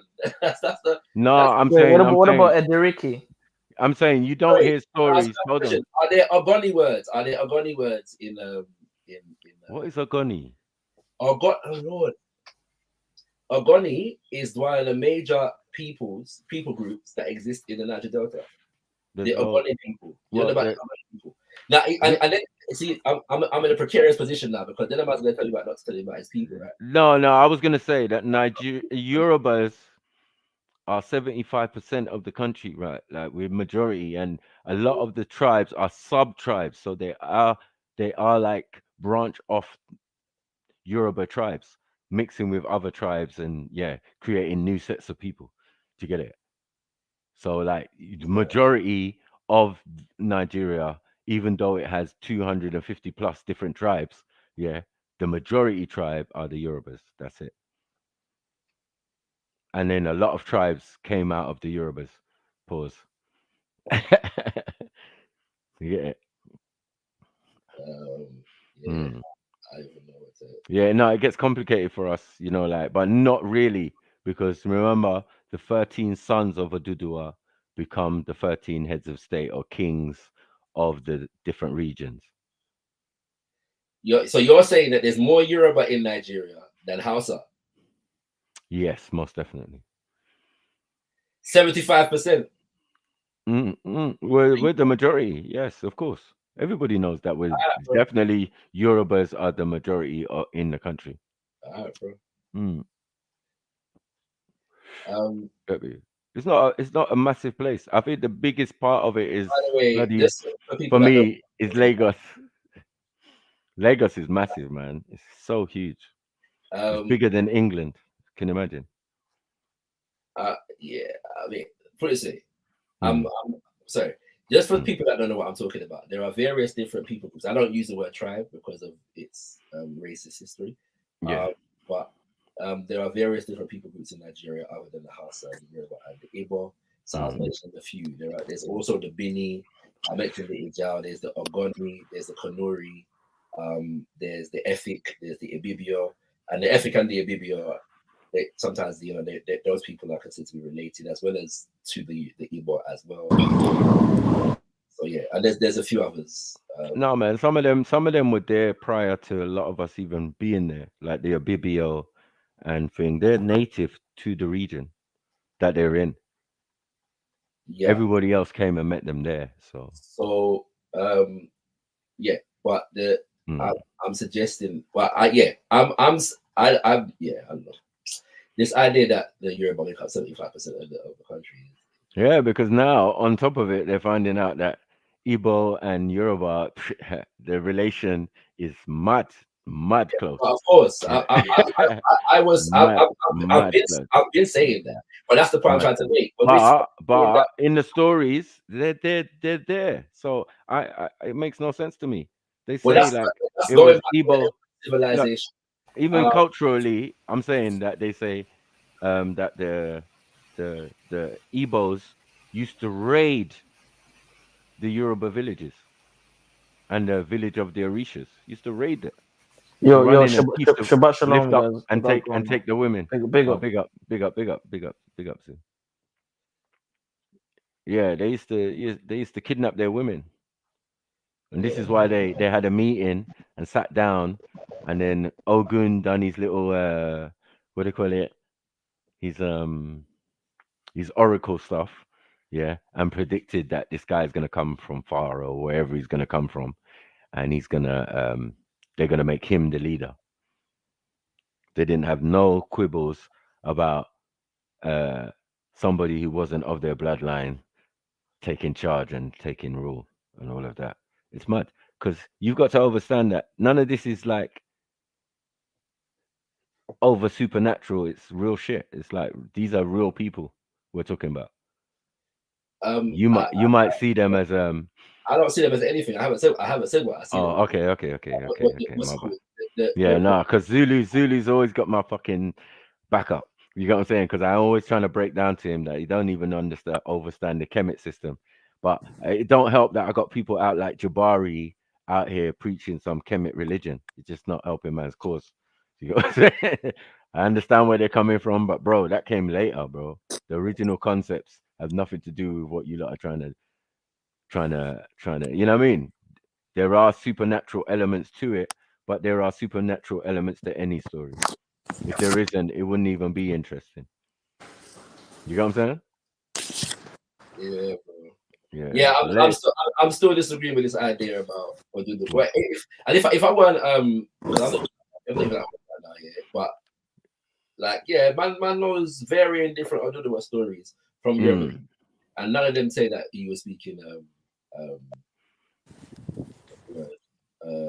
Is that Zulu 2.0? As his English. Shout out Zulu 2.0, man. What's that about? Yeah, when a man comes through saying salam, yeah, we kind of know that he's not speaking the same language as the man. Them. You know what I'm saying? Yeah, we were saying ashe and all of these things already. You know what I'm saying? So yeah, we had to switch the way he spoke. Yeah, and that's what Ogun done. So that's how the story goes, man. I ain't gonna knock them off their story, but as I say, you said there's also many other versions that have it different ways to get it. But I'm saying it's all still based on real people who actually lived. No, I'm not even denying any of that. I'm saying that the man wasn't speaking Arabic. That's and I'm saying after their wander out of Kemet. But Arabic was not a Kemetu language. I'm not saying Arabic's a Kemetu language. I'm saying the word, we have those words in our language because we are part of the Semitic language group. We spoke the Kemetan language. And even if you look into Kemet, yes, it has those. If you pronounce them correctly, they would sound Arabic. Whether it sounds Arabic, Minakir, it is what it is. Like, we've been speaking in whatever way for thousands of years. Like, you ain't got to tell us if we roll our R's or do whatever. Like, fall back, man. Yeah, because it's the original concept. Is it Allah or is it Abatala? Which one came first? I've always asked this question: chicken or egg? Like, let's not play this game. Yeah, there's only going to be one winner. Yeah, my culture trumps everything. So let's go. You know what I mean? So we know where it's all coming from. We know when we was in places like Mecca and all of these type of things, under whose rule and as Yorubas in these regions and all of that. We know all of this, family. You know what I'm saying? Because from the longest time, one thing we do is keep excellent records. I wonder if we're Kemetans. You know what I'm saying? Because that's one thing we do. You know what I mean? We've had institutes of learning for thousands of years, man. What are we doing? But yeah, the element of the supernatural has to be in a man's story. Otherwise, like, are we just going to allow King Arthur in that? Is that what we're going to do? Yeah. We're just going to let that slide. Right. But yet when man's telling our story, it's unbelievable that human beings or our ancestors could do such things, or, be raised to such a status that some people worship them. I can see how that happened. You get me?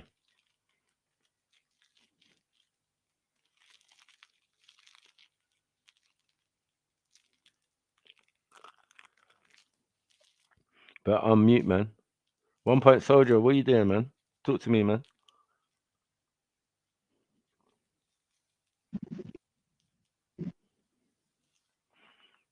Yeah. Right now, Shaka's doing research and that.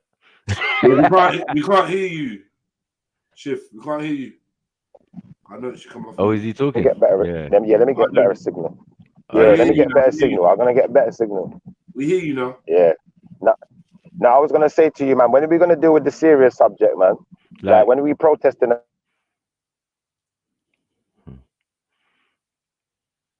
Must have got cut off for a reason.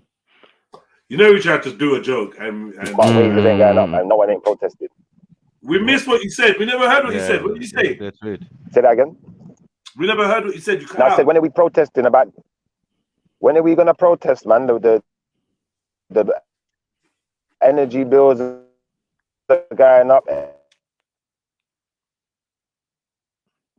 What's he talking about? Food's going up.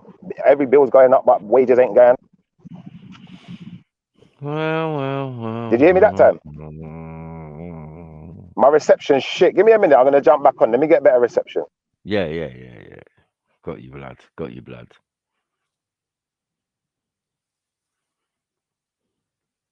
Hee. Big up, Axum. What you saying? Jump on, man. Come on, man. Let's talk about Africa. Yeah.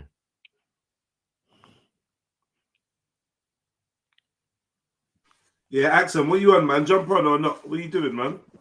I like to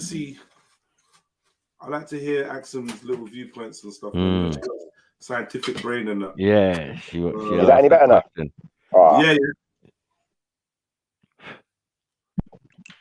Yeah, can you hear me now? Yeah. Can hear you, son. Yeah, when do we protest? Yeah, someone. Yeah, forces working against you, my G. I know. Hold on 1 second. What?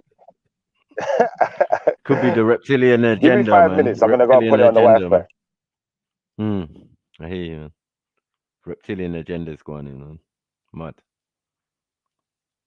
David Icke business.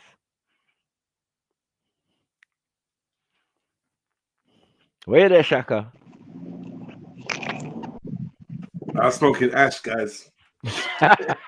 Swear to God. Why you tell? Brother. I don't know, man. There was couldn't get no crow, boom. No, I heard you yesterday. You went out and you came back quick, boy. I was like, right, okay. Yeah. Props to a friend of a friend. Came home with ash. I was like, right, what have I really done? Okay, let me try it. But Yeah, your head off, though. I don't know what I'm doing. Mine, yeah, try wear industrial clothing. And that. Yeah, I know. But you know what? Yeah, I'll be real. This thing is so soft. You ain't getting no hot rocks off this, bro. This is okay. Mad soft. You just pull it apart. You get me? Yeah. But it was. It was. It was just by the window. I've just felt it now. It's mad hard now. Fuck's sake, man. Shouldn't have done that, man. But yeah. Big up One Punch Man. Big up man like Shaka. What's Shaka going to do some research, you say? I don't know what he's doing, man. Yeah, he's trying to do some research or something. I do our stuffs and you get me, Arisha stuffs. You get me? You're telling me about tribes I don't know. You get me? I only know Igbos, Yorubas, Hausas. Yeah, I didn't know half of them tribes, man. Yeah. I didn't know half of them tribes, man. Have you got this one in your language? You know, say Shaka is the encyclopedia, man. Yeah, of Africa. You get me? He knows his shit. Respect. Akabulan, man.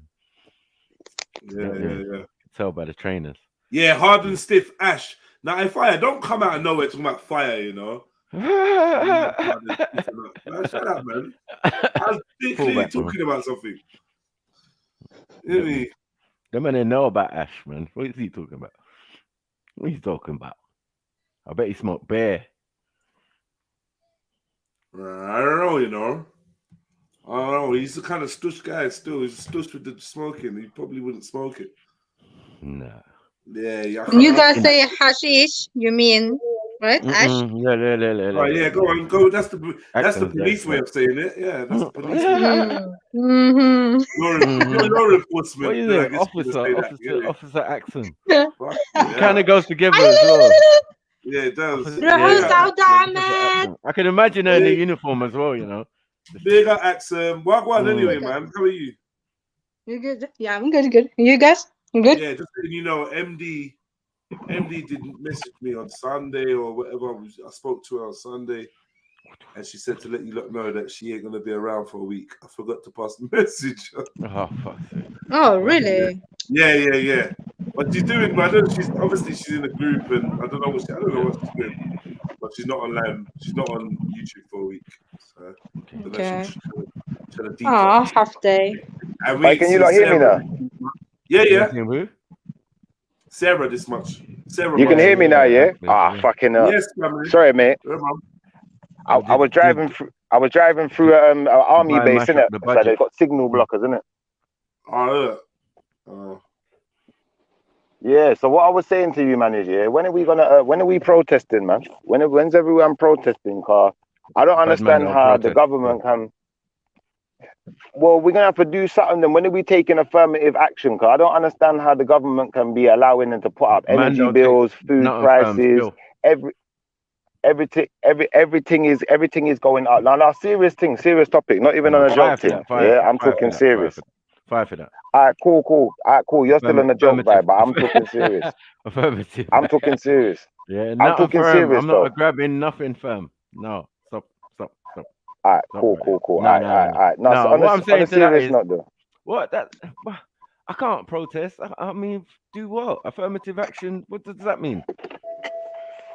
Bro, it means that the government do? are robbing us. The governments are robbing us, yeah, and everyone's just sitting back, taking it like, bro. I'm not one for taking these kind of things, man. I don't like being shafted.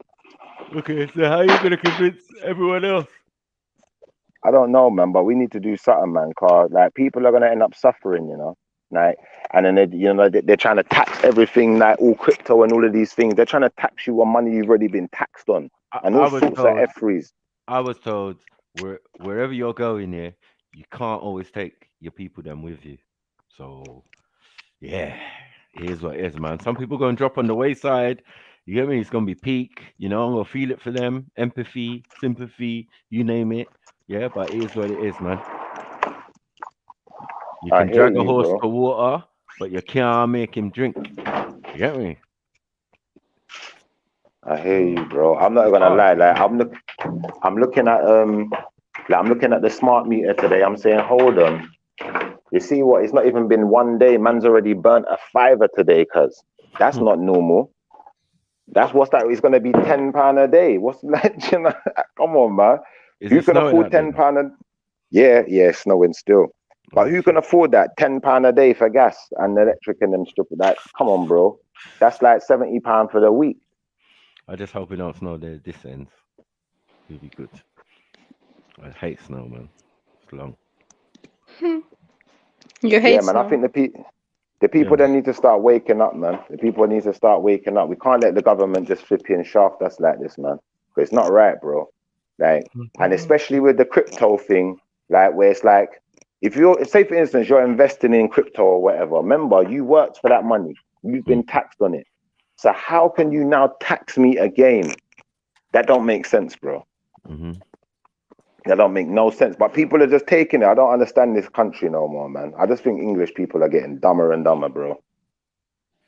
It's making me feel like leaving, you know, like that. Literally. We wouldn't be. I can't see. He's made bare statements. You got nothing to say? You gotta respond to Shifa, man. Don't wait. Yeah, but listen, Shifa, I don't think there's no point with protesting at all, because the system is no. I don't think so. I really don't. I'm gonna have to start talking to the Albanese, man.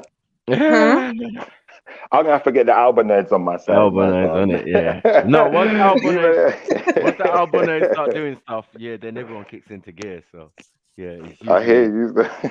no, it's true. When they start writing or they start protesting, you know it's peak. You know what I'm saying? So yeah, people usually jump on that. You know what I mean? Yeah, man, save the planet, man. Yeah. Come on, Facts, where are you, man? Where's Facts when I need him? Where's the Albanese, man? Jupiter, where's Tommy Robinson when we need him? He's always talking about flipping Indian grooming gangs, but he wants all of you lot to be broke here and can't pay your bills. Idiot. You know, need to start protesting about real things and start making noise about real stuff. Because people are really going to suffer, like we said. Like, how are people going to be able to afford that? People who's on benefits, how are you going to afford that? That don't make no sense. Where you're going to live with no heating in your house when you're going to freeze to death. Like, come on, man. Like, what about the But the old thing people is, then? Shifa, this issue with what's it called, heat and stuff, it's all over Europe right now, right? It's I don't know if it's all over Europe. yeah, I'm it's just all over focused on Europe right UK. now. No, even Yeah, I don't care. I don't care about the French people, man. Let the French people suffer. Man, I have business about the French business. I go on about yeah. But I'm No, saying for the I think UK, I heard something about the gas is really expensive because of Russia. So even for me over here, it doubled the electric bill for me. oh, you're in France. Nah, man, I'm in Norway. So Okay. You it's live in all over Norway. the place. Yeah, I'm in Norway. Is there black people in Norway? Yeah. Yeah, it is. For real, I'm not gonna lie. Like, you're good to live in Norway, cause you see, just England, the cold weather. You see, every time it gets to this time of year, when the cold licks, my skin starts feeling different. It starts doing different stuff. It don't like it. It's rejecting it. So I'm imagining Norway's colder. You lot must be suffering over there in them weathers, man. Pain, bro. Pain. Trust me. Mm-hmm. All right, Pain by to the way, And then I just want to say, like, yeah, rest in peace, Sidney Poitier. You know what I'm saying? Didn't agree with everything that the man said and did. But the man dead. You know what I'm saying? So you know, respect for life. that's how I know Nah, big up. Shakara's rich, you know. Shakara's rich. He didn't even engage what I said, you know. He don't business. Shakara, you got it made, innit? You got it made. I'm a Bayless fan. No, big up. Yeah, man. Rest in power, Sidney Poitier. Alright, Man. Sidney He's the Poitier. first person I Oh, ever it's Sidney see. Poitier. Oh my God, rest in peace. He's the Yeah. first person a black man I ever see slap a white woman and get away with it. In a movie, you get me? Like, boxer, like, oh shit, no, he boxed her. Did he box her? He boxed her. Yeah, in glorious technicolor as well. Like, yeah, niggas, this ain't black and white. You get me? Like, raw. Yeah, Sidney Poitier is a good actor. I don't know if he's the best. I don't know if he's that great. But he was the godfather of the boule. Of his time, yeah, the boule and all of that, yeah. But I don't really rate him like that. I'll be honest. I'm just saying respect for life for him dead. Yeah, man, definitely. But yeah, he was yeah, they got to him in the end, but yeah, he was a revolutionary. Yes, boxing up white women, blonde white women or shaking the shit out of them was his forte in the early days. Yeah, he would shake the shit out of a blonde chick. Like, what's wrong with you? Slap. Like, oh shit. No.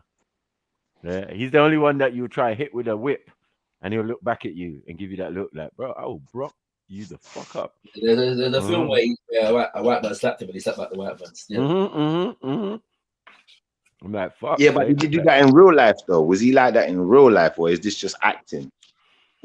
Boy, even as an actor, that's an amazing feat, even in those days. Trust me. Yeah, but who funded that movie? Was it a white man that funded that movie? Only white man can slap white woman, it seemed, and the other way around. Yeah. There was no brothers. Yeah, I watched Roots first time round, fresh. Alex Haley's Roots and all of that, bro. No, we was getting licks up and down the screen. Trust me. Matinee and I feel like that was just the white man's way of making us feel more included, though. Car even when you look in the history of black actors, you know what I'm saying? But obviously, black people at that time, it was a mad thing. It was a mad thing. Everything was like after getting lit, you couldn't do the thing there. And we're watching that as a family. Like, we sit down and watch them things as a family. Like, you know what I mean? Saturday night, it's on. Like, everybody's sitting down around the sofa or whatever, watching bloody Roots. you get what I'm saying? So it's a serious thing. Color Purple, the same thing. Mississippi Burning.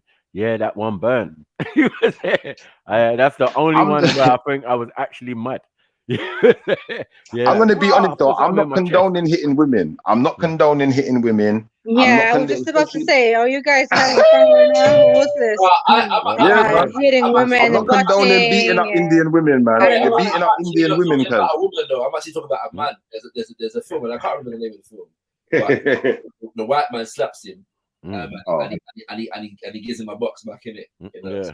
That's what I'm I think I've seen that. Yeah, I've seen that as well. Yeah, man. What, he boxed back the Indian man in his face, yeah? in a white man. The Indian man. The albinoid Indian man. Oh my God. Leave him alone, man. Don't start, you know, Shipper. You got Mary Jane come up. Are you in not there gonna say type 1, type 2 now? yeah, Bro, we've done this already, man. We can't turn back now. We have to stay where we're at. No. Oh God. They've become the albinoids now. I'm not calling them Caucasians ever again. I'm not having it. It's albinoid. I was just breaking it down for my nan a minute ago. My nan was like, so the white people never get whiter because of the cold weather? I said, no, nanny. It's albino, them is Indian. She said, oh, that could have make sense. Them have the same hair. Nah, Shipper, you fuckery. Nah, Shipper, you're too much, Yeah, really. man. Teach Poor grandma old right lady. knowledge, Oh, man. yeah? What's right is right. Confusing her. What's right is listen. right. You get me? If my nan Grandma thought I will was work chatting out. shit, she would say straight. She'd say, nah, you're chatting shit. But my nan said, no, that could have make sense. Yeah, that could have make sense. Them have the same nose and the same hair. That's right. Right. Yeah, Axum. Yeah. Yeah. Yeah. I'm not involved in this. No. Yeah, that's right. Why are you not involved, sis? You gotta get involved, man. Like you gotta up the like. This is the thing that I was watching this video. A very, very intelligent African lady.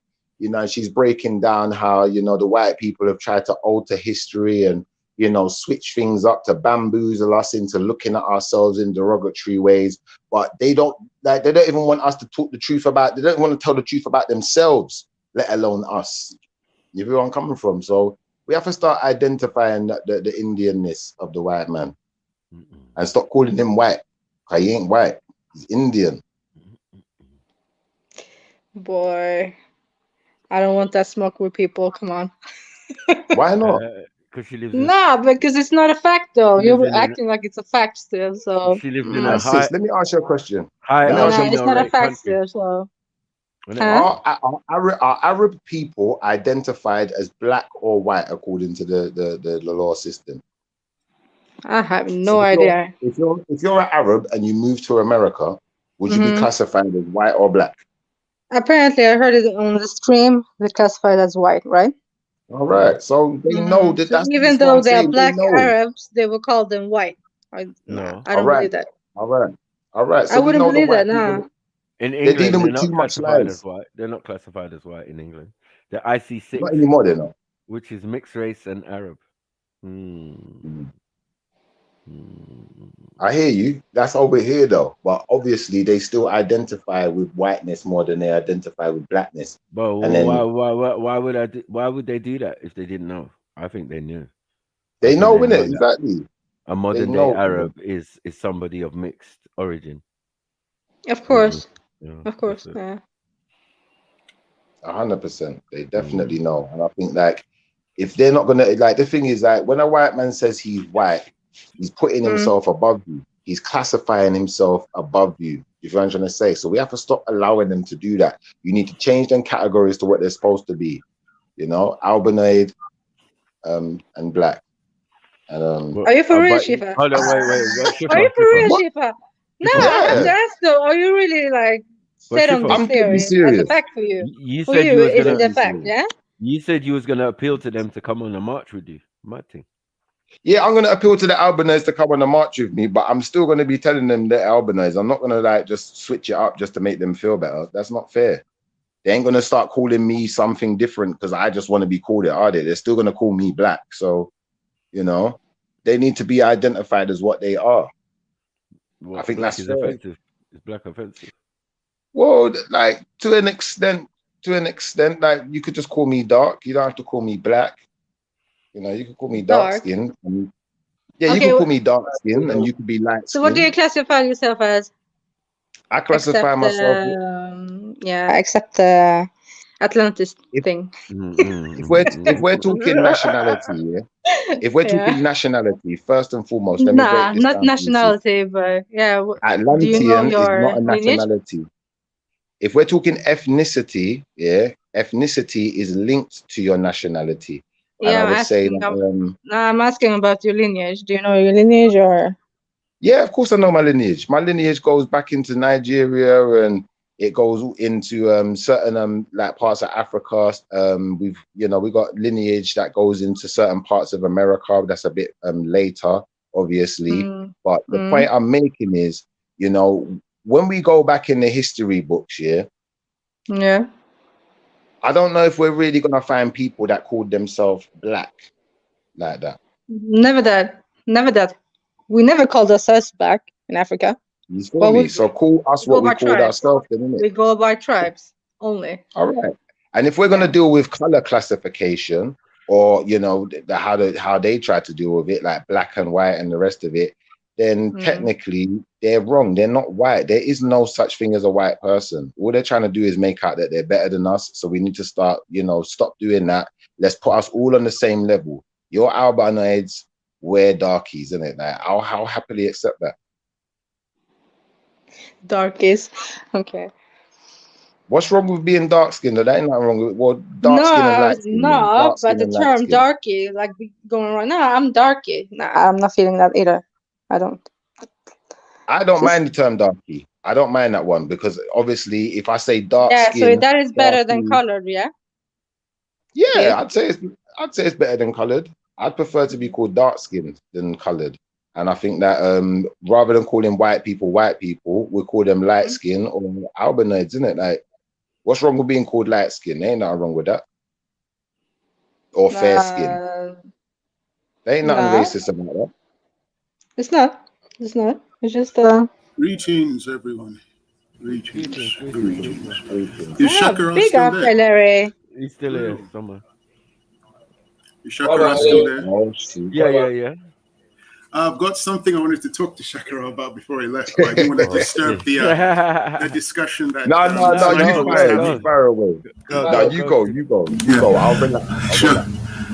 If he's there, after we had that discussion about Reverend Eason and Reverend Eason being the principal witness. In a trial, he was going to be used by the government. Got shot against Marcus Garvey. Yep. I remember Shakara wasn't too convinced that was the case, but that was going to happen.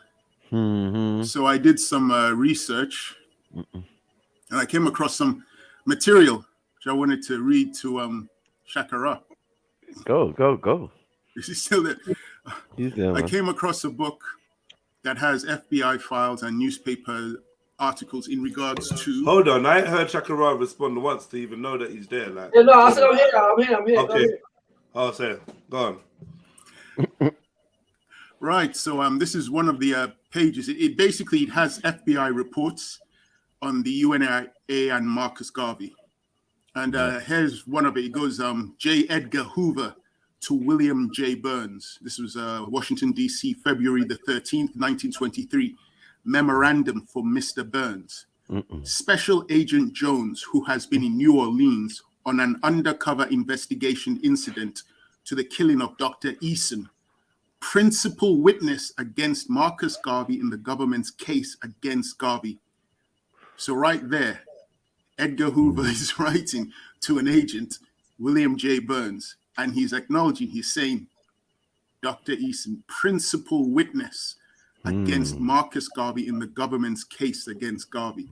So that's another piece of information there. So it wasn't really something that was plucked out of thin air. It then goes on to say, from the investigation, it is quite evident that Eason was killed at the instance of Ramos, one of Garvey's police lieutenants. And the defense of the two Negroes in custody in New Orleans will be based on the grounds that Ramos actually killed Eason and not the two men now held. Ramos was one of Garvey's closest friends and confidants. Why are you pretending you got something to say on this, W? Why are you pretending? So, I mean, I can share my screen as well to show the evidence, because it's from an interesting book I came across called the Marcus Garvey and Universal Negro Improvement Association Papers, Volume 5. That, man. So if I share my screen, Which volume? Which volume? Volume 5. Massive which volume? I haven't shared my screen in ages. I don't even know how to do it. Just explain. Wait, click on share. The papers are. No, I have done that. I said the papers are a research project, whereby Scholar Robert Hill has gone around and collated various different papers to do with the Marcus Garvey and the UNIA.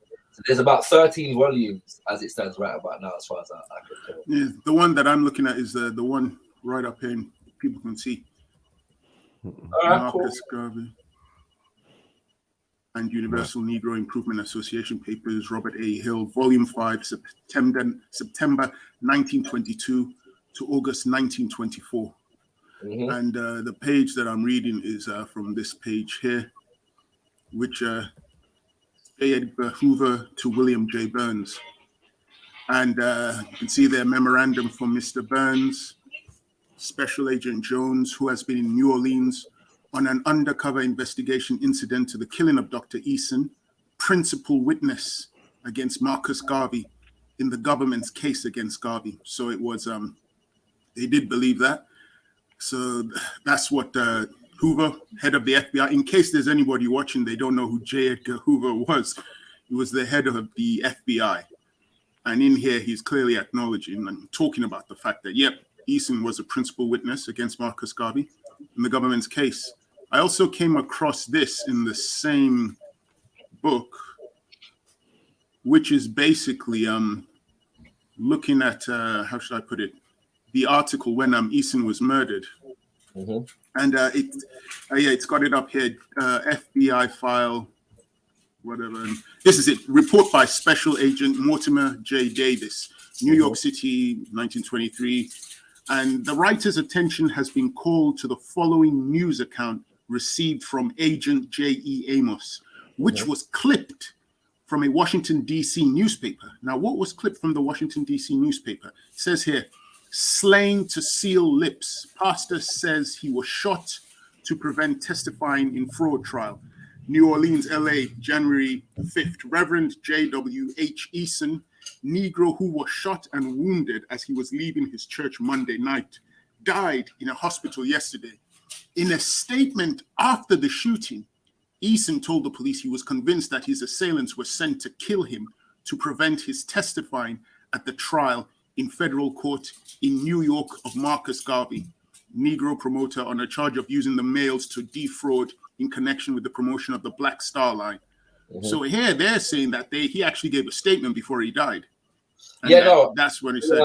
So the first thing you read, I wasn't specifically aware of, but it's no surprise that I know that the DOI was prevailing. This one though, since we spoke, because I did ask a couple of my elders in the UNIA where this idea came from, and they did say, one of my elders said to me, it's based upon a newspaper article that said that Eason said this to a reporter after being shot. So I was aware of the latter. I wasn't aware of the former FBI report, but again, that's part of the course. So they confirmed it. They confirmed. Well, Edgar Hoover confirmed it to the agent William J. Burns. He says Dr. Eason, principal witness against Marcus Garvey in the government's case. So it wasn't hearsay. He was going to be used as a. No, I hear that. Obviously, that's an FBI report. The extent to which UNIA members knew that, I don't know.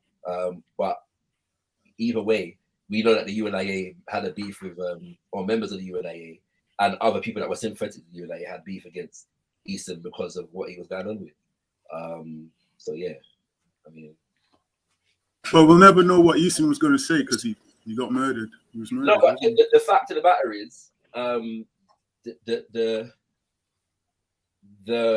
whatever he was going to say or not going to say, the case against the Black Star Line was a trumped up charge in the first place anyway. It was a part of the ask yourself, in matters of law, why is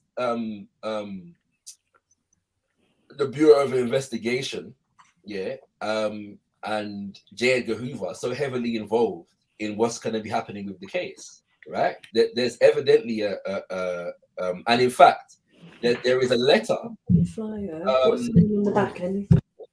Sorry, there's a letter in which, and if I was at home, I'd bring it up for you, whereby J. Edgar Hoover is basically saying, right,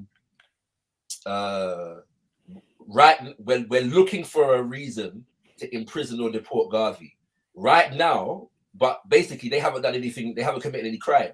The UNA and Garvey hasn't committed any crimes. However, he said something about a letter that he has, and this may give us a way in, for trying and convicting him for something. And basically that's exactly what happened. So the fact of the matter is that the fact of a trial and witnesses in a trial is not evidence of anything other than the fact that the government was actively trying to stitch up the UNA. No, but my point was just to prove that this man who'd been working with them, I take it, used as a witness, and he got killed. I take your point. Murderer. I take your point. But again, that's a secret letter from J. Edgar Hoover to one of his agents. A lot of the people that were going to be testifying in the case were not known. Some were, and I don't know that it was public that Eason was going to be testifying. Sounds like some gangster shit. But would it matter if it was public or not? I mean, the point was just to prove that. The point was just to prove that it wasn't hearsay that he was going to be used as a witness. I get it. I take your point. If he was going to be a key witness in the case, he was going to be a key witness in the case. I have no reason to fight that. You notice so on that one, we can close the chapter on that. There is evidence that he was going to be used as a witness. We don't know what he would have said because he was murdered. He did. The paper then claimed that he told the journalists that his assailants were Garveyites. Coincidentally, he also mentioned, if you go further down, he mentioned that he was actually attacked earlier than that, before, in the city of Chicago. But he said they used the term African Legion. So I don't know if they were Garveyites. No, the African Legion is a paramilitary wing of the UNACL. So he I made the claim that in Chicago he was attacked by the African Legion. No, I read that to you the other day. He was speaking at an event, and there were definitely members of the UNACL there, and shots rang out, but he wasn't shot on that occasion. It's just that shots rang out. So yeah. Do you know the tale of the lady whose surname ends with Kofi? Yep. And she died as well, didn't she? When Marcus Garvey got deported to Jamaica, she had become quite charismatic in her church, apparently trying to get funds for Marcus Garvey and the UNIA, but they deemed her to be doing things inappropriately. So she eventually did break off to form her own organization, but they claimed she was still preaching the same message as the UNIA. And then in one meeting, while she was talking, a signal was given, and someone got up and killed her and shot her, and she was dead. So it seems, I don't know, certain people who get on the wrong side of his graciousness can end up in a coffin. Well, I mean, you could say that, except for the fact that there's any number of people all around America and the world, in fact, who were enemies of Marcus Garvey, open enemies of Marcus Garvey, and known to be aggressive in their enemyship. So like so the idea that people that disagree with Marcus Garvey end up dead is, I don't know how I would substantiate that, especially. But I've been looking, I can't really find that much dirt on Eason as of yet that says he was this terrible, evil guy who was trying to tear the UNIA apart. In fact, I find a lot of information praising him, talking about how charismatic he was.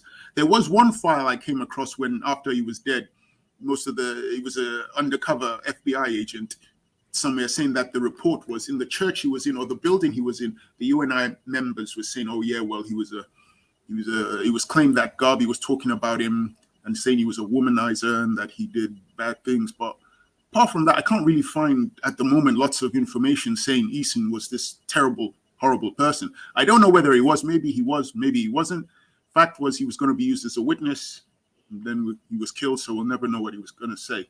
I don't know I don't know if you're going to necessarily find that. And I'm not even suggesting that he was a terrible person. The only thing I was saying is that the circumstances that led to him being rejected from the organization was to do with his own financial mismanagement, of the organization funds. And so one of the leading members of his chapter alongside him audited the branch and discovered that Eason was basically stealing money, and he was brought to book by the organization itself, and he admitted to some of the charges that were levied against him. Right, this is on record, and so as a result, he was ousted from the organization as a result of these things. So it stands to reason, because if we're speculating and there's motive for, as I accepted in our previous conversation. No, I'm not even going there for the motive. I'm not going to the motive. I'm just sticking to the simple fact. Oh, sorry, go for it. Let me finish.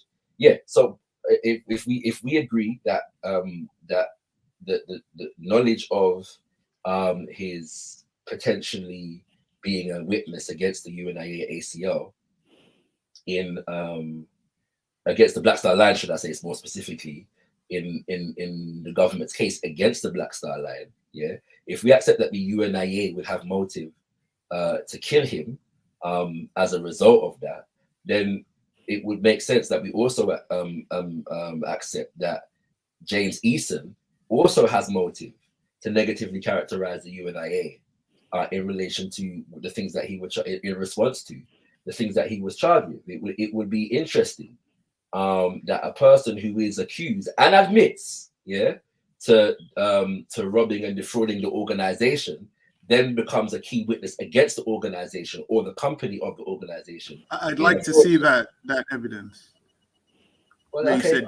You said robbing and defrauding. What I'm saying to you is that the as I read to you the other day, the story of James Eason is, first of all, he was the story of James Eason was a member of the UNIA is that he was a minister. He used to speak on behalf of the UNIA, so on and so forth. He then makes an about face. Sorry, he then is brought up on charges of financial irregularities. Within the organization. All right, he admits to these financial irregularities. He's ousted from the organization. Within months of being ousted from the organization, he's no longer a Garveyite Black nationalist. He's an American integrationist. And in that iteration, he becomes a friend of the government, right? In the government's case against the Black Star Line, based on what the information you brought today, So if we're gonna accept, is my point, the motive on behalf of the UNIA, we also have to look at the circumstances surrounding Eason himself and his motivations and what they may or may not have been. And I'm saying I'd like to see the evidence for that, because I've done my research to find out that he was going to be used as a principal witness, because I was questioned on that, because you didn't really want to accept it from that video, and you were quite dubious about the other documentary, Look for Me in the Whirlwind. So I went looking, came up with this file from the book, which so those two things are now thrown away. But the one thing I'm now looking at is this thing from the FBI, which clearly mentions he was a principal witness. Now, that's a fact now. So I'm saying that's a fact. That's not like hearsay. Now, whether or not he got kicked out of the UNIA because he did bad things or not it's irrelevant. But if we want to go down that road, I'm just saying I'd like to see evidence for that. No, it's not irrelevant, because except if you're assuming that the Black Star Line was guilty. So if we're we won't know because he got killed, so we'll never know. But you're as if you're saying that the case against, so the inference there being, had Eason lived, to give evidence in the trial, he would have, provided evidence that would mean that the Black Star Line and its officers were guilty, right? So I'm saying if we're making that assumption, then what you're saying stands to reason, right?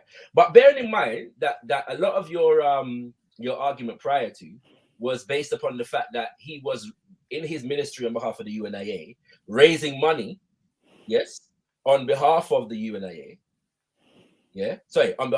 for the Black Star Line Steamship Corporation. This is what he was doing, right?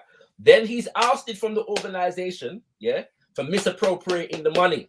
Yeah, but that's what I'm saying is the information I saw was because he was challenging what was being done, what Marcus Garvey was doing. Well, that's not. He was challenging that, and that was one of the things which led to him being ousted. But the point is, what I'm saying to you is that there are many witnesses that came forth in the trial, and maybe you might want to study the trial. Some of those had more to do with the money of the Black Star Line Steamship Corporation than did Eason. We're talking about people that kept the books. And I mean, we can go down that road, but the point is the principal witness was murdered. Yeah, okay, that's the fact. The principal witness was murdered, right? Or who at least one letter who was a principal witness was murdered. Okay, the point I'm making to you is that the charge against the Black Star Line was a trumped up charge from the very beginning. It wasn't based on evidence, right? The government were looking for a reason to try and convict this man. So they were using what's it called? What's the word? People, things, and circumstances to be able to do so. When you say trumped up, what evidence do you have it's trumped up? If you if you study, all right, I'm gonna read something for you. 1 second. Because it also says in the report that one of the murderer was a guy called Ramos, who was a Garveyite who murdered Eason. No, but there's no evidence that Ramos murdered him. That is a suggestion. There were two men who were actually tried and convicted of the murder, and then acquitted of the murder. Yeah, but that's the point. Don't you see how interesting it is? Because even in that file that I read to you, I'll read it again. It goes from the investigation. It is quite evident that Eason was killed at the instance of Ramos, one of Garvey's police lieutenants, and the defense of the two Negroes in custody in New Orleans will be based on the grounds that Ramos actually killed Eason and not the two men now held. Right. So the men were acquitted. The men were acquitted on the basis of the idea that another man committed the murder. Was that man ever tried and convicted?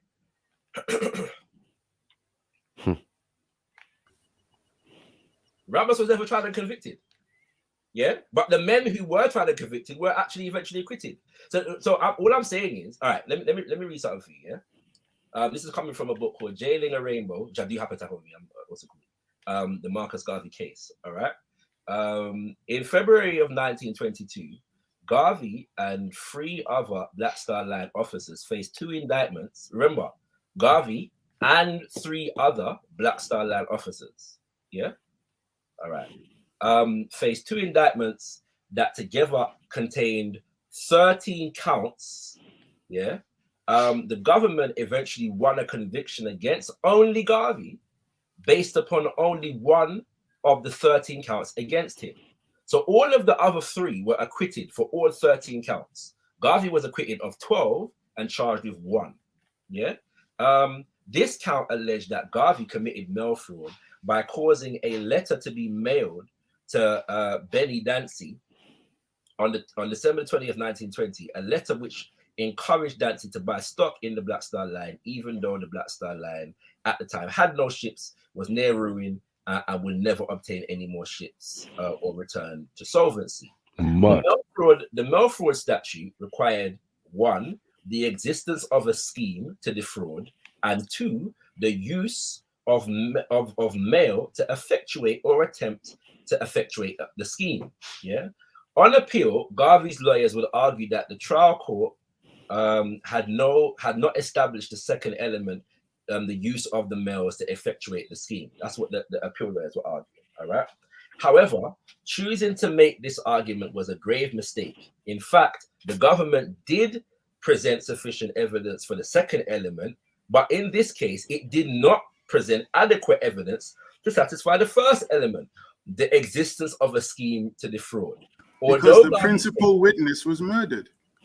Yeah, but that's okay, fine. If you say so, bro, because that's what I'm saying to Wow. you. You're suggesting that the UNIA, you're assuming that the Black Star Line was guilty, and had Eason presented his evidence, they would have been found guilty. What I'm saying to you is, prior to even the existence of Eason and a principal witness, it is known, yeah, that the government was trying to find a reason, yes, for to arrest, detain, and or deport Marcus Garvey, and that they were going to use the Black Star Line to do it. Yeah, so this was already a government program. Yeah, but I'm saying number one, they already deported him anyway.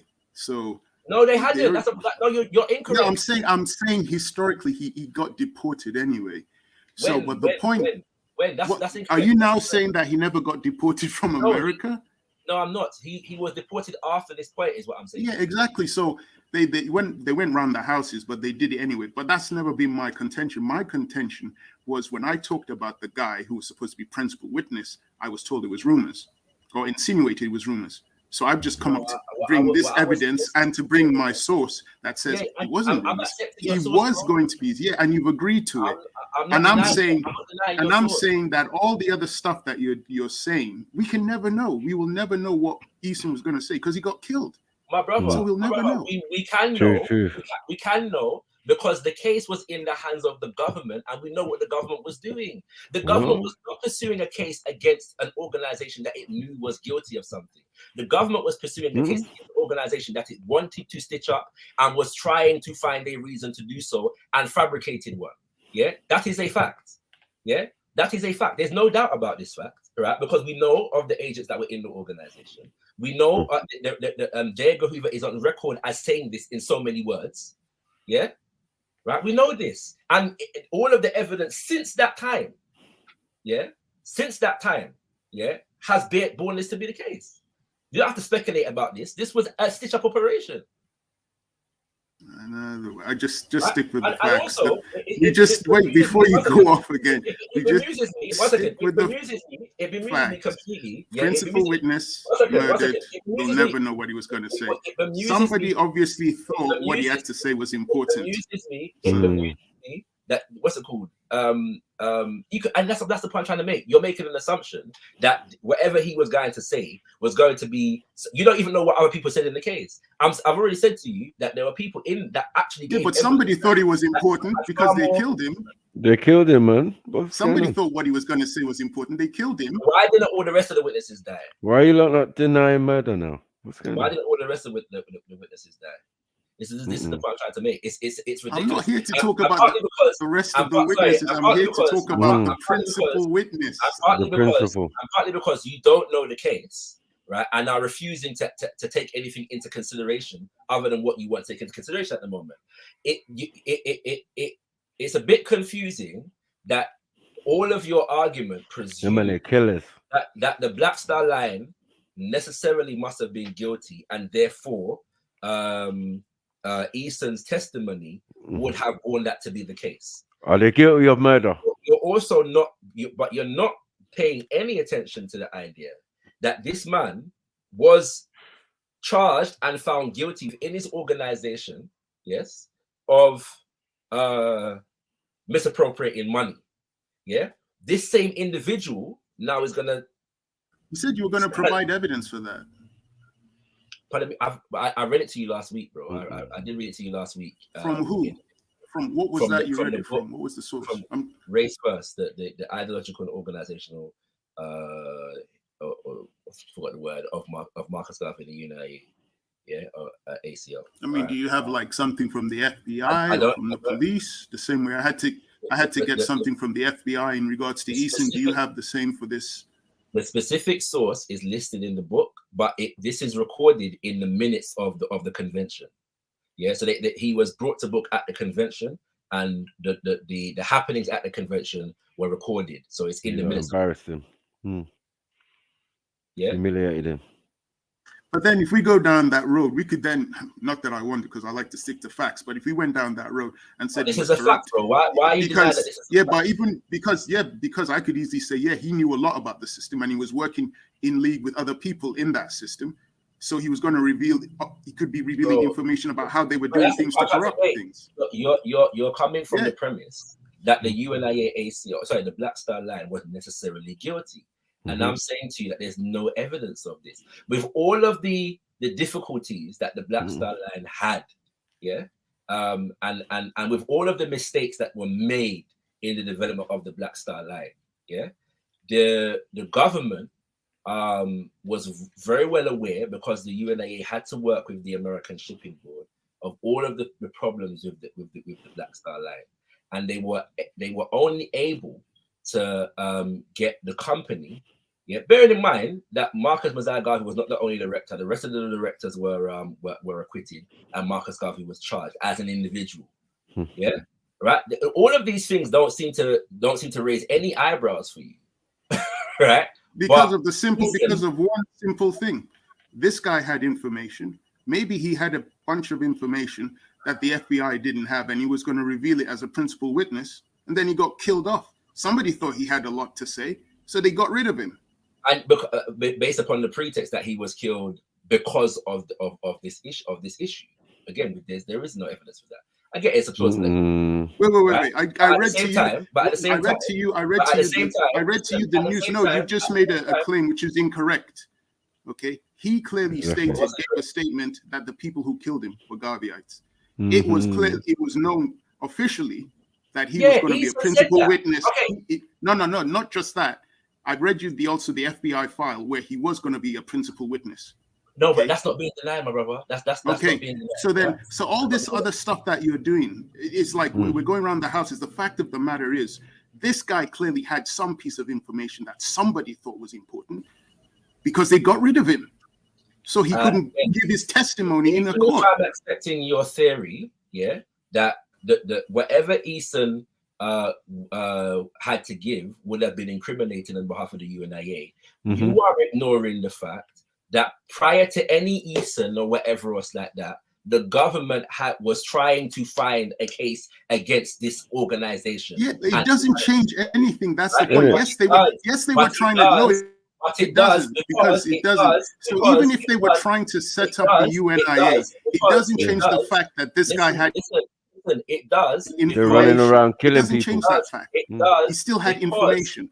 It does, because you are presuming that the company was guilty. That's the point I'm trying to make. They are guilty, man. Because they were guilty, Eason's testimony would have been more damning. Would have found not just would have been more damning. Would have been the key card in establishing the guilt of the company. What I'm saying to you is that the company, prior to anything, the government had already decided that it was going to use the company to get at Marcus Garvey. It had nothing to do with whether they were guilty or not. It had criminal activities, though. Man are doing criminal activities. It had to do with a plot, to destroy the UNIA and Marcus Garvey. That's what I'm saying to you. You're not getting that. There was a conspiracy. And you're not getting that there was a principal witness who had information and he ended up getting killed. Dead. Finished. If you say so, bro. Gangster shit, man. No, it's not if he says so. If I say so, I gave you the FBI file. He was a principal witness. Why no, my brother. Again. If the government is trying to fabricate a case against somebody, it will of course need to have a principal witness. Yeah. It doesn't mean that the person who's going to speak. Let us assume, that the story that you're putting forward is 100% correct. James Eason was killed because he was going to act as a witness against the Black Star Line at the court case.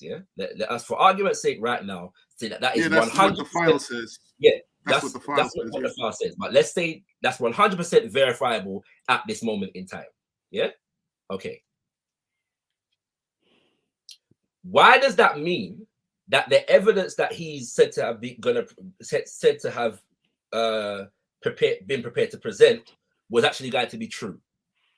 We don't know that, man. We have That's no idea. We don't know that, which is We don't why know. It becomes very Right? suspicious that this man that worked high up within the organization gets killed. But that's suspicious. That's when the question mark. That's when the question mark comes up. If he had nothing, if he had nothing to say, if he was absolutely useless, why would he have to be killed? I never said anything like I'm not casting aspersions or on the veracity of his information. What I'm saying to you is that it's not suspicious to you that a man who was thrown out of the organization for financial irregularities then becomes the government star witness in a case against the company. I still need evidence for that to see who it's do coming with from. fraud. That is not suspicious. I still need evidence. The same way you were going at the FBI file. You demanded evidence. I want evidence that Reverend Eason was this really corrupt person. You need to provide the evidence. Provide the evidence for that. Allow mischaracterizing what I said to you. You brought some information today. I haven't contested the information that you brought to me today. Yeah, as far as you suggested that it was in a newspaper report, I said to you. Actually, I spoke to one of my elders in the UNA ACO, and they told me he was supposed to have said it to a news reporter after being shot. Between being shot and actually dying, apparently he spoke to a newspaper reporter, and this is what he said. Yeah, so I'm not even challenging that. But this was told to you yesterday, but you didn't want to accept that information. Let us say yesterday I was delusional and I didn't want to accept the information. We've spoken today, and nothing that you said, as far as the documents that you've read, have I contested? Right? That's not what's in question here. You're assuming that there was deep guilt on behalf of on the part of the UNA ACO, Marcus Garvey, and so on and so forth, and therefore Eason was shot in relation to covering up whatever crimes that the Black Star Line committed. And I'm saying what I am saying is that the assassination of Eason raises doubt. There is now doubt. Oh, certainly, but I'll accept that. Okay, so then that's my whole point. In terms of the circumstances. So let me make my point clear again.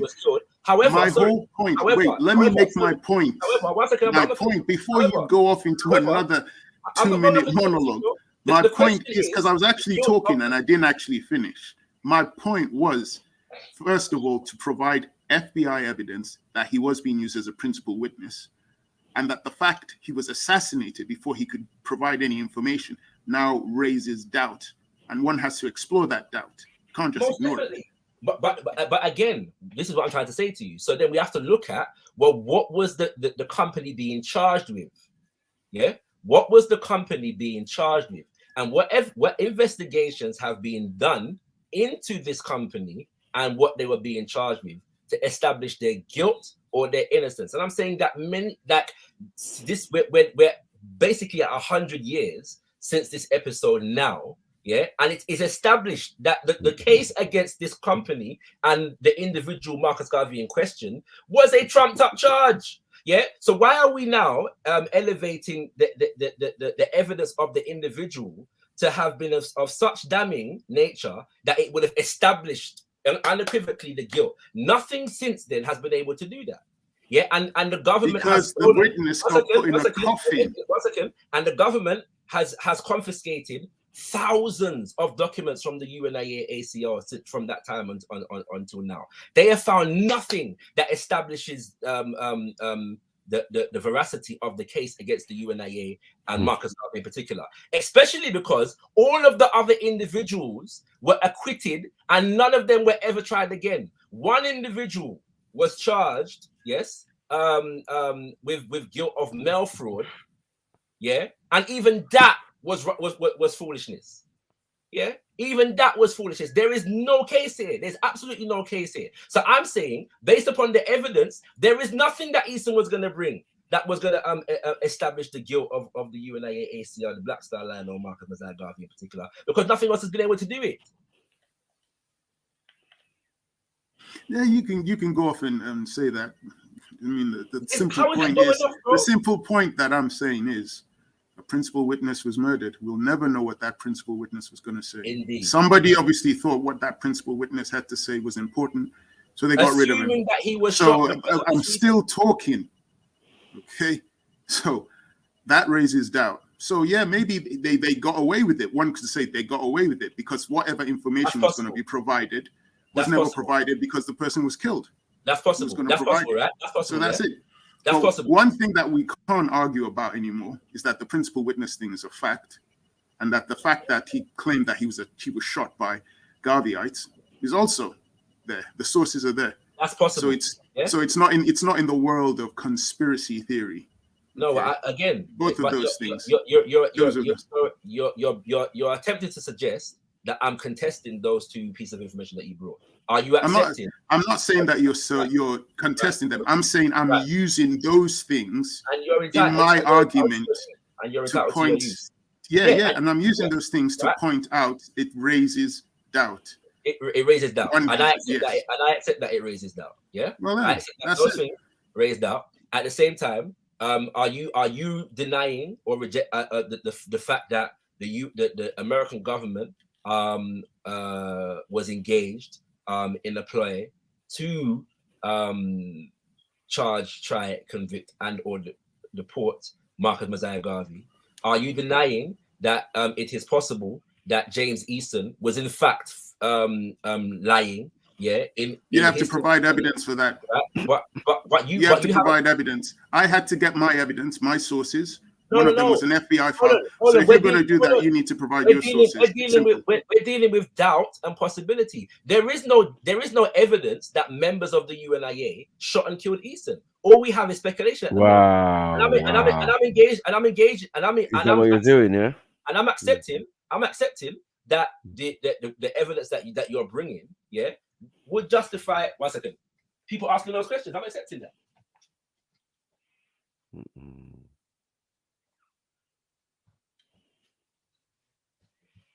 All right, this is deeper, Larry, man.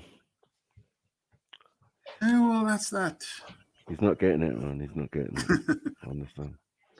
Not getting it. Yeah. Yeah, sorry. Right. What's happening here is that I'm accepting the possibilities, yeah, that you're putting forward. I'm also willing to put it in the context of the case itself, and what the case was about, and so on and so forth, which you don't seem to be prepared to do. I'm simply asking you to investigate whether other possibilities are possible. Shakara, why do people murder material witnesses, bro? Come on, man. Why do material witnesses get murdered? This is not something that's new. The mafia were doing it, the mob were doing it. I get it. Like, this is crazy. You're like, oh, this is trumped up charges. Let me finish, brother. You're saying it's trumped up charges. Let me finish, my brother.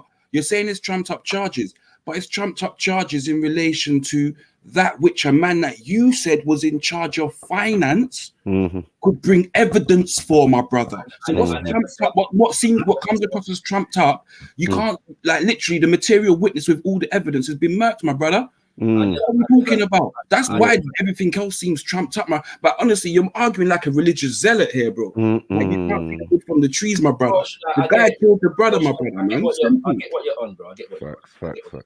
The fact of the matter is that first of all, I never said that Easton was in charge of the finances. I said that he was. Was he not a treasurer or something like that? No. He's a fundraiser. He raised fundraiser. He's in charge of some finance money. The irony of this is that one of the people that was actually responsible for, anyway, part of this is based upon the fact that I've actually just done a bit more research into the case. So I kind of have an idea of the. So you saying man have to die for fraud? Like, what are we doing?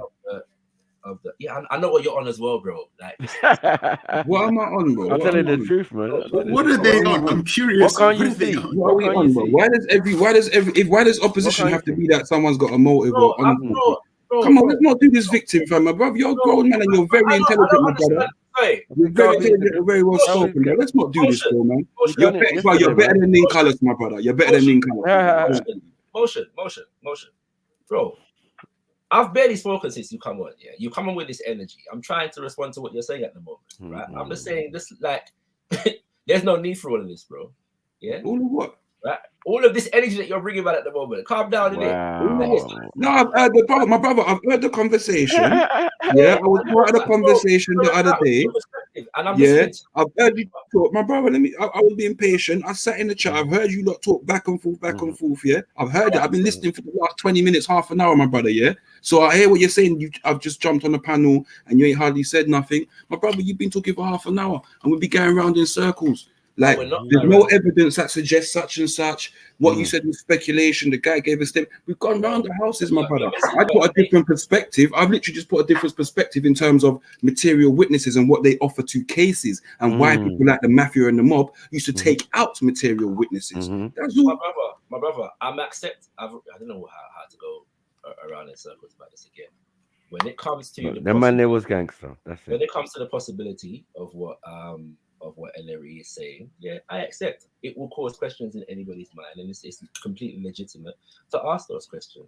Yeah, I'm accepting that. We're not arguing about that. What it is that people want me to unequivocally state that the UNIA, ACL, and or Marcus Garvey gave the order to kill James Easton. I'm saying I can't do that. Right? Or some gangster shit. Yeah. No, I can accept that it's possible. It's possible that UNIA members Come on, killed him. It's possible. Who else wanted to kill him? What we do know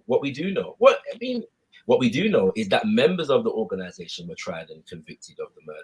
The person that the document identifies as the actual shooter, as the actual killer, although it doesn't verify how or establish how they're aware of this, was never tried and convicted. Yeah, men were actually tried and convicted. And then they were found to be not guilty. Ellery's evidence bore that to be the case, that the defense of these men was going to be predicated upon the guilt of another man. Yeah, the guilt of another man who was never tried and never convicted. Yeah, but that's we again, my brother. Shit, my brother, we can get 101 different cases within America where even the perpetrator was described as white or not black. Yeah, and because they've got somebody, yeah, they're not gonna take somebody's take some. Do you understand what I'm trying to say to you, my brother? I don't understand what you're saying there. You don't understand? No. No. Okay, so just the other day, yeah. You remember the thing that came out When They See Us? Mm-hmm. Yeah, do you remember what happened to them youths there? Do you remember who the perpetrator of that crime was? A Hispanic brother. But because they caught someone that they could frame up and say, right, everything, all the circumstantial evidence fits, lazy policing, alongside racism, right? So to say that because the two people that were tried and convicted and later found not guilty, that doesn't mean that the person that he said, or the people that said he killed him, or the people that were accused originally weren't guilty. It just means other people got their He never accused anybody in particular. He just said that the UNIA shot him, right? So what I'm saying to you is that the members of the organization were tried and convicted of the murder. They were later acquitted. Yes, they were later acquitted. They were found to be not guilty of this thing. In fact, one of the persons that was found guilty and later acquitted is on record as actually saying that the man's for dead. Yeah. Yeah, right. There you go. That's the circumstantial evidence that you need to make someone guilty. But he was. That's the point I'm making to you. I'm missing the point. He was. So the real person that was guilty got away. He was acquitted, right? And I'm saying to you that the person who even the document that Ellery brought forward, yeah, said was guilty, and they were going to predicate the defense of, at least in part, the defense of these other two convicted people on the fact that this guy did it. This guy was never tried and convicted for this murder. Yeah, I hear that. Many people don't get tried and convicted for murders, bro. Other guys, listen, so the other guys were acquitted. This guy was never convicted, was never even tried, yeah, for the murder. All right. So we can accept the suggestions and the possibilities of one element of it, as long as it equals the UNIA killed Eason. But all other possibilities are not worthy of exploration for some reason in this case, and I find that curious. Spoken like a true politician. Nah, that don't make no sense to me, though. You're right, still, because I can't understand how you're ruling out that the FBI had something to do with the demise of Garvey. Right. So they had an agenda against black people and organizations at the time. The climate was very fierce towards black people, so they would have made up any trumped up any charges. They would have locked up man for ice cream, gave them 7 years. They would have. So can I ask you a question, Freddie? based on that, Freddie, can I ask you a question? Knowing that the white America, yeah, or the FBI was against these people, yeah. You see when Martin Luther King and you had Martin Luther got shot, yeah, and you had half of the brothers with him that were not wearing ties. That knew Wagwan. Yeah. Like, you know what I'm saying? But I'm saying, like, you know, the first part of this thing, bro. Listen, one of them yeah, man, brother, can I sacrifice? Can I just mention one? Can I just mention one thing to you, bro? Because when I was in America, yeah, they told me the first FBI agent was deployed to destroy Marcus Garvey and the organization. Do you get what I'm trying to show you? I don't know if that's real in historical history, but that's what American people told me. It is the case. That's the fact. Agent 800. But the point that I'm saying is, even no, if but I hold on. Yeah, does that stop the UNIA on some gangster shit? Like if they're running around, it doesn't. No, it doesn't. So right, but it also doesn't. It also doesn't stop the FBI. Also not the FBI, the BOI, then the Bureau of Investigation, be acting in criminal ways to discredit the UNIA ACO. But they investigated it. Hold on. No, but They you're saying investigated it to such a level. What investigation? This is the point I'm trying to make. They investigated it and still could not find charges, but it doesn't mean the circumstances never happened and what was going on. Within the UNIA, yeah, there was some gangster shit going on.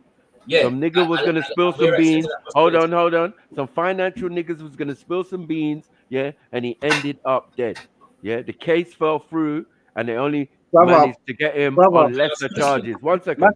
They managed to put him away. Did you hear what I just said, Mako, about the agent? No way it is, Marcus Garvey's organization was riddled with agents, bro. They didn't need no fucking chief or principal witness to bring down Marcus Garvey. They already had people inside the organization doing it. And the guy who died, the people in the the guy who died came from the organization. Like literally, like, come on, man. Like, what are we talking about? There was people, there were people from the FBI that were riddled in the Nation of Islam and within other fucking groups, my brothers. Every single organization black people has ever owned in America. Brother, that doesn't detract from what we're talking about. We can't. I'm not saying the FBI, the white man. I'm not saying it does, you know, brother. I'm just saying the way you're saying the FBI is such a solid source. It's mind-boggling. Because to me, they don't like black people. Their sole mission is to destroy black organizations. And isn't that the reason why they would make sure that their intelligence would probably be thorough? Listen. The point is, that you lot are suggesting that Eason had enough evidence with him, to be able to try and convict that's Marcus beside Garvey. the point. That's beside the point. What's the possibly? That is what's being suggested. That's what the prosecution had so suggested. If I'm saying to you that I accept the possibility of that, right, and that he was killed, for that reason, I accept the possibility of that.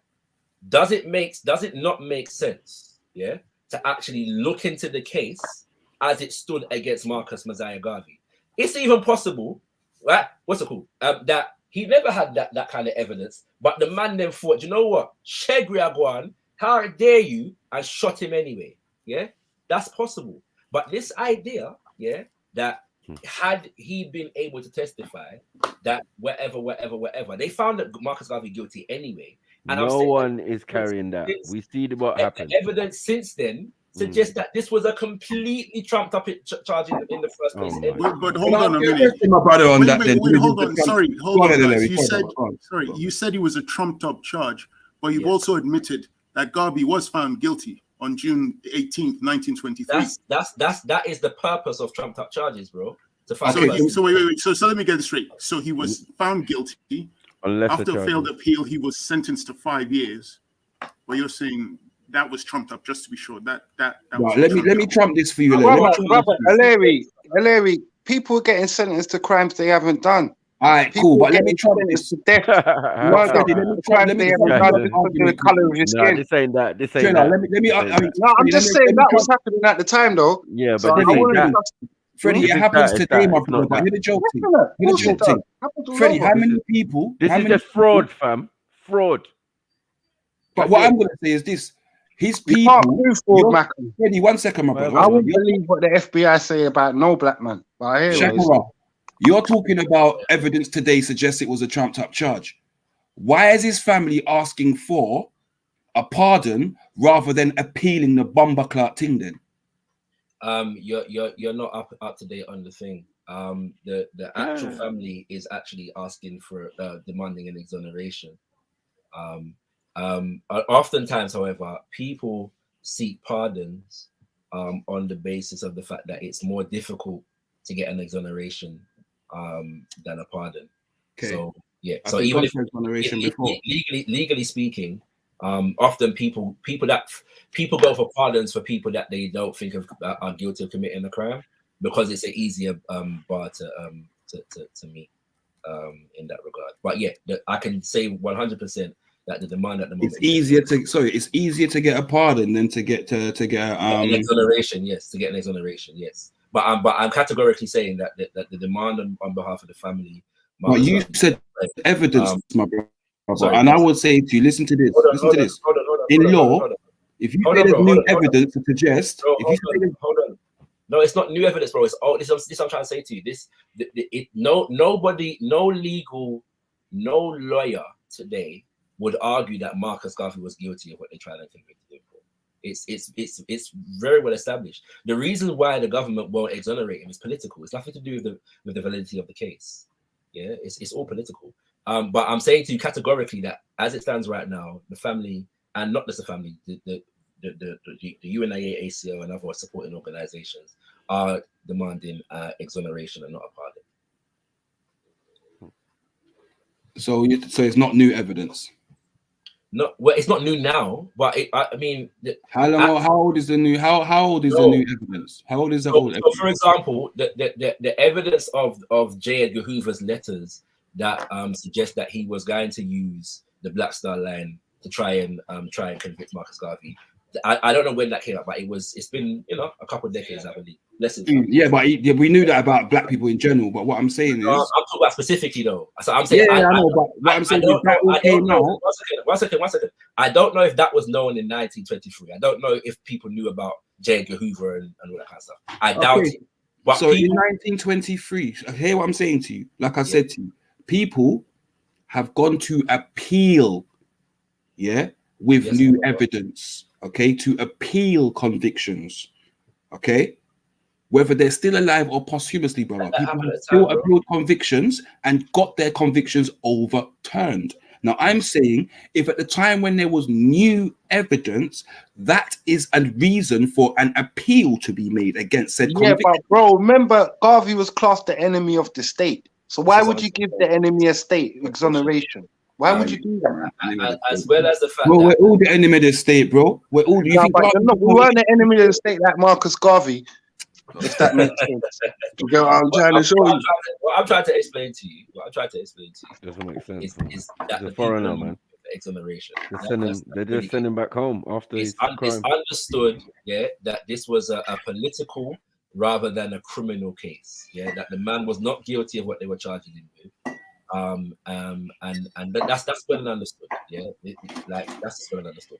So in reality, Marcus Garvey himself had nothing to fear from any witnesses, because he was not guilty of the charge, right? That's just the reality of the situation. Well, somebody feared that witness, and you're possibly correct, brother witness. Yeah, I mean, brother Ellery, you're possibly correct about that. It's also possible that he was shot in relation to something completely unrelated to this.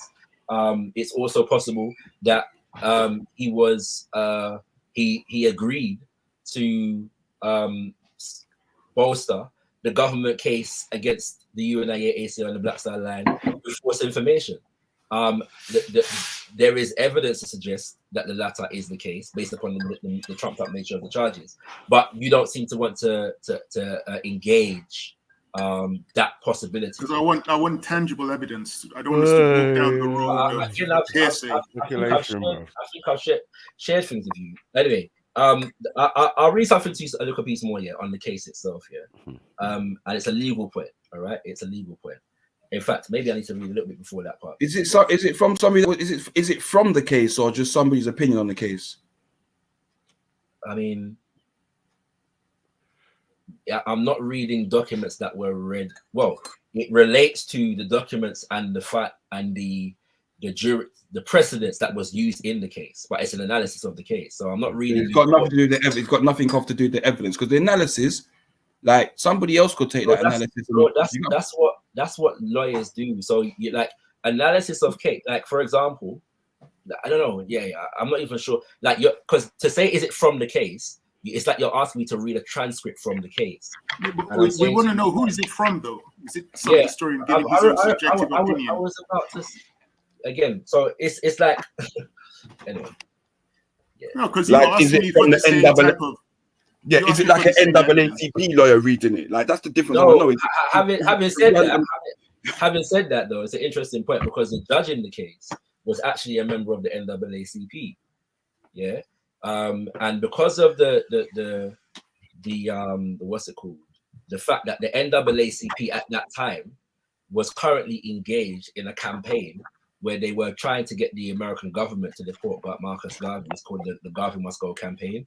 Marcus Garvey, who was representing himself in the case, asked for him to recuse himself because it's a conflict of interest. You're a member of an organization that is anti me and my organization. How can you justifiably and fairly adjudicate this case?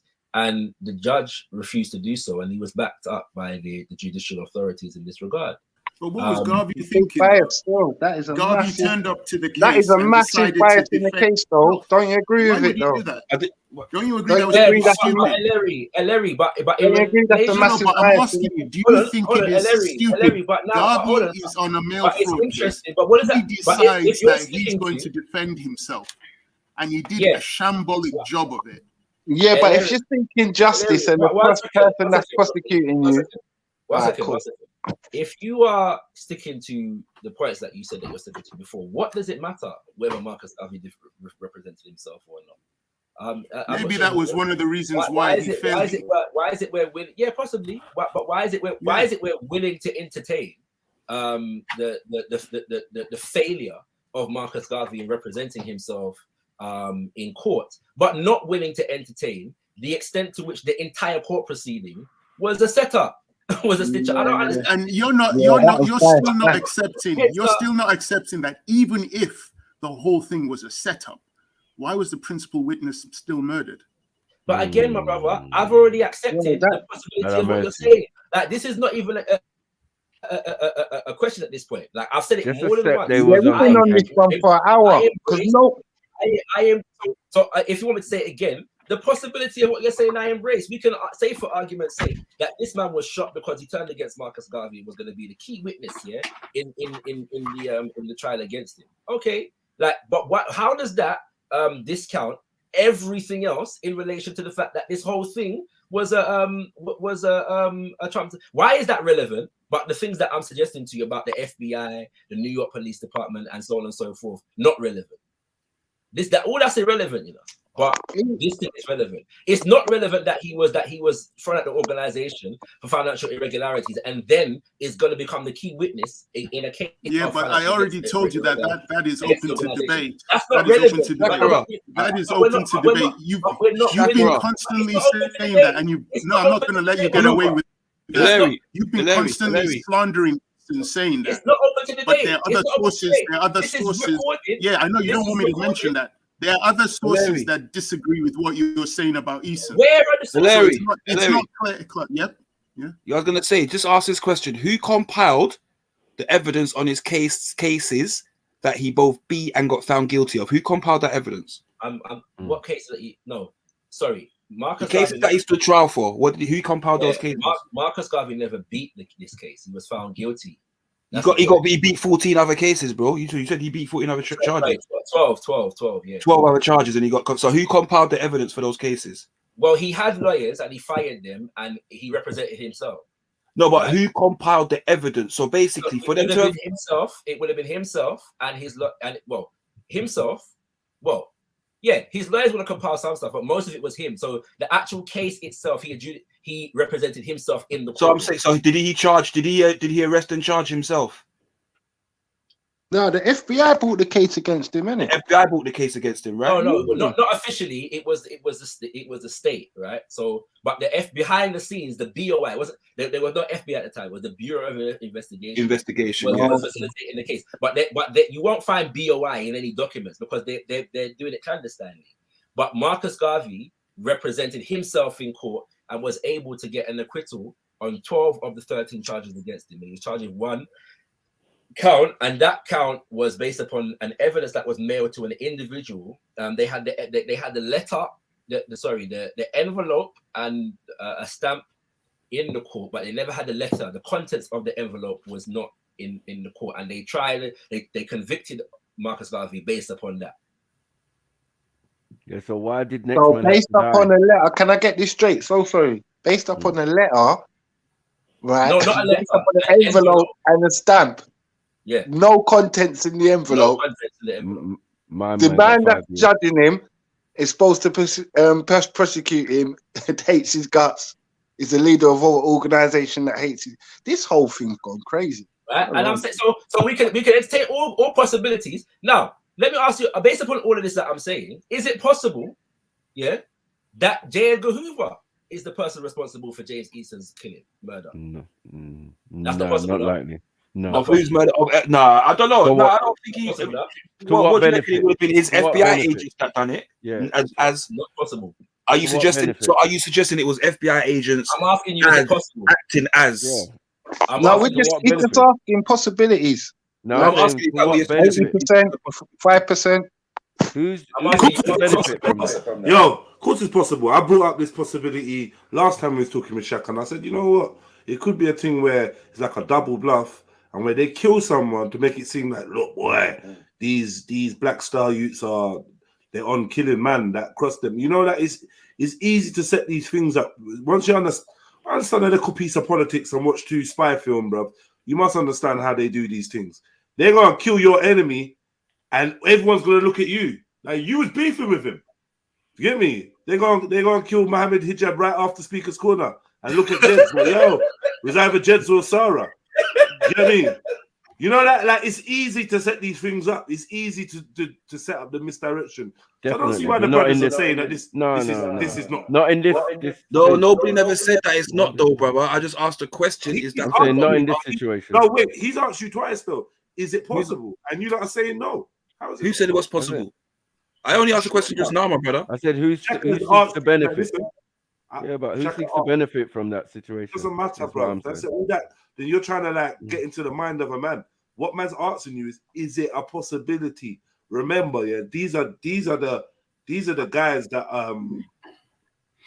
are forerunning this whole COINTEL type of strategy. So they like to infiltrate. They've already got agents on inside on both sides, and if they want to make something look like something to cause a little social unrest in-house, then I'm sure they can do that and provide that and strike when they see. You never know. You never know. Does anybody not find it strange? Yeah, that a man is shot.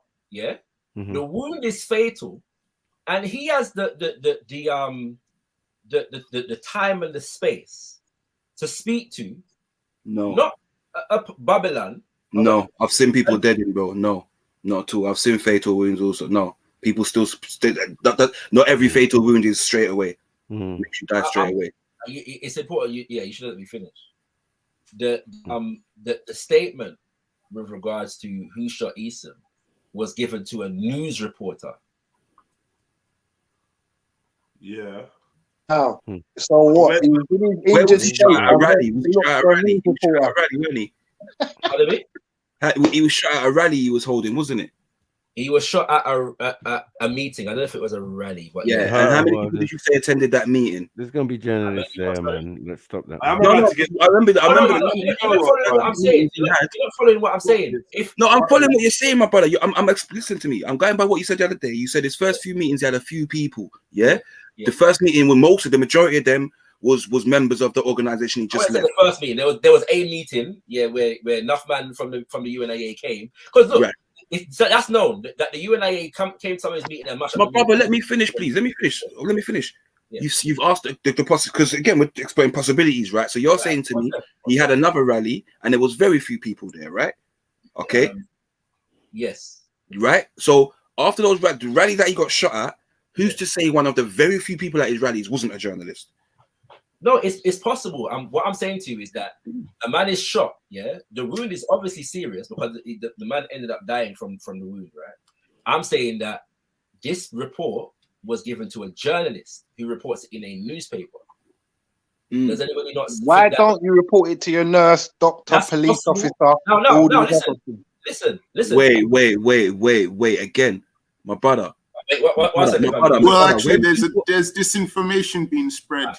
Okay, the thing that I read clearly stated, in a statement after the shooting, Eason told the police he was convinced that his assailants were sent to kill him to prevent him testifying. You said that this was in a news report, and that's my this is the news report that I'm reading. Yeah, so it wasn't just the journalists who were informed. Police were informed in this thing. So why wouldn't they have officers, a star officer, principal officer at the case, saying that Garvey and people shot him? Now I'm getting confused. If they got that as a witness statement, a dying witness testament. Okay, now if they got that, no, 1 second. No, Eleni, 1 second, sir. 1 second, bro. No, but bro, I'm just trying to give you a synopsis of what you're saying, innit? I'm saying if you have got a police officer that took a dying witness's statement, why the fuck wouldn't you use that man in court? Which man? The police officer? Obviously. Yeah, but the witness is dead. It's somebody. Obviously, his testimony is still going to be admissible in court because of a police officer, a man of the oath, took it. A man of the oath took it, though. The police ain't gonna be in question, bro. Who told you this statement wasn't used in court? Who told you it wasn't used in court? But evidently, the court transcript. Wait, hold on. I asked him a question and you've spoken. You brought in the police. No, we're just guessing, we ain't got none of the court transcripts. The point is, Shakara has already mentioned that the people or peoples who were accused of this were all exonerated anyway. So for all we know, during that investigation, maybe they did use the policeman's statement. So I don't understand what was the point of bringing it out. No, I'm just saying that's why I'm just mentioning it's a load of guessing, isn't it? It's just a lot of guesswork because no one's got the transcripts in it, and no one really knows exactly what happened. We've got one FBI statement or a police report saying that this. No, it's not even a statement. They refer to it. There's no concrete evidence to say anything happened to anyone. When you're spying on a man, you're gonna make reference to their activities. It doesn't mean that they're involved. There was nothing in the FEI report saying that we're gonna use this to frame them. That's not what was being said. No, but I'm saying the whole FBI operation was designed to frame Garvey. We know that. Why, if they're incriminating evidence, they should use it. But we know that it's like watching the mafia and knowing that they're taking people and burying them somewhere, but we don't know exactly where. But we know they killed Tommy Two-Tone and killed this one and killed that one. But you're sure that police didn't kill him? You're 100. I'm just saying. You can't say that then. It's just speculation, Maku. I'm just saying what you're saying is speculation. I'm just saying, obviously that's exactly what I said. Speculation. Who seeks to benefit from it? Does the FBI benefit from that? It doesn't matter who seeks to benefit. You got to look at the evidence. And you ain't got none. Well, maybe are they the ones? You're speculating. Hold on. No, exactly, because no one's got evidence. I've heard you speculate for an hour, Larry. You ain't got no evidence. I provided sources. You literally haven't provided a single source. You provided the FBI. A single source. Man. People get emotional. All you've done is just speculate. You haven't provided a single source for any of your speculation. Relax now, man. I'm not even emotional. I'm laughing. Because I'm saying you've been talking about FBI source for 1 hour and a half. That's the only thing you presented, bro. No, but what's the that's totally wrong. That's totally wrong. What was provided was more than one thing. One was the FBI file. One was the other thing from the newspaper. Now, if you're going to say that those things are lies, then you have to provide your sources. Simply giving us. I'm saying there's historic history. There's historic. 1 second. Simply giving your subjective opinion is not. No, I'm going to ask you if there's a historic history of FBI misinformation. And we already said to you. So that has to be excluded. The first piece of evidence what you brought is rubbish. The first bit of evidence what you brought is bullshit. Sorry, Larry, yeah, but just on the flip side of that, Fred, is there evidence of the Garvey Act's misinformation? Is there evidence of dishonesty or misinformation from Marcus Garvey's camp? It's a very broad question. I don't have any evidence of that or any suggestion of that. We spoke about it the other day, though. Shaqs, we spoke about it yesterday, though, bro. Of course, in a newspaper. What did we speak about? In a newspaper that's we spoke about obviously the state of getting the funding and that for ships that were not weren't seaworthy or weren't worthy. There was no evidence of that. Wait. Hold on. There was evidence that only one ship was worthy to make it to Africa. Of course, there was. No. Yeah. You've misunderstood. Okay. Let me break this down. The Black Star Line bought 3 ships. Yeah. Yeah. They were in the process of buying a 4th ship. They paid a deposit on the ship. Yeah. And all of the timeline is not in my head right about now, current. But the man, Garvey was out the country. A man was responsible for paying off the rest of the money, and didn't for whatever reason. Yeah. I can't remember the whole of it. But the point is that ship was the ship that's supposed to go to Africa. Yeah. The other ships were not intended to go to Africa. Okay. Those ships were intended to do domestic and regional stuff, yeah, which they did. Yeah.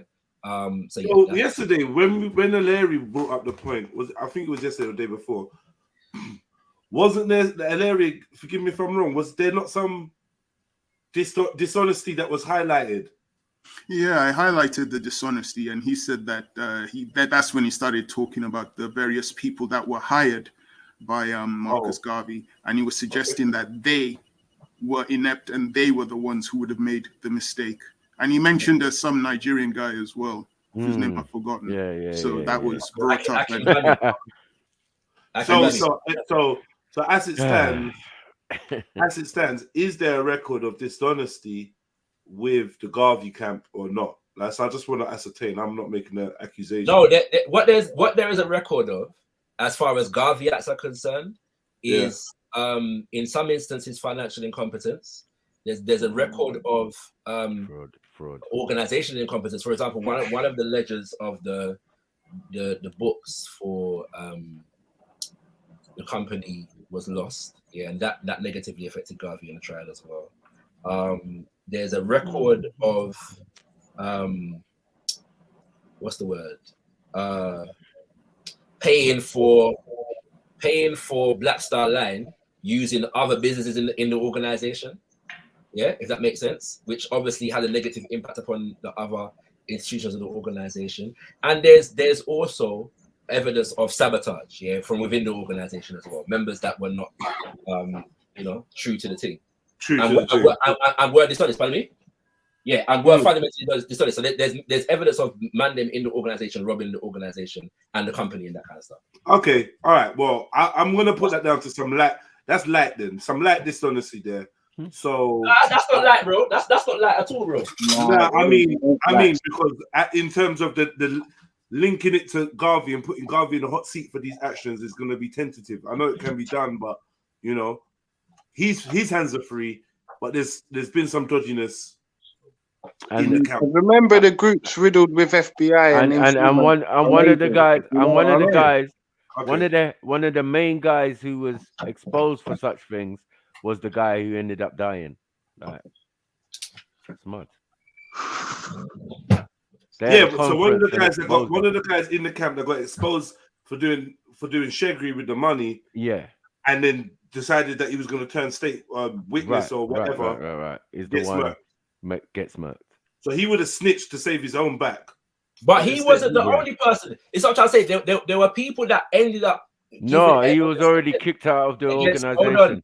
There were people that ended up giving evidence against Marcus Garvey and the other 3 officers that were also members of the Black Star Line. Yeah, they were officers of the Black Star Line.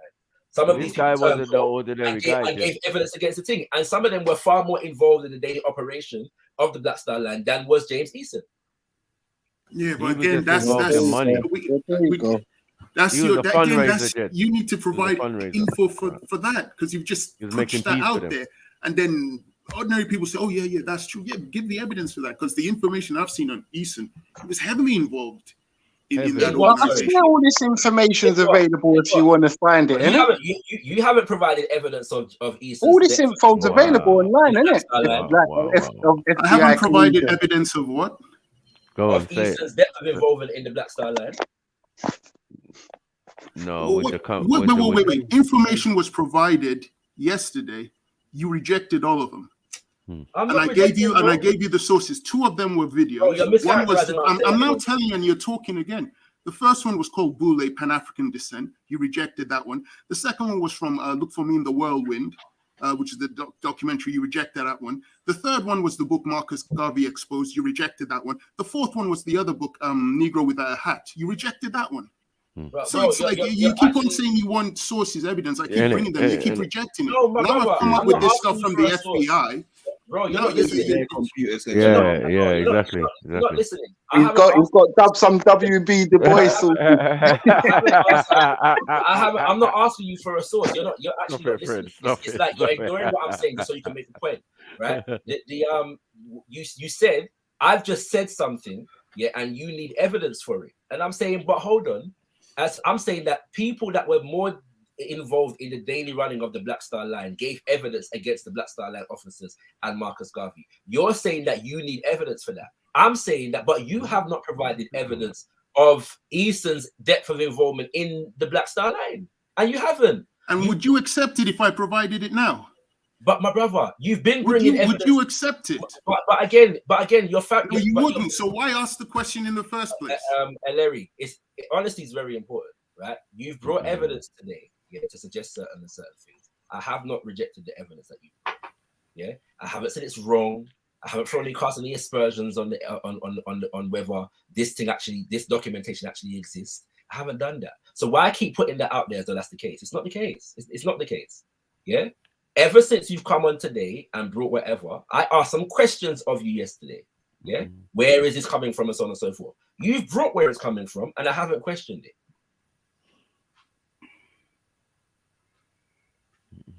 Oh, you didn't. But you didn't accept. And may I say, very reliable. You didn't accept them yesterday. Very reliable. You didn't accept them yesterday. But what you brought today, you didn't bring yesterday. So why? Yeah, so I had to bring extra stuff. So you didn't accept it. You are saying to me that I'm just saying stuff. What you brought to me the other day was people just saying stuff. So I asked, well, how can we get something more than just people just saying stuff? Because I haven't seen much beyond this. I even told you, I had a conversation with one of my UNIA elders, and he verified a piece of the information that you brought today. I'm not rejecting it. So why keep putting that characterization? It's false. It's a false characterization. Mad. I don't think we're looking for truth here. We're just opinionated, isn't it? Because the truth is you're the one with the opinions. I'm just saying that evidence is skewed towards against the Garvey, and no one can see that. Everybody just. No, I know you can, but I'm just saying. The man that was on some gangster shit against Garvey. It's such a I don't know. It's fucking monumentally skewed against him. It's like Black Mafia, historically, and you still can't see where. I don't know. Jedi asked you a specific question, and I noticed when you asked that question, you kept quiet. What question was that, Mike? Jedi, do you want to ask that question again in regards to could it be possible that the UNIA was also doing Shegri? Of course, it could be possible, man. Listen, there's a load. At the end of the day, the first black agent, like what we said, was tasked to bring down the organization. So obviously, there's going to be a lot of things involved in it. There's going to be dodgy people all over, left, right, and Yeah, center. but they had members. Yeah, they had members. That's clear. Like they had members in it. They had people inside the organization. Yeah, of course. All right, so somebody who wasn't an agent. Yeah. Historic as well. They're not just regular ones. They're the first of their kind. Well, all of this is just dissuasion. If man lick man down, man lick man down, man. It's the standard, man. Why are we getting There's all no evidence all for that, bougie with though. it, all There's no boule with evidence it? for that, Maku. Like, this is too That's boule all I'm for me, saying. man. All this cloak and dagger, and no, we're We're not gonna. going off for what the Or we're not FBI gonna. said, and We're I not gonna think that's put quite this a weak on them. source. No, man. You know what I'm saying? That's all I'm saying, in my It's one of opinion. the last. It's one of the last sources. It came today. You know what I'm saying? We weren't talking Yeah, about that's that the yesterday. weakest one then. Well, I mean, and it didn't. It wasn't damning. It Hold wasn't on. damning like So that. what? Has anyone but the FBI Mm. made the claim? He Well, said what this claim, to who? Who did this guy on his deathbed make this admission to? Who Apparently it was a newspaper reporter. Hmm. No, that's And to the police. policeman.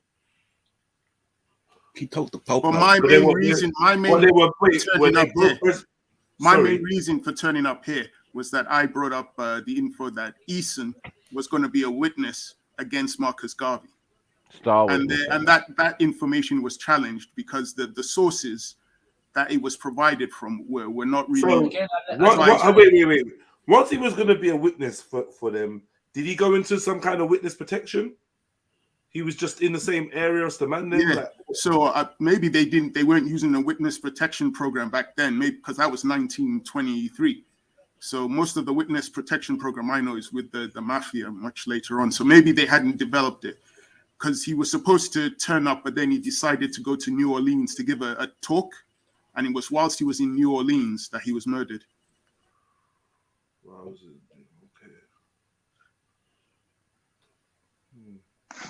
And that's a poor link to Garvey, but I hear you though, man. It's not a poor link to Garvey when he was officially going to be a principal witness against Garvey. Yeah, but that's a big deal. Yeah, if someone that was about to snitch on you gets licked down, clearly. But of course, people gonna look Yeah, in your it's not direction. dodgy, but it's not a concrete link. It's not 100%. No. I hear that. Of course, that's why if the witness in my case dies, I can still bust case if you they can still can't bust prove case. it's Yeah. me. But on security, on national security papers and that, it's going to say that I was the chief suspect. Yeah. And most definitely. But again, although that's what happened Ellery with the FBI. But although Ellery wants to keep denying this, man's accepted the possibility of this thing. That it looks like that, right? You know what I'm saying? Many times, right? At the same time, I'm saying that what's it called? I'm not even, because the fact that the FBI said that he was a principal, not the FBI, sorry, the BOI was a principal witness, doesn't mean that this was public knowledge, right? So again, the question that arises as to whether the man them even knew, and it could be that they didn't know and just thought that, you know what, my man's on Shegri, in for dead, whatever. But guess right? what? Imagine, I got a witness going against me, but they're chatting shit, right? They've been hired by the feds to lie, yeah? Mm-hmm. They've caught me, or they've caught the witness on something, so they've paid the witness to lie against me. It would be a very slick move for them to also kill that witness. Then there's like a double inferred guilt on me now. Not only was someone about to testify and snitch and maybe confirm that I'm a bad guy, he actually got killed before he got a chance to do it. That means that he's been like what's that word? Martyred. A martyred witness. By the way, it kind of don't help their cause if you're bringing a case against him. That's as plausible as linking it. It does. Of course it does. Because now we're building up this thing of, boy, you hear say man that wants to snitch on Jeds is getting killed in that. Like now my squeaky clean rep, or my clean rep that I'm trying to maintain or whatever, is going to be tarnished in the eyes of some people that are looking for guilt. So I can see it is definitely a good look, man. Bro, I've had man want to turn up to court for me and all these things there, and I've been in these type of scenarios, not to go into too deep, but I could see how even a fake witness being killed would be a good strategy. Because if that brother comes to court and my solicitor rips him apart, it's going to make them look even more shit. they might as well paint that picture that I'm fucking afraid of what this brother's about to say, and then try and work from there and see what they can do with that. So I'm saying it's a definite strong possibility. And bro, we can't say fuck the police and then lean on a police report or a FBI report. It's not working. We know. Come on, brother. We can't. I'm saying that they're all corrupt. I'm saying that the agency was corrupt. I agree. We know. Yeah, they all People corrupt. trying to Yeah, throw out that's the smoke best thing you screens said. like That's the we best thing you don't said. know. What do you mean that's the best thing I said? I said I mean, that You- ages no, ago before you jumped No, on. I'm saying on the topic so Edgar far since Hoover, I've been everyone, listening, an like, hour we and a know, half. we That's know, the best we thing know. you said. They're all corrupt. But you're not getting what he's saying, Illyri. He's saying, Fred.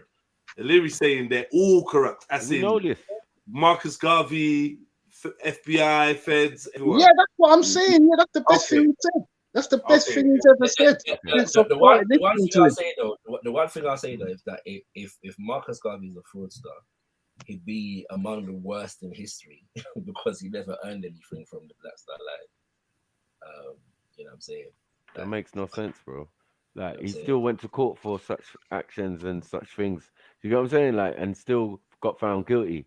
We don't What- on a what's lesser that? charge. We can overstand if the principal witness in your case, dies. Yeah, that is a lot. That doesn't work in the FBI's favor for me.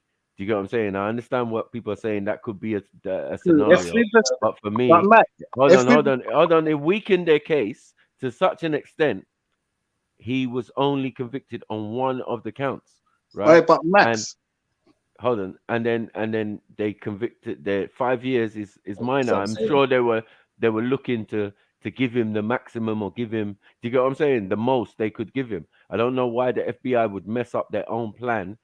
Do you get what I'm saying? To get rid of Marcus Garvey. What did he end up All their getting? eggs was in the one What did basket. He ended end up getting 5 years. All their eggs What was if, in one yeah, basket. what if, because Marcus Garvey is some form of asset, Yeah. aim is actually not for him to be doing a lengthy time in jail. Yeah. Just So put in anybody that comparison. is threatening that or looking to might get bumped off. Mhm. I know that the game is deep. I'm not saying that that's the case, but I'm saying I know the game is deep, and the players in the game, they could be wearing the blue cap but be on the red team. It doesn't matter. It doesn't matter. All that matters is the outcome. Do you know what I mean? But Jay, if everyone in the if every Sorry, player in I the just say on that point, yeah. Sorry, Freddie. Let's say that point. The major aim of the government and some even other people who campaigned to the government was to get Garvey out of the country, yeah. And so deportation was the thing. So what they did was they commuted the sentence on the basis of the fact that he was going to be deported. Right. Deported. Yeah. That was So it was after to he get done him his out. sentence. Nah, I get it. Yeah. Makes On sense. top of it. So, and as Shakara said, the FBI weren't involved in the case, but they were involved in the case. They were monitoring it. They were, bringing evidence and all of that, and making sure, anything to back up the state. You know what I mean, in their case against Garvey. So yeah, it would make sense.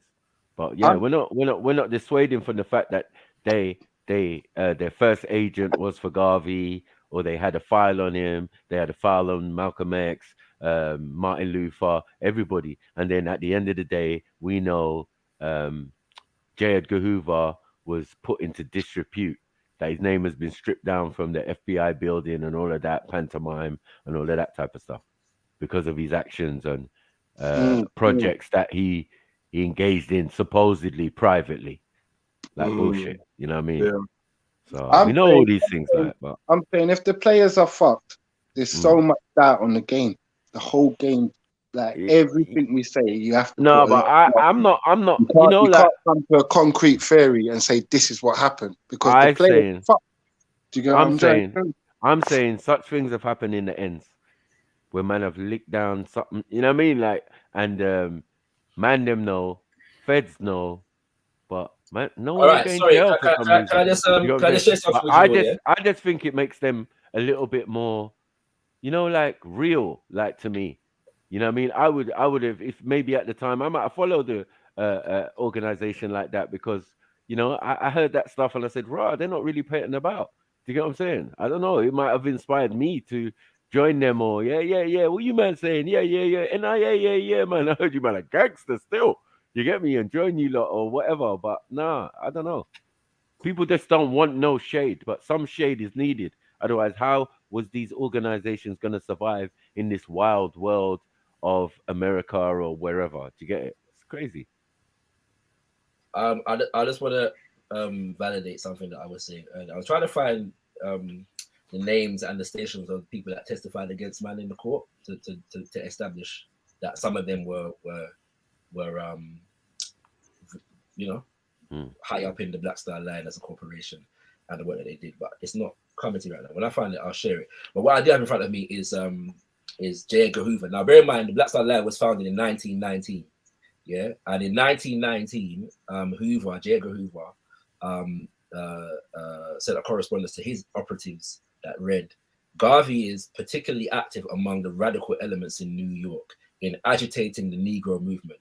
Unfortunately, however, he has not yet violated any federal law whereby he could be proceeded against on the grounds of being an undesirable alien from the point of view of deportation.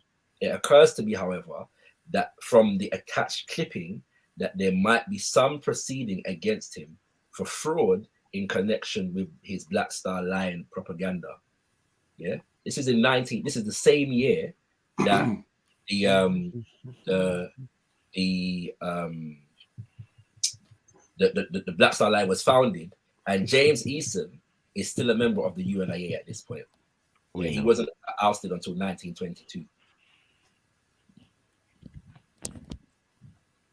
I think that's real evidence there, isn't it? To suggest, you know what I mean, that there was a problem with Garvey. I'm not saying Garvey was squeaky clean. I'm never going to say that. Do you get what I'm saying? How can I? When man say Garvey's a prophet, you know, man don't mean to say he's perfect, you know, bro. You get me? Like, exactly. You know what I'm saying? For example, the Laura Coffey case, and there's a lot of no, let's not go to Laura Coffey. Most people don't know about Laura Coffey. You brought it up, bro. Yeah, but I threw it away quickly because I thought it would be unfair to bring it up. How's that going to bring it up and then say? Well, bringing it up isn't going to make Garvey look any better. So yeah, go for it then. It's all good. And if your intention is to make Garvey look bad, okay, you know what I'm saying. No, your intention is because you're bringing it up. But you just said it's not going to make him look any better. So go ahead. So you're giving me the go ahead based upon the fact that it's going to make him look bad. If that's your intention, then okay. Do you know what I'm saying? You know, at least honesty is prevailing. But what I was going to say is I actually think I'm not 100% certain about this, but I actually think that because Garvey because since the people began to crop up everywhere, defrauding people in the name of the UNIA and collecting money in the name of the UNIA. There was a lot of that going on, yeah, after the decline of the Black Star Line. And Garvey was in prison, and she was considered to be one such person, yeah. And so he made a statement to members of the UNIA, basically saying that she doesn't represent the UNIA whatsoever, and basically that she's a fraud, yeah, in that regard. And it's possible that he was wrong on that. I'm not saying I'm certain, but it's possible that he was incorrect on that. And certainly that situation may have been handled differently. You know what I'm saying? So I accept that. And there are other situation. How was it handled though? No, I'm talking about from the part of Marcus Garvey. Yeah, I know, but how was it handled? The way it was put in the ether that she might be doing something corrupt. Yeah, some definitely. Group of people decided to handle it in a particular way. You've already said, bro, Laura was shot. You've already said that, and that people, you already made that point, and that people close to that go against Marcus Garvey end up dead. You've already made that point. Yeah, you know what I'm saying. What? She died. She was murdered. She was murdered. The message shot and ended up dead. Hey, brother, What did he say? They murked No, her. I'm repeating Ellery's words. That's what he said. He said- Mad. Yeah, so he's Is it asking me true? to repeat it, but as though he didn't already say it, right? Do you know what I'm saying? Is But it my true? point is that I think that Is it true? it's true that she was shot dead. Yes, it's true that she was shot dead. You can't know if you can't determine if it's true. If Mad. people done it. No. She was certainly shot dead. She was certainly shot dead. She was shot dead. Mad. Yeah. You can't Alright. determine who done it though. Yeah. It could have been a Garvey supporter because, as I True, said, true. the And explanation. no one done it. No one done it. No one done it. No, I'm saying if man support man, you can't diss Farrakhan, go to America and diss Farrakhan. Them man that will take it on. Them man might take it to the next further extent and murder you. I said this yesterday as well. It's not Farrakhan's fault. Context for this. I said this yesterday as well. When you get leaders like that and people that support them, not even just the rank and file organization, there are men that will do you harm if you come against the thing like that. That's a reality. That's a fact. How was it you were? There was pretending, you know. I don't know why the man them are pretending. back in 1919. George No, it Tyler ain't tried to pretending out kill here, bro. Marcus Man, Garvey a in gangster. the Cool, man. office, and he was prevented by Marcus Garvey's, I think, girlfriend or wife at the time, Amy Ashwood. She managed to stop him. You were suggesting anti-English. Mad. Yeah, Marcus was the three Amy's. It's interesting. Marcus Garvey's life. He had relationships with three black women whose names started with Amy. Their names were Amy. Amy Ashwood, Amy Jacques, and another Amy. But I don't know. Maybe there's some Freemasonry there. No, only kidding. No. Well done, bro. Well done. Well done. No, that was a cheap shot. I was joking. I was joking. That's what you call playing for the audience. You know what I'm saying? It's a good thing. No, I'm not playing for the audience. Hate me. The only place that I'm getting righteousness is on this panel here from some of the brothers. Everyone in the chat hates me. They think I'm coming against the Messiah. So don't worry. You're in. Oh no, there's a good number of people in the chat that are enjoying you fully. Right? Really? I haven't seen it. I've just seen people cussing me and a few of the people. Oh, go ahead, bro. Go ahead. No, go but ahead, we talked about George Tyler trying to kill Marcus Garvey back in 1919, and you suggested that he was working for the police. Mm-hmm.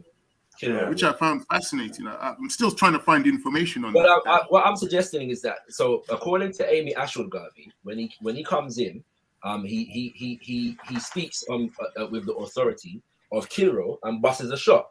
He's eventually arrested and ends up dead in police custody. Yeah, having fallen from some elevated position in the prison. We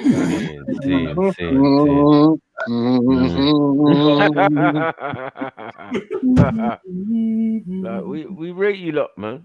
Fuck's sake. I just didn't know how gangster the UNIA was. That's all. What's that got to do? I don't see what the problem is.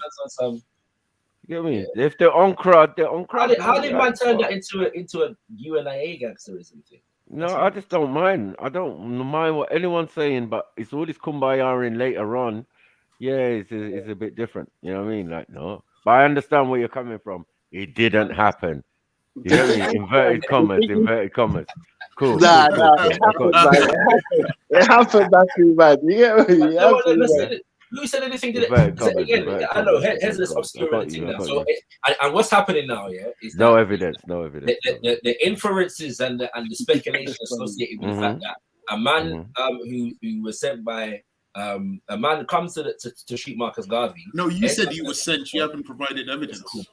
Again, what I said was that Amy Ashwood said this. Yeah, but at the same time, 10 $10. Marcus Garvey's wife said it. I don't know what more you want. At the same time, he ends up dead in police custody. Yeah, like the UNIA didn't kill him, right? But we're not gonna speculate any further about that. Yeah, maybe there was a UNIA person in sympathizer in the prison who killed him. You know the one there. It could be. Yeah. One of the brothers said, "Oi, you." Yeah. Maybe one of the prison guards was an African legionnaire and said, "Yeah, man's dead." That's true. Can't go and fight in Ethiopia, but we'll do something. Yeah, it might have been. It might have been The UNIA had infiltrated the New York Police Department. Yeah, you know what I'm saying? Infiltrated, yeah. Because Yeah. officially, what was said was that George Tit Tyler for was tat, coming yeah. to scene because he'd been ripped off. Because he'd Yeah. taken part in the purchasing of shares and he felt that he'd been financially ripped off. So he came to kill. That was the official story. So Most when I definitely, heard from most you definitely. yesterday He- that in fact he and was bearing working in for the mind, police, I'm like, bearing whoa, in where's mind, the info? Where's the evidence? bearing in mind that the Black Star Line, began in 1919, and this shooting incident took place in 1919. So he was already aware, in 1919, that the thing, he had been ripped off. This gone to the investor who invested in something and expected a return on the investment in the same year. Sounds like gangster shit. You know what I'm saying? That thing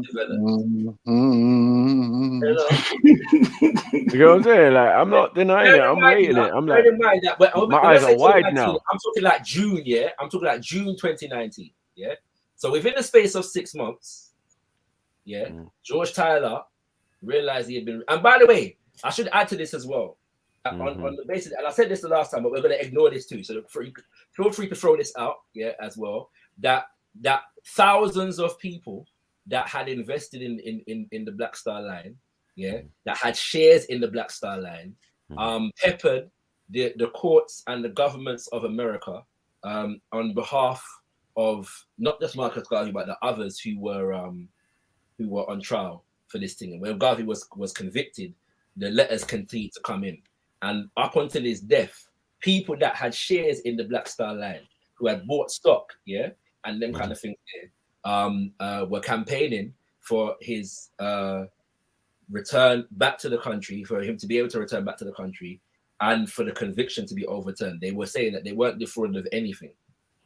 Thousands of people over many, many years did this. But feel free to ignore that. George Tyler went to kill Marcus. He did though, because he came to England. So. Yeah, probably under the instruction of somebody or under the guise of somebody. He probably went to assassinate Garvey. Of course he did. You know what I'm saying? But if you, I've got to listen to the minority. The minority saying that it was all right. The dealing with Garvey was okay. So I'm just gonna listen to them if that's all right. Man. It's all right with us. Garvey was gangster, man. That's it. We know. Yeah, He's so Jamaican, innit? when you look at those pictures and you see the Garveyites dressed almost like SS with their Remember, boots and Jamaicans be one of the best, baby. They was on that. Yeah, They whoa, was But on. the Americans aren't They was Jamaicans. on The smoke. UNIA in America, they weren't Jamaicans. They did have Caribbean people there, but most of them were Black Americans. Yeah, of course. But Garvey was Jamaican, so. Yeah, I'm what that boy that dead. Dead. You get me? Shut them. Informer for dead. What was it? 19. Marcus Garvey. He's not Screwface, all right? Ratings. No, he wasn't on what news are on. Them man there like same time as Bumpy Johnson and them man there, so it's a mad thing. Well, I called my name in that court, yo, dead him for dead. But could it be? But this is the thing about life. Life is so complicated that is you have a lot of half truths. So it is possible that you have a man doing lots of good, but at the same time he does bad things. But he's still doing lots of good things which are inspiring to people. Beautiful. So you can't just come out and say he's ultimately evil, because as a human being he's done things which have done great things for people, but he's also done little bad things. You have to. Which might be bad. I think he might have done major bad things. I think it's part of life. Who knows? Part of life. We can't tell. And it seems the government knew. One second, man.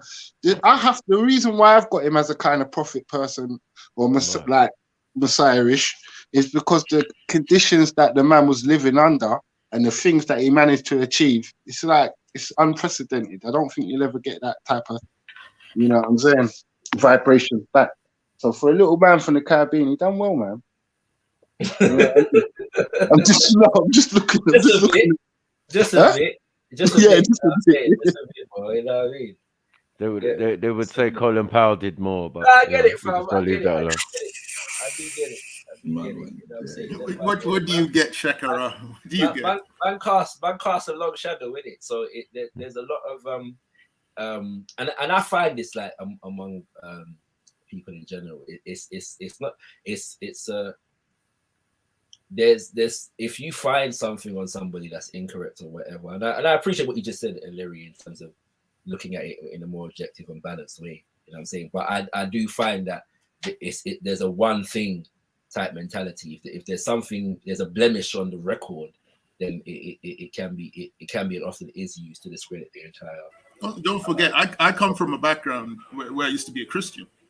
And in that book, we got prophets who were doing bad things. We got Noah, and then he was accused of drunkenness. We had Solomon. How many wives did he have? No, we had Abraham. He goes on to have concubines. So obviously, what my argument in this situation, and I'm not even saying that because there are political stances, for example, that Papa Garvey took at different points that I think required some revision, or he should have handled differently, or was actually incorrect given the circumstances, even if I understand why he didn't say whatever. The issue here is we're talking about a criminal conviction for something and a possible criminal conviction for something, right? And all I'm suggesting is that we don't have sufficient evidence for these things, and even the fact that people were tried and convicted for it, like it's not even like the man then just got away, like they were tried and convicted and then got off. None of this had anything to do with Marcus Mosiah Garvey. You know what I'm saying? As far as the shooting is concerned. So even if Mandem shot him, like you know what I'm saying, you know, Right. and I'm categorically saying that the man was not guilty of defrauding anybody. So hold on. If a man's running his own case, yeah, do you think that's part of it? I don't understand the question that you're asking me. If a man's running his own case, he's going into court every day, and then when he's leaving there, he's going to meet his members, and he's telling them what they must do. So at the end of the day, he's the one who gives the orders. That's how I would see it. Do you get what I'm saying? No, of he's course. Running his own case. If you're the mafia boss, yeah, and you said man for dead, I'm suggesting. Well, it's not even a boss. The leader of an organization. It is, you know. Oh, sorry, it's the leader of an organization now. Okay, all right. Of course. Yeah, but he's gangster, isn't it? Like we all gangster. All them black leaders and things had that little element. Hold on. A lot of these men went jail, you know. Like it's just that with Malcolm X, right? There's no witnesses dying. Bearing in mind, that the UNIA had a paramilitary unit and was preparing, for war, especially in relation to colonization and these kinds of things. Right. So some people are in processes of nation building, these things do go on. I'm not exactly. I'm not even suggesting that that's not the case. Right? I'm saying I'm rating them now because of that. The circumstances as it stood, would have meant that all governments have assassinated people who are considered to have been traitors to that government. Yeah, that's cool, but that's what we're saying. Informer for dead. Informer for dead. You understand? So I'm I'm not even running from the reality of the fact that is the condition that that the UNIA and the black. What's all this pretty talk? Informer for dead. Yeah. He carried it from Jamaica. He carried it to the Americas. The Americas understood what it was. What? Informer for dead. Informer for dead. Okay, Mr. Garvey. You get me? Big up. Respect. One order. One order. One order. One order. No, I get it, fam. I get it. And as well, because I've noticed this. There's something about Marcus Garvey as well that like a lot of people that were his contemporaries. They just didn't like, man. What did he call W.E.B. Du Bois again? A rabid mulatto that needed a horse whipping? Isn't that what he said? Yeah, he said that. Yeah, he said that. Are you saying that's not gangster? No? All right. Yeah, he said that. At the same time, Garvey was more man than that was not than the man who follow him. First of all, he was responding to Du Bois and others. And I'm not even saying I wouldn't have used that terminology. Having said that, he was responding to Du Bois and others, casting aspersions upon him because of his dark complexion and the fact that he was from the West Indies. And his casting aspersions on. I guess those guys were on ADOS before ADOS came out. I don't know. To some degree. But you have to understand that statement in the context of the fact that mulatto was not just a term in terms of mixed ancestry, but it was mulatto was often a status, a social class within Black nations and Black communities. But the thing was, they criticized things that he was doing, and he didn't take kindly to their criticism. So it wasn't just Dubois. There was someone else, and I can't remember the other guys. There were many, my brother. Dubois was also involved in the Garvey Must Go campaign. But there was something interesting that Garvey pointed out. Garvey went to the NAACP. Apparently, he went there to pay Dubois a visit, and he couldn't see. I can't remember if he did see Dubois or he didn't. But the thing he noticed was that majority of the people, almost all of the people in the NAACP office, were not Black. Yeah, and then so he was critical of the NAACP. Yeah. The NAACP was critical of Garvey, and it went deeper than that. These people were willing to go as far as to align with the American government against the organization, and a lot of treachery went on. It goes deeper than even this that I'm saying right about now, because some of them were even sent as agents to Liberia to try and dead off what the UNIA was doing in Liberia as well. So there's a lot of history here. Do you know what I'm saying? So when you get to the point of calling man a rabid mulatto, it's because a series of things have happened, and a series of insults and direct attempts to sabotage the work of the organization have also taken place. Mad. There's the interesting history of Mr. Garvey. Yeah, man. But yeah, man, already bad man. You know what I'm saying? So we agree with that. So yeah, we agree with that. We agree with that. Everything is everything. Everything is easy, man. We're easy, man. We're easy. We're easy. No disrespect. You get me? Big up to the ancestor and that. You get me? And it's a reality that some people genuinely disagree with him. Some people just didn't like him. Yeah, because he's a bad man. That's why. We not take shots from the boy. Yeah, get your skin burned. It's not unusual for people to believe that Marcus Garvey he's bigged up too much. They want to take him down. It's Obia, man. Would you ever entertain the possibility that the UNIA and Marcus Garvey were controlled opposition? Do you think that's too far-fetched? We could entertain the possibility. The reality is I've studied too much to really entertain a possibility seriously. Do you know what I'm saying? I know too many Garveyites. I know too much of the movement to entertain that possibility seriously. Where's your guns at, man? Where's your guns at? Especially based upon the extent to which the states and the establishment went to destroy and continues to go, to destroy such movements. You know what I'm saying? And so I think that entertaining that beyond a certain point, based upon what I know, would be to engage in procrastination and foolishness. You know what I'm saying? So. So what do we conclude with? Do we conclude with that he was a good man, a human being? Can we agree on that? That he was a good man with good intentions and made mistakes along the way? That's my personal point of view, but I'm not asking anybody to take on that.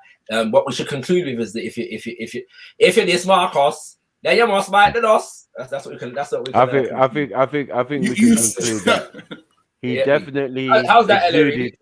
I think he definitely. Bro, that's like an admission to murder. That if you this Marcos, mission accomplished. You must fight with us. You must fight with us. Is that what you're saying about? Is that what you're saying about the Star Witness? Yeah. Yeah, man. Mad. I told you, them man on some gangster shit, man. I told you. Man's jubilant at the end. Man's got song and melody in that. Get me? You know what I'm saying? I'm here for this last guy. Why you gonna die? You know what I'm saying? That's it. Go. You know what I'm saying? Not anymore, but yeah, I hear. Listen, Emmanuel. No, every knee shot, bro, and every tongue shot. So then, since we've concluded that, maybe next time we'll entertain a debate about Ethiopia and we'll debunk this nonsense that it was never conquered. No, but I would agree with you on that though. Okay. On various different levels, but yeah. Sarah, where you at? I think we have some agreement on that. You know what I'm saying? You know, especially if we're looking at it culturally. You know what I mean? Sorry. You know well, that's that then. We've ended well, so everybody's happy. You know, I didn't conclude the way Shakara did, but I guess Shakara's statement will be the one that people remember most. Shotters to the world, man. To the world, Craig. To the world. Most def. So, Take the you know what what's and going left the what? Mm-hmm. Get me? Take the witness and left the what? Man. Take the life. Take the life and left the what? Right. Man. That's right. Okay. You know What's with the three Amy's, Shakara? The three Amy's. I know of two Amy's, bro. You're gonna have to inform me about the third one. Mad. It was the one he met in England when he came to England. Mad. No, that's a fallacy. There was no Amy in England. Wait, before There's pure Amy's in England. What are you talking about? What you put in England, brother? Pure Amy in England, you know. You mean in the 1930s still? You know, they like England. What do you put in England, Richard? Hear me? Yeah. What are you referring to, Ellery? Please. And all that type of fuck. No, sorry.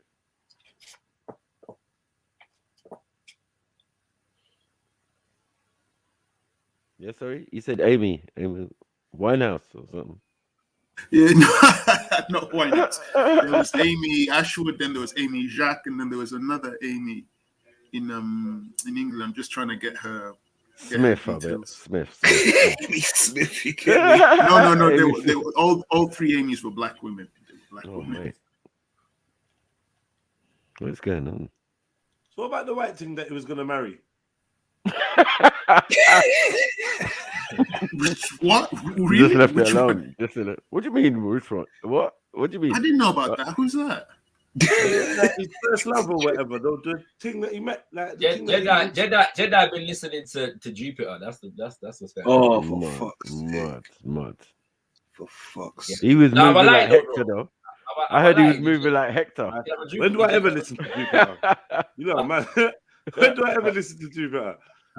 She likes to run that. She likes to run that story. There was this chick that he was No. feeling. Right. There's two different things that people like to conflate. Yeah. The first is Marcus Garvey in a speech called. Marcus Garvey was moving like Hector, man. Stop it, man. I can't remember the name of the speech, but he's running down, you know, how he gets to his race consciousness, and he speaks about this little white girl that he used to play with in Jamaica, and the fact that when she got of age, her parents they took her away, and said she can't play with him no more, and he said that was one of the things that made him, you know. He was pissed he couldn't get Becky. Oh my god. He's pissed. He had a full blown. He's a little boy at this point, isn't it? He's a little boy, like he's like 12, isn't it? 12, 13. No. That's not what I'm talking about. He had a full blown woman. Yeah, no, but what I'm saying to you is that people have to conflate the two stories. Then now, when between 1910 and 1912 and 1914, when he was in England, he wrote to his uncle about some white woman that he had got into a relationship with, but that he's locking off the relationship because he must have with a black woman, and you know, black woman thing, and you know, race first and all these things. That's what the that seemed like the one. That seemed like the one because he was conflicted. But man was talking about like he. No, that's what I'm saying. That's what I'm saying to you. People like to conflate the stories because I've heard people say, "Oh, the father would allow them to marry and them kind of things." Not in Augusta. That's the he was conflicted. He was conflicted. He felt like no. That's the point I'm trying to make. No, he had made a decision to that based upon his politics and his the need of African people, that he must have an African woman, and that was that, you know. So you started singing, I saw the sign.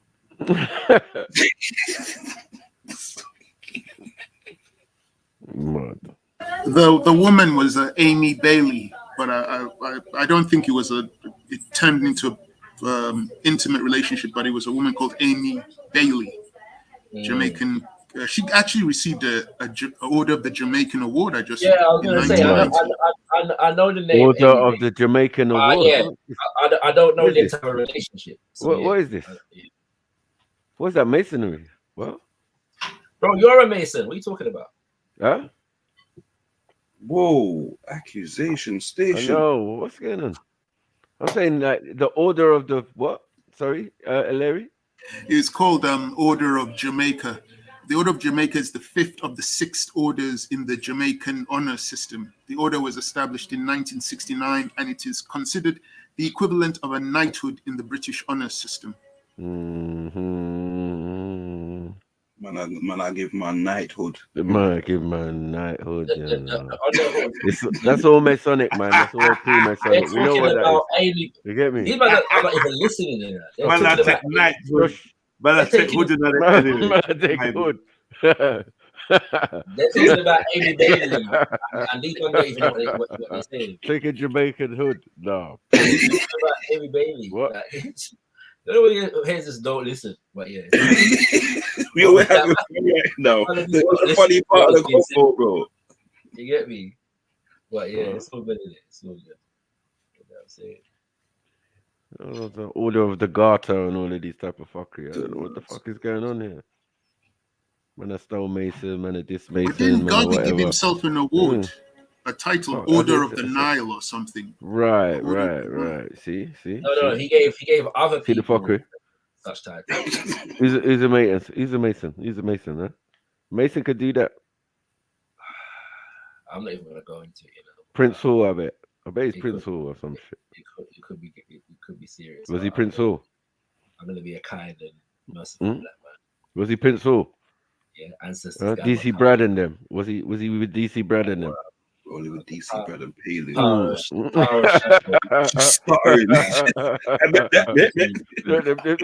What? Was he watching Baphomet? We don't do Lucifer? chit Which for one? tat, so we try to engage purposeful. You know what I'm saying? He had the purple sash though. He had the purple sash, the same one the Queen's got. So it's a guy yeah, that you might need to look. Might need to look that up. Unleash on the people. Our man's wearing military outfit and no war. Man dead for less, as we've been discussing. And you know what I'm saying? You didn't even have like Jamaican uniform or US. You lot went. What's a Jamaican uniform, man? You lot went full British. You get me? Full regalia. Yeah? Naval. Man went naval on road. Like, what are we doing? What's a Jamaican uniform? Man had pure Navy outfit. It doesn't make sense. Naval Admiral outfit with the big feather, the sashes, and all that sash is Masonic, man. You get me? You need to find out what the sash is and fall back. Have 3 little birds. Get me? With your Masonic garb. Stop it, man. Most definitely. Shout out to all the Masonic leaders out there, man. Yeah. That wear sashes and Masonic garbs. Stuff to get me. And give out hood. Give out hood, man. Mad. What? You know what I'm saying? They give it that hood, Jamaican hood. Pause. I don't know what all that's about. Yeah, you know. Did he have any children? Did he ever have any kids? 2. Oh yes, he does. Isn't Julius Garvey one? Sorry. Yeah. Julius Garvey and Marcus Garvey Jr. He passed away last year. Well, he's one of the few prophets who has sons. Well, Elijah Muhammad's another one. If you see him as a prophet, I don't know. I don't know. It don't pass on, it seems. Yeah, you know. A melody is pure as my message to you. Baby, don't worry about the strap. Cause if him chat shit, me I go shot him in his back. Nah. Don't mess with Garvey. Let me know about the thing. Mad.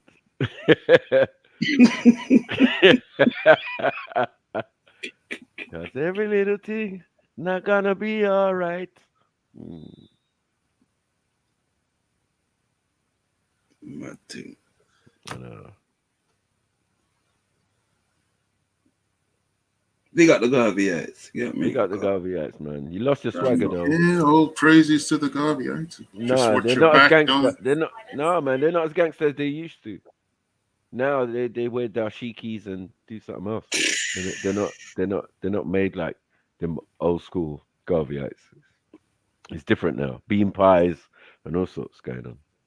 It's mad. That's the I inner got white, bro. You're the mixing up beads things. and all sorts. I don't even know. You Yeah, don't know. That's the mostly. point. That's I don't even know. I just see what I know. What I see, man. Old school What do you Garveyites. see? I see What do you them see? all over the place, man. They're all over the ends, man. You know You what see it is, Garveyites man. all over the place, yeah. Yeah, man. I Come don't on, see man. Garveyites all over the place. You know what I'm saying? Yeah, man. Well, I'm I from love a Tottenham, Garveyite. so I need to I'm from Tottenham, so come around where you you be, know, bro. yeah, I'm You from get me? Tottenham, innit? So you know, it's gonna be like that, innit? For real? But I know what the Garveyites in Tottenham. You know what I'm saying? I That's grew what up I'm with it. saying. And there's loads in it. There's You know what I'm loads. saying? I don't know about loads. Look, There's a few. You there's know what I'm enough. saying? There's enough. There's enough. Yeah. You get me? There's enough. You get You me? know that. So yeah, we know, but yeah, it's not a gangster thing. As I said, it's a spiritual thing. As I said, can't we all just get along thing? It's that too. You It's know? that too. It's a spiritual thing too. Most definitely. Mm. It's that too. You know what Yeah. I'm saying? As I said, you lost the gangster element and the military, as you said. Lost the Yeah, gangster. lost that military element. Well, according to you, That's I still, never man. had it. So I don't know. What? Yeah. No, well, I just found out they did. All Niggas right, are come on, bodying, dead, man. yeah. Yeah, man, are bodying, man. What do you mean, this cut?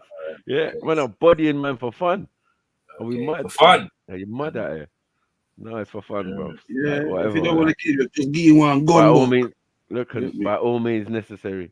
I know You know what most though? of Why are the things the that black people need to look leaders, at they more weren't pussy, man. is what So Garvey I'm glad that Uncle Garvey's not weren't pum pum. But I knew something was up because he was Jamaican, man, and he's doing real African stuff. He's doing fraud. He's doing 419. You got to say way back then, like raw.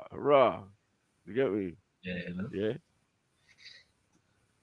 He's doing schemes and stuff, pyramid schemes and all sorts. Well, I tell Get you me? what, bro. If you want, based upon what you're saying, right? If you want to reinvigorate the gangsterism in Garveyism, keep talking, innit? Keep talking. Yeah, man. Come on, man. We know about that, man. We know what it was. What is that hidden? Is that a hidden message that It's the he hidden keeps talking? You're gonna deal with it. What? The Them man, they carry like carved sticks and stuff. Like they need to fall back. You know what I'm saying? It's not that anymore, man. No, man don't know the history. They wouldn't even and know. They wouldn't even know. You have to know the If history one of of them had Khalid. a gun, it'd be like a German Luger. You know them You have old to know pistol, like. Nah, you see, that's because World man War don't II know. pistol. Man don't know about the history of Yeah. man like Joe Talman. Yeah, make it tell you, Trinidad and know. them thing there. This Them man, ain't they Babylon, took- man. Them Stop man, it, they man. took Fall stick back, against man. the British Army and them thing there. That's part of the reason how Carnival get started. Because man This was- ain't Babylon, man man. just- Man was getting Yeah, licked. fight against Babylon. There was riots You know what I'm going saying? on. That's why You get me? Carnival started. You know what I'm We're saying? not gonna do that. So what do you think I'm talking about? This is And they this is Joe appealed to the Joe Rastas Talman. and the You get me? hippies. So like, fall There back, were no man. Rastas at this time, my brother. Like this is before Carnival was older than Rastafari. No, man, there was Rastas and hippies. Yeah, I know one of the main lawyers who was involved in I'm not the talking about creation the of that. UK, So bro. like, I'm man, talking about what are we the doing, Caribbean. man? We're talking about I'm talking about the Carnival, bro. I'm talking about the Carnival, Caribbean, bro. Carnival Oh. comes from the Caribbean, bro. Like, you Bro, know what I'm saying? Carnival is as old as Britain. They also have carnivals, festivals, all sorts. They've had that from a long time. Like, Brother, what are we that's doing? not what we're talking about, innit? Because you That's talk their about pagan Rastafari. thing. I'm talking about. I'm prior talking to- about carnival. I'm talking about carnival. The reason why we have carnival here is because of unrest in the neighborhood or in the Notting Yeah, Hill Notting area. Hill, yeah. Also Yeah. Cochrane, you know what I'm saying? Claudia Jones, so on and so forth. Right, That's right. not what I was referring to. I was referring to Carnival in the Caribbean, yeah, and the Oh. fact that a lot of it began off of again unrest and rebellion against colonialism during that time. Yeah. So if you know the name Joe Talman, then you know these things. You know what I'm saying? So that was a bad But bad the yeah. point was that the weapon of choice for that for a lot of that was a stick, and they put it to use. You know what I I'm get saying, you. man? Against the oppressor. Right. Most there. Right, I get you, man. Nanny Maroon and all sorts. Yeah, man. We got those heroes and those standout figures.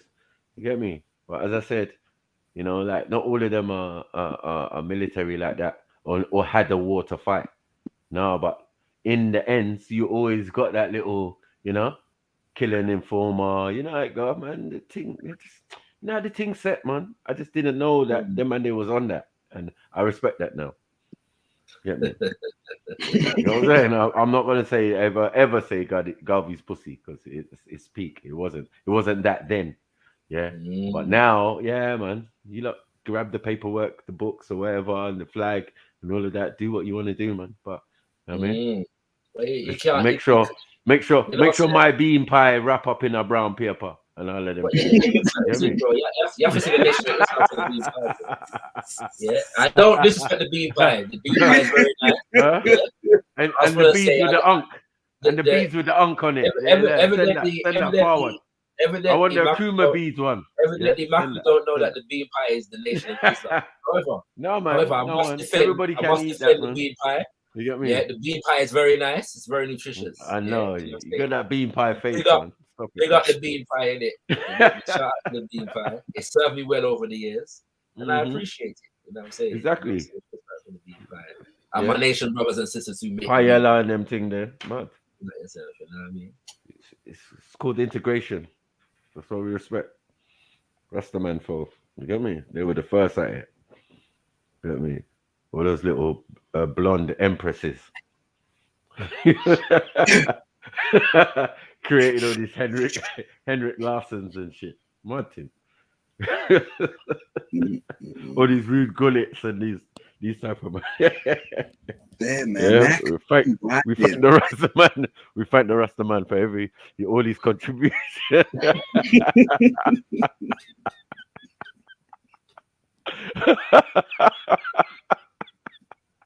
Oi, big up, man. Come on, man. Irie. Yeah, man, shoot that for a sec, so I don't even know what man's talking about. You know? But yeah, man, we got the Rastaman talk. We got the Rastaman. You know what I'm saying? For the Ayatai Snoop. You know, the Ayatai Snoop. Yeah. Hey, when you check the history of Rastafari, that's very deep. Oh no, don't. You might end up in India again. Most people don't. I remember last time. But now India should be. A minute ago, India was one of the oldest religions. Hey, man, can behave yourself because the king of interracial dating, that's Nigerian, man. You got one on the channel. You bastard.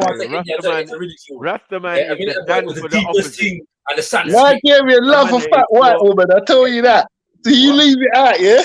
And the Rastaman don't. Let's go north of England. They started it. They was the one. North of England. Rastaman came here in the 60s, Maku. Nigerian people have been lying down with Europeans from creation. What are you on about? What are you on about? Get out of here. What are you on about, man?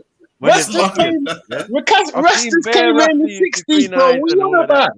White people, I mean, Nigerians were bowing under white people from Wappy Kill Philip. What are you talking about? This is not a road you want to go down. Look at that history book, man. Look at that history. Nigerians have been sucking white pussy way before Rastas was born. What did you just say?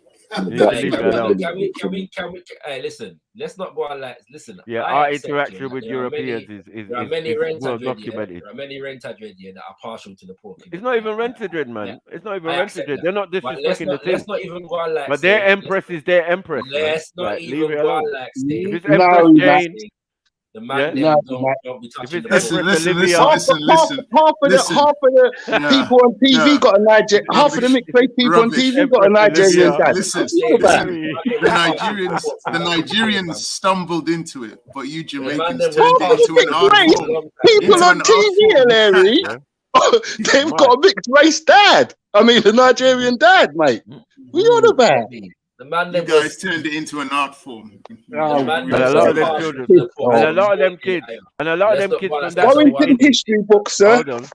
But a lot of them children that came from that interaction became Rasta. So what are we gonna do? Nigerian or not? White people in the Igbo tribe, white women in the Igbo tribe, way before there was Rasta was thought of. No, I'm saying this. I'm sure there's white chief women in the Hebrew tribe. But Rastaman Hey, and Yorkshire, hold on. Rastaman and places Nigerians are not.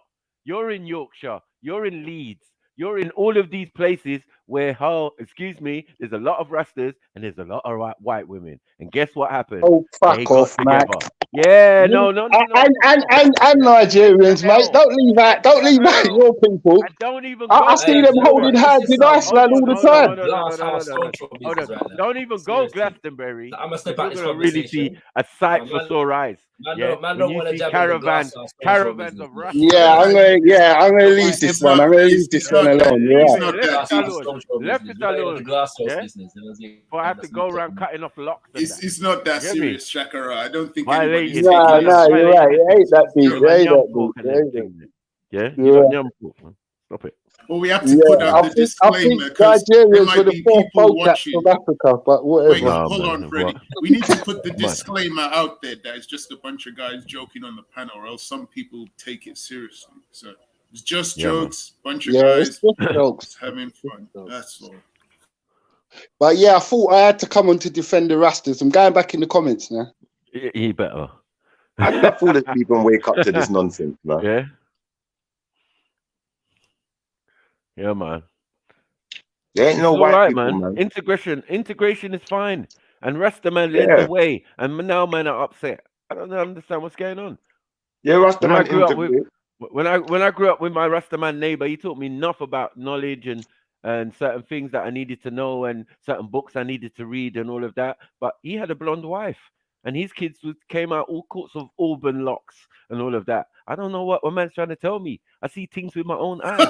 It doesn't affect a man's faith or way of being. Do you get what I'm saying? But these are true, actual facts. And especially when we come to like things like carnival, they're saying actual communities came together. One, the Rasta community and the hippies.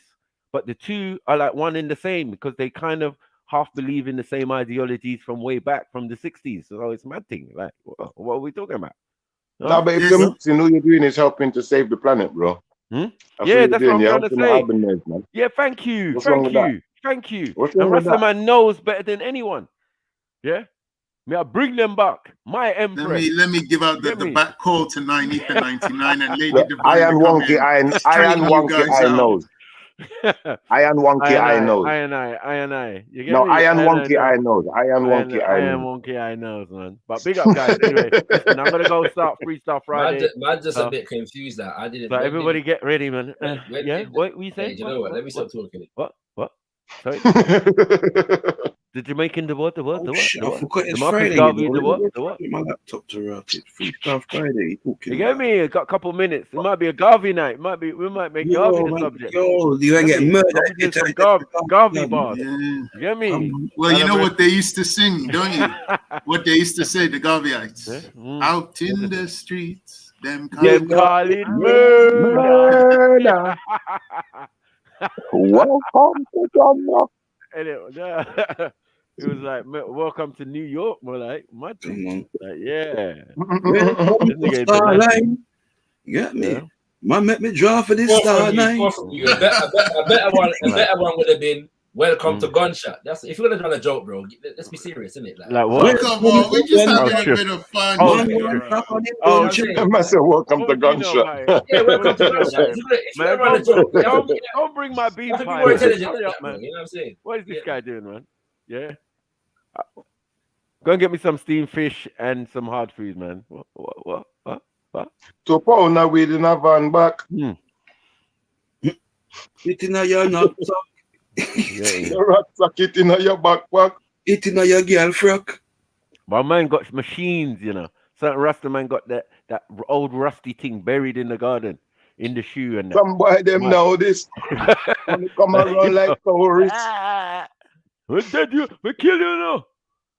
So last year I know. Like, come on, man. We got street sweepers and all sorts out here. You get me? Don't come in a town, man. Stay in the country there in the bush, man.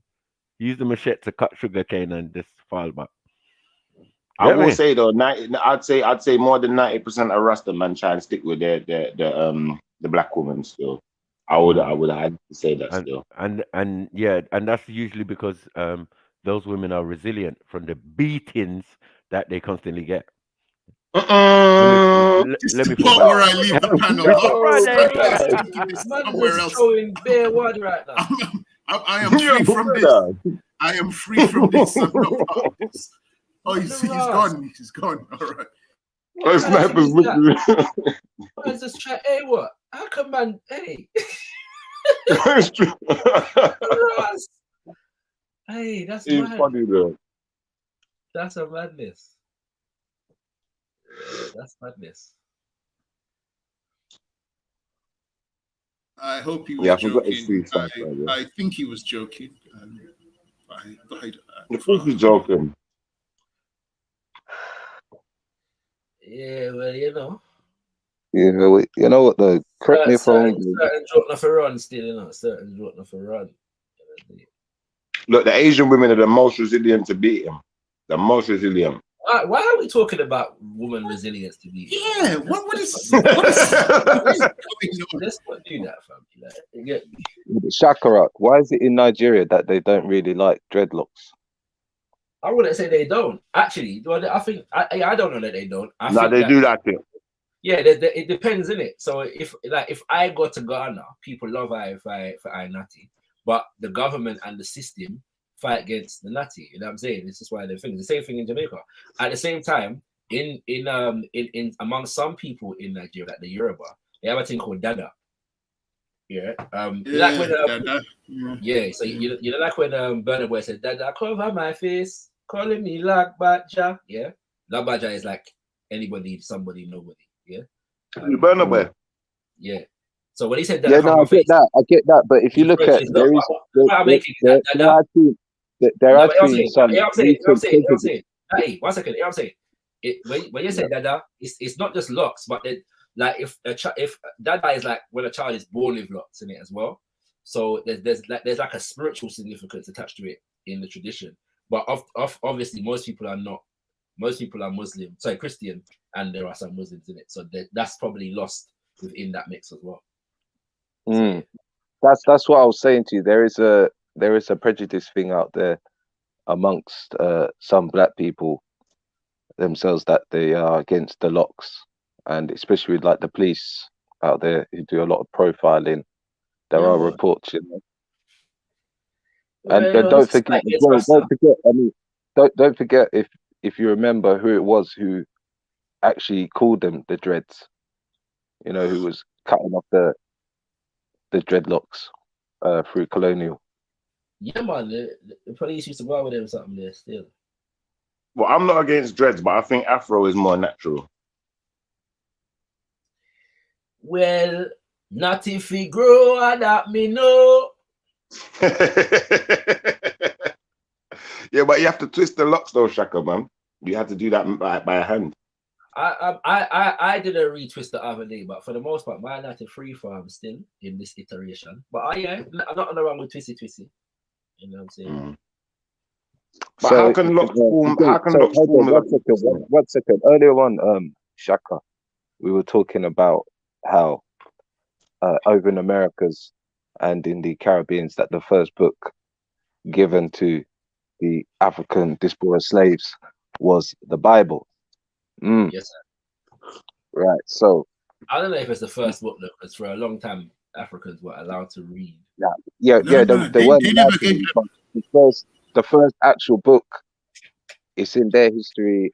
We all know. Oh yeah, if they were allowed to read it, it would be the Bible. Yeah, that's it. Yeah. So they had something called the Slave Bible. It was a slave Bible. It was edited. Yeah, not exclusively though, because the slave Bible is 1800s, so there was a lot of enslavement before the slave Bible came about. Okay, so how do you feel, or what do you see that's done to, let's say now, the third generation of Americans? What do you mean, sir? So after you've been given this doctrine and they've accepted, you know, to abandon their name. So like JEDI played a video where it showed even if you start abandoning your name, like that has effect on your morality, your strength, like even somebody else. So it's like somebody giving you a new name. So let's be for real, like instead of it being blah blah blah, they want to call you Toby. So then by choice and by adopting, you accept Toby. You become someone new. No, Yeah. if you're So saying now, that they're so taking now away I'm the asking names, you, so the question I'm asking you, what damage does that do after, say, the third generation? no major damage. First of all, the names we cannot divorce completely the taking away of African names from us from the religious context, because the surname was supposed to signify being property of the so-called master, but but when they gave us first names as well, remember first names are called Christian names, right?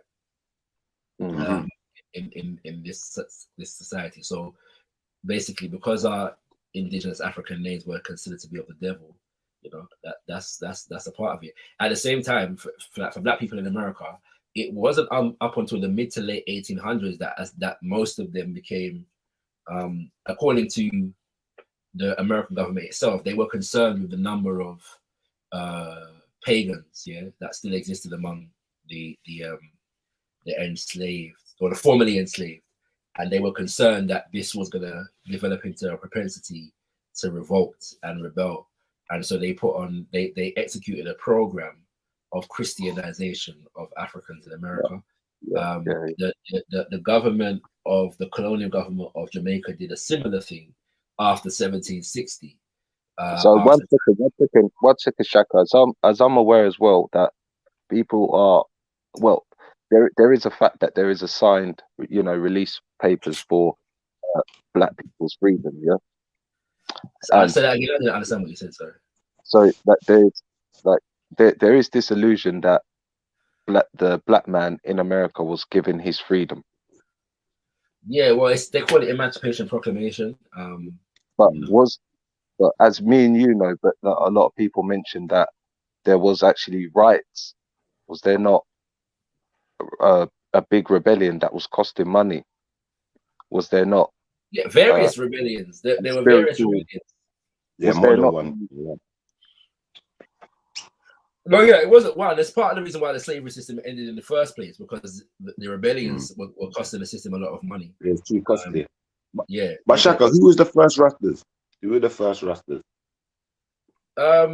Leonard P. Howell, Robert Hines, Archibald Dunkley. And what year is that from? The coronation of Haile Selassie is the marker. But so the founding fathers are all come after 1930. Yeah, you know what I'm saying, after the coronation. So Rasta's less than 100 years old then? Yeah, officially, you tell someone the Rastafari from creation, you know what I'm saying? But yeah, the official, but Rastafari is a development on other things, isn't it? So, like a lot of the founding fathers and mothers of Rastafari came out of St. Thomas, and St. Thomas is the home of the Kumina, the revivalist churches and the Pocomania and the Obia and these things. So it's kind of, so when you hear, because Kumina is a Congo tradition, so when you hear Rastaman say Congo Nati, yeah, I'm saying that out of them some days, because the Kumina people are known as the Congo nation, and so yeah, Congo, Bongo Ashanti, you know what I'm saying, because a lot of them came from the Akan and the Ashanti people as well. So yeah. So before we was Rasta, we was just Afro then. I don't understand what you mean. I'm saying before Rasta evolved in the 1930s, there weren't nobody with locks before that. Oh, I wouldn't say there was nobody with locks before that. I think that, well, some people say that the first locks man in Jamaica was a man by the name of Bagawaya, who was actually somebody who's supposed to have sold out Marcus Garvey. But I would suggest that locks existed among the Maroons prior to Rastafari. Yeah, I think that's the case. Yeah, I actually have to confirm that. Also, was it not like to show rebellion against not cutting your hair? Because yeah. So apparently, because early Rastafari were not locks. Like Robert, all the people that I've just mentioned in terms of Rastafari, they were not locks, man. Yeah, They used to grow their hair, but they weren't locks, man. So they used to grow beard and grow afro. Maybe not the style afro, but just grow their hair. But they might comb it back if not necessarily in the proper afro style or whatever. But apparently, there's a few different suggestions for how Rastafari took on the locks thing. But most people tend to agree that the definitive factor was the Mau Mau in Kenya during the 1950s. When Dedan Kimathi them start lick out against British colonialism, the locks was the the popular hairstyle among the Mau Mau. Rastafari had that inspiration and adopted it from there. But the Kenyan was the Kenyans Europeans before West Indies. didn't like it, so they cut them. They cut off the locks, said it would look dreadful. Yeah, yeah, man. No, that's good. That's good to know, man. That was some good history lessons there still. So how long have the Mau Mau been doing locks for? Is that an ancient tradition or is No, that it's just a tradition among because the Mau Mau were predominantly among the Kikuyu people in Kenya. So just within their culture, they wear locks in it. But I think it became a definitive thing among the people that were rebelling as well.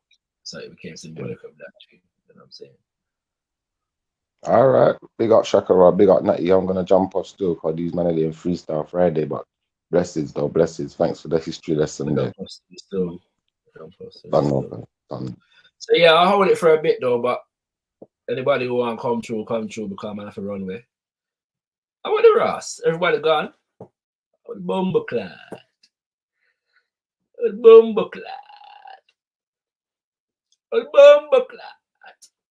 All right, let me let's interact with the chat until somebody comes through to Ross Clark. You know what I mean? What the people that must say. All right. Yep. Insults and all these things. Shout out yourself. Big up yourself. You know what I mean?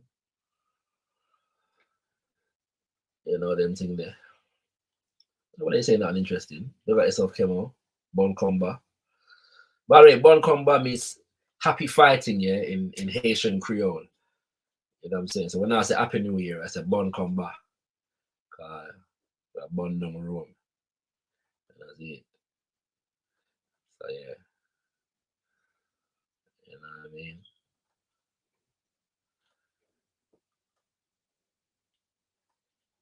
His Majesty. Nobody say nothing interesting. That's when the Indians interacted with the Jamaicans. Yeah, there were some Indian indentured servants who came down to Jamaica. You know what I'm saying?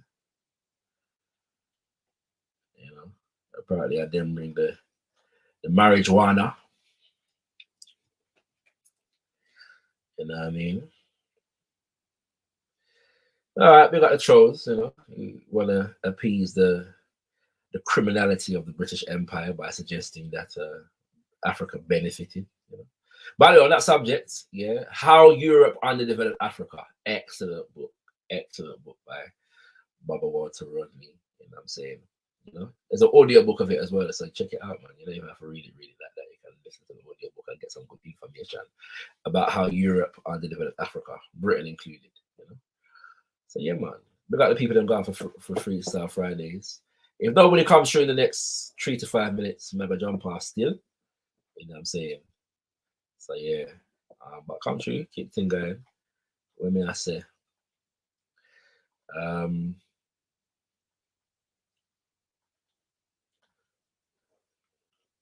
man, something comes up interesting, man. You know, people got fire banning the pagans out here. You know.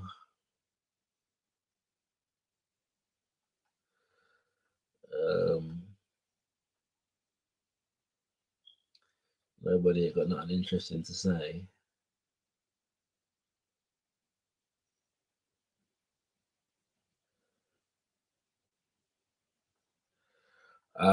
There was a question about the Sadhus. Did they go to Jamaica? I don't have any evidence of the Sadhus going to Jamaica. But I get why you're asking the question because of the similarities between Rastafari and the Sadhus. Yeah. It's doubtful though, because a lot of those people that went to the Caribbean were not in that kind of a class. The Sajus were kind of, exist, not necessarily in the mainstream of society. You know what I'm saying? So yeah. I appreciate the compliment, Mad Frank. Appreciate the compliment. Big up Chevelle. You don't know. You know what I'm saying? So it look like everybody going to freestyle Friday. I have to run with still, so I don't spend too long on the thing already. You know them with it. You know them with it. Be safe, you know them with it. Nobody that I'm not interested in argument. But yeah, man, Freestyle Friday I go on over at Maku's channel. You know what I mean? So if you want this, taking some creative vibration, one day think Rasta. That's it.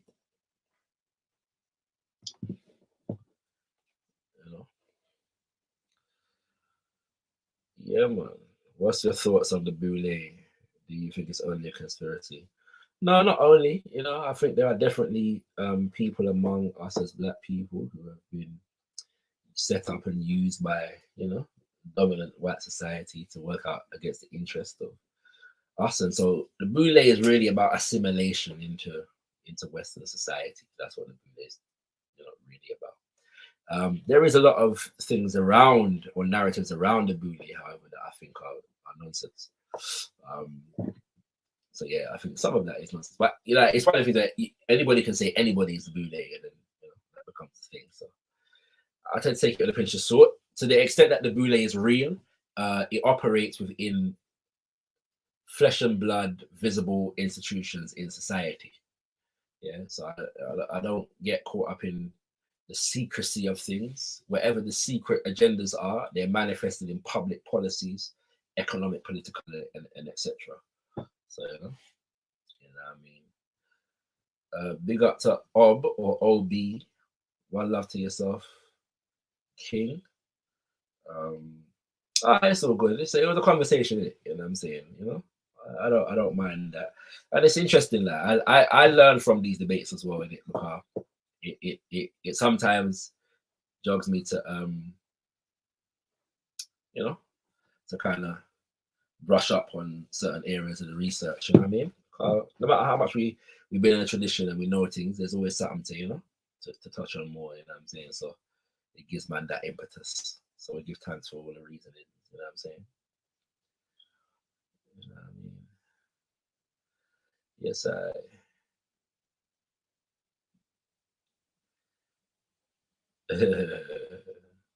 we got Ellery still, but my man's the Inquisitor, when he gets a bee in his body, he stays on the thing. And we know that about the brother still, so we don't take it personal. You know what I'm saying?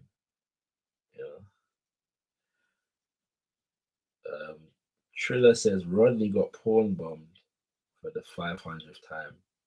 I don't know what he's referring to.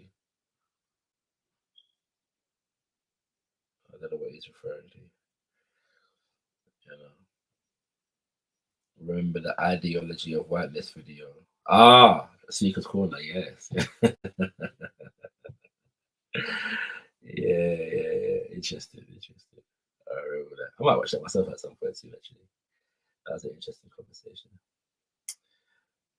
Sastro says, big up for the answer. What did I answer? I'm not sure what I answered there. Oh, the Boule question. Okay, I just realized. Yeah. All right. Yeah, man. Give thanks. All right, 2 minutes. If nobody come through, then never lack off. You know what I mean?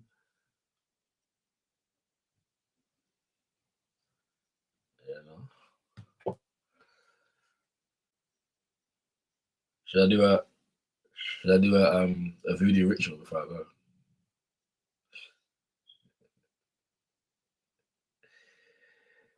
Yeah.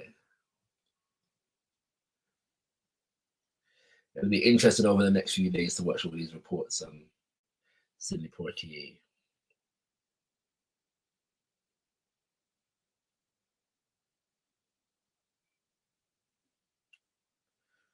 Each one teach one, you know what I mean? Each one teach one. Blessings.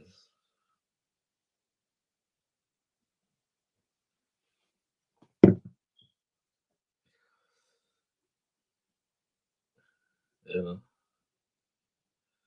How about words of wisdom still, you know what I mean?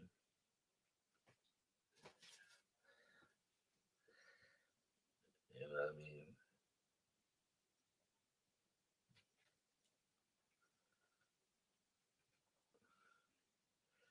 But beef it on the idea, talking about families and them thing there, you get me? I thought only yardies knew about them terminologies still.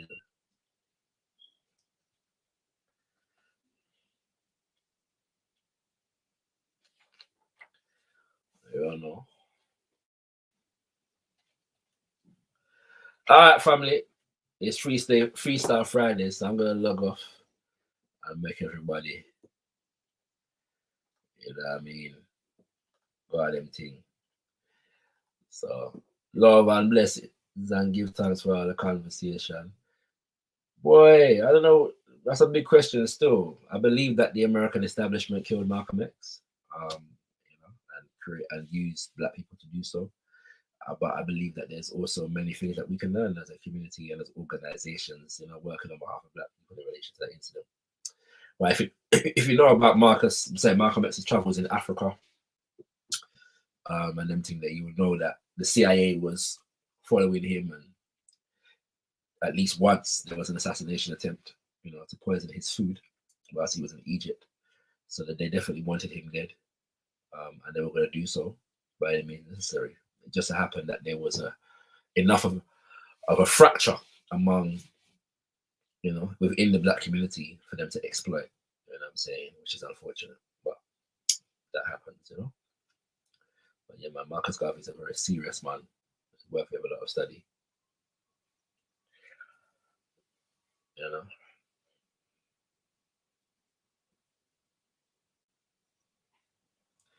Now, when I start no stream still, you know, when I start no stream, you know what I'm saying? I'm going to take how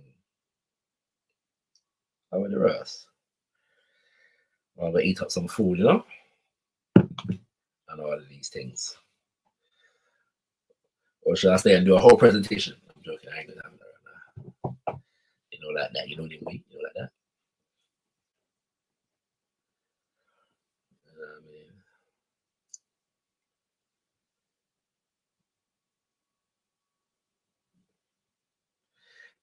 Nah, I'm not gonna do it right now still. I've got things to do. Another time, innit? Haven't got live for a while, innit? So yeah, but another time. We'll go live. You know them way there. Alright. Anyway, Freestyle Friday. Enjoy yourself, family. Peace and blessings. Bon combo.